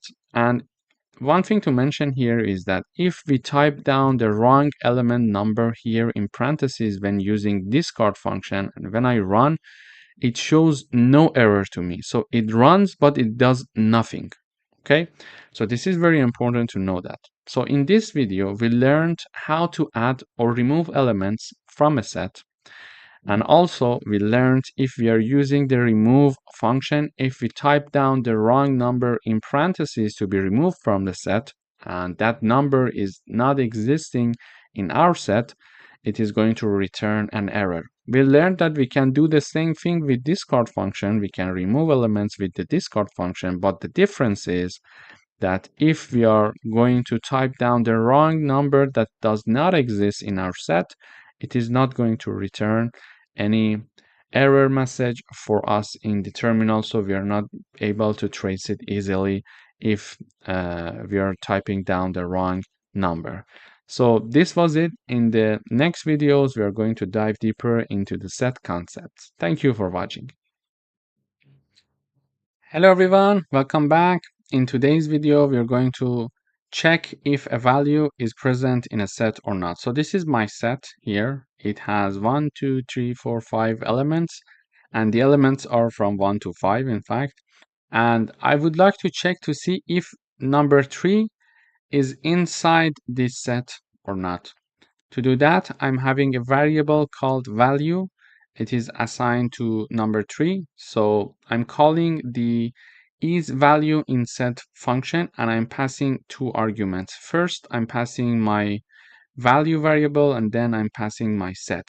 So this function is going to check if this value variable, which is 3, is having the element in this set or not. So if this 3 number is one of the elements of this set or not, this function is going to do that for us. So this function is declared and created using the def keyword. The name is value in set, and it accepts 2 arguments, value and my set.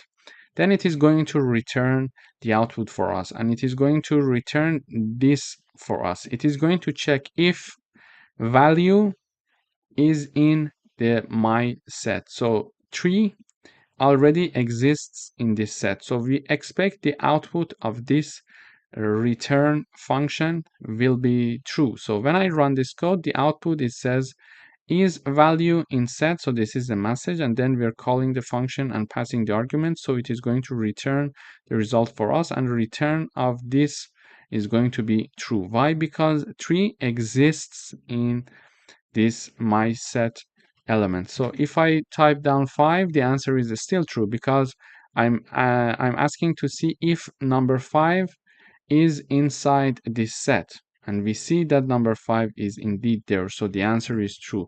But when I have the 7, the answer is false, because 7 is not one of the elements of this set. So this is how we can check to see if a number is presented in a set or not. Thank you for watching. Hello everyone, welcome back. We would like to write a program that finds the maximum and minimum values in a set. Here is my set. It has 5 elements. The elements are 5, 1, 8, 3, and 7. So we would like to find the maximum and the minimum. So the maximum we can find easily ourselves. So it's 8, and the minimum is 1. But what if we have a set that is very large? We need to use coding to find the maximum and minimum. So in order to do that, I'm having my function called max and min. And here is the function call. So we are calling this function, and as the argument, I'm passing my set here, okay? And when this function is called, it is using the max function. So let me type it here. And min function. It is using these two functions to find the maximum number in the set and the minimum number in the set. So basically, if I want to find the maximum number in my set, which is the name of the set here, and the minimum number of my set, which is again the name of my set here, this function, this is predefined in Python, is going to find the largest number and the smallest number in this set for us. And this function is returning two values, first the maximum and then the minimum. Then here, when I'm calling this function, it is going to return two values for me, first maximum and then minimum. This is why on the left-hand side, I'm having two variables, because this function is returning two output. It returns two values. So the first variable from the left is the maximum, because first we are returning the maximum. So this maximum output is going to be assigned to the maximum variable, and then the minimum number is going to be assigned to the minimum variable here. And then I'm typing down the print function, and I'm typing the message maximum minimum, and then I'm calling these two variables that we initialize. So when I run the code, I see maximum is 8 and minimum is 1. So this is how we can find the maximum and minimum values in a set. Thank you for watching. Hello everyone, welcome back. In today's video, we are going to talk about intersection. So in order to understand intersection between sets, we need to use certain functions or certain signs in Python. Let me illustrate it with an example. Here I'm having a set, and the set name is set1. It has 3 elements, 1, 2, and 3. And my other set is set2, and it also has 3 elements, 2, 3, and 4. And as you can see it here, numbers 2 and 3 are shared between these two sets. So 2 and 3 is shown in the first set and also in the second set. So how can I have a code that can give me the shared numbers between two sets? So I would like to have the expected output to be 2 and 3. This means that I would like to write a code, and that code computes the shared number, or let's say intersection, between these two sets and return me 2 and 3. We can do it in Python quite easily. We can use AND operator. So I type down the name of the first set, and using the AND operator, and then the name of my second set. And these equation here, like set1 AND operator set2, is equal to my new set. So it is a intersection set. I name it intersection set. And then I use the print function and I type down intersection using the AND operator. And then I'm printing out my set that is called intersection set. So let me comment this part first. So when I run this code, I should be able to see numbers 2 and 3 in the output because these are numbers that are shared between two sets. So in the output, we can see intersection using AND operator, and the output is 2 and 3. So this is one way to understand the intersection between two sets. Another way is, again, I'm initializing a variable with the same name, intersection set.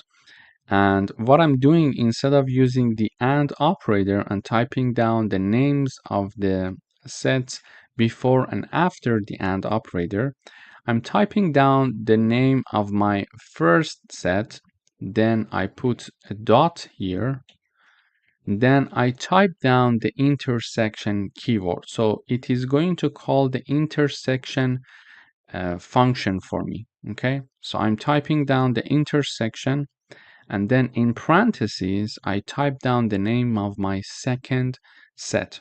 So let me review. I type down the name of the first set, dot the intersection keyword, and in parentheses, I'm typing down the name of my second set.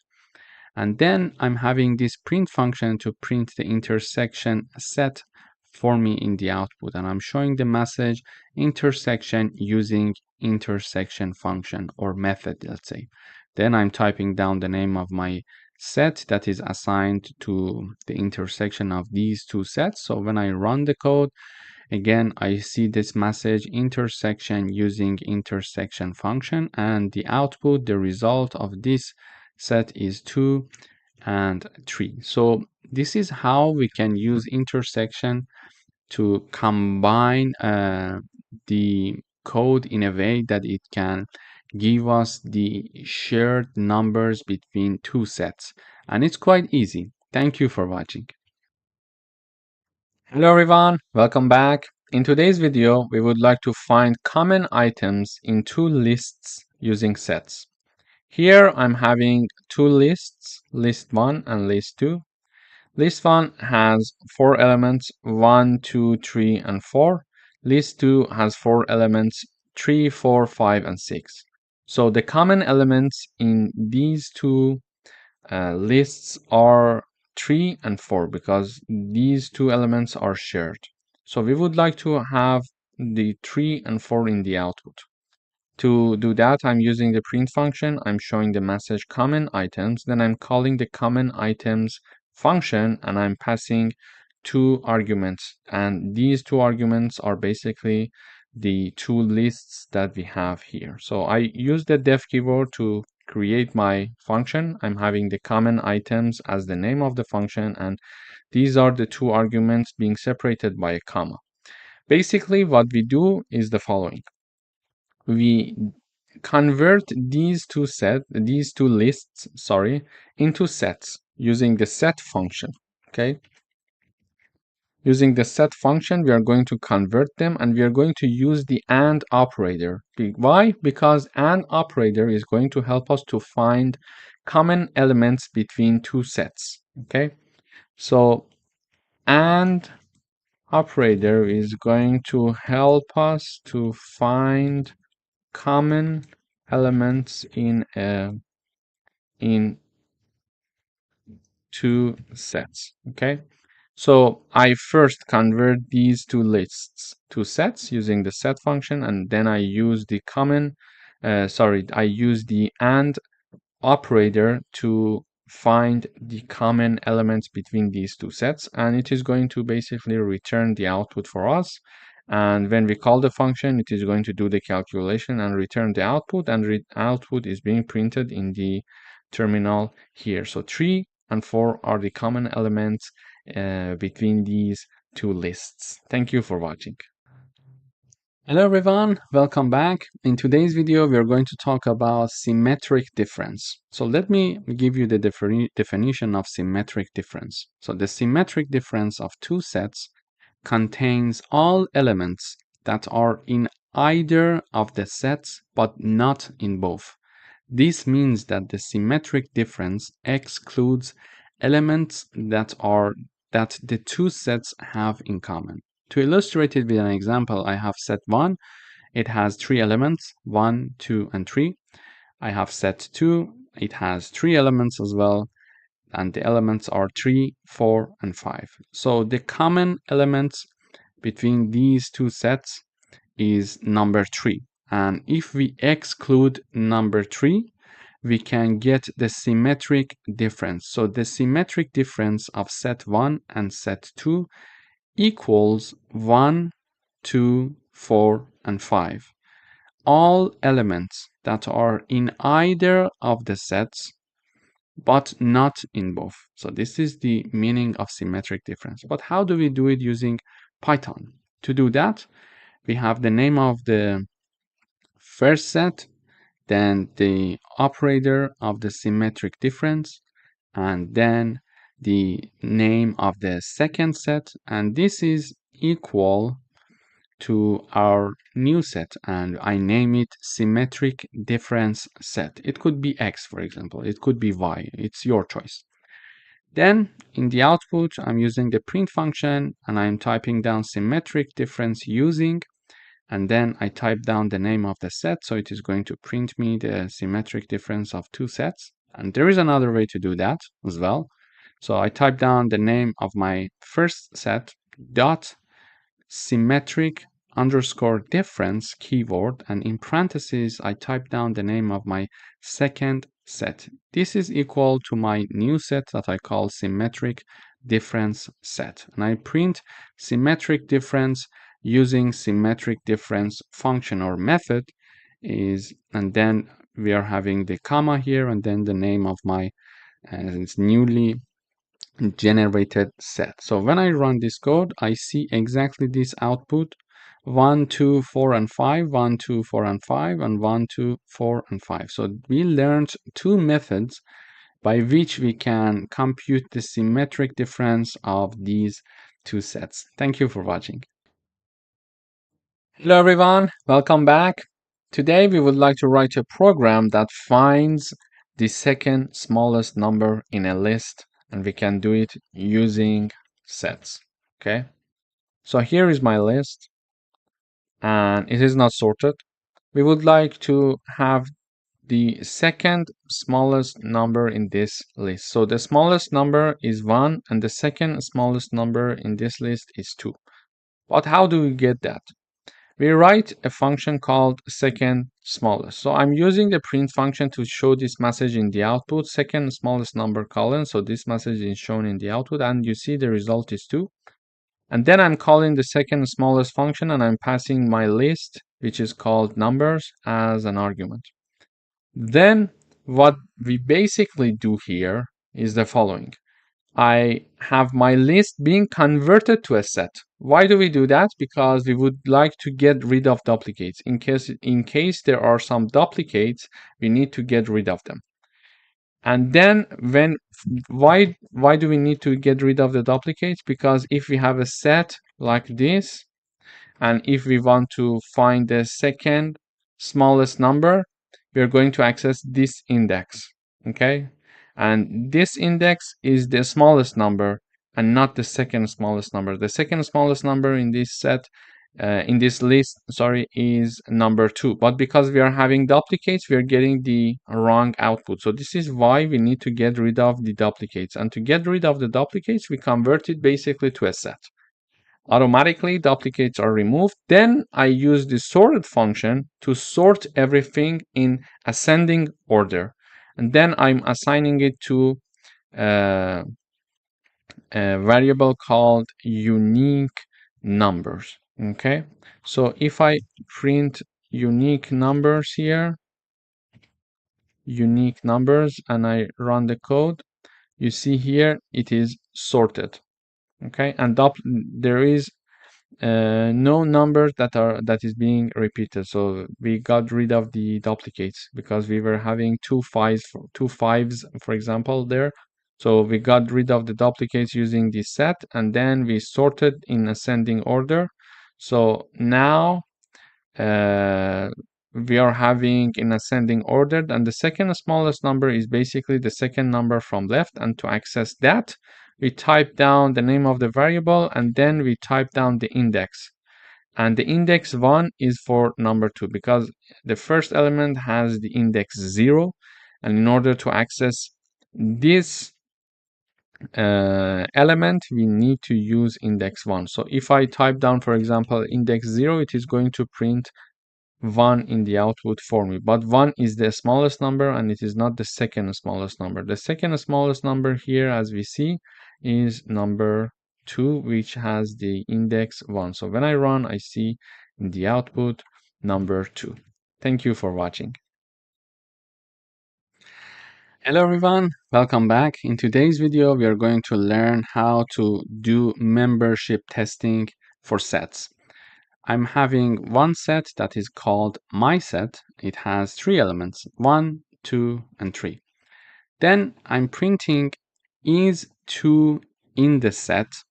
I would like to check if number 2 exists in the set my set.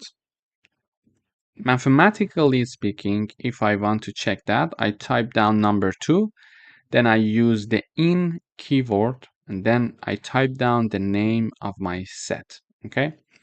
And also I would like to see if number 5 exists in the set or not. Here I type down the message, is 5 in the set?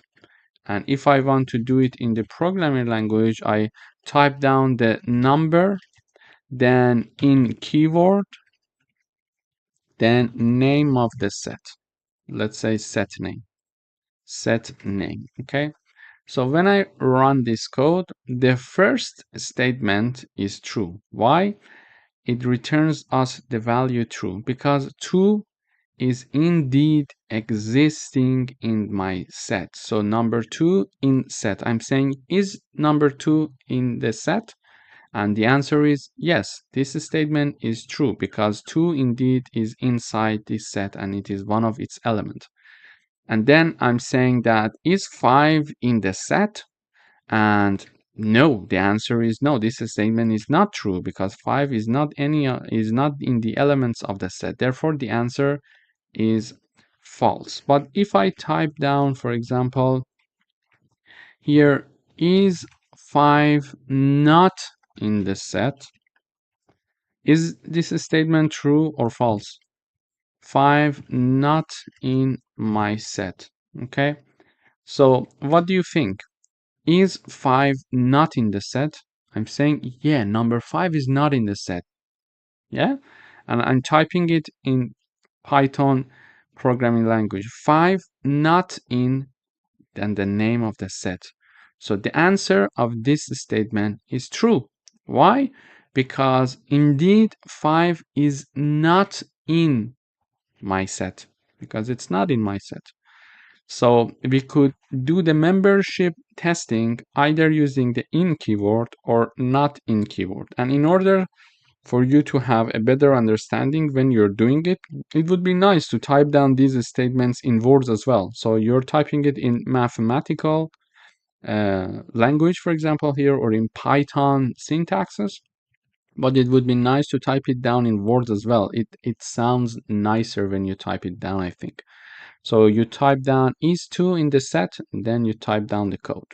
And here, when you're having the question here, is 2 in the set, and you see true. Okay, so true, therefore 2 is inside it. So you can find the answer completely in the terminal when you're having the message, instead of going to say, okay, the second statement is for which print, when you're having like 200 line of codes, for example, it would be very hard to trace it. So it's nice to also have these messages in the terminal. Thank you for watching. Hello everyone, welcome back. In today's video, we are going to learn how to iterate through a set. I'm having a set called mySet. It has 3 elements, and these elements are string. So the first element is apple, the second element is banana, and the third element is cherry. To iterate over this set, I use the for loop and I type down the for keyword. I'm having the fruit. It could be X, for example, here. This is the variable that we have to going through the all elements of our set. I'm having for all X in this set and the name of my set. So I type down the for keyword, then here the in keyword, and then after in I have the name of my set, and before in I'm having my variable. And then in the next line, for each iteration, I'm printing the value of X. So in the first iteration, X equals apple. In the second iteration, X equals banana. And in the last or third iteration, X equals cherry. So when I run this code, we see exactly the same output: apple, cherry, and banana. However, we also learned how to print the set itself in one go. So when I run this code again, I use the print function and I type down my set, and I'm having the my set being printed in the output. So if we want to print elements one by one, we can use for loop to go through it, to iterate through the set. Or if we want to print all the elements of a set in one place, we can have the print function directly and type down the name of the set in the parentheses. And in this case, the name is my set. Therefore, we are having my set being printed here in the last line. Thank you for watching. Hello everyone, welcome back. In today's video, we're going to talk about subset and superset. But let me give you my definition and explanation using an instance. Here I'm having set 1 and it has 3 elements, 1, 2, and 3. And we are having set 2, it has 2 elements, 1 and 2. And if I want to define subset meaning, it means that we can declare that set 2 is a subset of set 1 because all the elements of set 2 are contained in set 1.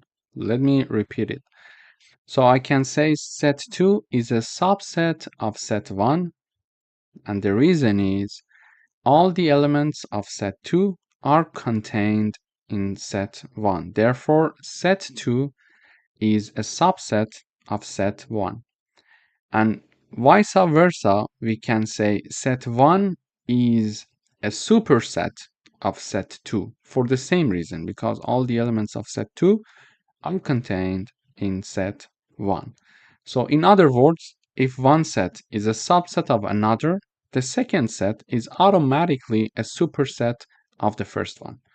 So if we want to do this checking with Python in codes, we can have the code like this. So I type down the print function, and in the parentheses, first I type down the message. I would like to see if set 2 is a subset of set 1. To type down in codes, I type down the name of the set 2, so set 2 lower than or equal to, and then set 1. This sign represents a subset. And if I want to check the superset, so I would like to mention if set 1 is a superset of set 2, I type down the name set 1, and using the larger than or equal to sign, which is the superset sign, and on the right hand side, I'm having set 2. So for the subset, when we are checking, I type down the set 2 on the left hand side, and for the superset, I type down the set 1 on the left hand side. So when I run this code, we see this in the output. So I'm asking to see, is set 2 a subset of set 1? And the answer is true. Well, yes, the answer is yes, because all the elements of set 2 are included in set 1. And then I'm saying, is set 1 a superset of set 2? And the answer is yes. And for the same, Reza. Thank you for watching. Hello everyone, welcome back. In today's video, we are going to talk about set comprehension. So set comprehension is a concise way to create sets in Python using a single line of code. It allows us to define a set by specifying an expression and optional conditions. For example, here, I'm having my name of my set is squares that I'm creating here. And to create the set, because I want to be the set of squares for numbers from 1 to 5, I'm having x star star 2, so square of numbers. And for each x that is in the range 1 to 6, because we're writing down 1 to 6, but we are willing to have something from 1 to 5. Why we are writing down 1 to 6 then? Because the start point is inclusive, but the end point is exclusive. So if we want to go from 1 to 5, we need to type down in the range 1 to 6. Okay? So, and then when this is calculated, it is assigned to squares, and then I'm printing out the squares. So when I run this code, I see the output is 1, 4, 9, 16, and 25. But why? The reason is, so x is taking value 1 to 5, 1, 2, 3, 4, 5. And then when we are computing these numbers to the power of 2, we're having 1, 4, 9, 16, and 25. So this is how we can create a set comprehension using a single line of code. We are going to do some further exercises for set comprehension in the next videos. Thank you for watching. Hello everyone, welcome back. Here we're going to discuss another example, another coding exercise for set comprehension.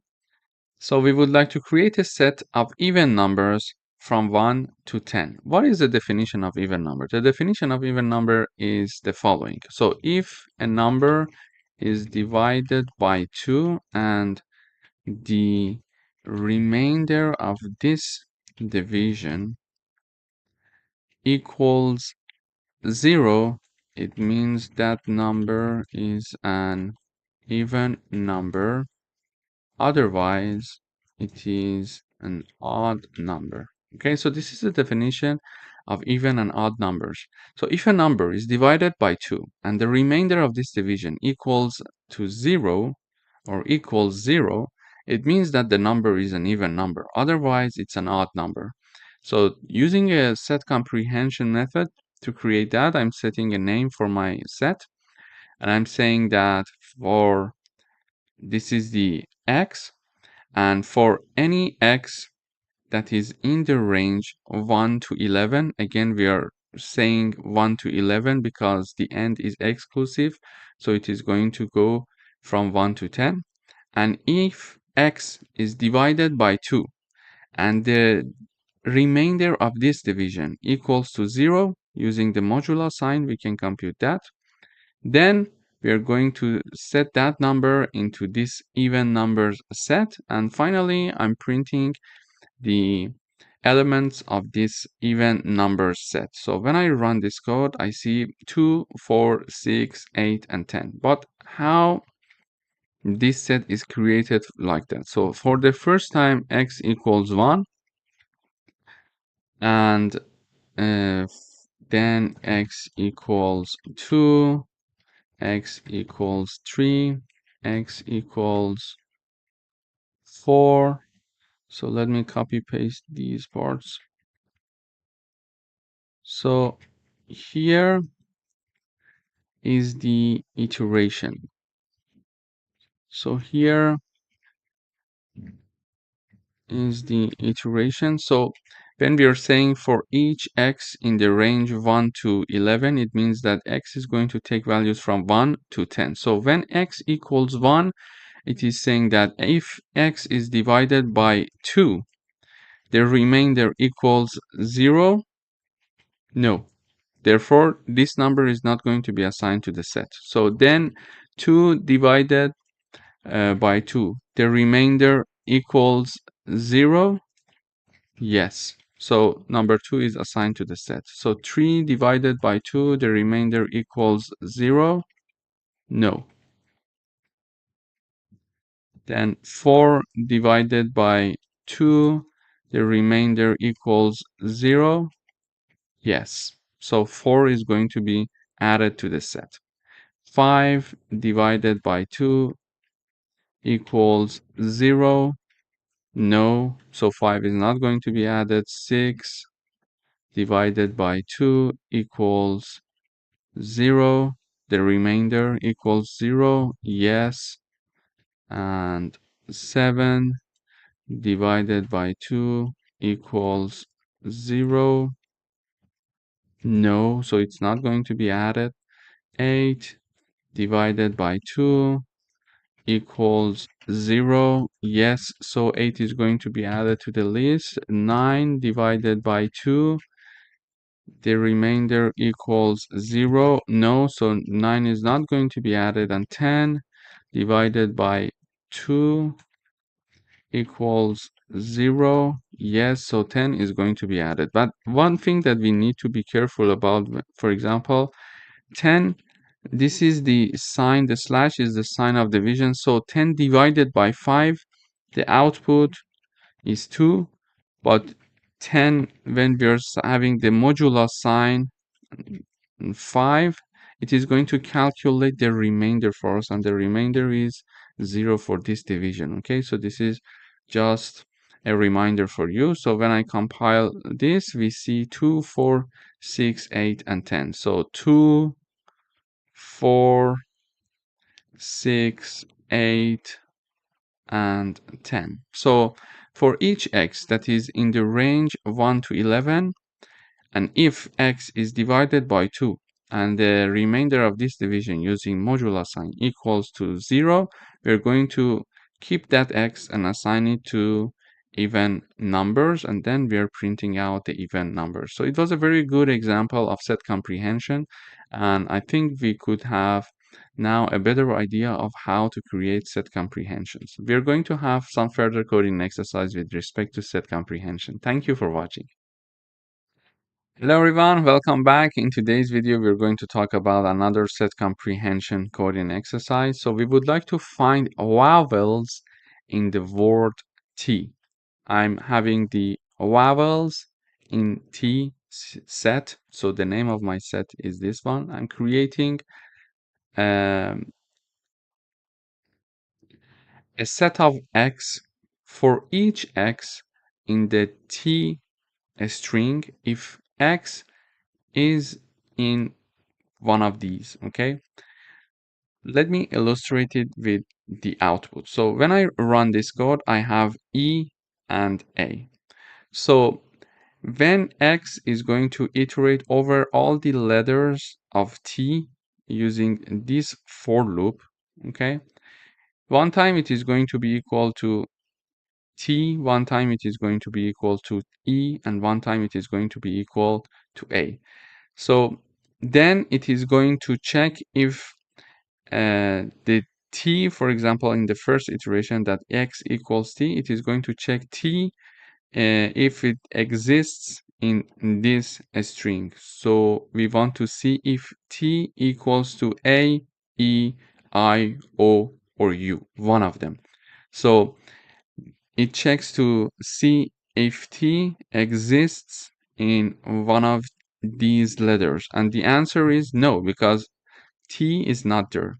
Then in the next iteration, it is going to equal X to E, and it is going to check if E exists in this string. And these strings, when we are going through its letters one by one, these are the letters. Does E equal to one of these letters? I would say yes, because we have one E here. So the answer is yes. And then E is stored in our set. Okay.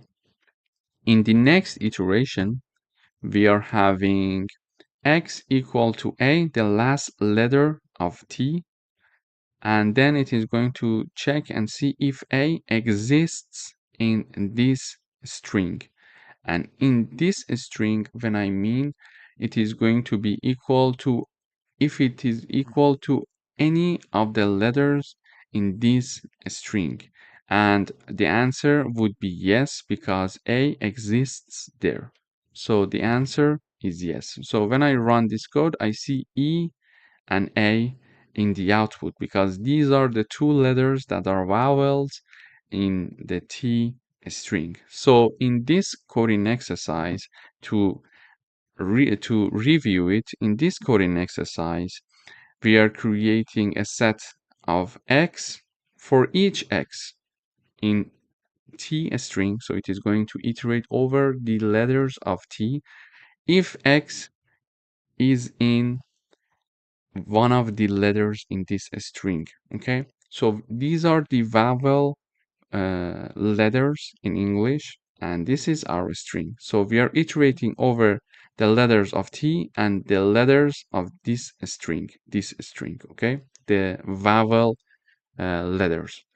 Then we would like to check if one of the letters in T, so for example, if the T, the first letter, equals to any of the letters here. Then if the second letter of T, which is E, equals to any of the letters here. And finally, we're going to check to see if the last letter of T, which is A, equals to any of the letters in this string that contains all the letters of our vowel sound. And the answer for T is no, because we don't see T here. For the E, the answer is yes, because we have one E here. And for the A, the answer is yes, because we are having A as well here. So the output is E and A. So this is how we can create a set of X for each X in T if X in this string. Okay, A, E, I, O, and U. This is how we can make a comparison letters by letters between two strings. So if the first letter equals to any of the letters of the second string, the second letter of the T, which is E, exists in any of the letters of the second string, and the last letter A exists in any of the letters of my second string. So basically, we are saying if T equals to any of the letters of my second string, and when I say string, I mean A, E, I, O, U, because we are defining it in double quotes, so it's a string. And then if E equals to any of these letters, A equals to any of these letters. So this is how we can create a set of X using set comprehension. Thank you for watching. Hello everyone, welcome back. In today's video, we would like to create a set of vowels found in the string hello world. So here I'm typing down the name of my string vowel in word. Then I am creating a set of X for each X that is in hello world string if X is in this string A, E, I, O, U as well. So here we see that when we are having this for loop, it is going to iterate over all the letters of the hello world string and checks to see if that specific letters equals to any letters in this string, which are the vowel letters. For example, it is going to say for the first iteration, while we are iterating over this string, it is going to check and see when if equals to H, if H equals to any of the letters in this string. Okay, so it is going to check if H equals to A, H equals to E, H equals to I, H equals to O, H equals to U. Okay, so it is going to check this out.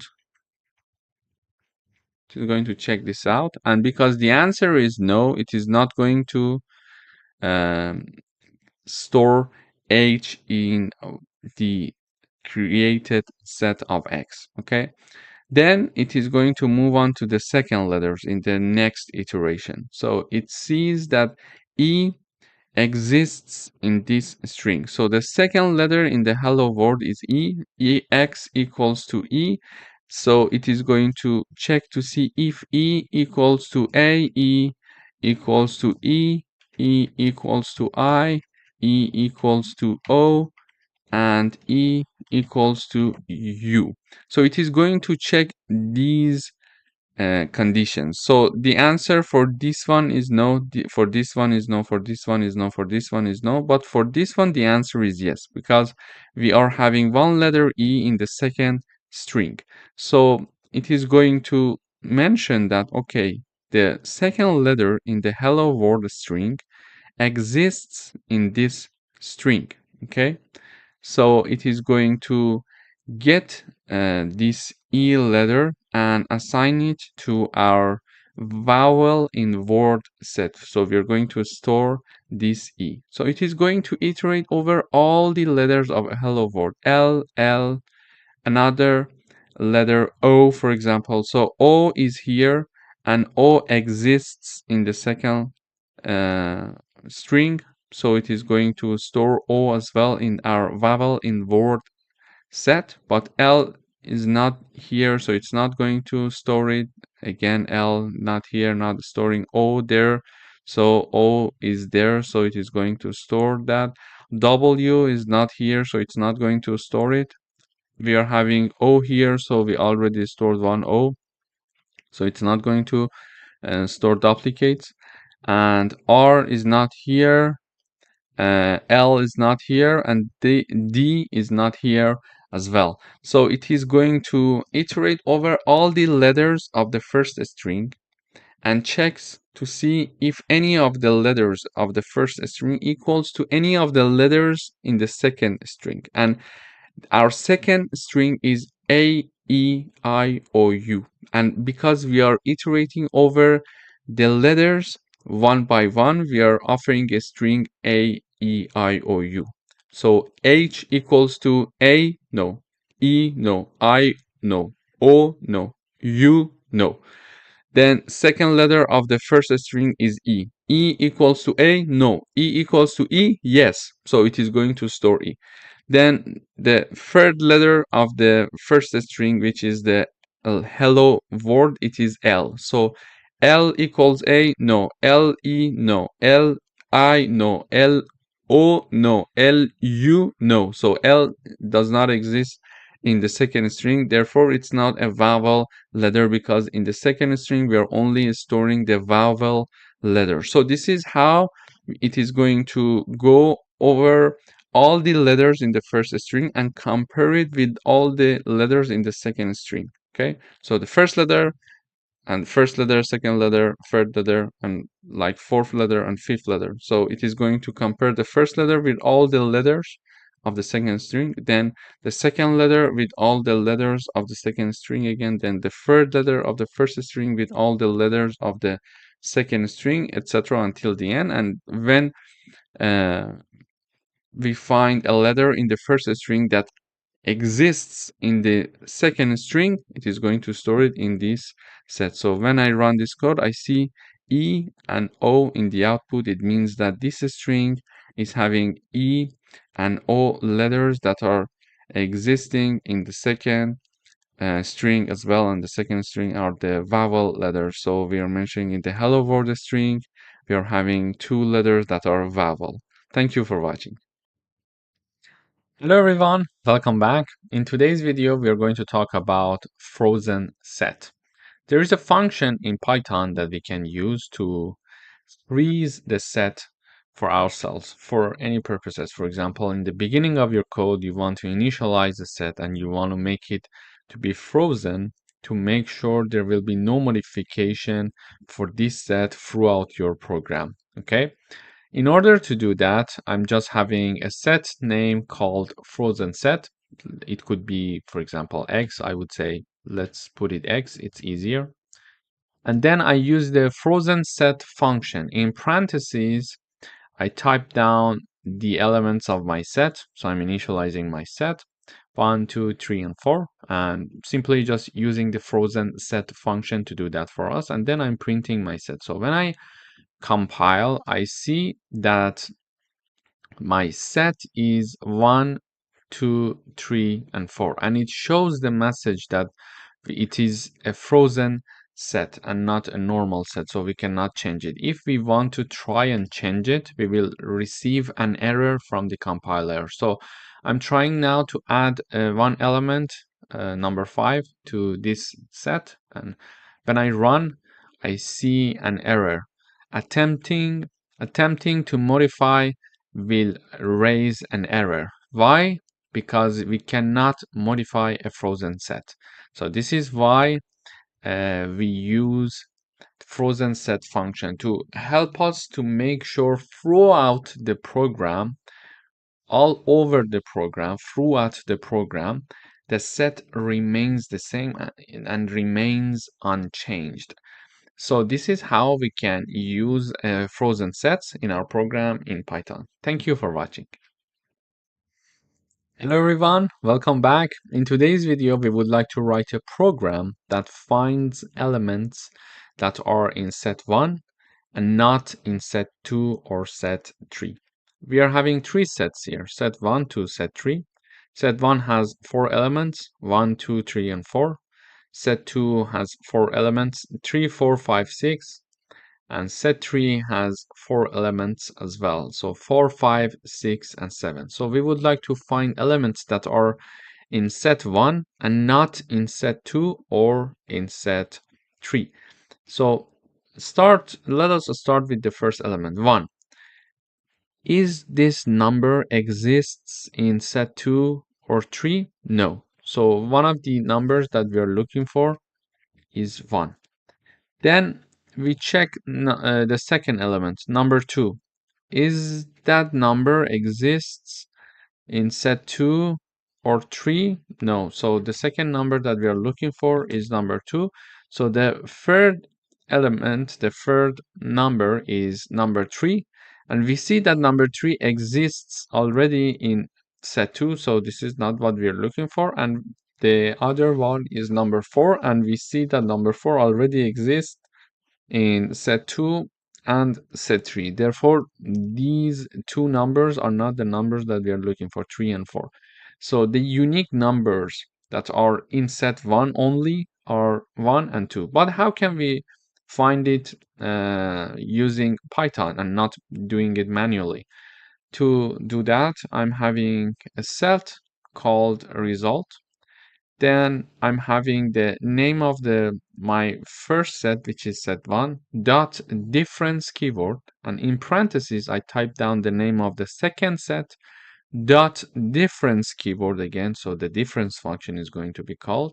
And then in parentheses I type down the name of my third set, and the result of this is going to be 1 and 2. So the things that are in set 1 and not in set 2 or set 3. This is how it is going to calculate it and assign it to result set, and we are printing out the set that is called result, and we see that in the output we are having the number 1 and number 2.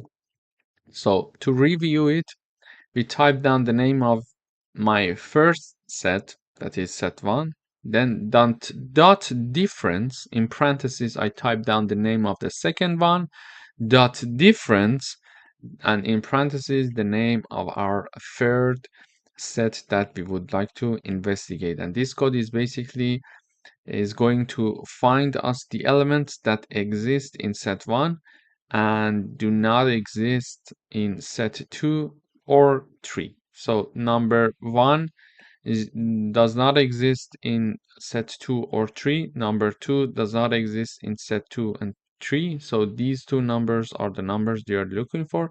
Number 3 already exists in set 2, and number 4 already exists in set 2 and 3 as well.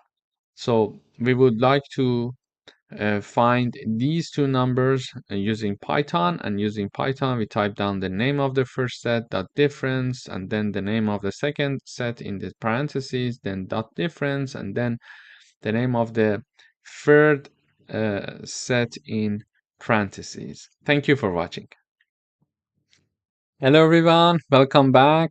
in this video, we would like to write a program that takes a sentence as input and prints the unique words in it. So here I'm having a string called sentence, and this string is here. So it has apple being repeated 2 times, banana being repeated 2 times, and orange. But we see that banana and apple, they are both duplicates. So they have duplicates and they're repeated because we are looking for unique words.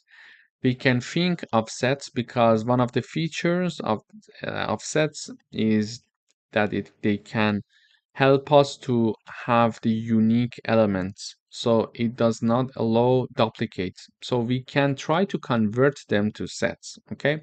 So I'm having my variable called x, which is a set, and I try to convert this string into a set, so the set automatically will eliminate the duplicates. To do that, I'm having my variable x, which is a set, and I'm trying to convert this sentence into a set. So I type down the name of the sentence, but before converting that, I use the split function here. So a split function helps me to divide the string into words based on the white space by default and return a list of those words. And this is going to be very helpful because when we are having words, word by word elements here, a set can immediately identify the repetition. So I'm going to use the split function to have this string being divided into words. So it's not going to be apple, banana, etc. It is going to be apple, banana. Sorry, there is an extra in here. Apple, orange, then banana. Okay, it is going to, so this is what the split function is going to do. It is going to divide this string into words. They are separated by a comma now. Okay, then because they are in a function called set, they are going to be converted to set, and while they are being converted, so apple is going to be assigned to my set called x because there is no duplicate for that. Banana is the second element, is going to be assigned to my variable to x, which is a set. Then another element is apple. So when we are trying to insert this apple, the Python compiler will understand that one apple already exists in the set, so it's going to just eliminate the second one. Then it goes for the orange, so it says orange, it's not there already, so we are going to insert orange. And finally, banana, it says that banana already there, so we're not going to insert another banana because it's not possible in sets. So this set x is created, and then basically we are using the print function to print our set. So apple, banana, orange, this is what we expected to have in the output. So in this video, we learned how to convert a string into a set, and also we learned how to use the split function to divide a string into words, so set can see a string word by word. Therefore, it can identify the duplicates and it is going to automatically basically eliminate the duplicates. Thank you for watching. Hello everyone, welcome back.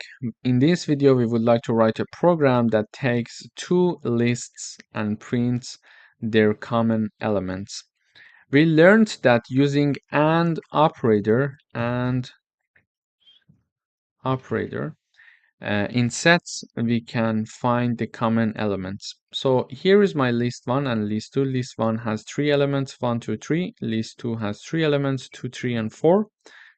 So first of all, we need to convert them to sets. To convert them to sets, I'm having the set keyword, and in parentheses, I type down the name of the first list and then the name of the second list.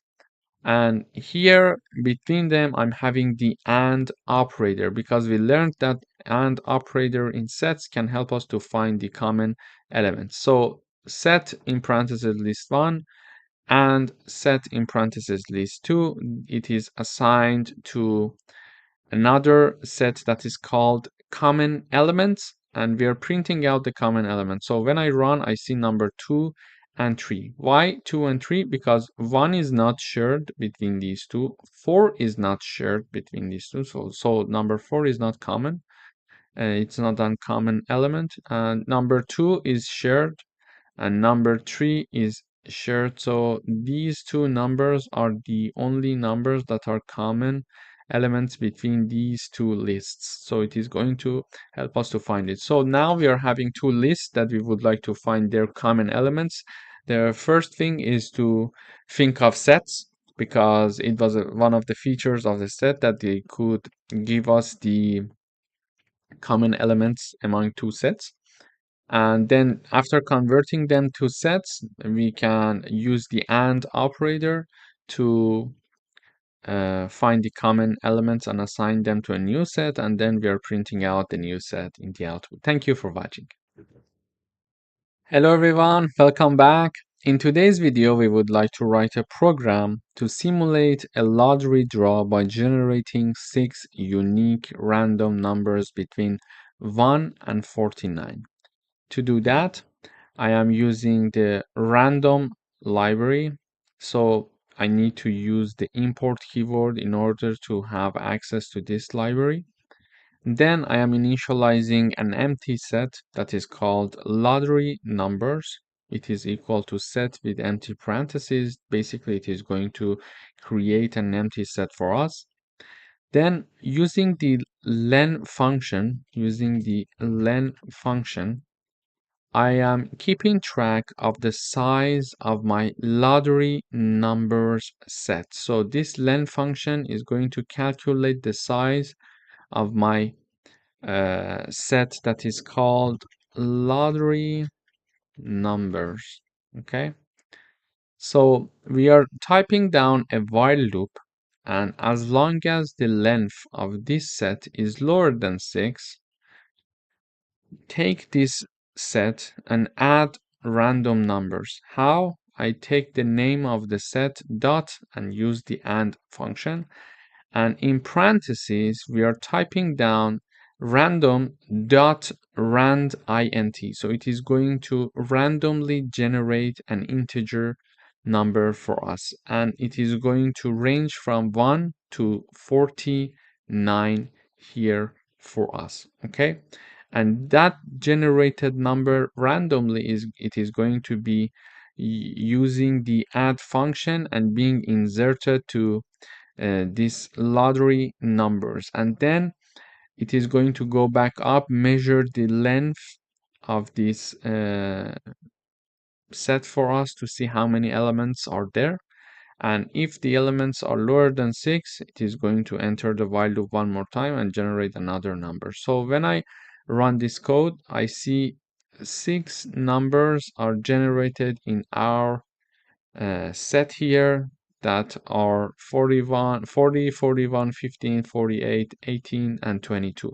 So if I run the code one more time, we see that the numbers will be different with these ones. So when I run this time, I'm having 6, 8, 42, 12, 46, and 25.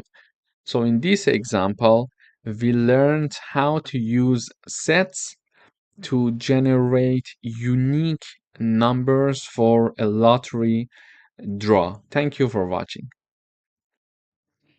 Hello everyone, welcome back. In this video, we are going to talk about set union, or we are going to talk about, let's say in other words, how to combine two sets to create a new set. Now we are having two sets here, set 1 and set 2. Set 1 is having 1, 2, 3, and set 2 is having 3, 4, and 5. So this number 3 is in set 1 and it is also in set 2. In order to combine them, I'm having x variable being declared, and I'm having set1 pipe operator and then set2. So this line is going to combine these two sets for us, set1 and set2, and here I'm showing the message union using pipe operator, and then printing out the X set for the user in the terminal. We see the output. So in the output, 1, 2, 3, 4, 5. So the sets are combined. But what happened? Here we see only one tree. We had one tree here and we had one tree here. Why we are not having two trees in the output when we are combining two sets? The reason is this. We learned in the introduction video that sets do not allow repetition and duplicate values in themselves. So this is why the set, when it is combined to form a new set, it is not taking two values that are the same. So this is why in the output we are seeing only one tree value, because sets do not allow duplicate values. There is another way to combine sets. The other way is like this. So we can either use pipe operator to make the union, or we can use the union function simply. We type down the name of our first set, then the union dot union, and in parentheses we type down the name of the second set, and this is assigned to our variable called y. Now I'm typing down the message union using union function, and I'm printing this y for myself in the output. So we see in the output the sets are having the same elements, and in this case also we are not having two number 3 being printed in the output for the reason that I mentioned. It's your choice, either using pipe operator or using the union function. Both of them can help us to create a new set based on two already sets that we are having. Thank you for watching. Hello everyone, welcome back. In today's video, we would like to talk about set difference. We would like to understand what are the numbers that are in set 1 and not in set 2. So here I'm having two sets, set 1 and set 2. Set 1 has three elements, 1, 2, and 3.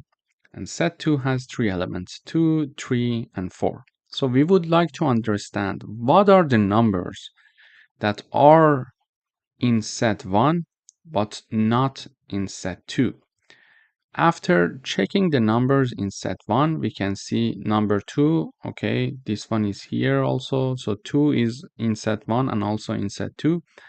Number 3 is in set 1 and it is also in set 2, but number 1 is in set 1 and it is not in set 2. So we are looking to find the numbers that are included in set 1 and not in set 2.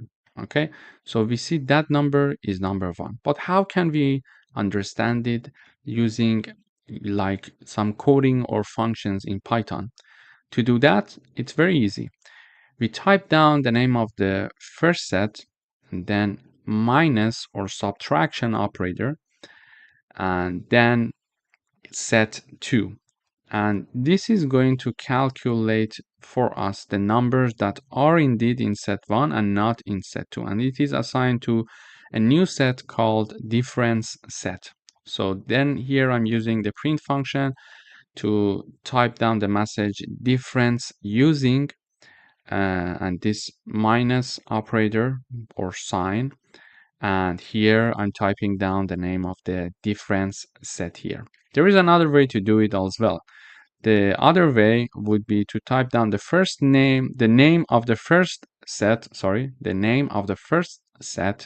dot the difference keyword, and in parentheses we type down the name of the second set, and this is assigned to my new set that is called difference set. So, and we are typing the message saying that difference using the difference function or method, and then I type down the name of my set that I want to print its value. So when I run, I see number 1 is shown Using both methods, we reached to number 1, showing that we did the correct calculation, because when manually we checked that, it was again number 1. So it is very important to know that this method is going to give us now the things that are included in set 1 and not in set 2. This is why the set 1 is first and then the set 2. Set 1 is first and then the set 2. If we want to understand the numbers that are in set 2 and not in set 1, we need to change the place of set 2 and set 1 in these equations. And these are two ways to find the difference between these two sets. And as you decide, it's your choice. You can go ahead and choose which one, whatever that you're comfortable with. And the other thing that I would like to mention here is that, for example, if I add one number here, for example, and when I run, we see that number 10 is now written here. Why? Because now I added a new value to my first set, and this value is not in set 2. So this is why I can see 1 and 10. So if I include 10 also here, and I recompile, I should not see 10 anymore here. So when I recompile, yes, we can see that only number 1 is there. Thank you for watching. Hello everyone, welcome back. In today's video, we would like to write a program to get unique values from a list using sets. Okay, so this is my list. It has 1, 2, 2, 3, 4, 4, 5. These are the elements of this list. And there are duplicates. You see there are 2 number 2s and 2 number 4s there, okay? We would like to remove duplicates and we would like to have only unique values. So this is the expected output for us. 1, 2, 3, 4, 5, okay? So the duplicates must be removed. And because we want to do this, I type down the print function. I type down the message unique values colon, then I call the unique values function and I'm passing the list as the argument. I use the def keyword in order to initialize and create my function. This function is going to basically convert this list to a set. And one of the features of sets is that they do not allow duplicates. So when we convert the list into a set, automatically duplicates are removed. Therefore, when I run this code, I see that I'm having a set of unique values. Okay, so this is how we can easily get rid of the duplicates. But if we want to also have list in the output, for example, here you see that we are having a set in the output, but if we want to have a list in the output, we can use the list function. So I'm first converting my list to a set and everything is okay. So we saw the output, duplicates are removed. So that's the end of the program. But if it is obligatory to have a list as the output, we can further convert the created set to another list again using the list function. So basically, first I use the set function and type down the name of my list. So this list is being converted to a set and it is automatically getting rid of the duplicates. So this is the end of the program if we are okay to have an output with a set. Okay. But if this is, for example, a force that we are looking for a list in the output, we can use the list function by typing down the keyword list and put everything in the parentheses. Therefore, it is going to convert the created set, which already got rid of the duplicates, to another list. So when I run the code, I see that I'm having a list here and we got rid of the duplicates. Thank you for watching. Hello everyone, welcome to dictionary section. A dictionary in Python is a collection of key value pairs. Each key is unique and it is used to access its associated value. Dictionaries are one of the Python's built-in data types and are mutable. It means that we can modify them after creation. And the key features of dictionaries in Python are as follows. Each element in a dictionary consists of a key and its corresponding value, written as key colon value. And we can add, remove, or modify items in a dictionary. And we cannot have duplicate keys in a dictionary. Let me illustrate all these concepts with an example. Here, I'm having a dictionary called my underscore dict, and then it is equal to braces. This code is going to give us an empty dictionary. But what if we want to declare a dictionary with some key value data? Here I'm having a dictionary called person, and I have the open brace here and the end brace here, close brace here. So all these three lines are part of my dictionary. Then I'm having keys called name, age, and city, and the associated values are Alice, 25, and New York, respectively. So here the key name has its associated value called Alice, and the key age has its associated data called 25 here in this case, and a city and New York. So this is how we are having a declaration or creation of a dictionary called person with three keys and three values. As you remember, we we mentioned when declaring a dictionary, we are having key, colon, then values. So on the left hand side, we are having the keys. On the right hand side, we are having the values. But how can we access these keys or values of a dictionary? To have access to them, we can use the print function. And in parentheses, we type down the name of the dictionary, which is person in this case. And in square brackets here, in a square bracket, I'm typing down the name key, the key which is the name, sorry. So here, when I'm having the name in the square bracket for the dictionary person, we are expecting to see Alice, its associated value. So whenever you want to access, for example, one of the values, we can access it through typing down the key of the dictionary. So when I run this code here, let me comment the last line. So when I run this code here, we see Alice in the output. So let me give you another example to access other uh, keys or values in Python. So here, as I mentioned, we are going to type down the name of the dictionary, which is person, and then open brace here. Then we are having quotes.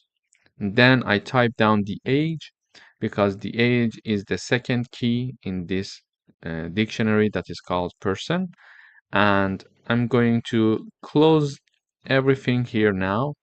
So when I run the code again, I expect to see 25 as well in the output.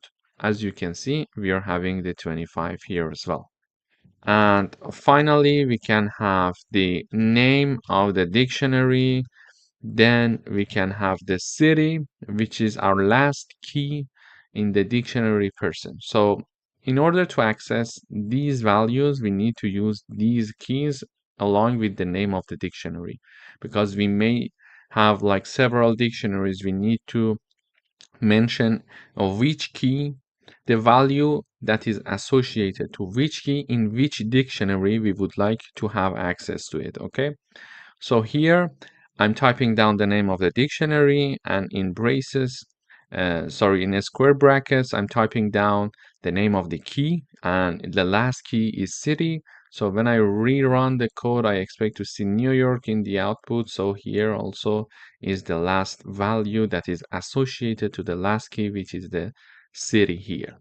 And if I want to print out the dictionary, the whole dictionary in one place, When I run the code, I see it in the output. So we simply type down the print function, and then we mention the name of the dictionary in parentheses. So we see the name, Alice, age, 25, city, New York. So this is how we can create and access different elements in a dictionary in Python.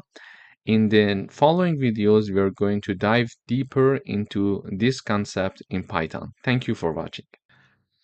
Hello everyone, welcome back. In today's video, we are going to make a comparison between list, tuple, set, and dictionary. As you remember, lists are declared in brackets and they are mutable. It means that we can modify them after creation. We can add, remove, or change item, and duplicate elements are allowed in lists. Then we discussed about tuples. So tuples cannot be modified after creation, and when we are willing to create them, we need to use parentheses. And duplicate elements are allowed as well. Then we learned about sets. Sets are declared in braces, and it is possible to add or remove items, but duplicate elements are automatically removed when we are working with sets in Python. And finally, we are going to learn in this section about dictionaries in Python. So we can add, remove, or update key value pairs. So it is possible to do that. However, the keys in dictionaries must be unique. So values can be duplicate, but the keys must be unique. For example, in the previous example, we had a key called name and the value called Alice, for example. Okay, so it means that the next key is age, for example, and its value is 25. But when we are dealing with dictionaries, I cannot have another key called name. So duplicates are not allowed. Okay, so this is the important concept that we need to know about dictionaries in Python. Thank you for watching. Hello everyone, welcome back. In today's video, we are going to learn how to add or update key value pairs in dictionaries in Python. So here is my dictionary. It is called person and it has three keys, name, age, and city. And it has three values, Alice, 25, and New York. So when I print this dictionary in the output in the terminal, we see that all the data of the dictionary is being printed. So name Alice, age 25, and city New York. If we want to add a key value pair to our already existing dictionary, we type down the name of the dictionary first, and then we are going to use square brackets. And in the square brackets, in quotes, we can simply type down the new key that we would like to add to our dictionary.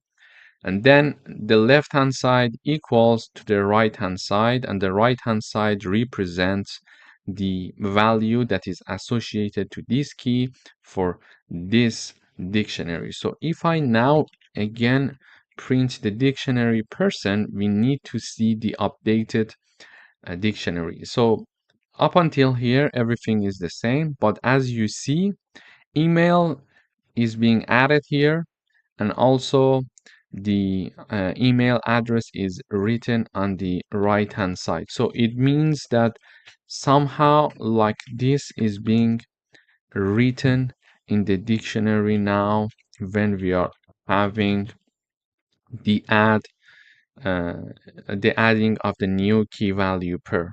So when we are having this, it means that a new key is being written here and a new value associated to this key that was just declared is also existing there. So in order to do that, I am going to review now. We type down the name of the dictionary. In the square brackets, we are typing down the name of the new key. And on the right hand side, we are typing down the value that is going to be associated to this key that we are declaring now. Then if we want to update our dictionary, for example, one element, one value of an existing key, we can have this code here. So when I run this code, we are seeing the, sorry, I need to print the output.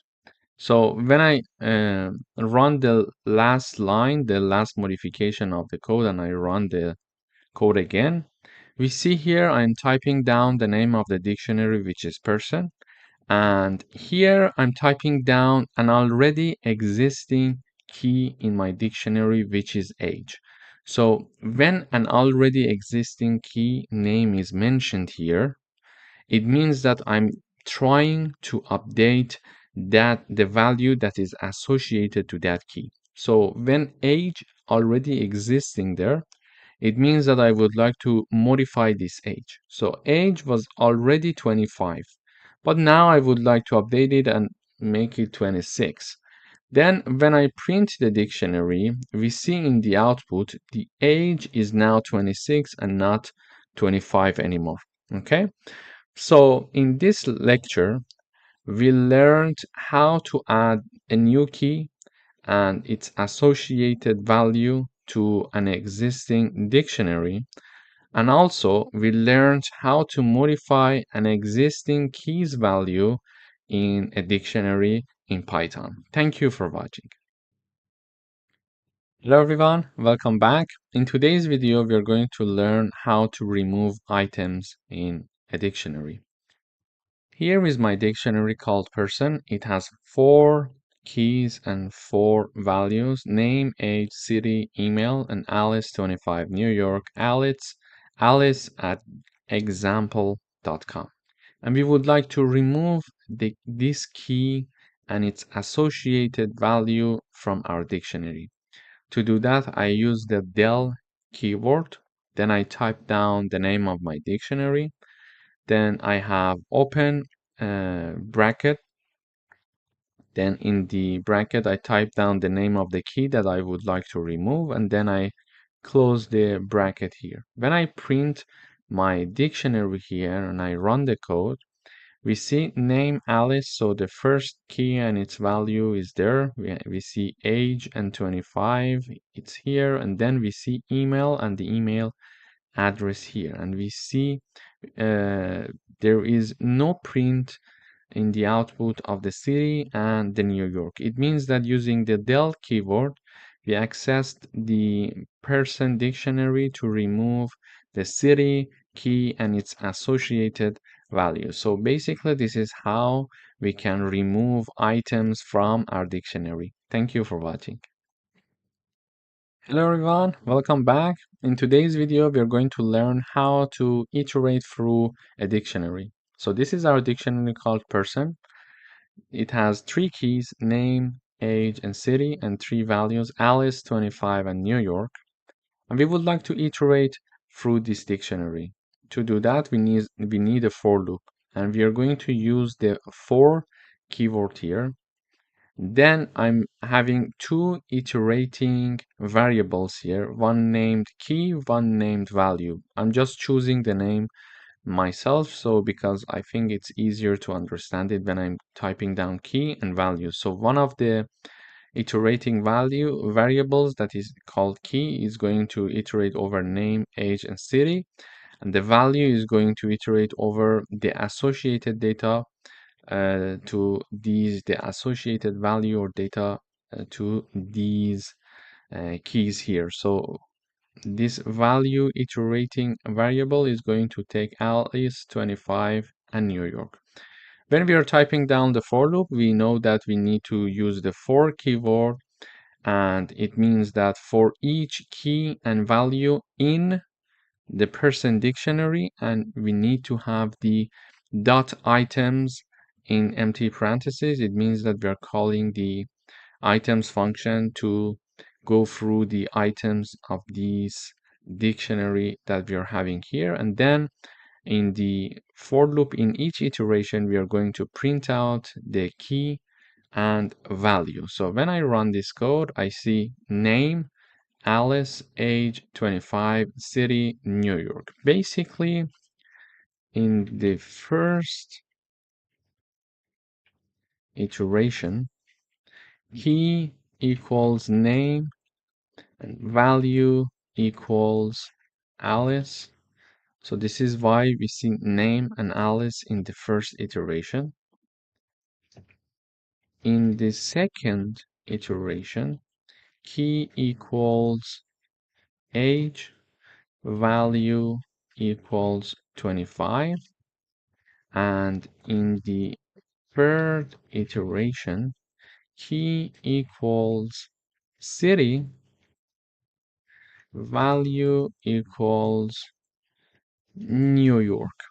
So this is why we see name Alice, age 25, and city New York. So in the first iteration, key equals name, value equals Alice, and we are printing out key, then value. So key is name and value equals Alice. In the second iteration, key equals age and value equals 25. We are having age and 25. And in the last iteration, key equals city and value equals New York. This is why we see city and New York in the output. So this is how we can use a for loop to iterate through a dictionary in Python. Thank you for watching. Hello everyone, welcome back. In today's video, we would like to write a program that creates a dictionary with information about a person, name, age, and city, and prints each key value pair. We're declaring a dictionary called person. The name is John, the age is 30, and the city is Los Angeles. Then, in order to print each key value pair, we need a for loop. And we need two iterating variables, key and value, for each key and value in the person dictionary, and we use the items function with empty parentheses to iterate over the items of our dictionary one by one, and then we're going to print key and value in each iteration. So we see name John, age 30, and city Los Angeles. So in the first iteration, key equals name while value equals John. In the second iteration, key equals age, value equals 30. In the third iteration, key equals city, value equals Los Angeles. So in the first iteration, key equals name and value equals John. This is why when we are printing key and value, we see name John. Then in the second iteration, key equals age and value equals 30. This is why we see age 30. And in the third iteration, key equals city and value equals Los Angeles. This is why we see this part in the output. Thank you for watching. Hello everyone, welcome back. We would like to write a program that adds a new key value pair to an existing dictionary and prints the updated dictionary. Here I'm having a dictionary called student. It has two keys, name and grade, and two values, Emma and A. In order to add a new key value pair, we learned that we can type down the name of the dictionary, and then in brackets we type down the name of the new key, and then on the right hand side we type down the associated value. This is how we can add a new key value pair to an existing dictionary for a student. The name of the dictionary, the name of the key, and the value on the right hand side. Then we are going to print the student dictionary. So when I run this code, I see name Emma, which was there already. I see grade A, which was there already. And we see subject math, which is something that we added here. So subject and math. So our new dictionary looks like this now. subject, then it's having the math as its associated value. Thank you for watching. Hello everyone, welcome back. In today's video, we would like to write a program that removes a key value pair from a dictionary and prints the updated dictionary. I'm having a dictionary called car. It has three keys: brand, model, and year, and it has three values: Toyota, Corolla, 2020. If we want to remove one key value per from this existing dictionary, we use the del keyword, then we type down the name of the dictionary, and in the brackets, we're going to type down the name of the key that we would like to be removed from this dictionary. So after that, I'm trying to print the dictionary here. So when I run this code, I'm having brand Toyota, model Corolla, and year 2020. When I delete this key, the associated value to this key is going to be removed as well automatically. So when I print my car dictionary, I see brand Toyota here, and then I see year 2020 here. So I see no information about the model Corolla in the output after having uh, the model keyword and its associated value being removed using the del keyword in Python. Thank you for watching. Hello everyone, welcome back. In today's video, we would like to program that checks if a specific key exists in a dictionary. I'm having a dictionary called colors. It has three keys: red, blue, and green, and it has three associated value. And in this program, we would like to check and see if one key called blue is existing in our dictionary or not. Is it there or not? Does this blue key exist in our color dictionary or not? So to check that, I'm typing down one if conditions. So I type down if, then the string blue because I'm looking for blue, in the colors, in colors, so colors is the name of my dictionary, print the color blue is in the dictionary. Else means otherwise, print the color blue is not in the dictionary. So I'm going to say it one more time. We check with if condition if this string in the colors. So colors is the name of my dictionary. So when I run this code, I see the output says that the color blue is in the dictionary. It means that we are having a key in this dictionary that is called blue. But if I type down, for example, here, yellow, it says the color. So the color, maybe we should also change this one and this one here, for example. So I rerun. It says the color yellow is not in the dictionary. So this message is being printed out in the output. Why? Because it checks and see yellow is not one of the keys declared in the color dictionary. This is why, because it cannot find it. It goes to the else part and it prints this message for us in the output. So this is how we can actually check to see if a specific key exists in a dictionary or not. Thank you for watching.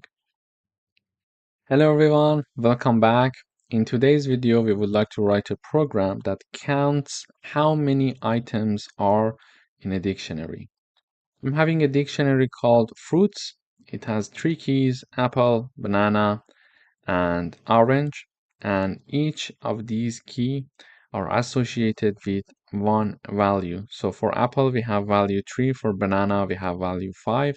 And for orange, we have value 2.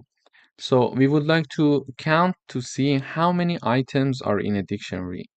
In this dictionary, I'm having 3 items here. So 3 keys. By items, I mean 3 keys. So 3 keys are inside the fruits dictionary. But how can we count it in Python?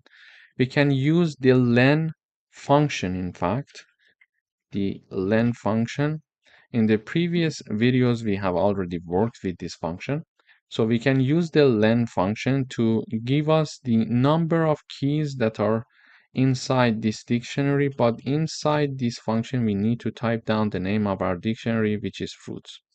So we are initializing a variable called count, and it is equal to the len function, and in parentheses we are having the name of the dictionary. So this function is going to calculate the number of items that are inside the fruits dictionary. Then I'm printing out the count for myself in the terminal. So I'm having this message: the dictionary has, and then the count variable is here, and then the items at the end of my message. So I'm printing out the dictionary has 3 items. So, and if we count it, we see that there are indeed 3 items inside this dictionary. So if we have a dictionary with a lot of keys, we can simply use the len function to do the job for us, to do the work for us, and we can easily understand how many keys are declared inside a dictionary. Thank you for watching. Hello everyone, welcome back. In today's video, we are going to learn how to merge 2 dictionaries. I'm having dictionary number 1 and dictionary number 2. I would like to put the information of the second dictionary in the first dictionary. And we see that dictionary 1 and 2, they have one element in common, which is B. So the key B is shared between them. But in the first dictionary, it is associated with 2. And in the second dictionary, it is associated with number 3. I'm going to type down the name of my first dictionary dot update. So I'm using the update function, and in the parentheses, I type down the name of my second dictionary. And then I'm printing out the first dictionary in the output. When I print the first dictionary in the output, I expect to see this element in the dictionary 1 and these 2 elements in the dictionary 1 and not this one. Why? Because B is a common element, is a common key, let's say, between these 2 dictionaries, and we are updating the information of the first dictionary with the information of the second dictionary. Therefore, because they have one key in common, it is going to, this part is going to be replacing this part. Okay, so I expect to see A1, B3, and C4 in the output when I'm using this line of syntax and code. So the name of the first dictionary dot update using the update function, and in the parentheses I'm typing down the name of my second dictionary. So in the output, as you see here, I'm printing the first dictionary. I see A1, B3, and C4. So we don't see B2 in the output. Why? Because the information of the first dictionary is being updated, and the information of the second dictionary is being inserted in the first dictionary, and because they have one key in common, the key of the second dictionary is going to be in the place of the B key in the first dictionary. So we see this one in the first dictionary and this one in the first dictionary, and this one is going to replace this one here. And we have another method to merge 2 dictionaries as well.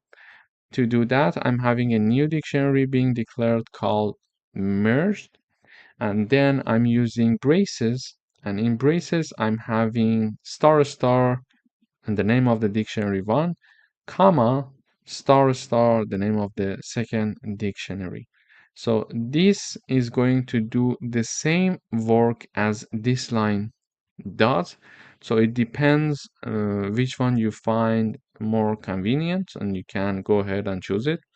So after that, I'm printing the merged dictionary, and as we see here, the output of the first method and second method, both of them are the same. The outputs are the same. So it depends on you which one that you prefer. You can go ahead with that. So this is the second method. So in this video, we learned how to merge or update dictionaries In Python, we can use this method, name of the first dictionary, then update function, and in parentheses, the name of the second dictionary, or we create a third dictionary. For example, in our case here, it is called merge.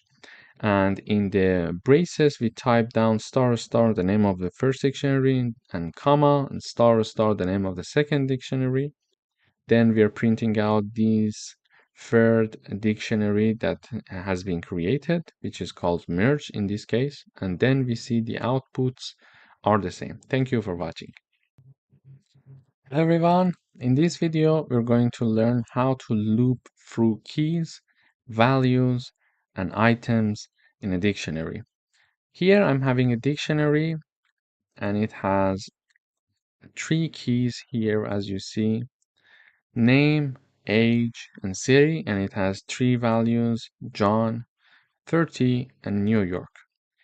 If we want to only iterate through the keys of this dictionary, we can type down the keyword for, and for each key in my dictionary dot keys. If I use the keys function, this is going to help me to only iterate through the keys of the dictionary, okay? Name, age, and city. Then for each iteration, I print key. So in the first iteration, key equals name. Second iteration, key equals age. And third iteration, key equals city. Okay? So in here in the code, I'm printing a loop through keys. Then I'm typing down my key variable here, which is my iterating variable for each key in my dictionary dot keys. Print this key for me. So in the first iteration, key equals name, second one age, and third one city. Here is how we can iterate over the keys in a dictionary. Then what if we would like to iterate over the values only, not the keys anymore? We are typing down this message for us, loop through values, and then I type down four values in my dictionary and then dot values in parentheses, in empty parentheses. So we are using the values function to iterate over values, and then in each iteration I'm printing the value in the output. So in the first iteration, value equals John. In the second, value equals 30. And in the value, the third value equals New York, as you see it here. So using values function in dictionaries, we are able to iterate through only values. And if we would like to iterate over key value pairs, we use the items keyword. So I'm typing down for any key and values in my dictionary dot items print key and value. So it is going to say name John, age 30 in the second iteration, and the third iteration city and New York. So when I run this code, in the output we see loop through keys, and only keys are being printed as we expected here, name, age, and city. Then we are having loop through values. So values are John, 30, and New York. John, 30, and New York as we expected. And then loop through key value pairs. We see name John, age 30, and city New York as we were expecting to see the same thing. So in this video, we learned how to loop through keys, values, and key value pair. Thank you for watching. Hello everyone, welcome back. In this video, we are going to talk about nested dictionaries, a dictionary that contains another dictionary as a value. So here I'm having a dictionary called students, and in this student dictionary, I'm having two other dictionaries called Alice and Bob. And the Alice dictionary has two keys, age and grade, and two values, 25 and A. In the nested dictionary called Bob, I'm having two keys again, age and grade, and two values, 22 and B. In order to access the nested data in our dictionary here, for example, if I want to know the grade of Alice from the student dictionary, I can type down the print function here,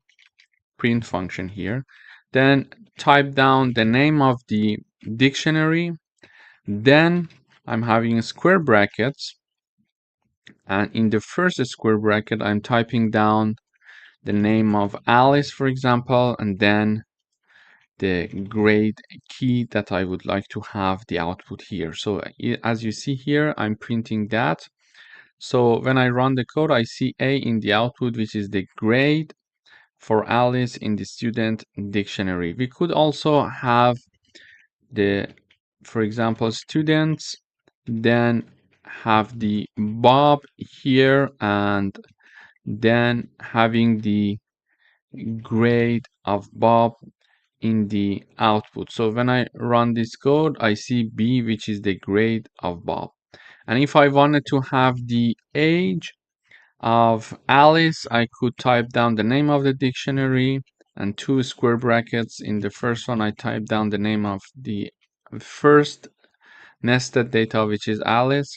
Then I type down the age. So when I run this code, I expect to see number 25 in the output. And similarly, we can have the output for Bob's age here. So when I run this code now, I see 22. So in this video, we learned about nested dictionaries, or how to access nested data in a dictionary. Thank you for watching.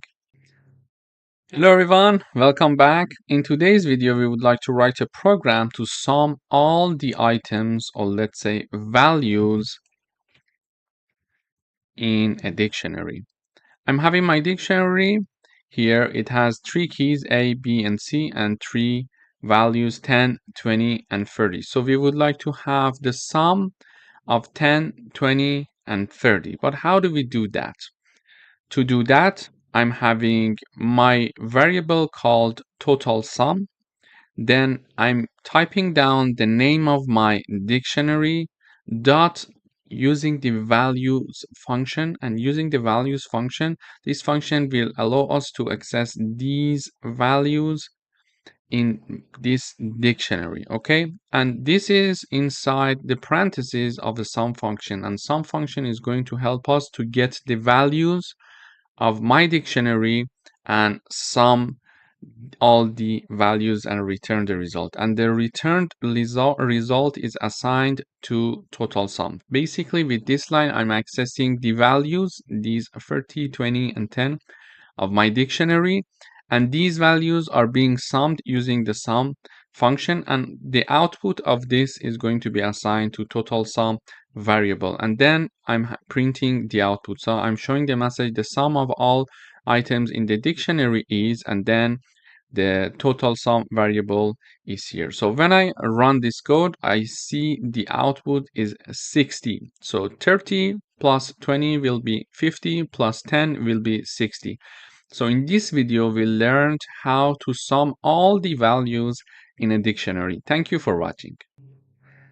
Hello everyone, welcome back. In today's video, we would like to write a program to multiply all values in a dictionary. So when I mention items, I mean values here. So all the values in a dictionary. So I'm having my dictionary, A, B, and C are the keys, and 2, 3, and 4 are the values. So we would like to write a program to multiply all the values. It means that I would like to have the result of 2 times 3 times 3 times 4, and the result is 24. So we would like to get to this number by multiplying the values 2, 3, and 4 in this dictionary. To do that, I'm initializing a variable called result to be assigned to 1. Then I'm using a for loop to iterate through the values of my dictionary. To iterate through the values of my dictionary, we learned that we can use the values function. So for each value, and this value is my iterating variable, for each value in my dictionary values, I'm going to type down this code. So this code equals to this code, result times value. Okay, so in each iteration, this value is going to have these three values. So in the first iteration, value equals 2. In the second iteration, value equals 3. Third iteration, in the third iteration, value equals 4. So this iterating variable is going to iterate over the values of my dictionary. Okay, for each value in my dictionary values, we are going to implement this code. And this code means that the new result equals to result multiplied by value. In the first iteration,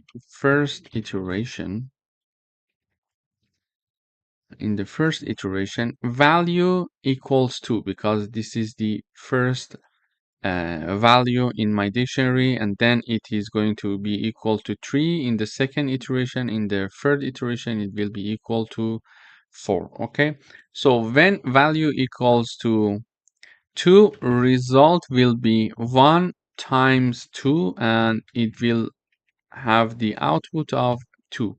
Y result is equal to 1 multiplied by 2 because the formula says result multiplied by value. So result was initialized to be 1, and then I'm typing down 1 multiplied by 2. 2 is my value, so the result will be 2. Then in the next iteration, result will be 2 times 3, and result will be 6. And why 2 times 3? Because we are having the result multiplied by value. So result from previous iteration was equal to 2. So I'm having the number 2 here multiplied by 3. 3 is the value in this iteration. So it is the second value in my dictionary. And finally, in the last iteration, result equals 6 times 4. Therefore, result equals 24. So why 6 multiplied by 4? Because the formula says result equals result multiplied by value, and result is 6 from the previous iteration multiplied by value. Value equals to 4. So the output should be 24. And we mentioned that this formula is exactly doing the same thing as this formula does. So you can go ahead and choose to type down either of them in your for loop. It's more concise writing it this way, so this is why we're using this way. But I wrote it here in comments this way, so it would be easier to provide you with the analysis. Then after having the output of result, we are going to print the result variable here in the output, and we would like to say the product of all items in the dictionary is, and then having the result variable being printed. So the output is 24 as we expected based on our computation here. So in order to have the multiply of all items in a dictionary, we iterate through all the values of a dictionary, and we use this formula to have the output of the multiplication of all the values in a dictionary. Thank you for watching. Welcome to this video. In today's video, we would like to write a program that sums all the items in a list. So here is my list. The name of my list is numbers. It has 5 elements: 10, 20, 30, 40, and 50. Here we would like to calculate the sum using the sum of all the items in our list using the sum function. In order to do that, I define a new variable called total Then it is assigned to be the sum of the list called numbers. So basically I'm using the sum function to calculate the sum of all the items in the numbers list. And when I run this code in the output, when we print the total, it's 150. So this is one way to do it. Another way to do it would have been to write a for loop, for example. And using a for loop, we could do that. For example, I'm having a variable called total1 equals 0. And we could say for num in numbers, we could have total1 plus equals num. And then we were printing the value of total1. So when I run the code, we see that the output is the same. So there are two ways to do that. The first one is to simply use the sum function.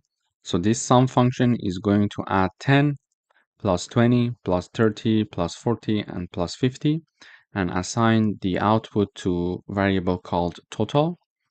And we print the total in the output here. Or another way to do that is to use a for loop.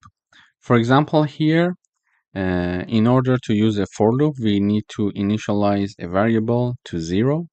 Then we are having for each num is my iterating variable here. For each num that is in numbers, we are going to add that element to our total1 variable. For example, in the first iteration, num equals 10 because the first element in numbers is 10. Then we are going to have total1 equals total1 plus num.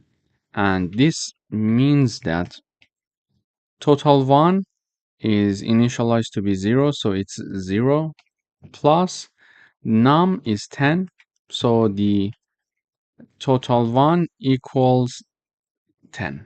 Okay, so this is the first iteration. In the second iteration, num equals 20 because the second element of numbers list is 20 and we are iterating over each element of this.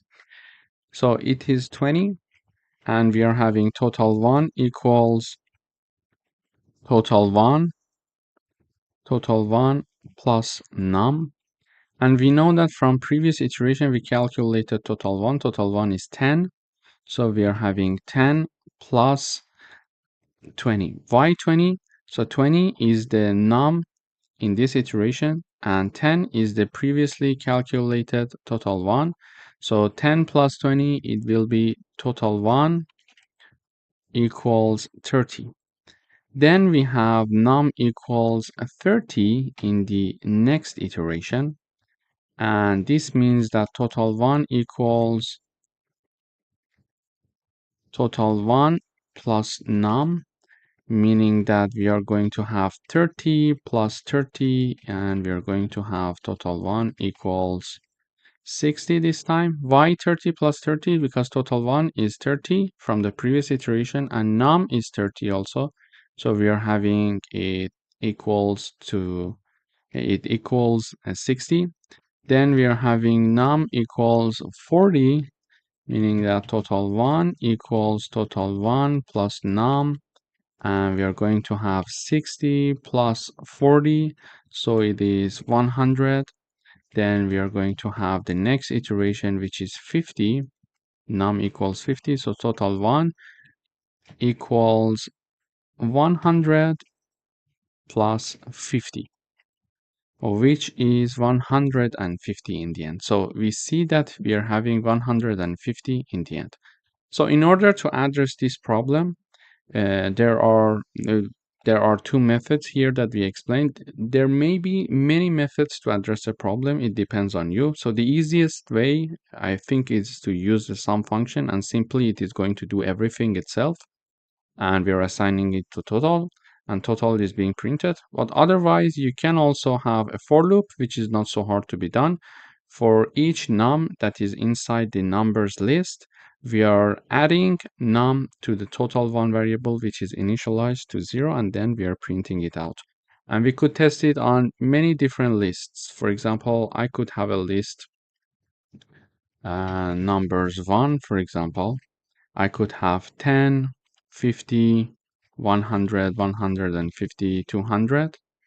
Then here I could have my new total equals sum. What was the name of the list? Yeah, numbers 1. Okay, so we're going to use that.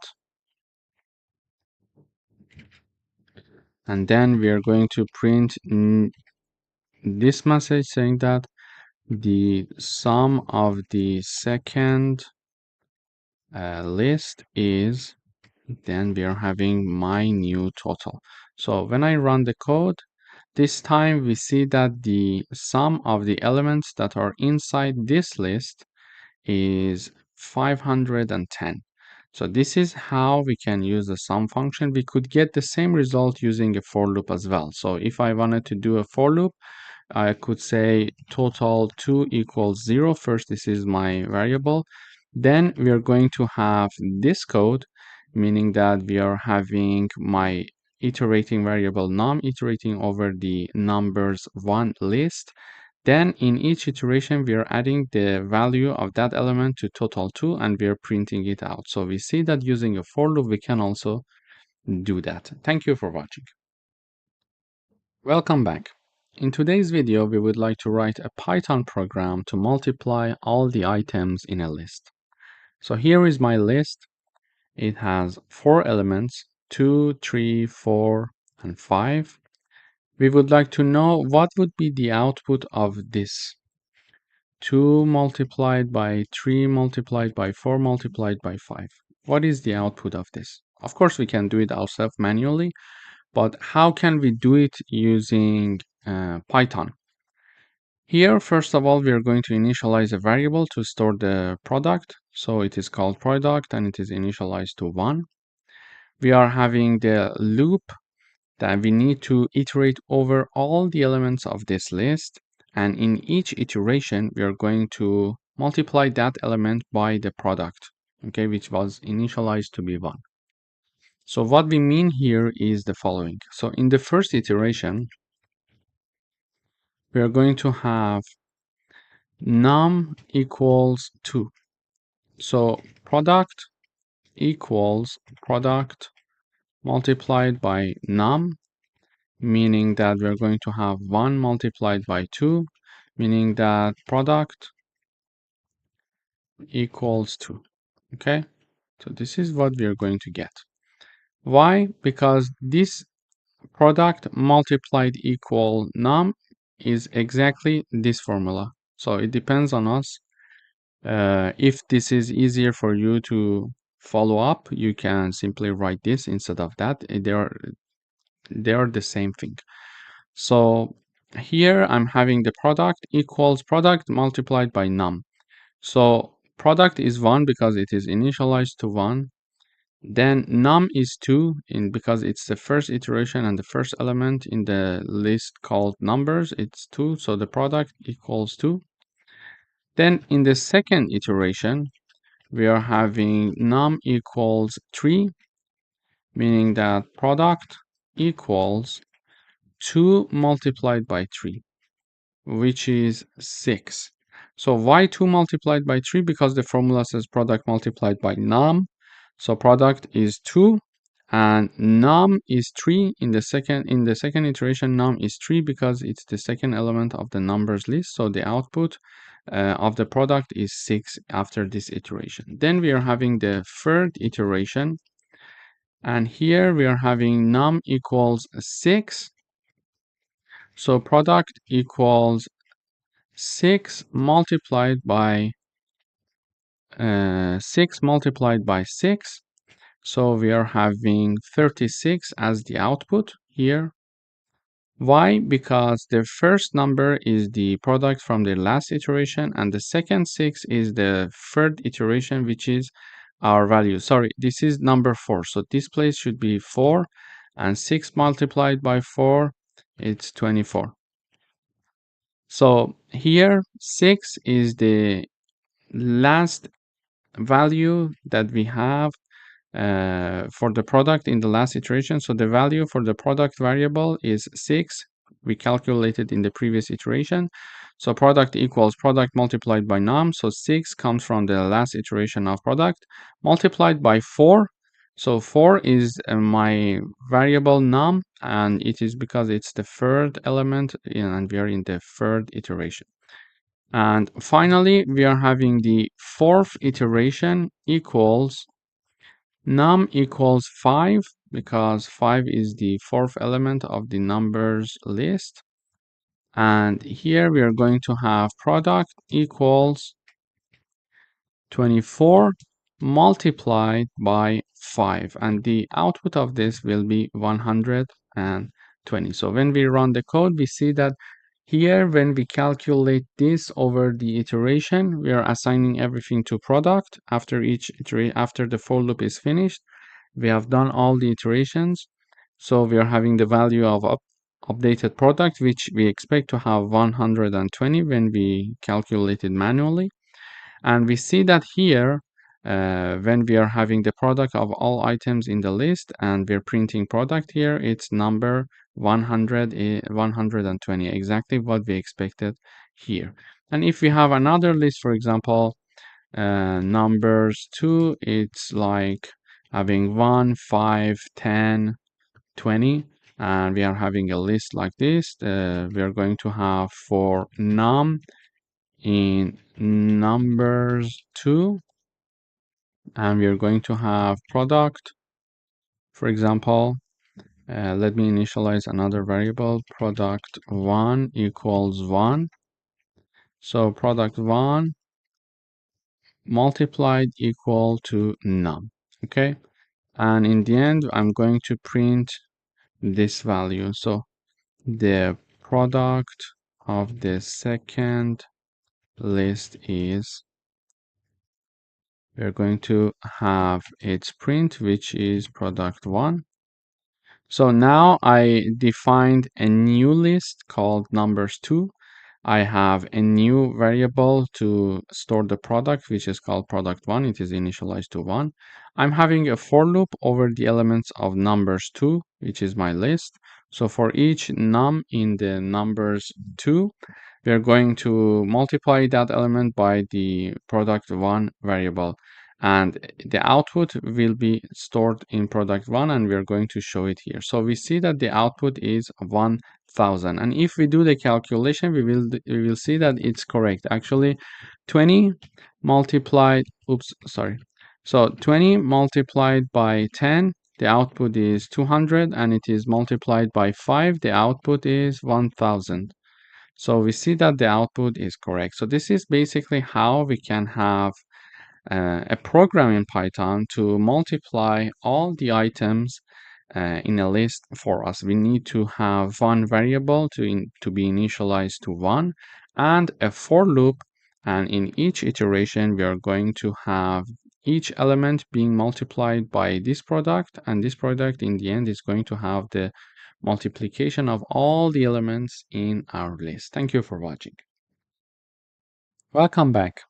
In today's video, we would like to write a program that finds the second largest number in a list. So here is my list. It is called numbers, and it has certain elements, like 7 elements are there.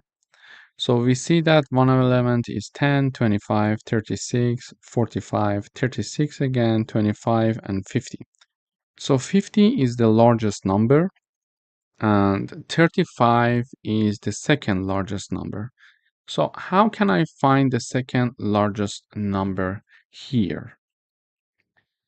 In order to do that, I defined a function called second largest. Here, after declaring my list, I'm calling this second largest function and using the argument of my list. So this list called numbers is passed to this function second largest as argument.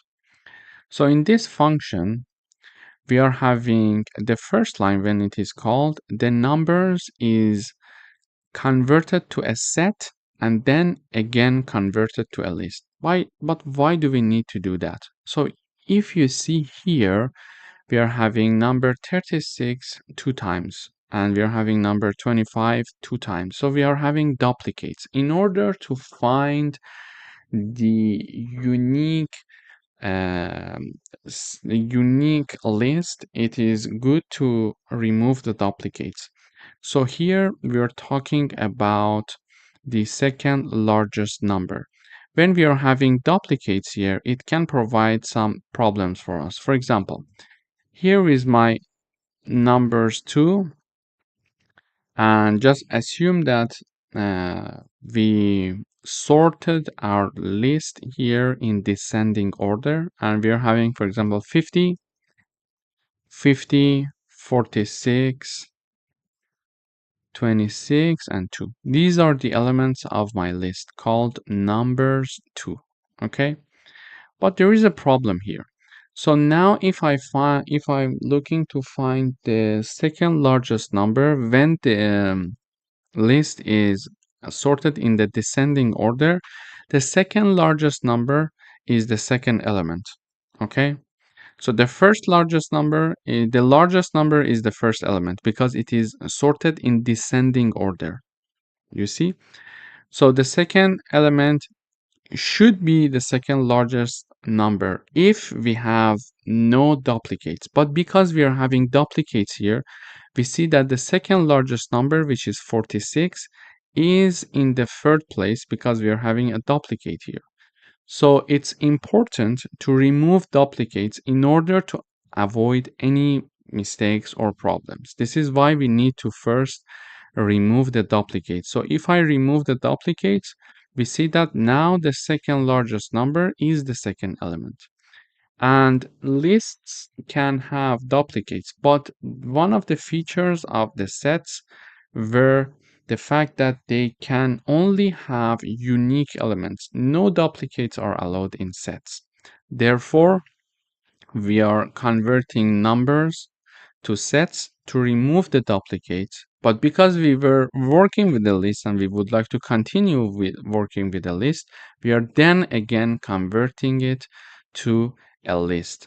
So now if I print these unique numbers, you will see that in this new list, we don't have the duplicates that we are having in the numbers. So when I run the code, you see that 36, 10, 45, 50, and 25. So 25 is only one time repeated there, and also 36, it's only one time is being there. That's it. So you see that here also we removed the duplicates. After removing the duplicates, this is how my list looks like. Now I need to sort this list in descending order in order to find the second largest number.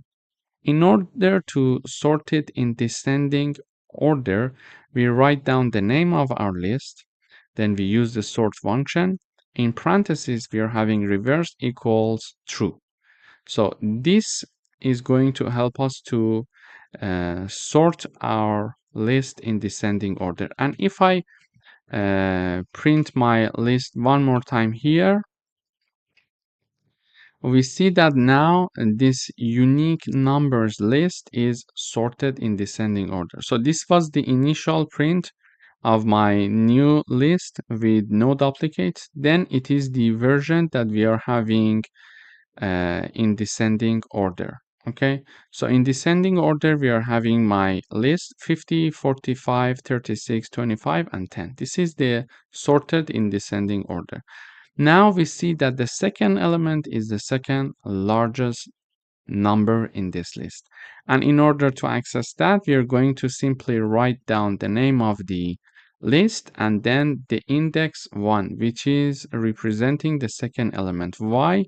Because index 0 is for first element and index 1 is for second element. Okay, so this is how it works. Index 1 is for second element, and my second element is 45, which is exactly the second largest number in my list. So basically, in this video, we learned that we can find the second largest number in a list. And if I'm looking for the third largest number in my list, we can simply write down the index 2, which is representing the element 3, which will be 36. So we see that the second largest number is 36, and the third element here is also 36. Thank you for watching. Welcome back. In today's video, we would like to write a program that removes all occurrences of a specific element from a list. For example, if you look at here, you will see that I'm having a list here. It is called numbers. So the list called numbers has these elements. You see, 1, 2, 3, 4, 2, 5, 2, 6. And I'm having one specific element that I would like to remove it from this list. And that specific element is 2. So I want to have a new list in which we do not have this number 2 as the elements. So I would like to have a new list which contains 1, 3, 4, 5, 6. Okay. So in order to do that, there are many ways that we can do it. We can write down a for loop to have a new list being created, and if while we are iterating through the list, if the element equals 2, for example, we continue and we skip. So we're not going to insert that into our new list, and that way we can have our list being created. But another way is to use set comprehension. For example, here we are having the call of remove occurrences function, and we are having two arguments, numbers and 2, and it is assigned to an updated list which is later on printed. So the output of this function is going to be assigned to updated list. So remove occurrences function, when it is called, two arguments we are having here. One is the numbers, which is my list name, then the element that we want to remove it. So this is my target element, number 2. So in this function, we are having two arguments, my list and the target. Here, this function is going to return for each item that is in my list. If that item is not equal to my target, which is number 2, we assign it to my new list here. So this is a set comprehension. So we are having the creation of a new list, and for each item that is in my list, which is the numbers, if that item, the iterating variable, is not equal to the target, which is number 2, then assign it to my new list. So this way, for example, item in the first iteration is actually 1. So 1 is not equal to 2 because target is the second element and second element is 2, second argument, let's say, or parameter. So 1 is not equal to target. Yes, it's true. So assign it to my new list. So my new list, let's say, new list equals 1 now. Then in the next iteration, item is 2 because it's the second element. So in the second iteration, we are having the second element. So 2 equals target is 2. So it is not equal to target. This is what it is asking. 2 is not equal to 2. So it is basically saying item is not equal to target. And we know that in this case, the item is 2. Here, the item is 2 because we are in the second iteration. So the item now is 2. But we see that the target is always 2 because we didn't change it. So target equals 2. And we are checking to see if 2 is not equal to 2. And so this is false. 2 equals to 2. Therefore, we are not going to assign it to our new list. So our new list remains the same. Okay, so we are saying for if 2 is not equal to 2, then assign it to my list. If it is equal, do nothing. Basically, the set comprehension is doing like that. So we go for the next iteration now, item equals 3. So we say 3 is not equal to 2. It's true, then assign it to my new list. So my new list is now having the 3. Then item equals 4. So we see 4 is not equal to 2. It's true, therefore insert 4 as well. And in the next iteration, item equals 2. 2 equals 2. So it's not going to be inserted here because 2, we are checking 2 is not equal to 2. And this statement is not true. Therefore, we are not going to insert anything. Then we are having number 5 in the next iteration. 5 is not equal to 2. It's true, so add it. Then 2 is not equal to 2 again, so I'm not going to add 2. Then we are having 6. 6 is not equal to 2, therefore we are going to add it. So this way we created our new list. So this function actually is going to create my new list and return it. And the output of this function is assigned to updated list. So this is my updated list, which is a list that contains these elements. And basically here we are simply printing this list. So the updated list is 1, 3, 4, 5, and 6. 1, 3, 4, 5, and 6, and 5 and 6. So this is exactly what I expected. But now the target was 2. So what if the target is 5? So it means that I want to create a new list without having number 5 in it. So when I run the code, we see that now 1, 2, 3, 4, 2, 2, and 6. So 5 has been not considered to be inserted in my updated list, but number 2 has no problems now because I chose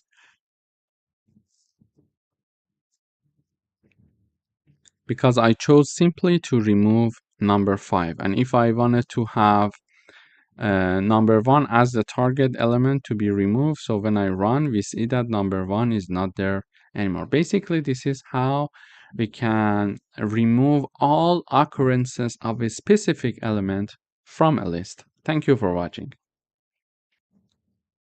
Welcome back. In today's video, we would like to write a Python program to get the largest number from a list.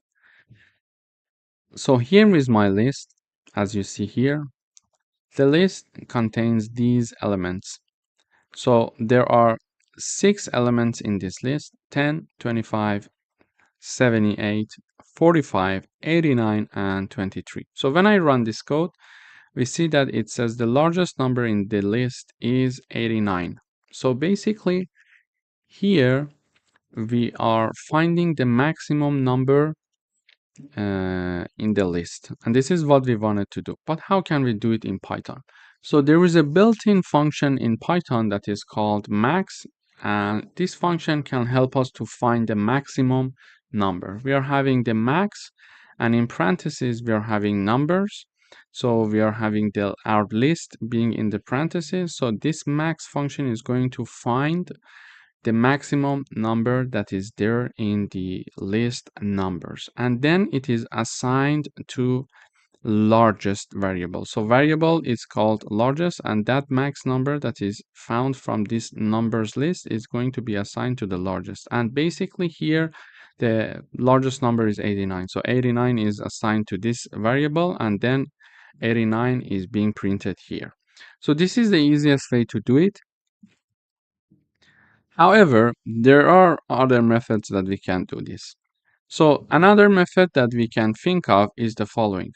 So here I am having my list called numbers being converted to a set. So if there is any duplicate, it is going to be removed. Then it is going to be assigned to, it is going to be converted to another list again, because we were working with a list. We would like to keep it with list. And this is going to be assigned to my new list. Okay. So now why did I do that? So this way, because sets are having this feature that they cannot have duplicates, and it's very important because, for example, we are having a list, and this list is having, for example, number 20, 20, 13, 15, and these are my numbers. And usually when we are having a set, we are not going to have a duplicate. So it's one of the features. They are not going to allow you to have duplicates. So now if I want to find the second largest number in my list, it should be, when I sorted it in descending order, it should be the second element. But because I'm having duplicates, there is a problem there. So duplicates should be removed before finding any numbers in my list. If I'm looking for the third smallest element or the fourth largest element, etc., duplicates must be removed.